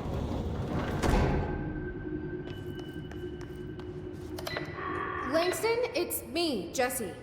I know. I can see you on the monitors. The cameras in there haven't worked since we sealed that sector off a couple years back. Let me guess. You sealed it because of the monster guy. Wait, did you see Dr. Hartman? Jesus, I really wish you hadn't opened that fire break. Okay, listen, you need to find Hartman and kill him before he gets out into the Bureau. That thing is a person? He was a person. We brought him here to study after he was, altered in an AWE. I forget the medical word for what happened, but now light physically hurts him. Do you have a flashlight? No. A lantern? Headlamp? Oh, yeah, flare gun. Oh, Christmas lights. You could wrap them around your... I don't have any of those, Langston. Shit. Okay, well, I'm sure you'll think of something. I'll keep an eye on you from the Panopticon. This is kind of exciting, right? Maybe from where you're standing. Right, okay. Well, break a leg. Oh, why did I say that? Okay, this Hartman thing can't have gotten very far. Let's go flush him out. Langston was right. This is kind of exciting. It's nice to have someone to talk to, you know? Ever since I got put in charge of the Panopticon, people treat me different, like I'm crazy for wanting to work with altered items. People just don't understand the altered items like I do, you know? I don't want to brag, but it does take a very empathetic mind to connect with the items. Still, I don't know why people are making it so personal. Right. I mean, the teams in research handle paranatural materials every day, and no one thinks they're weird. Well, maybe that's not true. Darling is famous for being a bit out there, but when he's weird, it's charming. Altered items really aren't that frightening once you get to know them. If you figure out what they like or don't like, you know, what sets them off, then there's nothing to worry about. I guess at the end of the day, we're still just wild animals scared of our own shadows. We're supposed to be on the same team, but sometimes it feels like it's every department for themselves, like it's a race and we're all trying to be number one. If it is a race, though, I'd say Darling is a mile ahead of everyone else. He was Trench's golden boy for years, but that relationship has gotten pretty tense, or so I've heard through the grapevine. Not that I spread rumors, just, you know, people talk. Not me, though. I keep my nose to the grind. Too much work to do to focus on those kinds of things. I need to stay focused so I can get my work done and get home to feed Alfred. He's just gonna talk forever. Can't always make it home for mealtime, so I have my neighbor check in on Alfred at 7 o'clock if I'm not back yet. She's very nice. Her name is Maria. She's older. She came to New York in the 50s to attend school and has been here ever since. She has a couple of kids. I met them at Thanksgiving. Big family. Very nice people. Anyway, she has a key to my apartment, and she gives Alfred his dinner if I'm not home. I'm gonna have to buy her a nice fruit arrangement as a thank you after this. I'm missing a lot of Alfred's meal times. She's probably gonna have to go to the store for more wet food. I'll have to remember to pay her back. Hold on, let me make a note. Pay back Maria for Alfred's food. Okay. Oh, one more thing. And buy her a fruit arrangement. All right, done. Are you a cat person? I don't think I ever asked. You seem like one, though. You'd like Alfred. He's very proper. Really carries himself well, you know? I named him after my favorite poet. Felt like a good fit. I got Alfred just before Sylvia died when I was at the... You know, I don't really remember where I got Alfred from. But, boy, those two did not get along. Oh, no. Sylvia thought she owned the place. Didn't like me getting in her way, scratched me more than once when I was just trying to move her food bowl. That cat was a real asshole. Wow. I'm realizing now that That's language kinda was not harsh. entirely, professional. You see, Sylvia didn't tolerate most people, or animals, or anything. And that's what I meant when I said asshole. I would never use that word about a person. It was just, hey, there's a light flashing on the console here. I gotta, check this out. I'll get back to you later. Real smooth, Langston.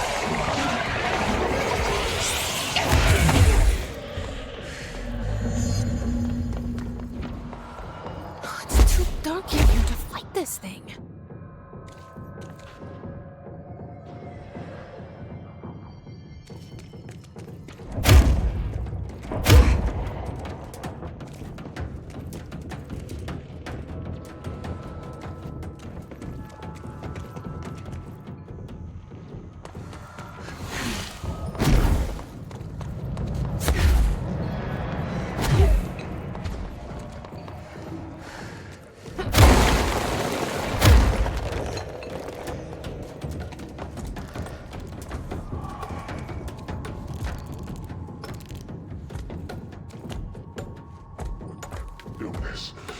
You will never know. Michael, it's Marilyn.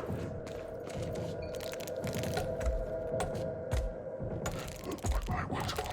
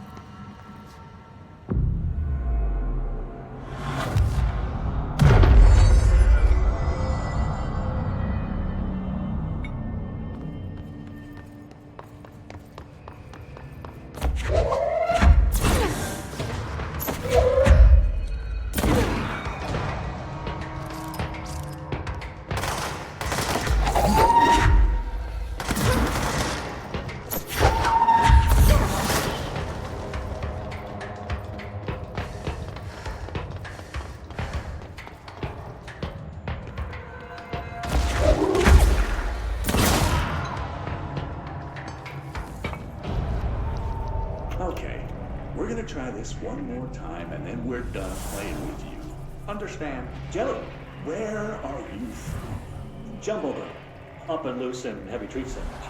Jesus Christ, does anyone have any idea what this thing is saying? Hotly. Dirt arrange you. Why are you here? What the hell do you want? Why'd you stow away on that ship? School bearing boiler. Eyes many cauterizing loops through and about. Wind and Windy Mitchell. Did he just say Mitchell? Was there a Mitchell at NASA? Tubes. You know what? Never mind. I can't do this anymore. Just send this thing to the guys in research. Let them cut it up or whatever they do. You hear that? They're gonna cut you up, you pain in the ass. Spider time.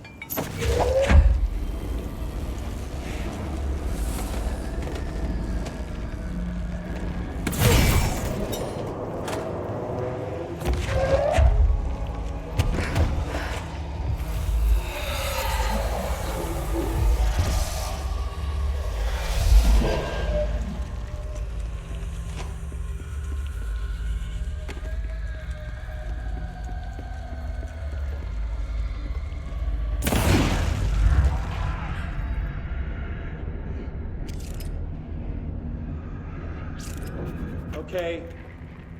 I'm just going to freestyle a bit. Looks like whatever force had a hold on Hartman isn't mixing well with his corruption.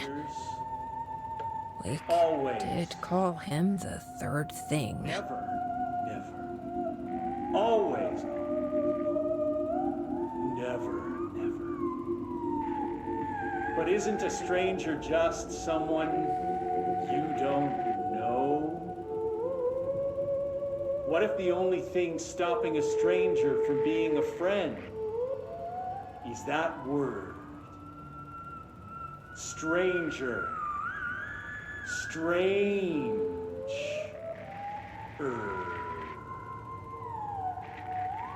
Strange like the noises you hear at night when there is no light and you cannot fight. Strange like a rubber duck that follows you around and makes you drop your coffee every time that it quacks because the noise scares you. Then you have to clean up the coffee while the duck stares at you and continues to quack, quack, quack, quack.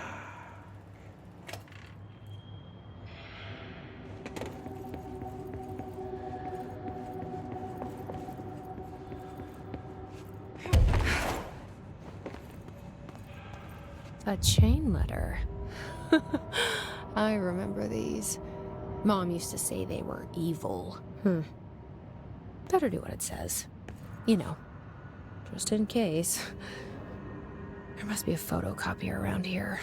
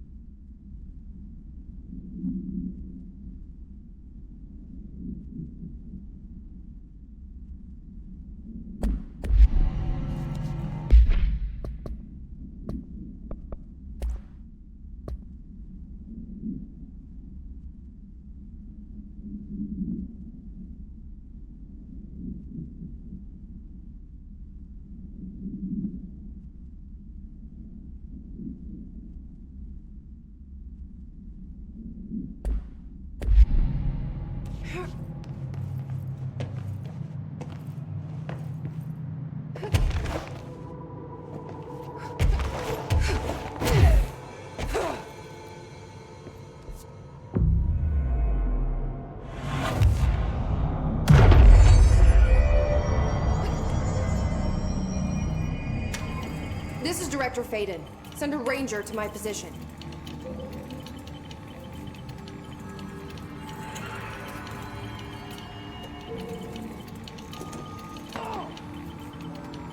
Flank him!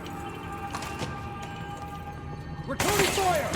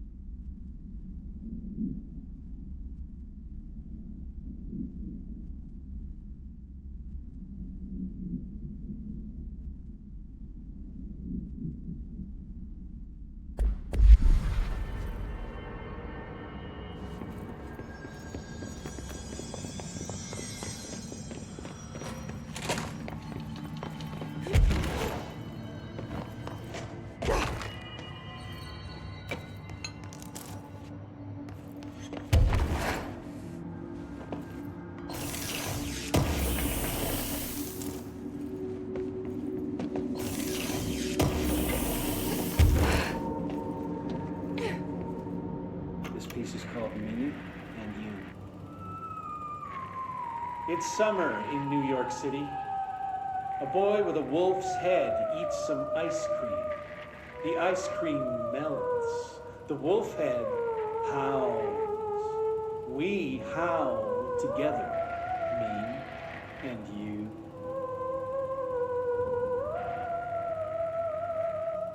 The mayor stares at a bicycle. A little girl watches him watch the bike, watch him watch the bike, and on and on and on, like the ticking of 1,000 clocks. We listen to the ticking together, me and you.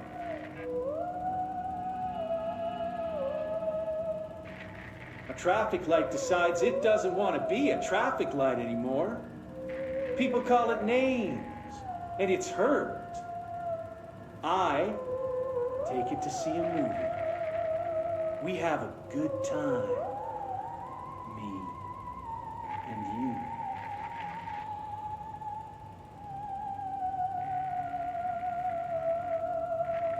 People think we're weird, but we ignore them. We're friends now, connected by a moment. We'll always share this story, even if people don't understand it. You and me and you.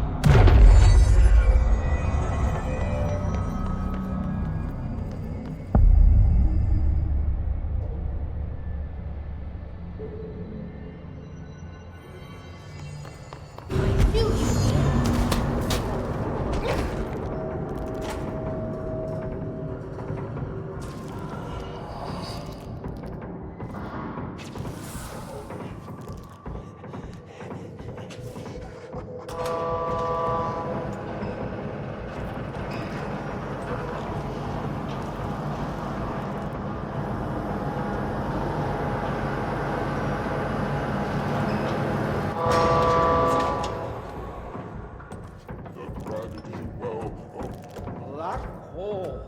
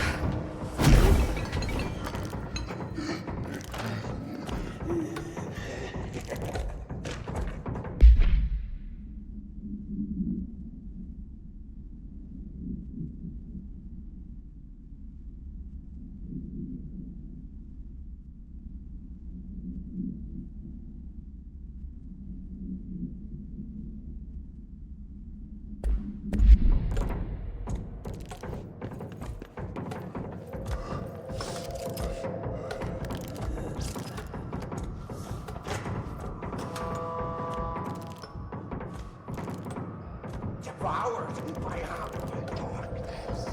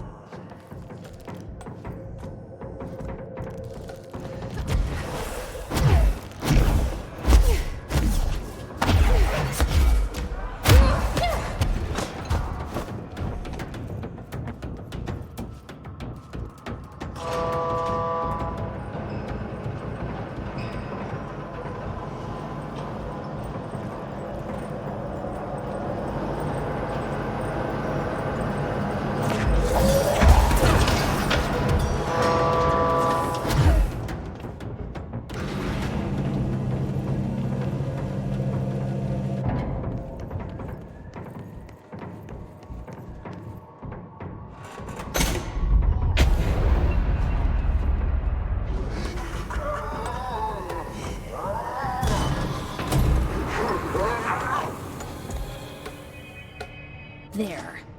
One less place for him to hide.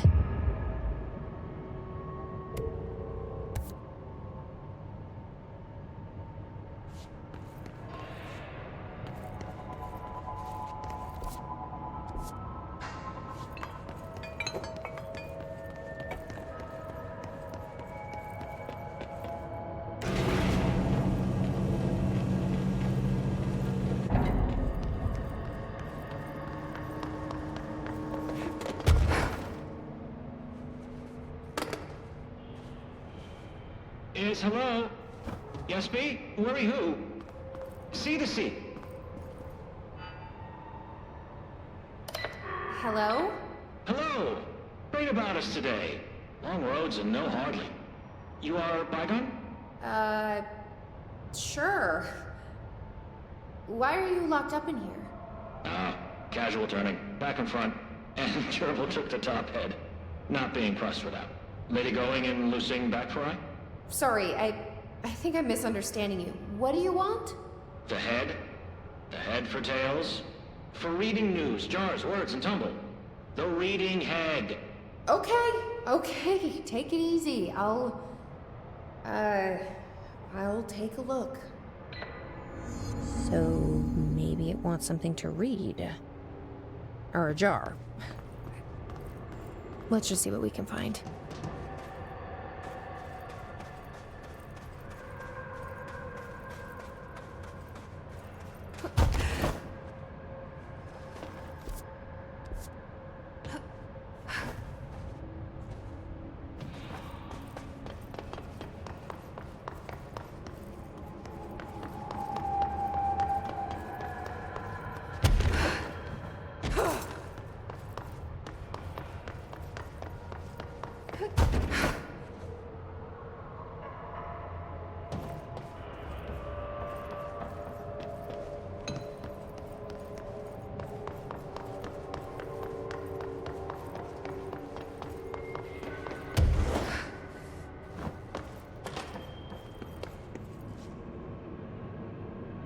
This could be what it wants.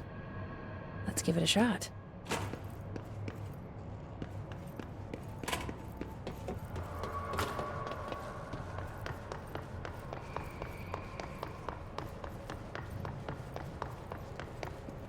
No. Jars. A head. Scotch and peppers? Head. Okay, that wasn't right. Let's try something else.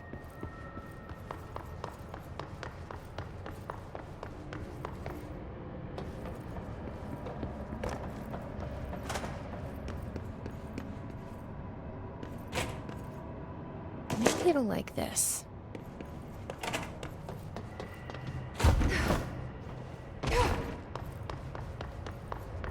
Head. A-S-B-E. Head. Nope. Let's keep trying.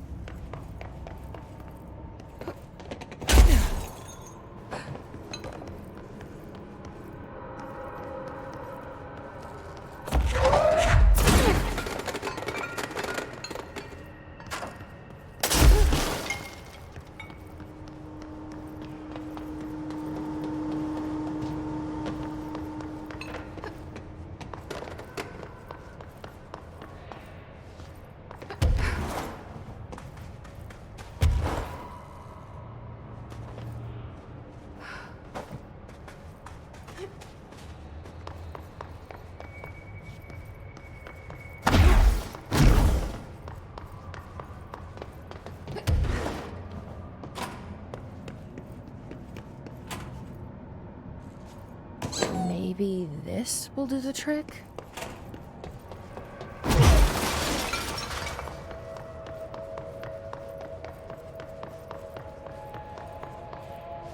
Rosa, you ping pong. Ahead! Guess that wasn't it either, huh?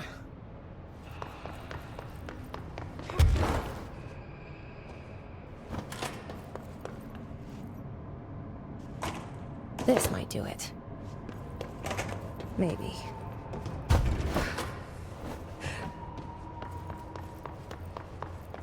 Lady, you are school and dirt for losing. Keep that up, and I won't help you anymore.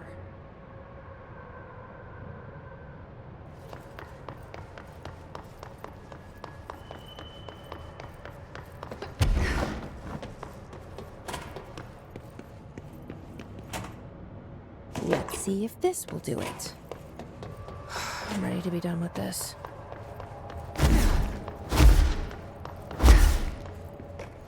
Hurry, clocks, lady. The head. Head. Head. Head. No snacks. Head is top of all up and down. At the top. The top head. Wait, does this thing actually mean head? Head is in a body's head? Where the hell am I gonna find that? And how did it lose it?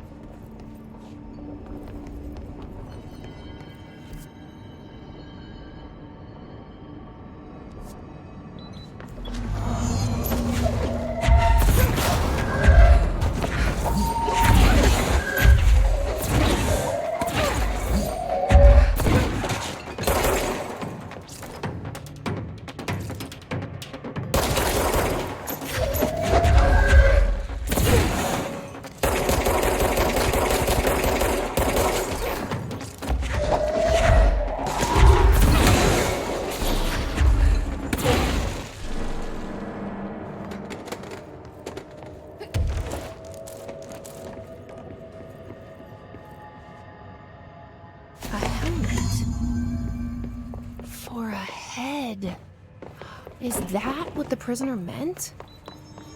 I guess there's only one way to find out.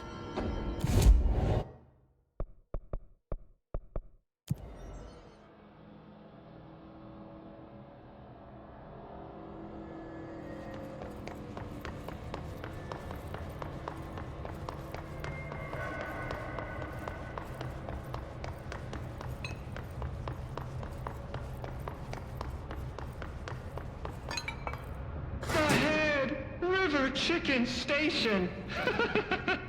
Oh, far tastier. Press any button? So the helmet is what you're after, huh? Tubes. Snug and grape. Pure grapes. Hail a lady. You're welcome, I guess. Did Kirkland lock you up in here? Chief Trouble? Yes. Teddy's long around. But holdout's unhappiest. Can gather for goldfishes. No wrinkle. Okay. Well, sounds like you're doing fine in there now. Just make sure you don't go anywhere.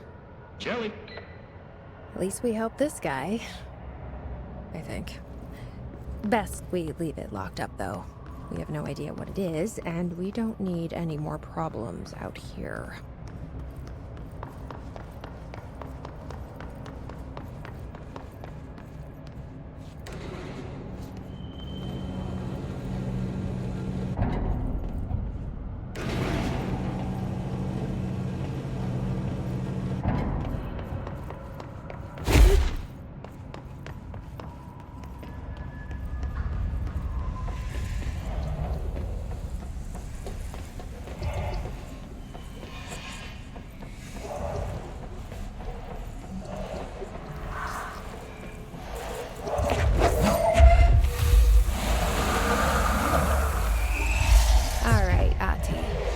this what you had in mind?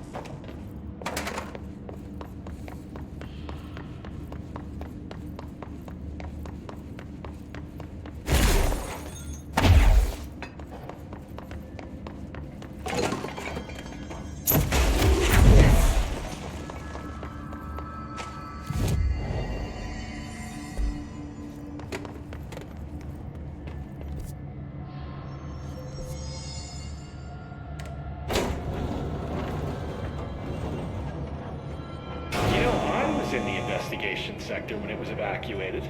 Well, not there. I was in executive because they have the best snap machines. You may think they're all the same because of that plain white packaging, but there's a difference. You know those thick ruffled potato chips? They're my favorite. All the machines outside executive carry those flimsy little thin chips. They have no texture. I may as well eat cardboard. Anyway, I get back to the elevator and they tell me the sector is being evacuated. They wouldn't even let me go back in for my stuff. Can you believe that? I worked at that desk for years. I had photos on it. My favorite stapler, one of those good ones that could staple a 50-page report, no problem. A little cash, and some, personal recordings. But, yeah, they locked the whole area down tight, no one in or out, and then they march us all back to executive to interview everyone. I wasn't even there when it happened, and they were asking me if I noticed anything suspicious, if I saw anyone tampering with the containment cell and so on. Well, the only thing they learned was I prefer the ruffled chips to the non-ruffled ones. Better mouthfeel, like I said before. And then, after 3 hours of questions, they recommend we all go for trauma counseling. I was like, no thanks, I have my own therapist.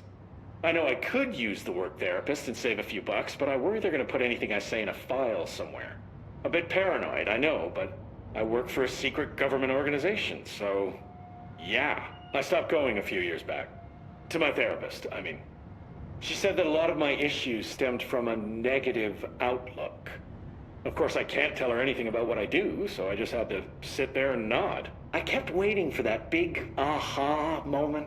You know, where I realized that my need for approval stems from my dad or something? Turns out therapy doesn't work like that, so I stopped going. TV really gives you a skewed understanding of these kind of things. She did help me realize that I'm processing stress in an unhealthy way. I try not to carry all that around with me anymore, but it does stack up. Hard to just say no thank you to the anxiety buzzing in your head. One really helpful thing she had me do was find a creative outlet. I started doing some experimental music/poetry that I think was really ahead of its time. This was years back. I'm cooking up some pretty new sounds these days. Think My Bleeding Clock meets Sylvia Plath. Do you play any instruments? Curious. Well, I could see you being a guitarist, maybe a bassist. It's funny, I played the tuba in high school band. My favorite was In the Hall of the Mountain King. Tuba didn't get a lot of spotlight in most of the songs Mrs. McKinley chose, but Mountain King was my time to shine. Bum bum bum bum bum bum bum bum bum bum bum bum bum bum bum bum. Ah, classic. I've moved on to less mainstream instruments now, but the tuba will always be a part of me. What were we talking about before? Right, the evacuation. Yeah, I heard afterward that the Hartman specimen had gotten loose and killed some staff.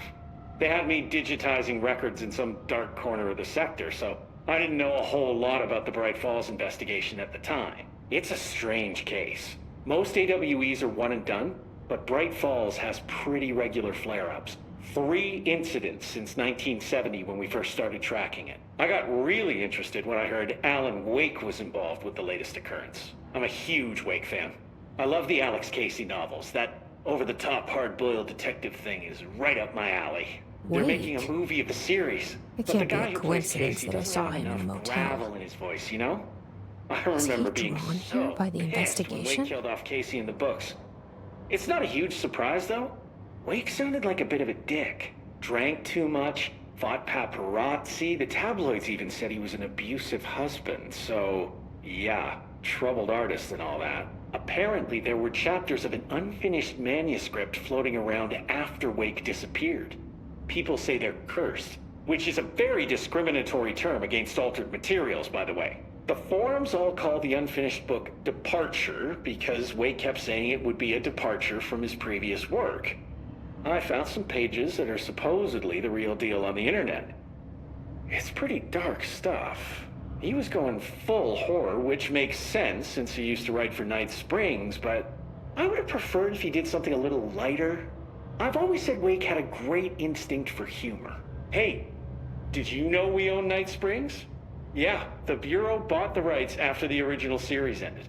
I've sent some story suggestions to the production team, but apparently they are not accepting pitches at this time. Typical. I'd be a great addition to their team, right? Huh. I didn't see you nod. Is this thing not on? Let me check. It's definitely on. Okay. Oh, the wire's down here. Huh. Oh, looks like it should be working. Hello? If you can hear me, shoot something. That was inconclusive. You shoot so often, it's hard to know when it's intentional. There also could be a delay on this video feed. Maybe the system just needs a reboot. This is a good opportunity to use a restroom anyway. Stay safe, ma'am. You guys are going to escort me, right? Okay, good.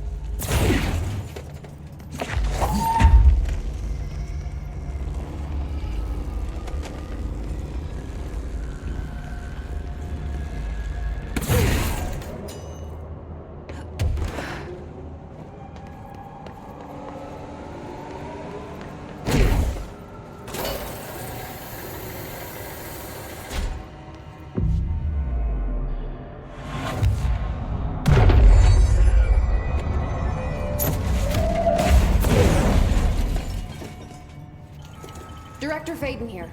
Dispatch a ranger to this location. Let's do this!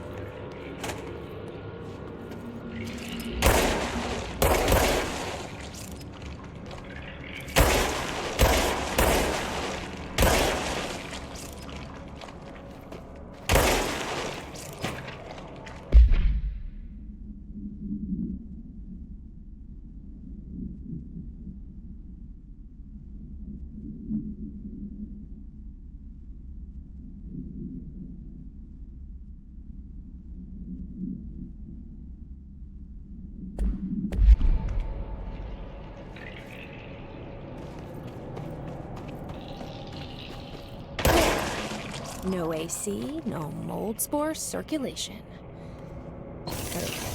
Might get a bit stuffy in here.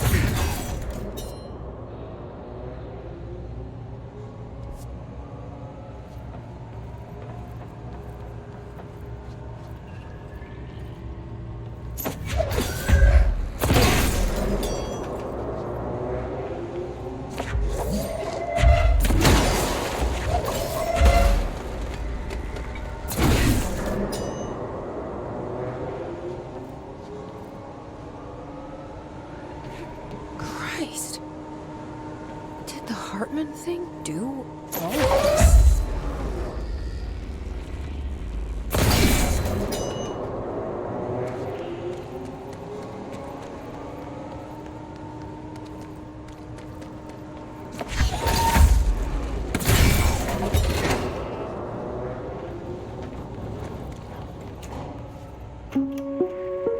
Reminder. The law of three also applies to all faucets within the oldest house. Be mindful and don't cause any aquatic misconduct. Thank you for your attention.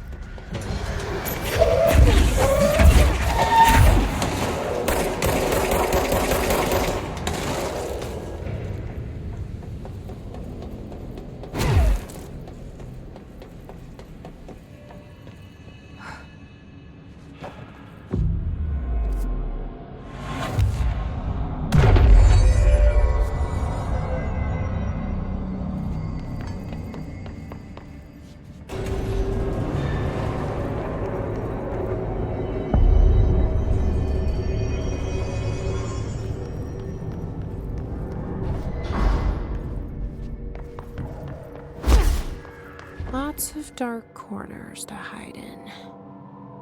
Okay, let's get the lights on and clear him out.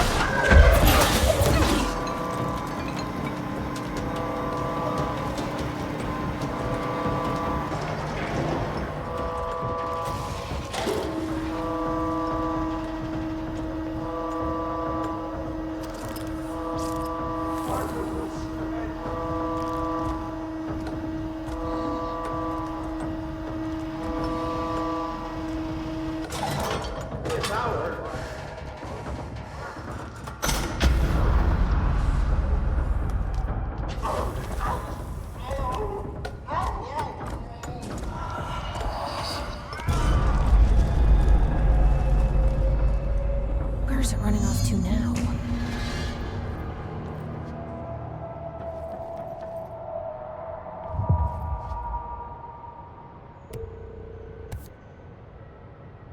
All aboard.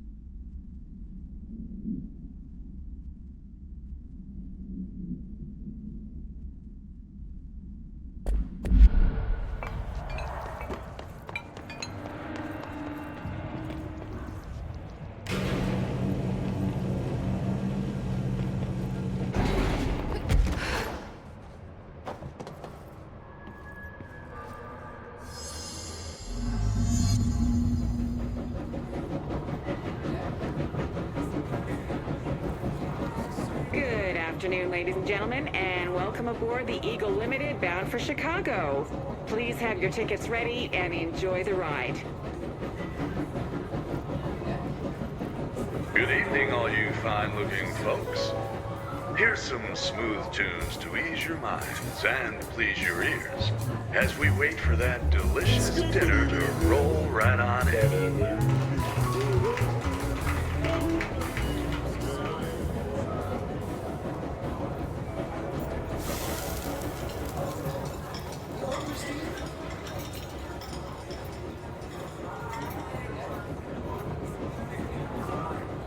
Next stops, Alton, Carlinville, and Springfield. That's Alton, Carlinville, and Springfield. Tickets, please. Tickets. Oh my God, fire! Fire! Everyone, stay in your seats. In your seats. Nothing to sir. Sit down. Everyone, hold on.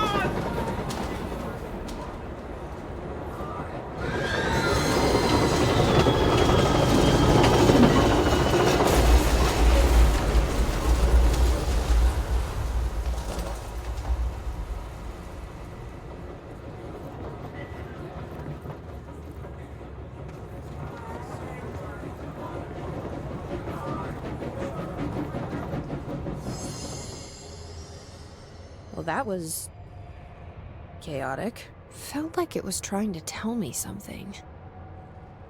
I wonder if I can make sense of it.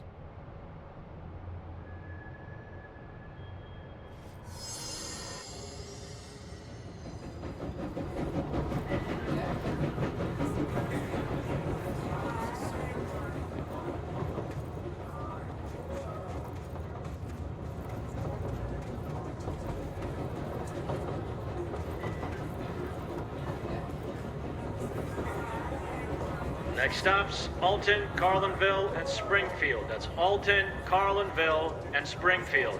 Tickets, please. Tickets.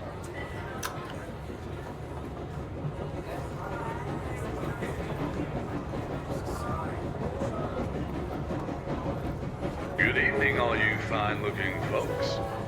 Here's some smooth tunes to ease your minds and please your ears as we wait for that delicious dinner to roll right on in.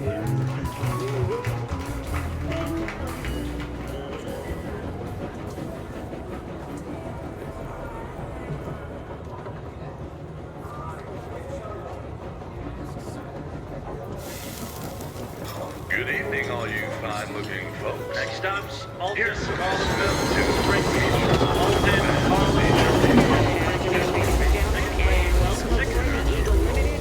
Chicago.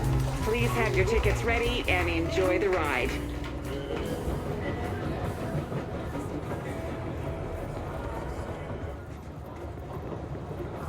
Oh my God! Fire! Fire! Everyone, stay in your seats. In your seats.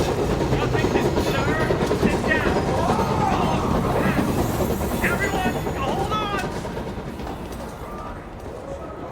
Good afternoon, ladies and gentlemen, and welcome aboard the Eagle Limited bound for Chicago. Please have your tickets ready and enjoy the ride.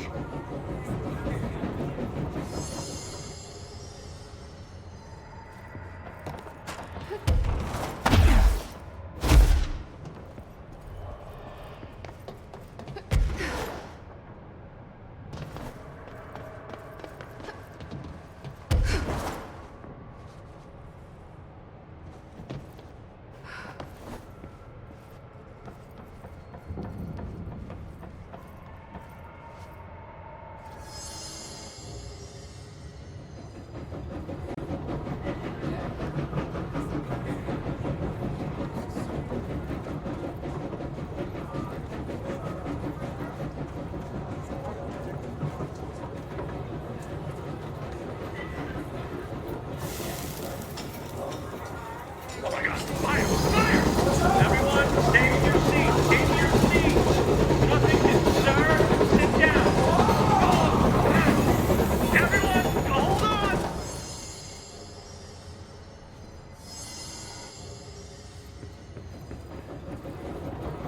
Next stops, Alton, Carlinville, and Springfield. That's Alton, Carlinville, and Springfield.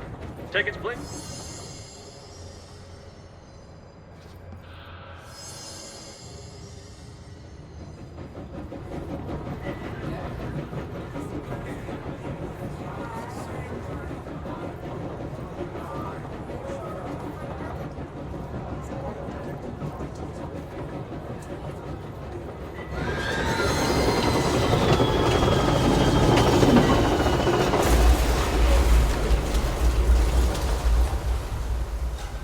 Oh my God! Fire! Fire! Everyone, next stops, Alton, Carlinville, and Springfield. Alton, Carlinville. Good evening, all you Tickets, please. Good afternoon, ladies and gentlemen, and welcome aboard the Eagle Limited bound for Chicago. Please have your tickets ready and enjoy the dinner ride. to roll right on in.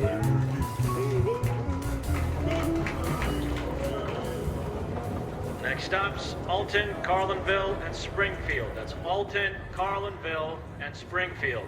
Tickets, please. Tickets.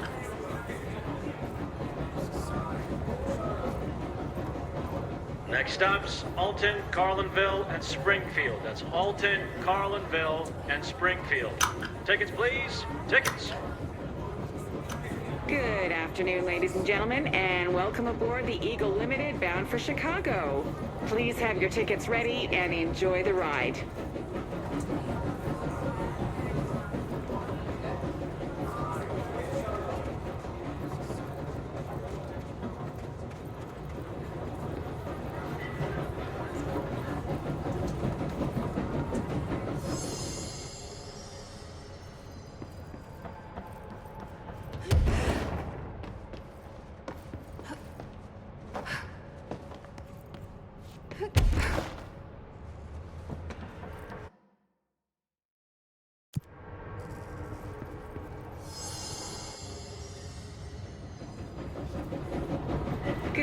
afternoon, ladies and gentlemen, and welcome aboard the Eagle Limited bound for Chicago. Please Next have your stop's tickets ready Alton, and enjoy Carlinville, the and ride. Springfield. That's Alton, Good evening, all Carlinville, you and fine-looking Springfield. folks. Tickets, please. Here's some smooth tunes to ease your minds and please your ears. As we wait for that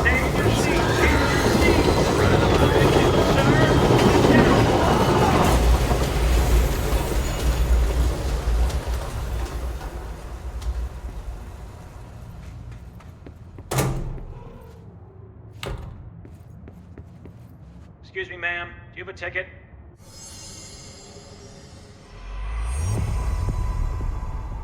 You had a pretty dark ride, huh? But I hope you're done replaying it now.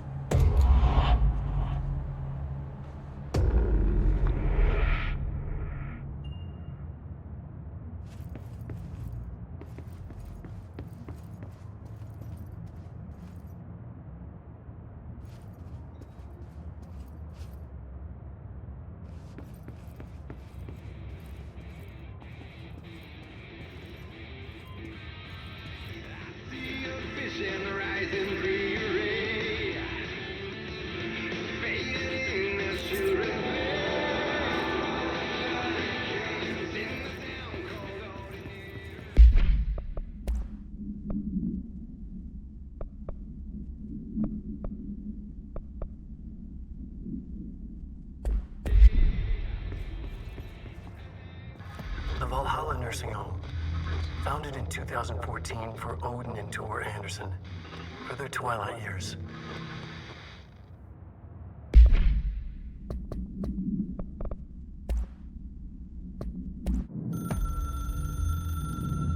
The Valhalla Nursing Home, founded in 2014 for Odin and Tor Anderson of the Old Gods of Asgard fame for their twilight years.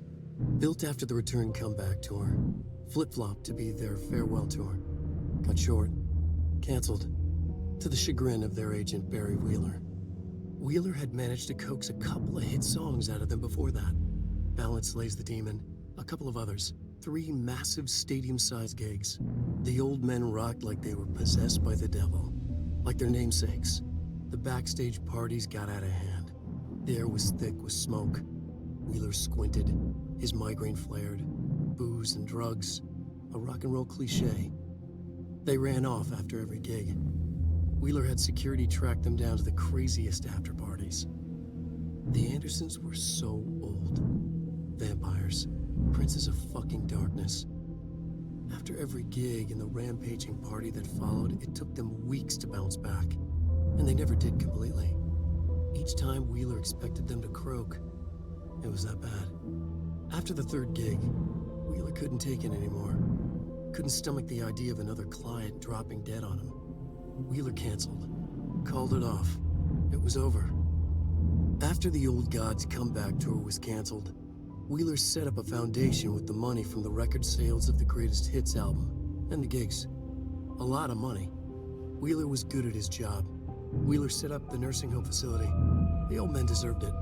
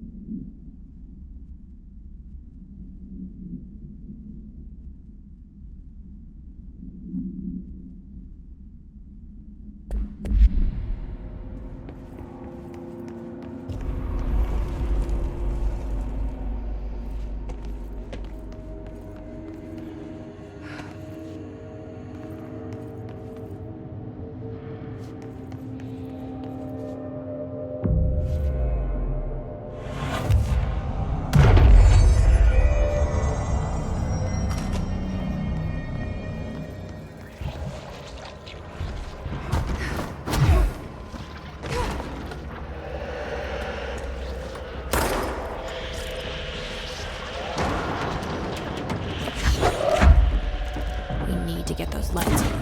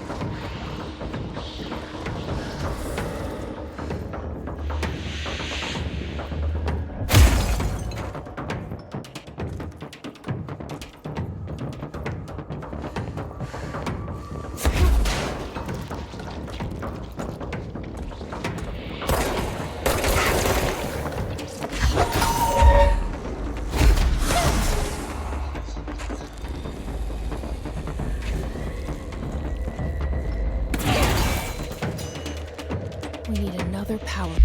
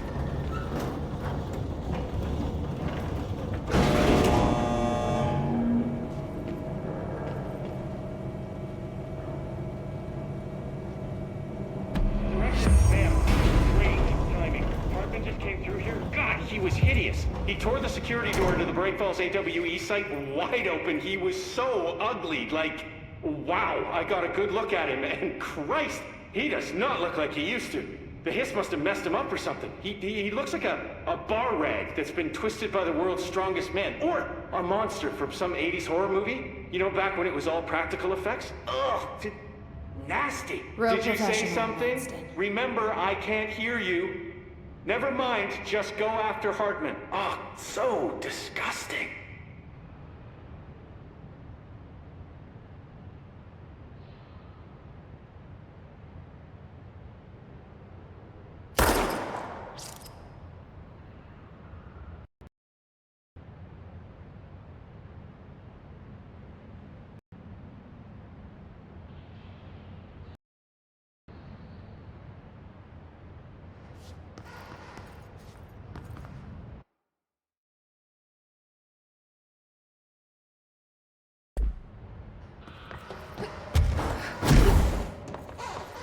I've written, rewritten.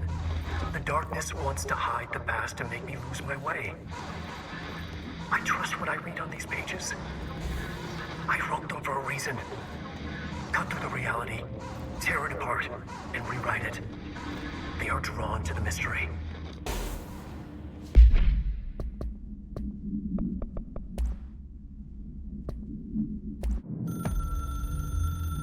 I've written and rewritten. Deconstructed, reconstructed.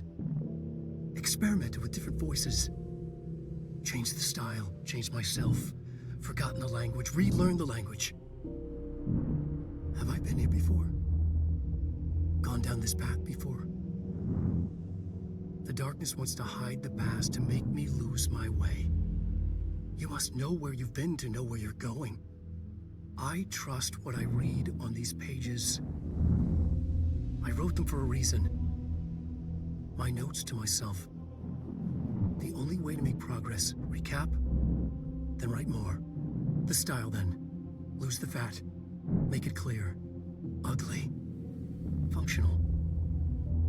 Present, be blunt. Only the brutal truth. Cut through the reality, tear it apart, rewrite it. Be clever, make them do the work. Form the image in their minds. They make it, you just imply. Incept. They're drawn to the mystery, obsessed. You set it up, they put it together. Their interpretation, and there's only one because you give them no choice. And they believe in it. Because it's theirs now.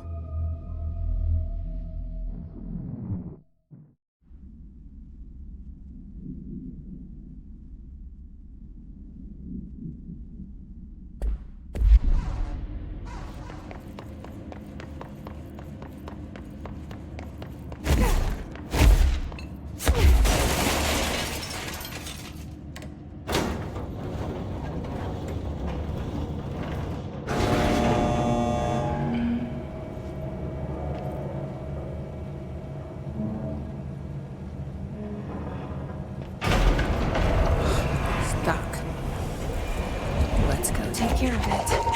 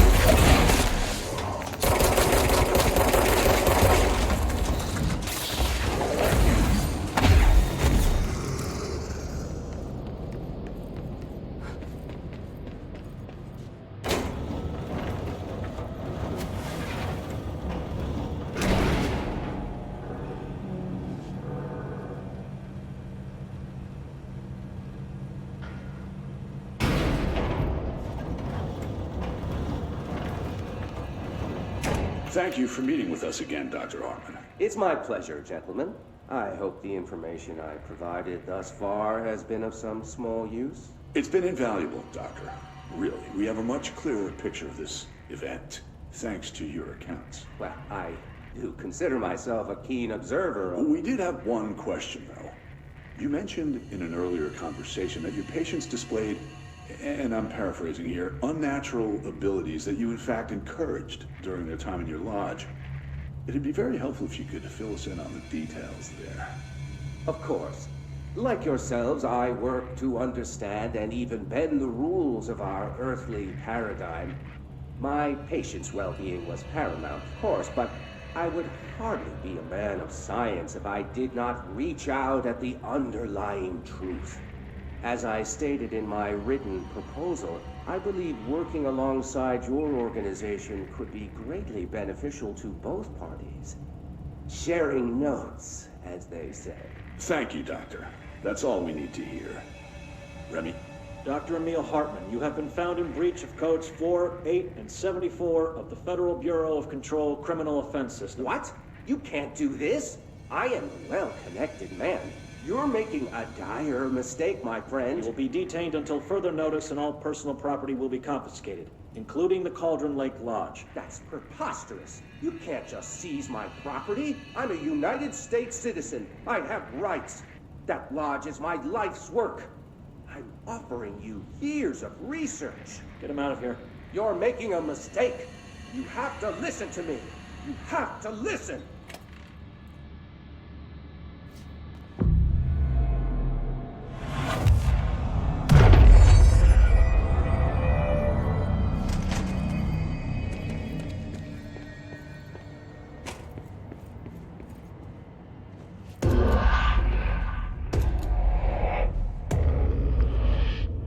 Forgotten again. I had a plan. I know it. I forgot.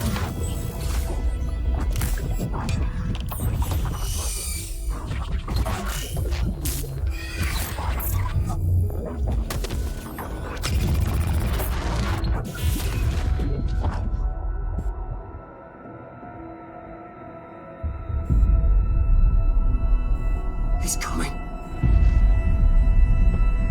I've got to get out of here. Dive deep.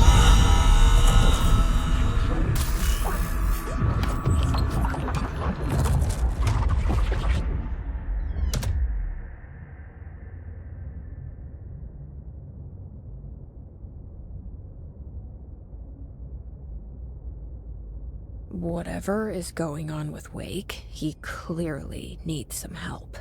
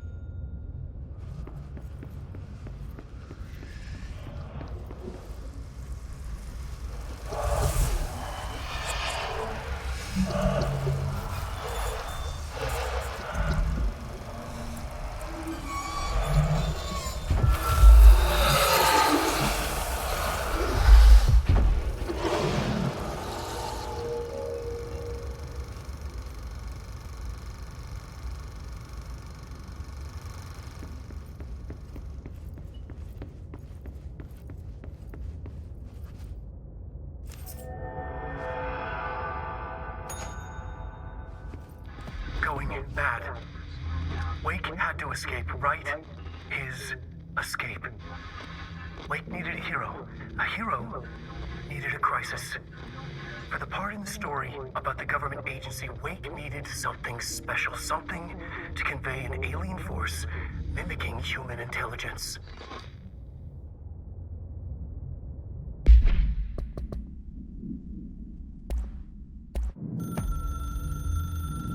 The story needed many beginnings, many springs, streams that turned into a river, a flood, and then an ocean. This was one. Wake used the materials he had, the connections he had, the people, the places. Wake put them in to make it true. His wife, the psychiatrist, his city. These connections, like magnets, move things. Alice was a conduit. She'd been in the dark place. The thing that had been Hartman sensed her near, sensed Wake through her. Went berserk, broke loose. Wake made sure Alice was already gone by then. Safe. The more springs, the more the story became real. The more people believed. Cause and effect. It was extremely delicate and hard work. It had to go through the path of least resistance where success was most likely. Where there was a connection already. Wake felt the pressure grow in his head. Going mad. Wake had to escape. Right. His escape. He was already out. He wanted to make it true. Wake needed a hero. A hero needed a crisis. For the part in the story about the government agency, Wake needed something special, something to convey an alien force mimicking human intelligence. Something that can't be translated. Translated. Wake channeled Burroughs and Bowie. He cut up sentences and words. Orange peel. You are home. Insane. He put them in a shoebox. He pulled out the words. Wake created a Dadaist poem. He'd try anything once. Or had he tried this before?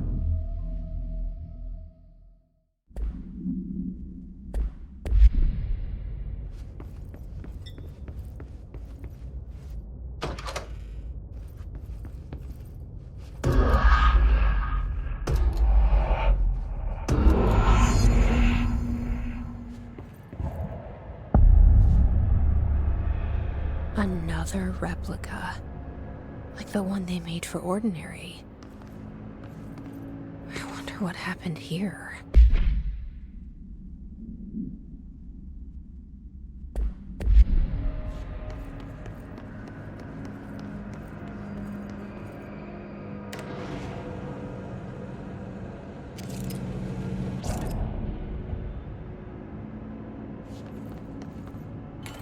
This is the director. I need backup at my location. Let's put him down!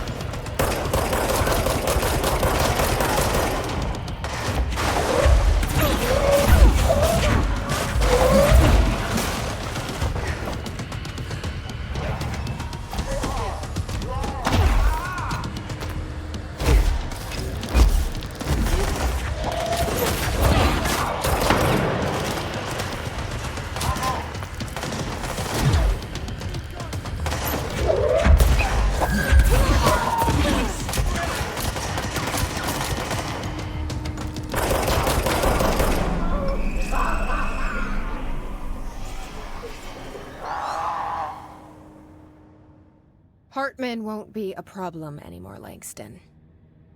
But investigations need someone to run it. Interested? I've seen what happens to sector heads, ma'am. No, thank you. Ma'am, I'm getting something on my terminal here, an AWE alert from Bright Falls, Washington. But it might be a glitch. The date's all wrong, a couple of years in the future. And we're in lockdown, there shouldn't be any incoming signals. Maybe it was active before we went into lockdown? Are there agents on site? Let me check. Agent Estevez is the field agent in charge of monitoring the site, so she should be there to let us know if the situation has been through any major changes recently.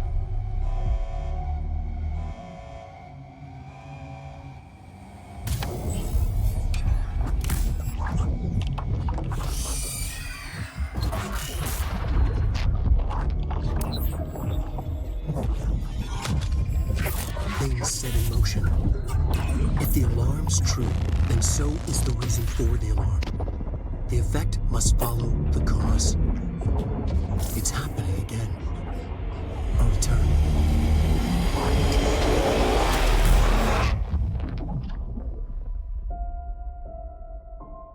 You have been warned.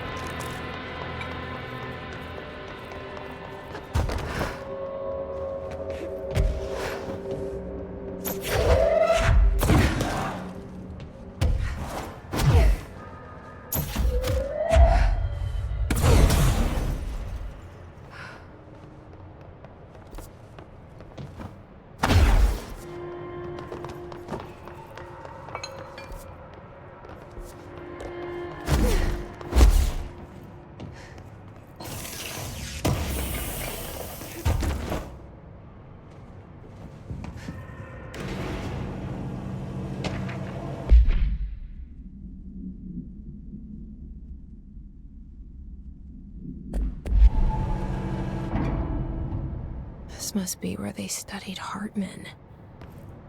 Kinda looks like Dylan's cell. I wonder if they treated him as badly.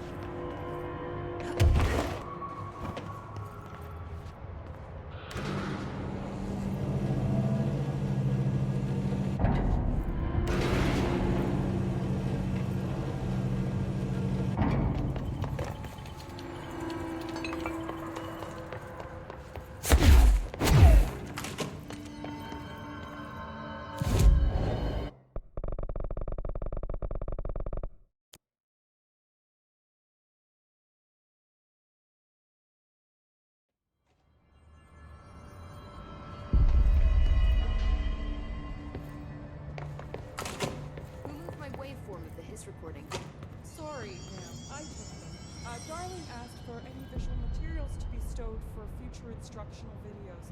He asked for anything that looks particularly good in a backdrop. Inform all research staff that any instructional videos are postponed indefinitely.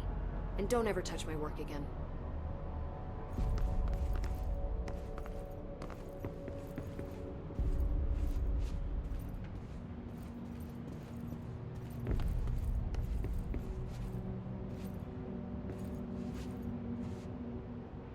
I've looked through the docs we found in Dimensional Research. That slide projector is extremely powerful. You were right to shut it down. Well, I've got a bureau to run. See you soon. Yes, ma'am, Director Faden. Please, Emily. Not even as a joke. There haven't been any Hiss sightings in the Ocean View Motel. Could survivors be hiding inside? It's possible. I remember a report about a similar incident from 84. The Bureau lost contact with a whole department during a house shift. The department head was found in the motel 2 years later, his arm stuck in the vending machine. Make a note to send in a search party when possible. If the slide projector is in doorways, then which is the object of power of this side?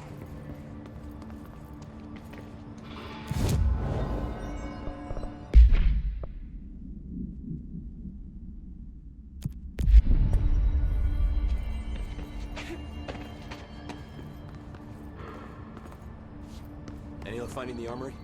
None. Looks like it got shifted. We have rangers checking each sector. Fuck, whose side is the house on? Alright, we'll keep teams looking. And post a watch on the old location just in case it shifts back. We need that fucking ammo.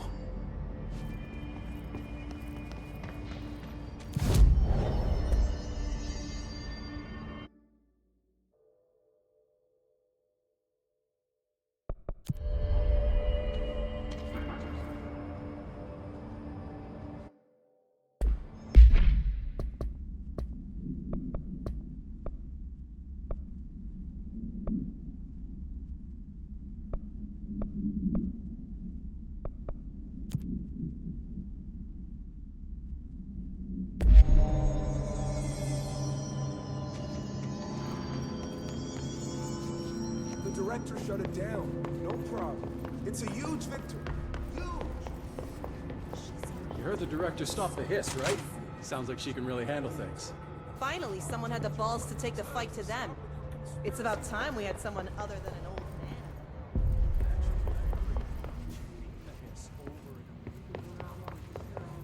Because of her.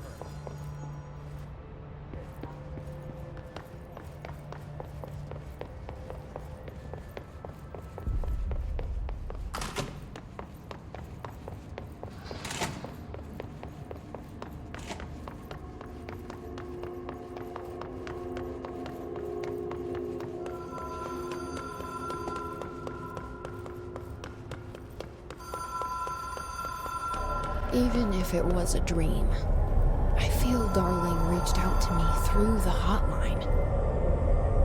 I have a feeling he and Trench won't be the only callers from the beyond.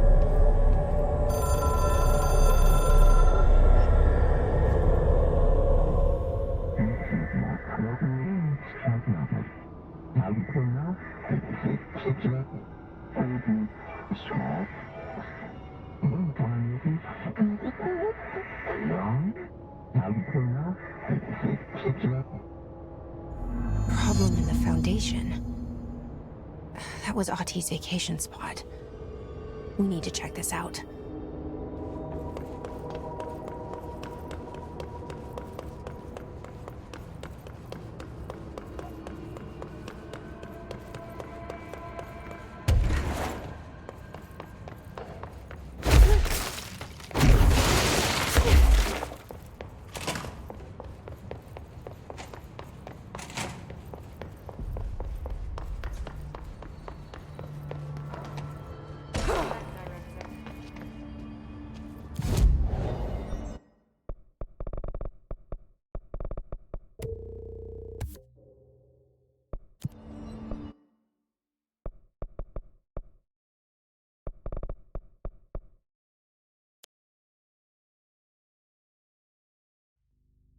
Dark, quiet, trans-dimensional.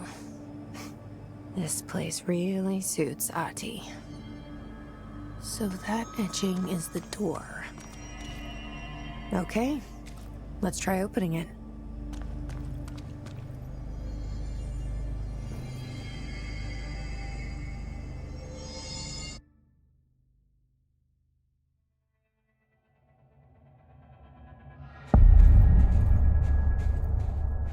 No time for sightseeing. The board said this was an emergency.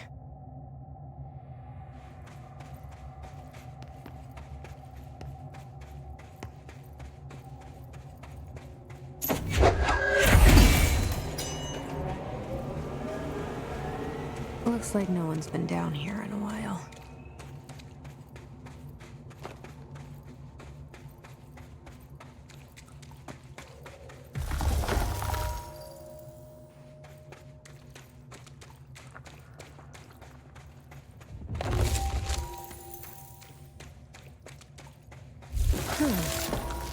The crystals are kind of pretty. Emily would be having a field day down here. My life's been a strange one. Certainly stranger than I'd like. But this place, it's something else. The floors crawl, the walls slither. It's a shifting pit. On the street, it's just another drab building standing there for anyone to see. But no one does. How do we miss it? Northmore. Acting director in Northmore now is on a train from Washington. He'll expect answers, which is why I'm making these tapes. They're evidence that I'm at least trying to understand. Father searched his entire life for something like this, and we find it 1 week after he's buried. He always hated irony. Of course, Father, the great director, Ash, would have been the first man in. And look at me. His bookworm son, the supposed head of research who can't stop his legs from shaking long enough to step over the threshold.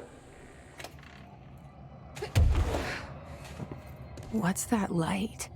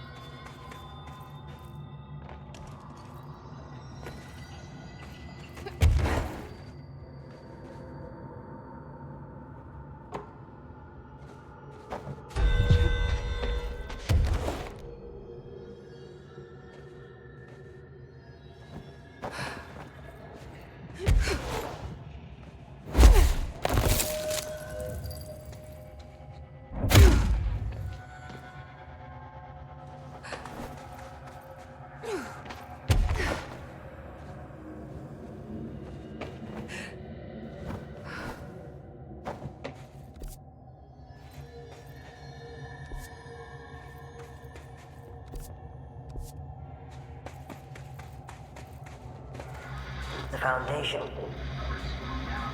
Bottom of the oldest house. Stop the hiss. Marshall? How was she on the hotline? Unless she's dead. Jesus. She seemed like the kind of woman who could survive anything.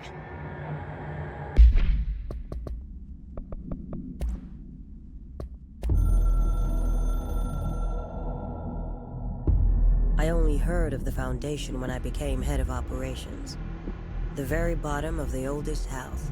Director access only. Just the name alone is classified. Zachariah gave me a tour the day I was promoted. Said I should see it for myself, to understand.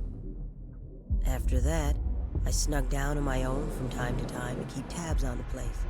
And on them. But nothing ever changed down there. Not even the walls. It's solid, permanent, different from the rest of the house. Of course, they were always watching me. I never stayed long. I'm not stupid. I have to stop the hiss from finding this place. I'm the only one who can.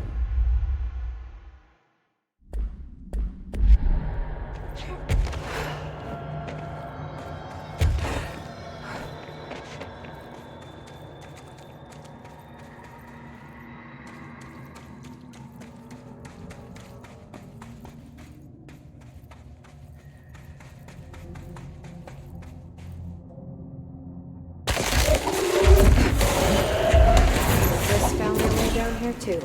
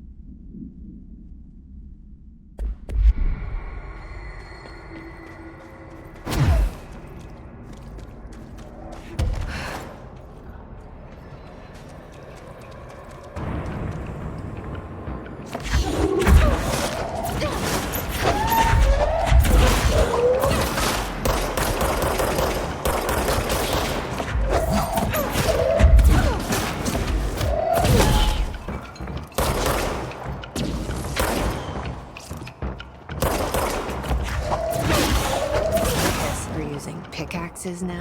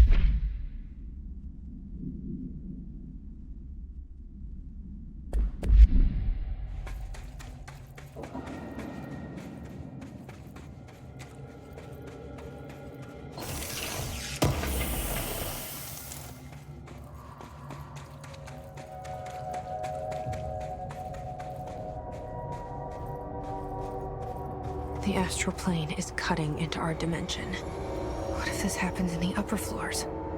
It'll destroy the Bureau.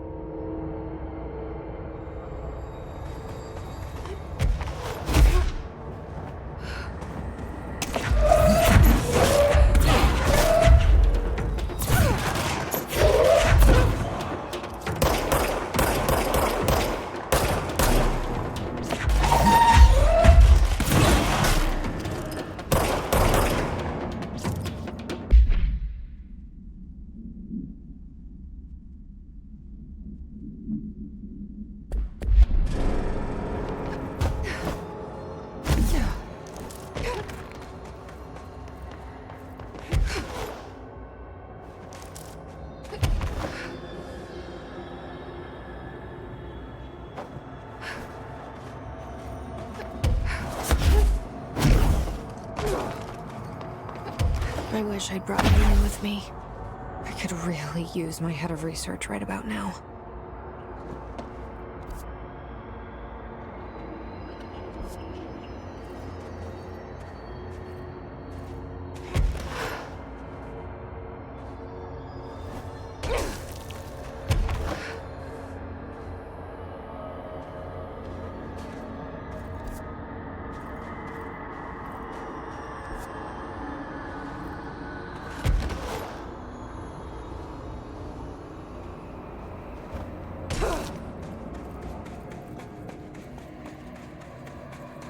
Marshall? Marshall! You're alive! Wait! It's Jesse! The director!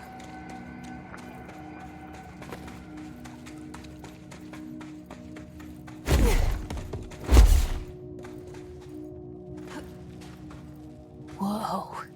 This place is huge. Marshall? Can you hear me? She was on the hotline, so that person couldn't have been Marshall, right? One problem at a time. Let's see what's going on with that pillar first.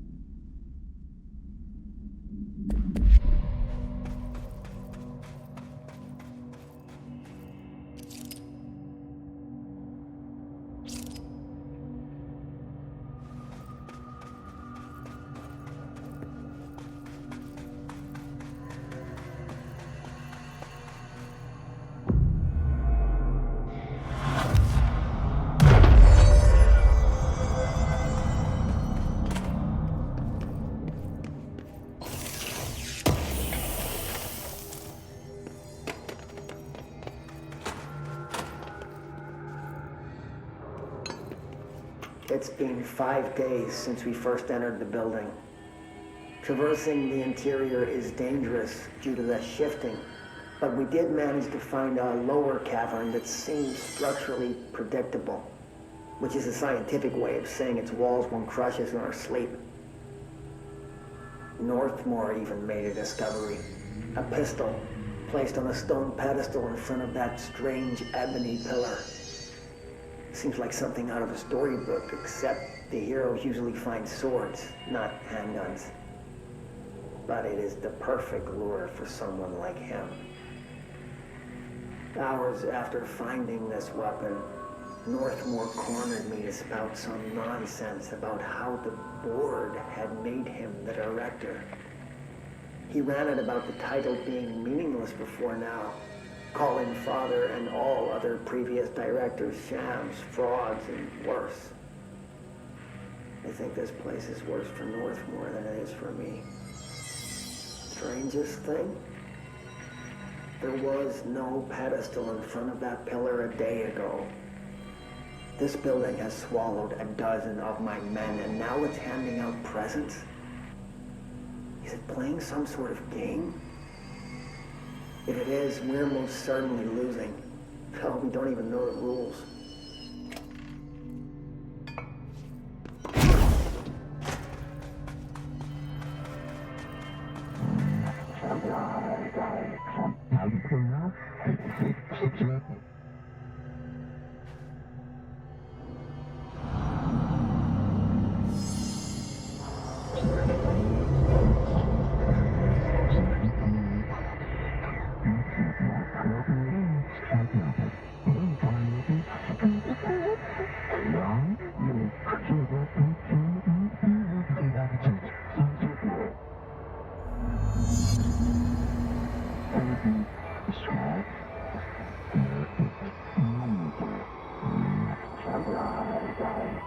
So I can only choose one? I thought I was done with these tests.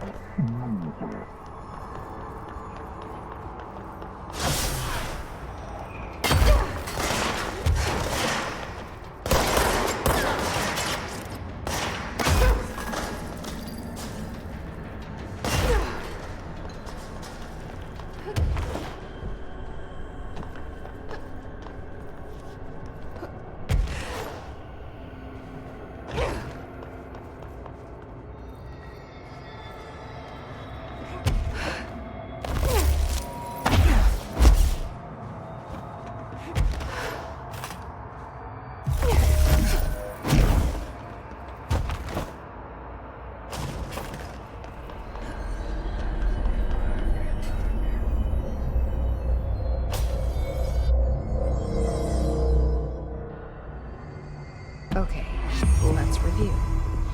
This broken pillar is called the Nail. It was broken by something, and now the astral plane is bleeding into the foundation, which will destroy the oldest house, the Bureau, and everyone inside. I need to find 4 locks, or keys, or whatever, to stop that from happening. But I'm the director. I've handled worse. This should be simple-ish. You with me?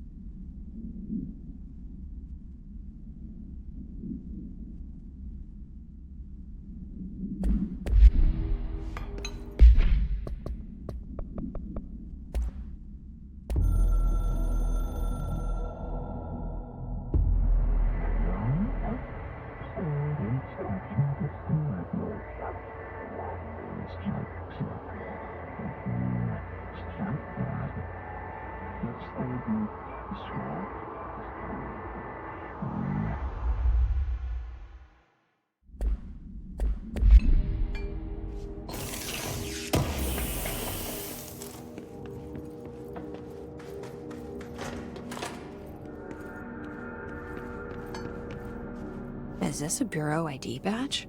Looks so old. Hope will definitely want to see this.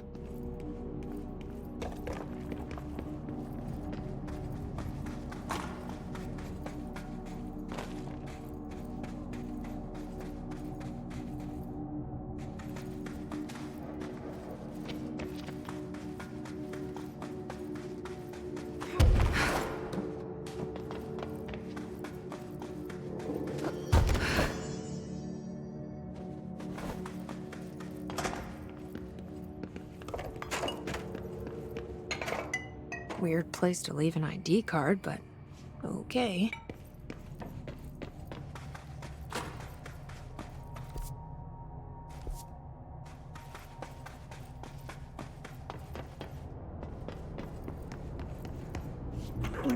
Days now spent inside what we're calling the oldest house.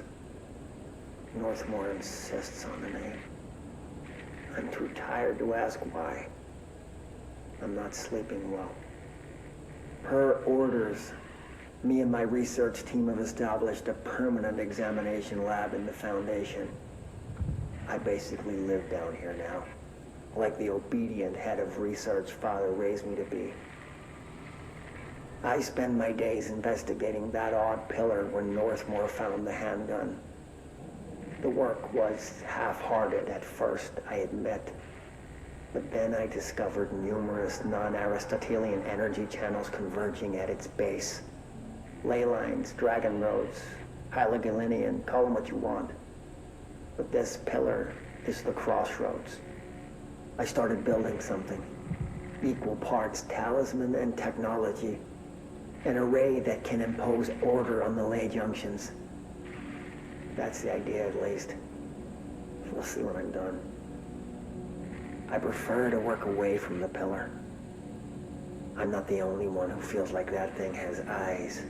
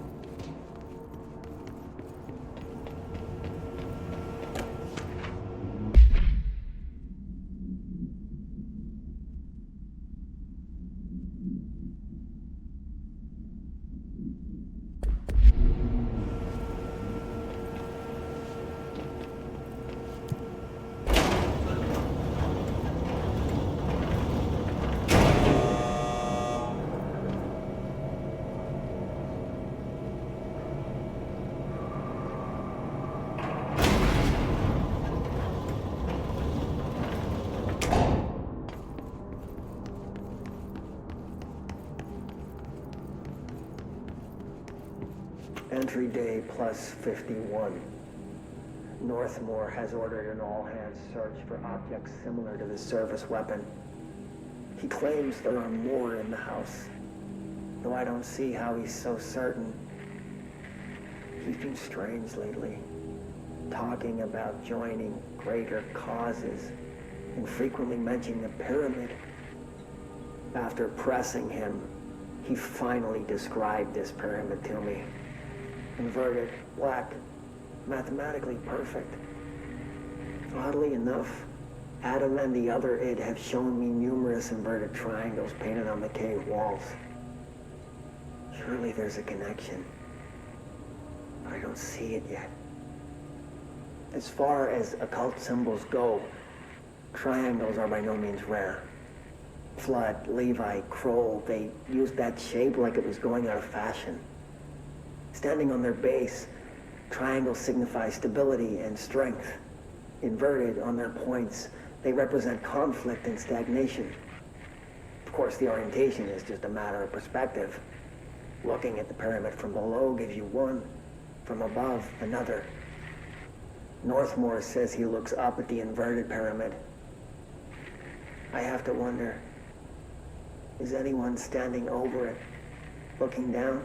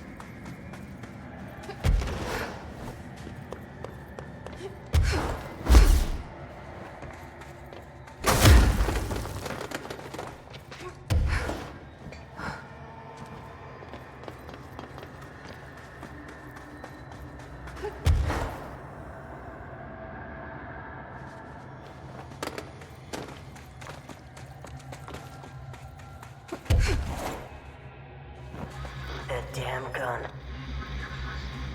Faith. Not sure she's ready. I'm here, aren't I? I saved the Bureau once, and I'll do it again.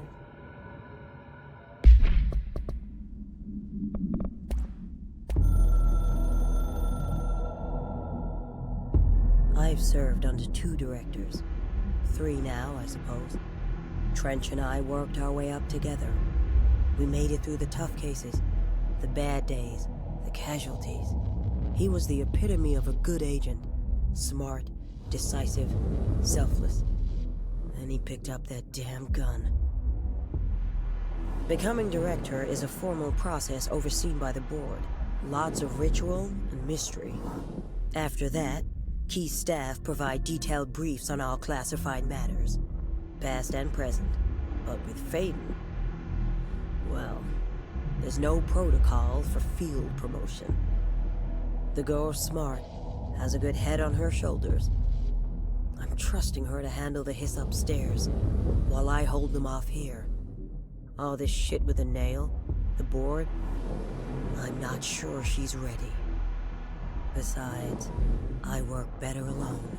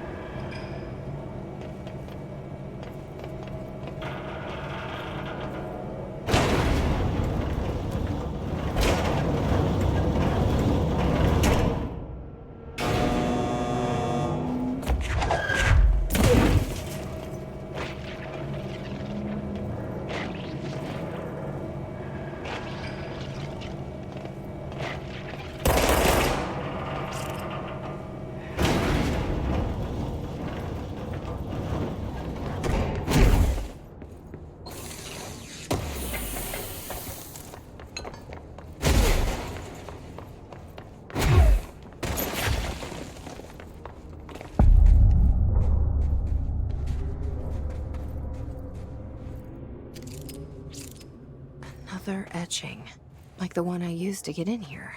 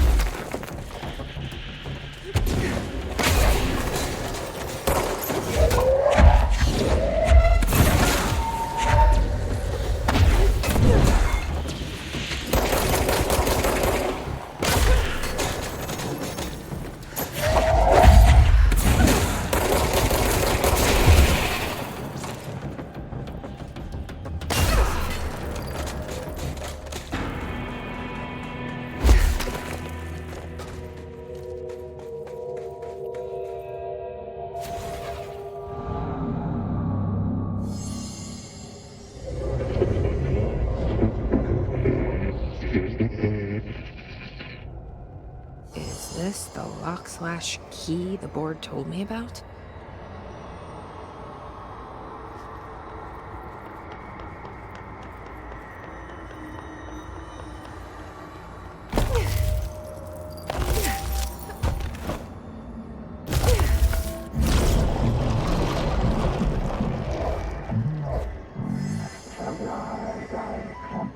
Just doing my job.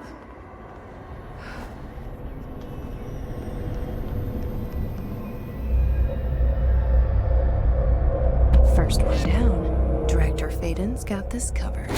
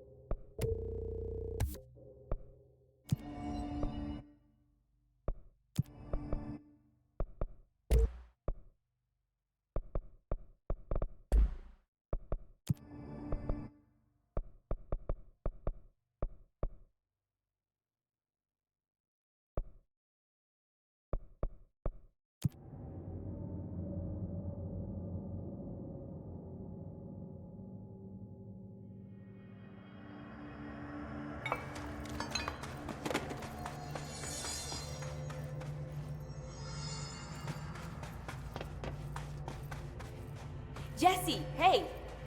Emily, how did she get down here? What are you doing down here, Emily? What do you mean? You called me down, remember? I'm pretty sure I didn't. No, that's right. You didn't. But then, I remember you needing me to come here. I mean, you even told me how to get in. Let's just chalk it up to synchronicity so we can get to work. She takes everything in stride. The board called me down here to deal with the situation. The astral plane is colliding with our world, I know. Isn't it fascinating? I never even considered that the astral plane could be a physical volume expanding beyond its dimensional container. The bleed is localized to this area, but its growth rate seems steady. Given time, it will consume the entire Bureau, and possibly beyond. That's what I'm here to stop. The board told me to fix the nail over there by dismantling 4 locks in the astral plane. Funny, I think it's put itself back together a bit. So that could be due to the law of inverse exchange. For every associated component you remove, this nail reconstructs. Or possibly some variation of anti-sympathy. Don't worry, I'll look into it. Did you notice all the Bureau infrastructure? It looks like there was a research team stationed down here at some point. Do you think Darling knew about this? I put money on it. That reminds me, Have you seen Marshall? She contacted me over the hotline, but then I saw her walking around. I haven't seen her. The hotline only connects to extraplanar entities. Or dead people. But Marshall's proved time and time again that she's a survivor. That's exactly what I thought. Anyway, I've been looking into the minerals growing down here. Have you noticed how they insist on maintaining a certain form? Maybe some sort of a state memory, or they consciously prefer a certain shape? I think we're on a clock here, Emily. I need to stop the astral bleeding before it brings the oldest house down. See what you can find out from the nail in the meantime. And send out some rangers to look for Marshall. She may be in trouble. Will do, Jesse. If you see anything interesting, remember to take detailed notes.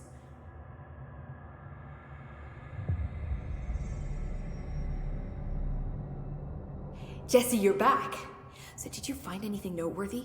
The original Bureau expedition down here left so much interesting stuff behind. Like their ID cards. I picked up a weird one. It's pretty old. Oh wow, look at that. Yeah, I found a few ID cards myself. Or, more accurately, the Rangers found them for me. Are you starting a collection? I'm going for the whole set. I kid, of course. But I suppose they are sort of like baseball cards, except for Bureau stuff from the 60s. Hey, the one you found is different than mine. It looks like it's a higher clearance level. A rare one, then. Want to keep it, Emily? Yeah, I absolutely do. But I think you should hang on to it for now. High clearance access might come in handy. Sounds like you have something in mind. Guilty. See, I've been going through Dr. Ash's notes, or the ones I can find, anyway. Like Darling, he seemed to enjoy hiding his most relevant research. From what I gather, there is another floor beneath the warehouse with a special lab that requires 5 high-level staff members just to access. Here, take this. It's an old skeleton key. Something else the Rangers found. I give them $5 for every useful trinket they bring me. I'm gonna assume this key is my ticket to that lower floor. And that super secret lab you mentioned. Bingo bango, as Dr. Darling used to say. Well, keep your eyes peeled for more ID cards around the warehouse. If Ash's notes are reliable, and I'm sure they are, then 5 is the magic number.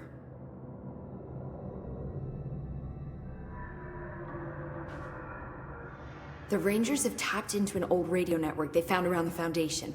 So if you need backup, just call them at one of the stations. How did the Hiss get into the Foundation? Same way we did, I imagine. But you need to remember that the Hiss are the embodiment of persistence. Their nature seems to be one of force, to find every possible vulnerability and exploit it. Their only goal is consumption. I'm sure there's plenty of goodies for them down here. The nail, for instance. If the Hiss could corrupt the nail, I'm sure they would have by now. It must not interest them in its broken state. They could be distracted by the numerous unknown paranatural materials I'm sure are lying around. These are the roots of the oldest house. The Hiss will find plenty of ways to make trouble. They're pretty good at that. So you've never heard of the Foundation, huh? I've never even seen the name referenced. Clearly it's highly classified, but for what reason? The problem with these kinds of closed-off hidden areas is that they were likely sealed for good reason. But now no one is left to tell us what that reason was. Any guesses why the Bureau would hide something like this? I only know what I've observed. This place is spatially rigid, which means it doesn't shift like the rest of the oldest house. And before you ask why that is, I have to admit that I'm clueless. There's some signal interfering with my equipment, making it hard to get a clear reading. It's being emitted from the floor. Maybe I should have brought a jackhammer. The astral plane is already taking chunks out of this place, Emily. Let's not add to it. So let me get this straight. The astral plane is bleeding into the Foundation. Correct. And that's happening because the nail is damaged.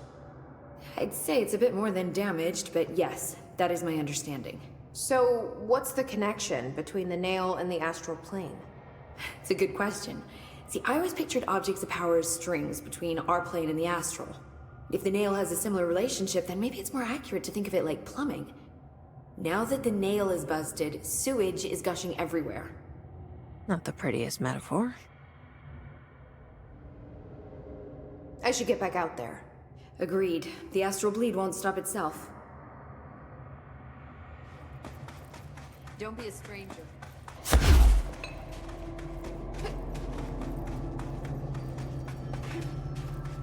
Director?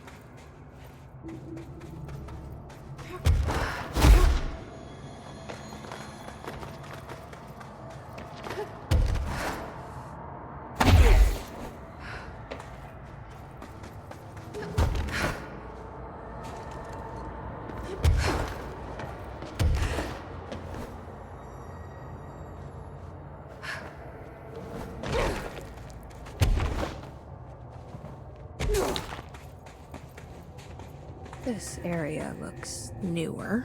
Is it from the upper floors?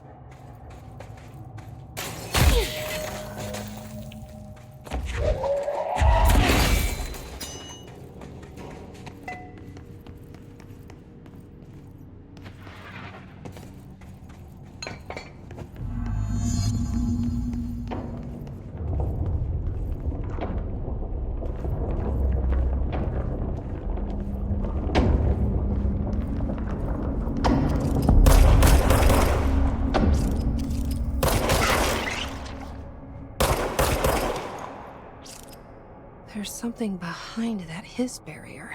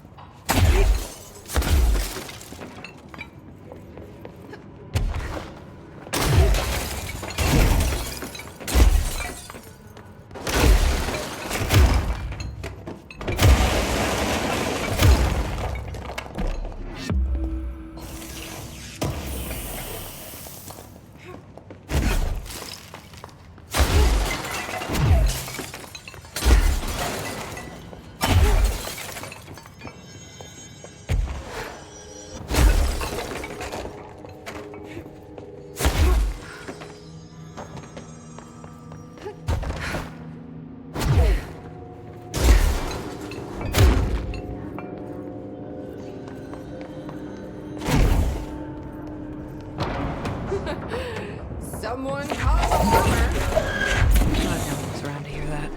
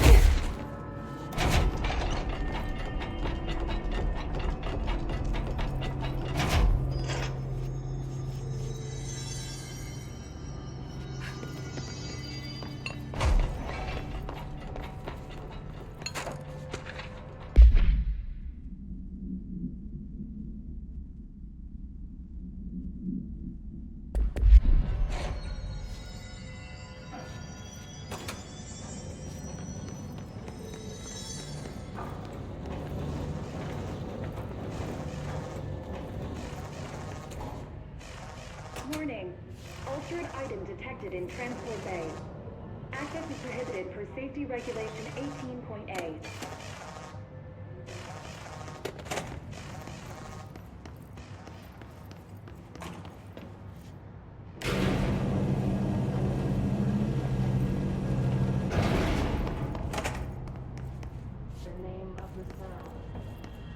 So that's the altered item. Looks pretty secure.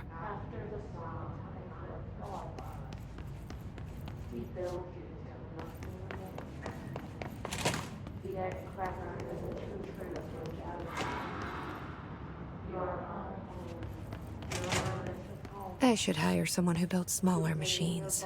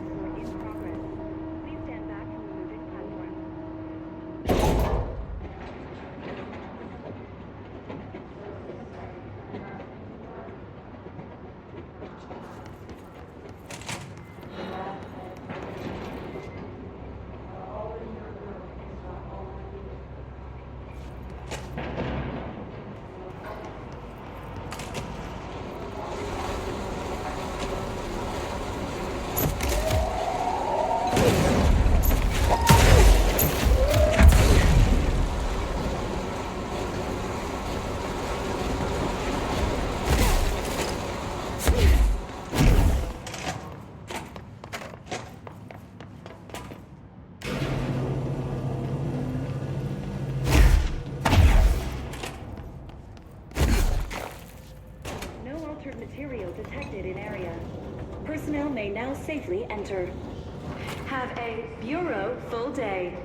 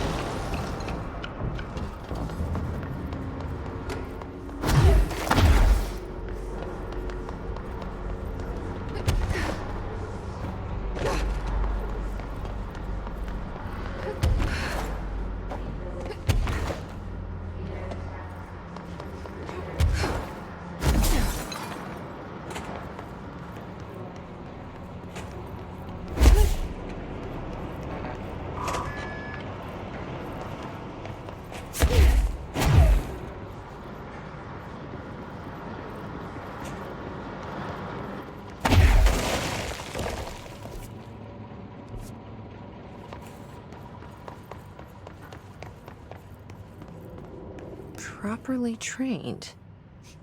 Guess I pass. I am very properly trained.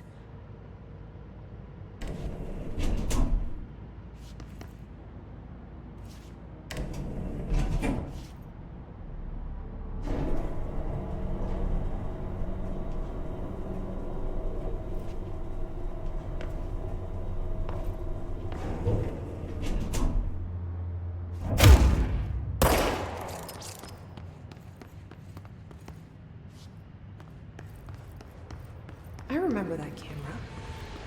How the hell did it get out? Are they shooting movies now?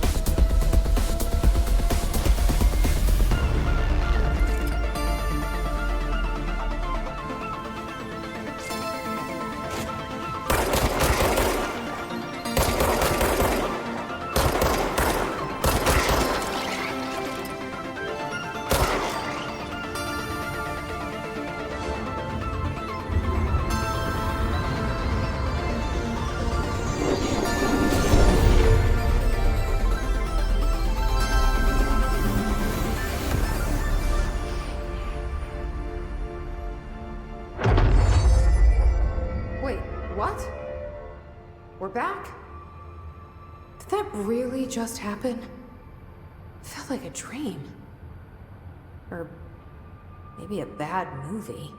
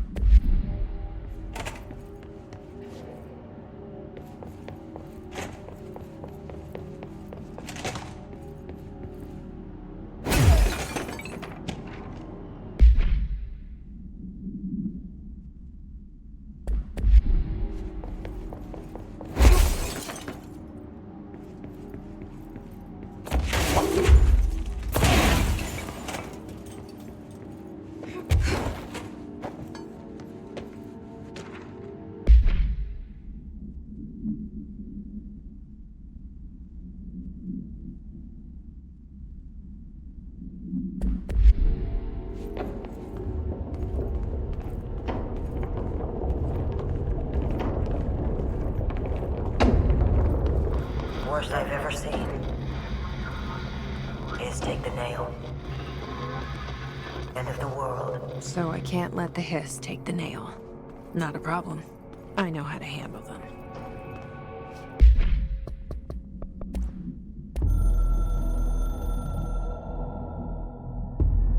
I snuck into the Foundation through a back door I know.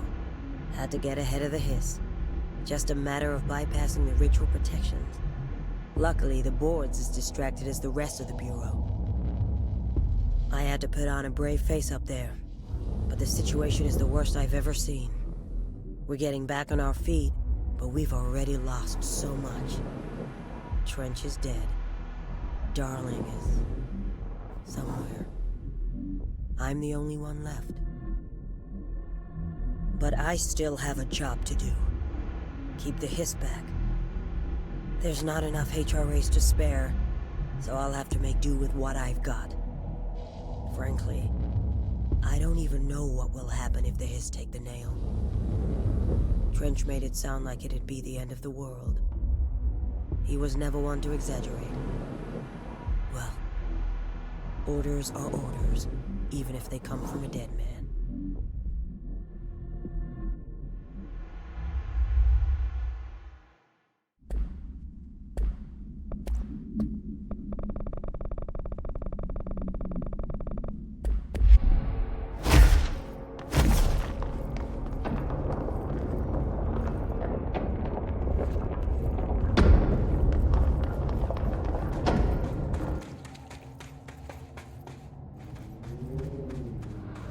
Another etching.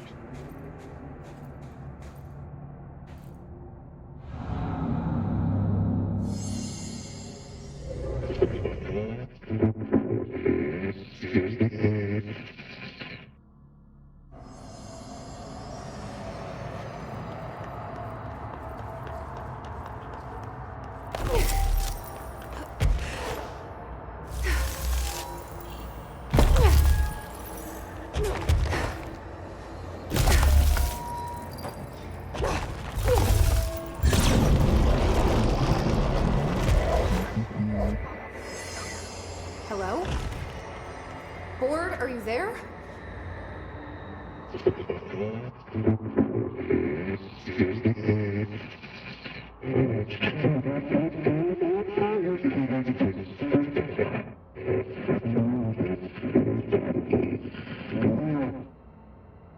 Okay, what the hell is going on? Wait, I'm back here?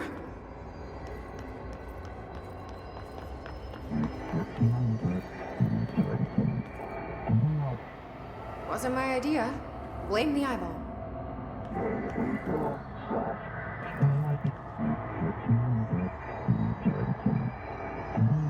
Former.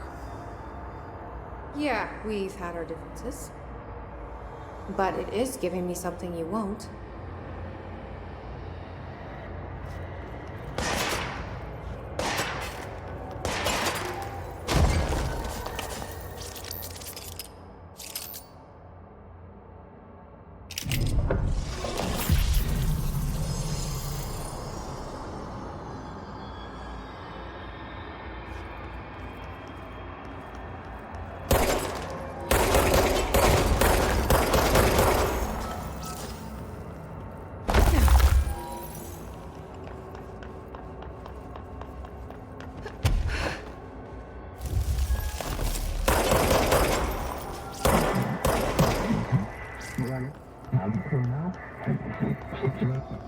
I don't like you deciding what I can't have.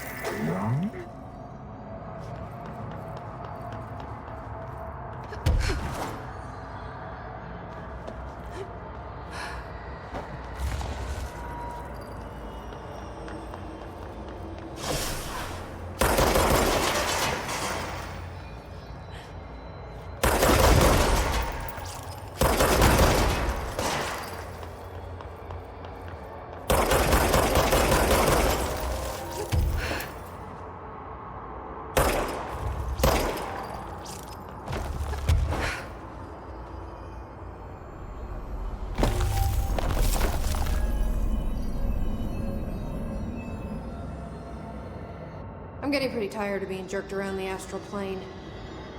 If you're listening, I want some answers!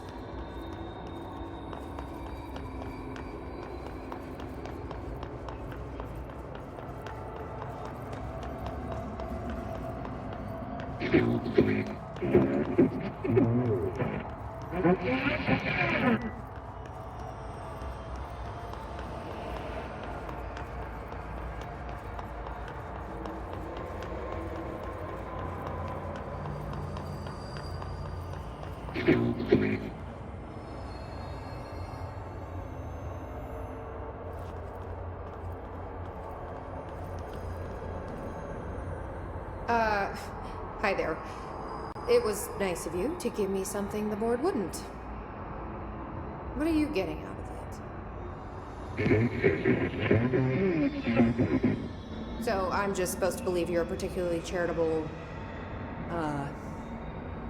whatever you are?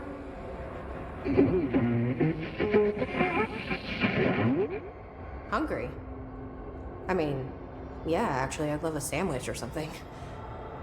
That's not what you meant, was it?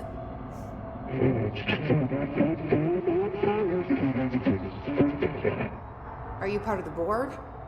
Or used to be?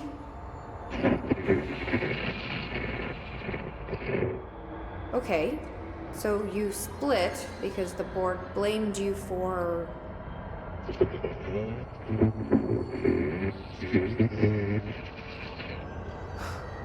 Gotta be easier to play charades. Do I need to rescue someone?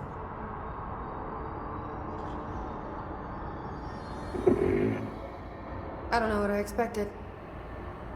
Listen, this has been great, but I have to go. Thanks for your help, and, stay out of trouble.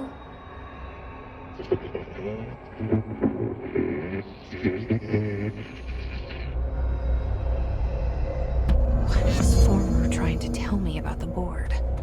Should I trust either of them?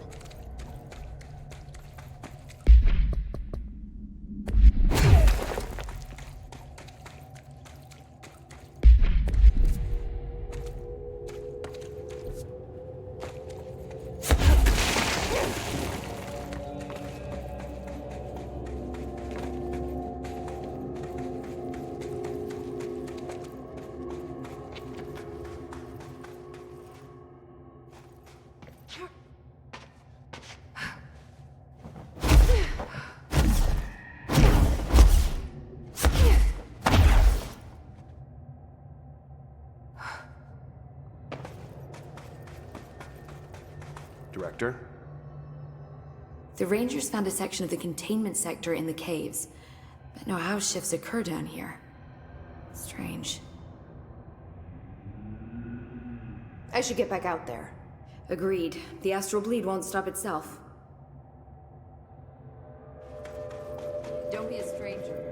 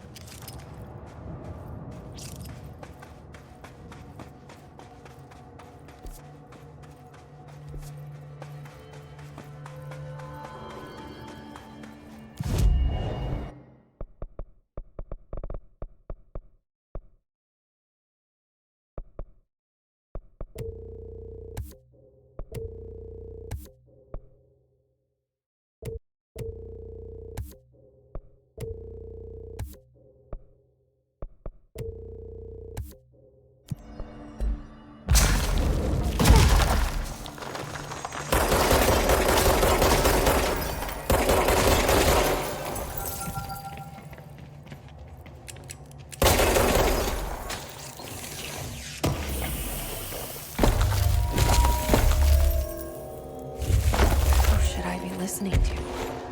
Weird entity A or B? Or neither?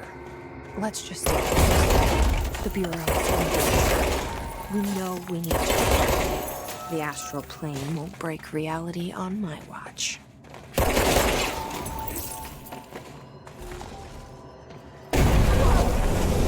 in the astral plane. Oh, this bleed is just getting worse and worse.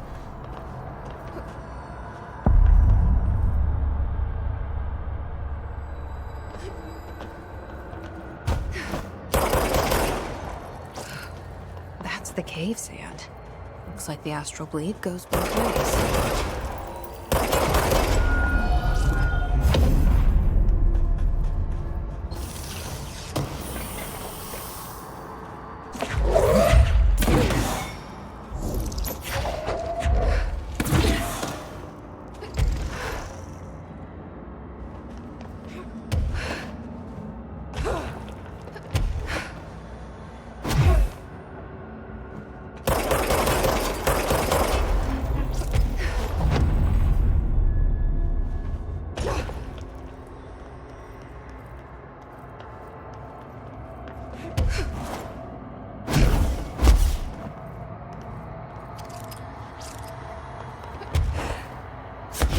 Kiss in the astral plane? That doesn't go so well last time.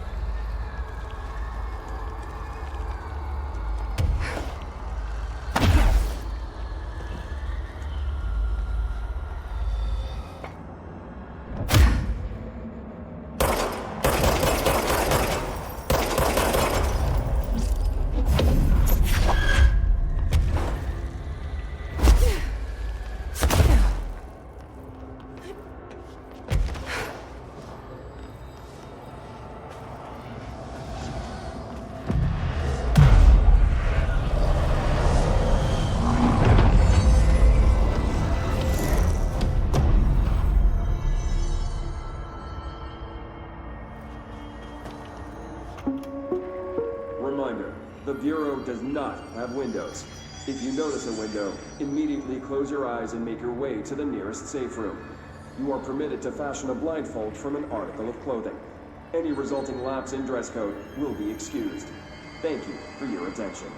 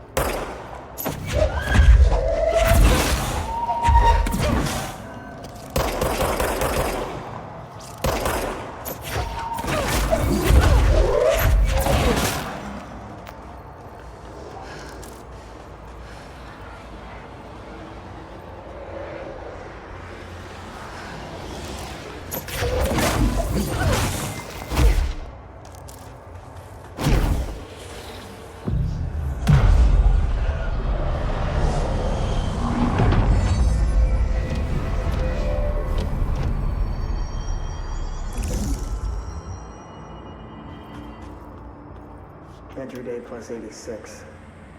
There's been a change. Hercules and Mabel, it numbers 3 and 11, attacked my staff today. 2 fatalities. 3 if you count Mabel. She was always so kind. As a result, we are abandoning the Foundation. Northmore gave the order to transfer our resources to the upper floors. Now that my control points allow us to safely come and go from the New York streets, did I forget to include that fact in my previous logs? I've been so busy. Using the arrays I made. Control points have been established throughout the oldest house. Excuse me if I don't sound excited, it's just... A few months ago, I would have been overjoyed to leave the Foundation. Now I realize I've grown fond of it. There's something deep in the stone here, deeper than that watching presence. Something warm. I feel it needing me. I won't go. I'll refuse. Northmore won't be happy, but so be it. I'm starting to see him for what he is. An impotent storm. Father Shane in a cheap suit.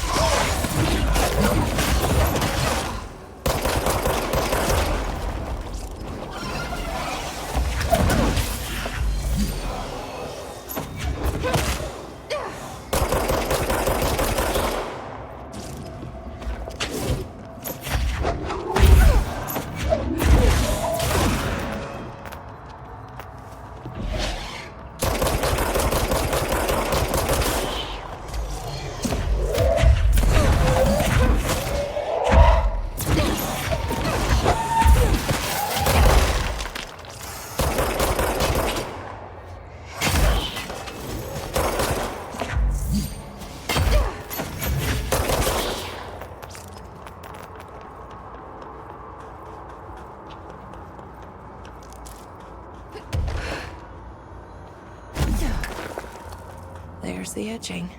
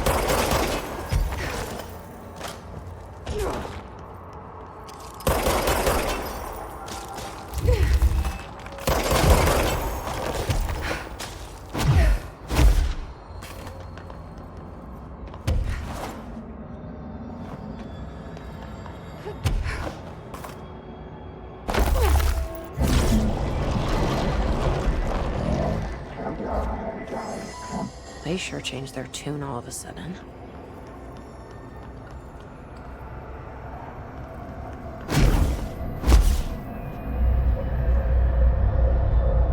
I'm overthinking this whole board format. our thing.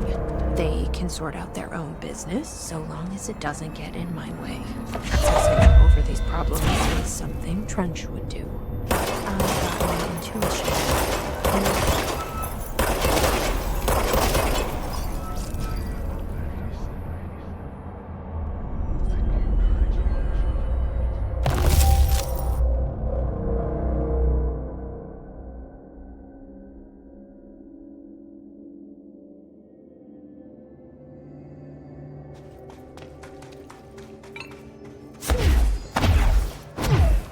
Oh, hello, Director.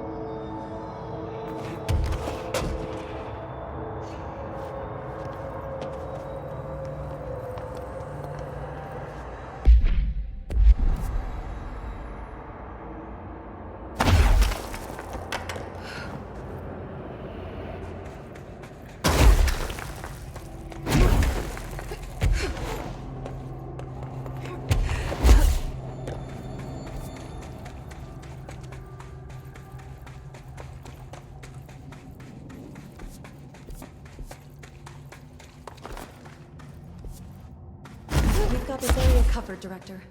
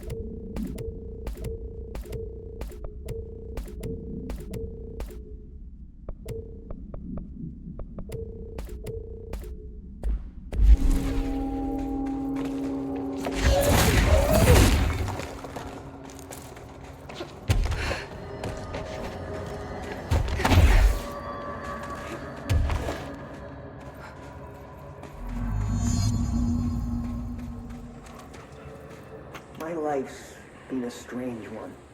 Certainly stranger than I'd like. But this place, it's something else. The floors crawl, the walls slither. It's a shifting pit. On the street, it's just another drab building standing there for anyone to see. But no one does. How did we miss it? Northmore. Acting director in Northmore now is on a train from Washington.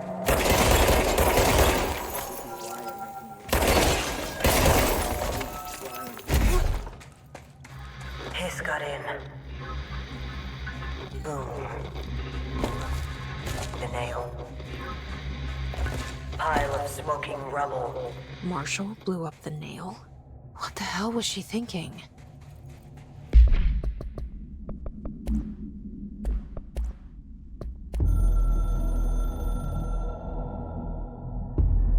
The hiss got in. The Foundation is overrun. I was out of time and out of options. I took all the C4 I could get my hands on and strapped it to the nail. Boom. A desperate move. But it's better off in pieces than in enemy hands. Trench wouldn't be thrilled. He always said how vital the nail was. How it was the Bureau's duty to protect it. Bullshit. Those years spent in the director's chair warped his priorities. In the end, he valued order over people, the advice of invisible voices over that of old friends. He lost sight of who he was. The board made sure of that. But I did my duty. The hiss can't corrupt a pile of smoking rubble. My last act as head of operations. I'm done. At least I could take those bastards down with me.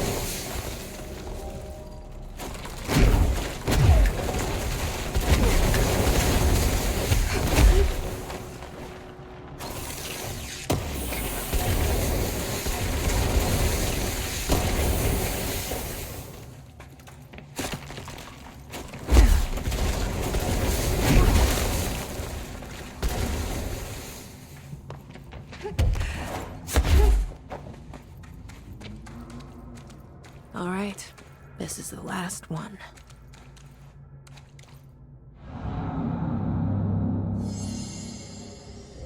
I can't believe Marshall's brilliant plan was to blow up the nail. And she thought I wasn't ready.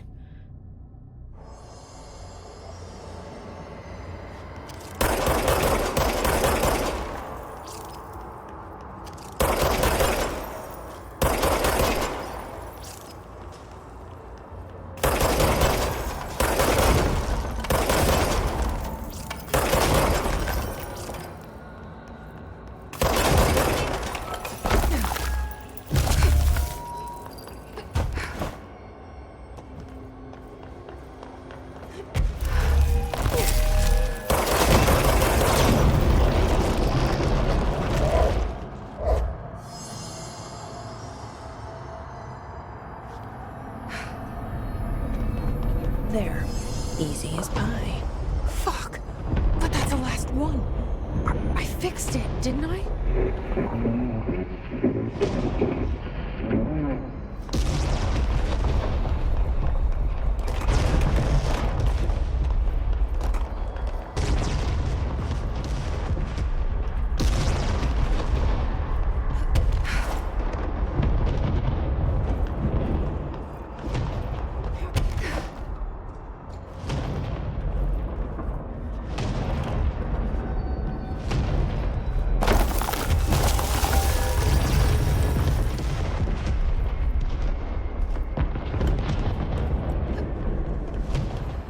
Holy shit.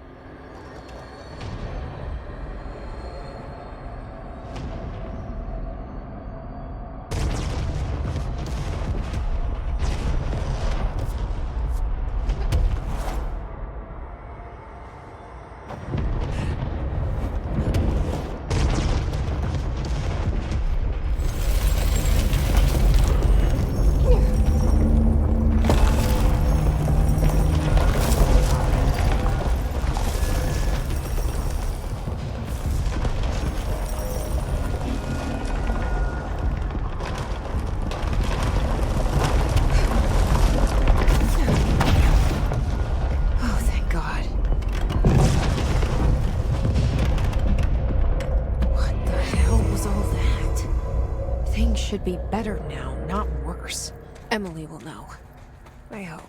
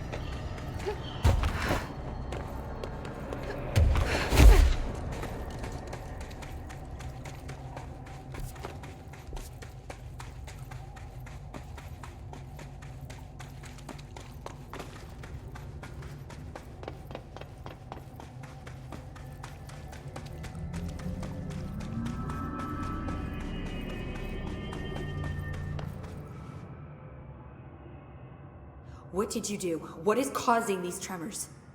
I thought you could tell me. I completed the 4 rituals just like the board told me to. The astral bleed should have stopped. Look, it has stopped. The nail is repaired. But we have a new problem. My analysis of the nail indicates that it is literally a piece of the astral plane. Or possibly a vessel containing the astral plane. Or both. Either way, right now both dimensions are vibrating at completely incompatible frequencies. The spatial friction they are generating is incalculable. It's going to destroy both planes. I messed this all up. Maybe Marshall was right to destroy the nail. I should have left it in pieces. No, then the astral plane would still be leaking in. Sometimes there's no right answer, Jesse. We need more information. No. I need to fix this, now. I'll figure something out. No, we should really make a plan. The tremors are originating from directly below us, but we don't know what... Perfect. I'll head down and take care of whatever's going on. Just do what you can from here. Jesse, you can't just... I have to, Emily. I'm the director. This is on me.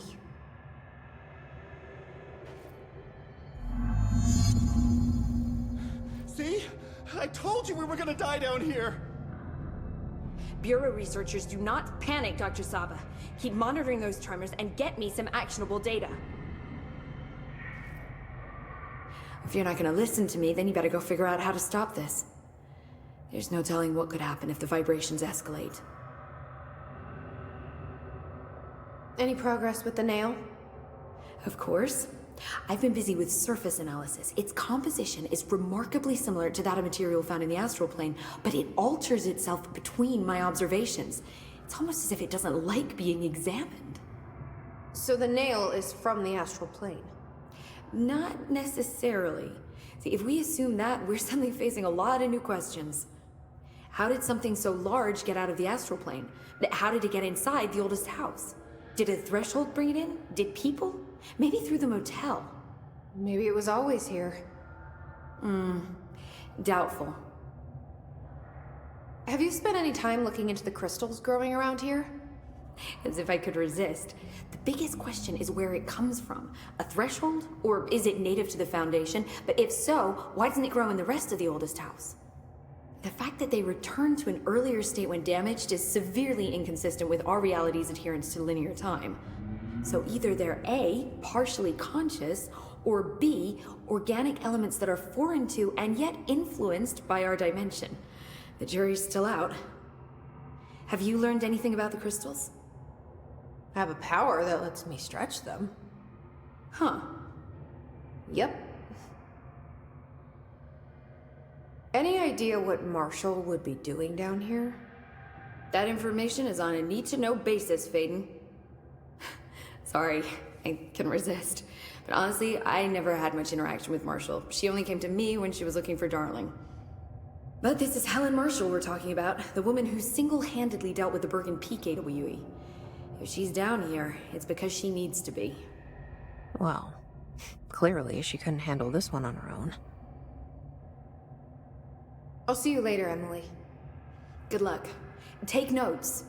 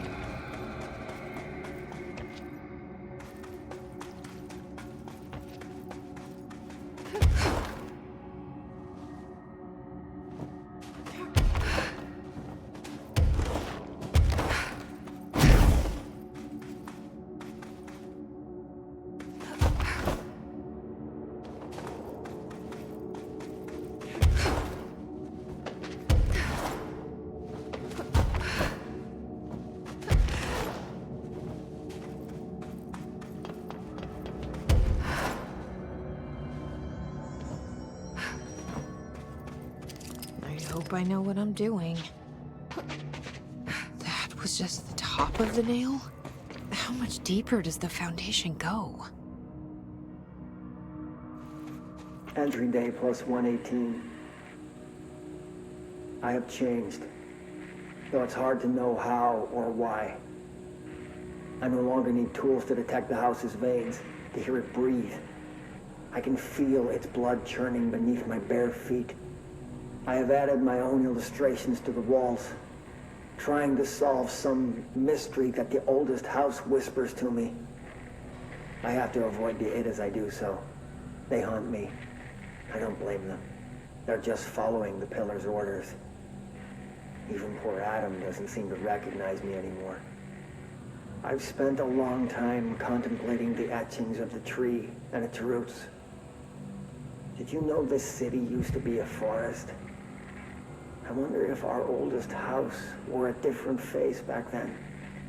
Or if it was always here. A 21st century office building since time immemorial. Can a place know the future? Can it change its skin? Can it wander? I always thought the esoteric world was my father's, not mine.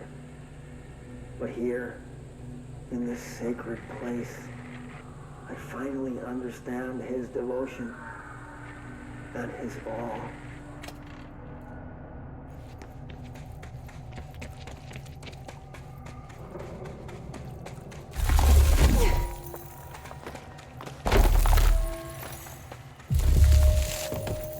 The crystals are growing like crazy here. It's almost like they're trying to stop me.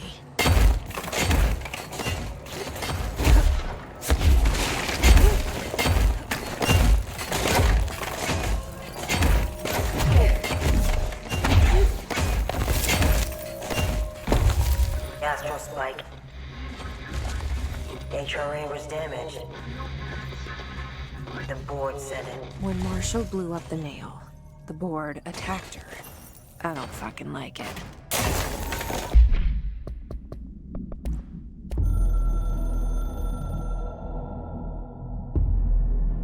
I tried to get out after the detonation, but the astral spike came out of nowhere. I escaped, but my HRA was damaged. I'd bet a year's salary the board sent it. We never did see eye to eye. They have too much control over Trench, the Bureau, the House. They make themselves part of every important process. Nothing a little C4 can't fix. 2 birds, 1 bomb. Christ, what a mess. But I stopped the hiss. I did it. If Faden did her part, then the Bureau's safe. Until the next thing. Jessie has good reason to hate the Bureau. But that could be what we need right now. She won't follow the same path. Won't fall into the same traps. She'll lead her way. So, Director Faden, here's my last lesson. You can't save everybody.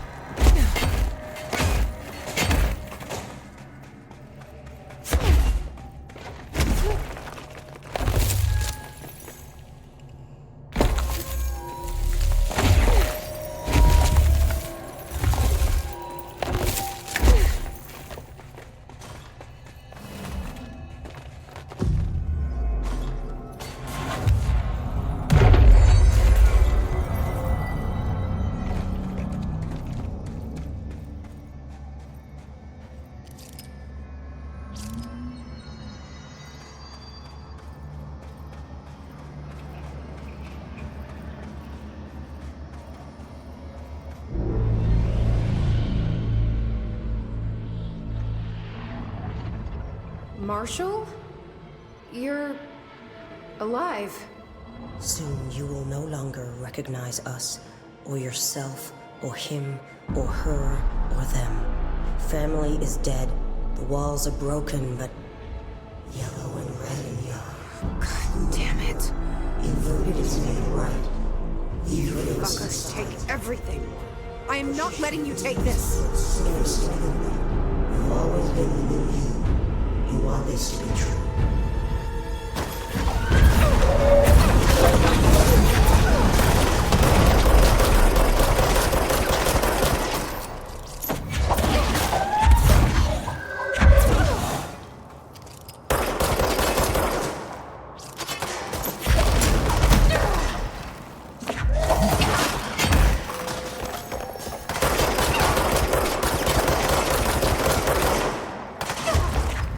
She can destroy the crystals too.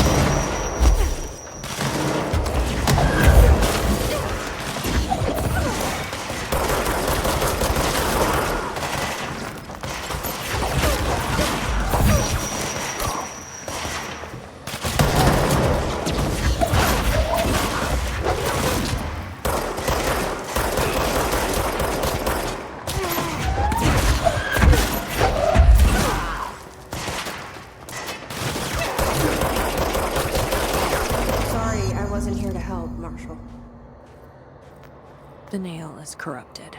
That explains why the board wasn't answering what's causing the quakes.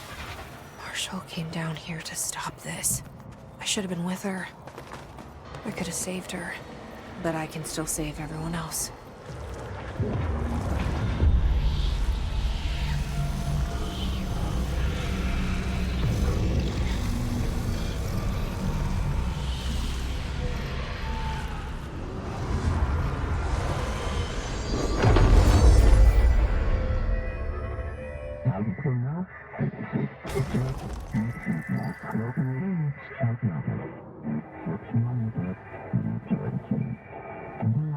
Well, fuck you too. Oh, I'll be sure to. Let's play it smart. They don't need to know I'm onto them. Not yet, anyway.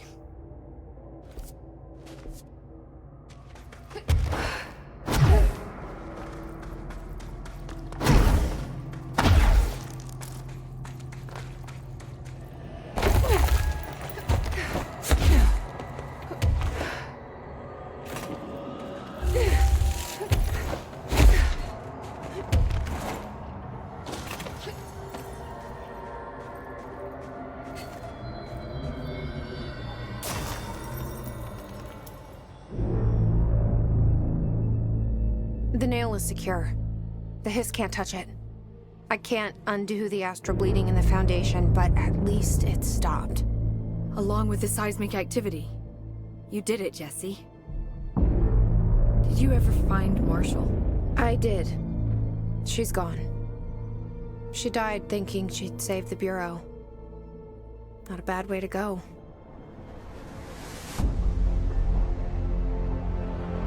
I wasn't ready for this crisis. I didn't even see it coming. But I promise, I'll be ready for the next one. I mean, what good is a director who can't hold her bureau together?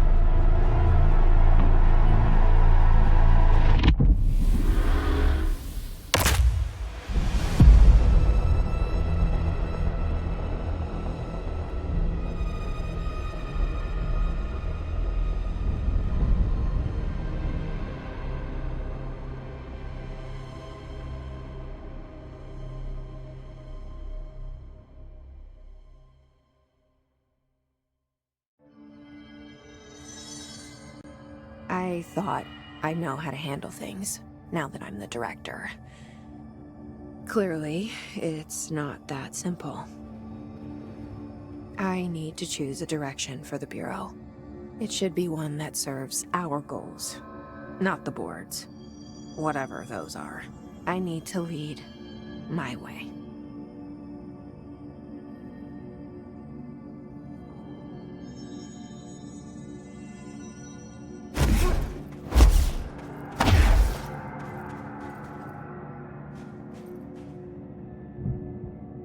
Now that this nail business is handled, I should probably be getting back to executive. But maybe I'll keep poking around. Just for a little bit. Has the nail been doing anything since we restored it? Define anything. Anything unusual? Define unusual. Emily. Sorry, but the answer is a whopping yes. Now that it's whole, the nail is emitting a constant field of, well, think of it like low-level radiation. It seems to suppress any biological matter it encounters. This explains why nothing grows here and why the Bureau had to abandon the area. Prolonged exposure would certainly begin affecting neural processes. Wait. Was the field created when I cleansed the nail? I considered that, but the nail's readings are quite different from the ones I recorded at the cleanse control points. I think the nail's field is purely of its own making. In fact, I think it would passively prevent any Hiss corruption, like the HRAs do. Which makes me wonder what actually occurred when you cleansed the nail. I've been wondering about that myself. Did the board let the Hiss corrupt the nail? Did they want me to cleanse it? If so, why? What do you know about Director Northmore? Well, he was Director Trench's predecessor, and Northmore's famous for being the first board-appointed director. See, before we found the oldest house, directors were picked by committees of old men in suits, drinking cognac and smoking cigars or whatever. You know, standard, uninteresting methods. I think the word you're looking for is bureaucratic. Or antiquated. Regardless, Northmore was eventually forced to... well, we don't need to go into that. Strangely, the only two board-appointed directors left the position under unusual circumstances. If the board appoints a director, then how do they retire them? I doubt they go out and buy you a gold watch. Sorry, Jesse, I didn't mean to imply that... Don't worry. If anyone's getting shown the door, it's them. What do you know about an entity named Former? I can't say I've heard of it. You got any details for me? Well, imagine a one-eyed bug thing. I think it was a part of the board, but then something happened and now it's... separate? Interesting. See, I always wondered if the board was some sort of entity or a group or conglomerate of linked consciousnesses, but this supports the group theory. Although it could have undergone some sort of corporeal exile. Too many unknowns to form a working hypothesis yet, but I can prioritize this matter in future astral dives if you think it's important. Fortune favors the prepared. Do it. I'm gonna keep looking around. I wish I could go with you, but I still need 30 hours of training before I can do field work. We'll work on that. Don't be a stranger.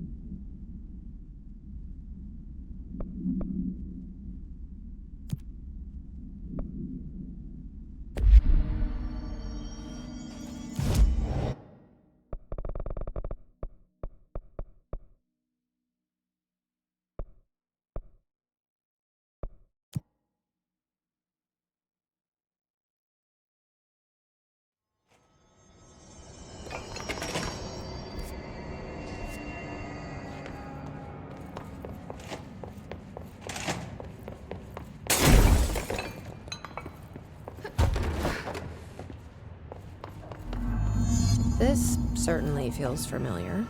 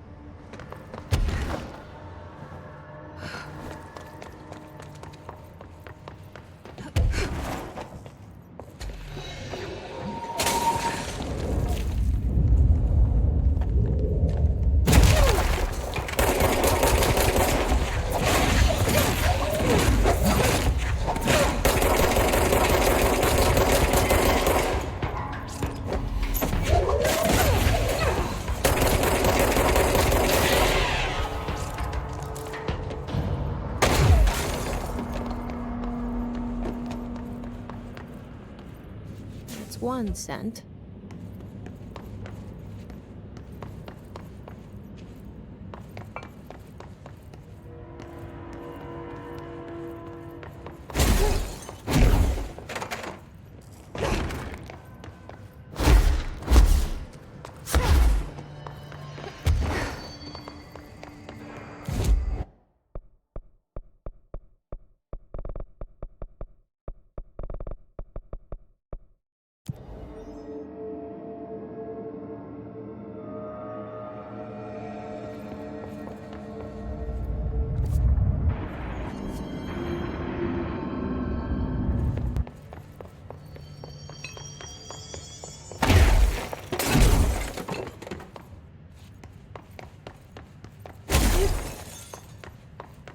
Two down, one to go.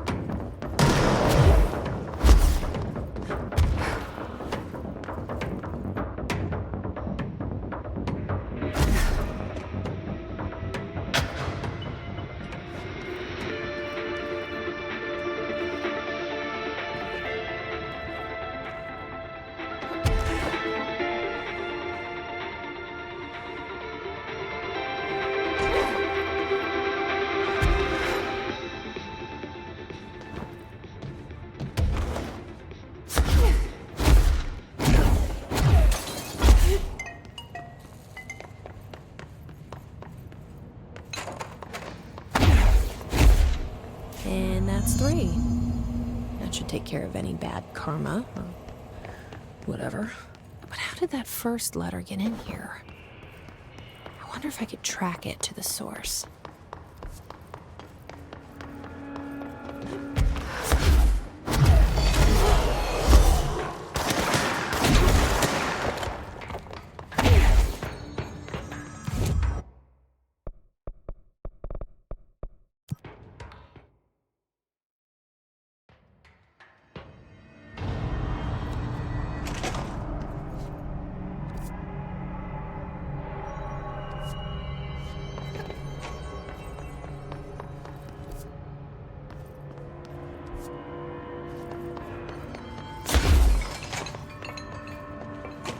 I guess I should just follow the tube.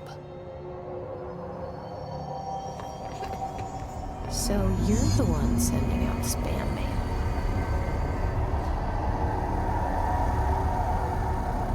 And that takes care of that. No more superstitious blackmail.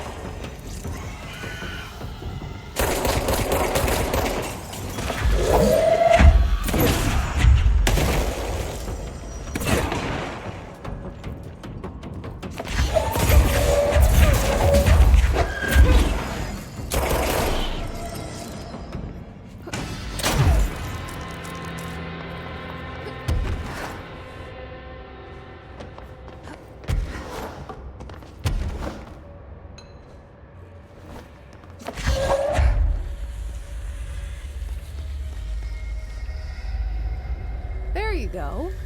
Doesn't that feel better?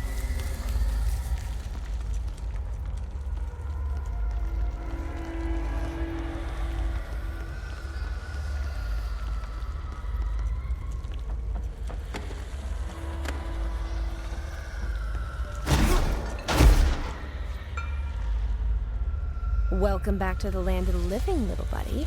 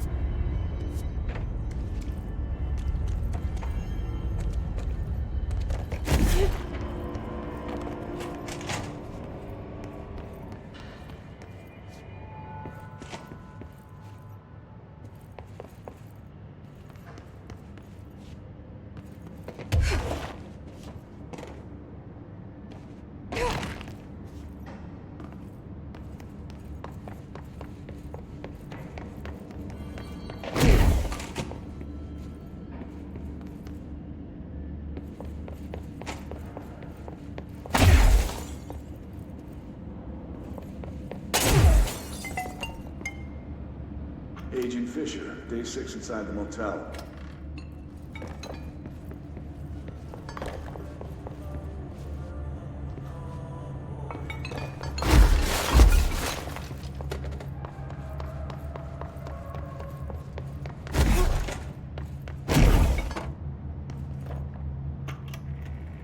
Reminder, all employees are required to report their hours at the end of each month. The Federal Bureau of Control maintains that time is not subjective, and hours passed on alternative planes cannot be claimed. Astral dives do not accumulate overtime compensation. Thank you for your attention.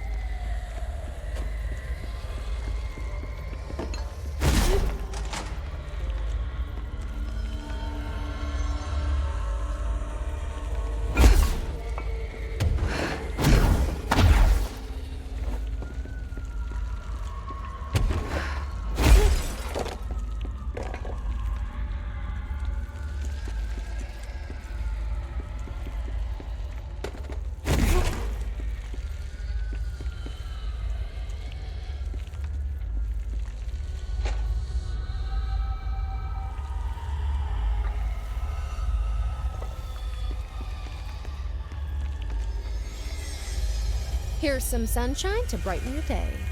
It's artificial, though. And that's the last one. Should appoint someone to take care of these guys. Supervisor of Houseplant Well-Being.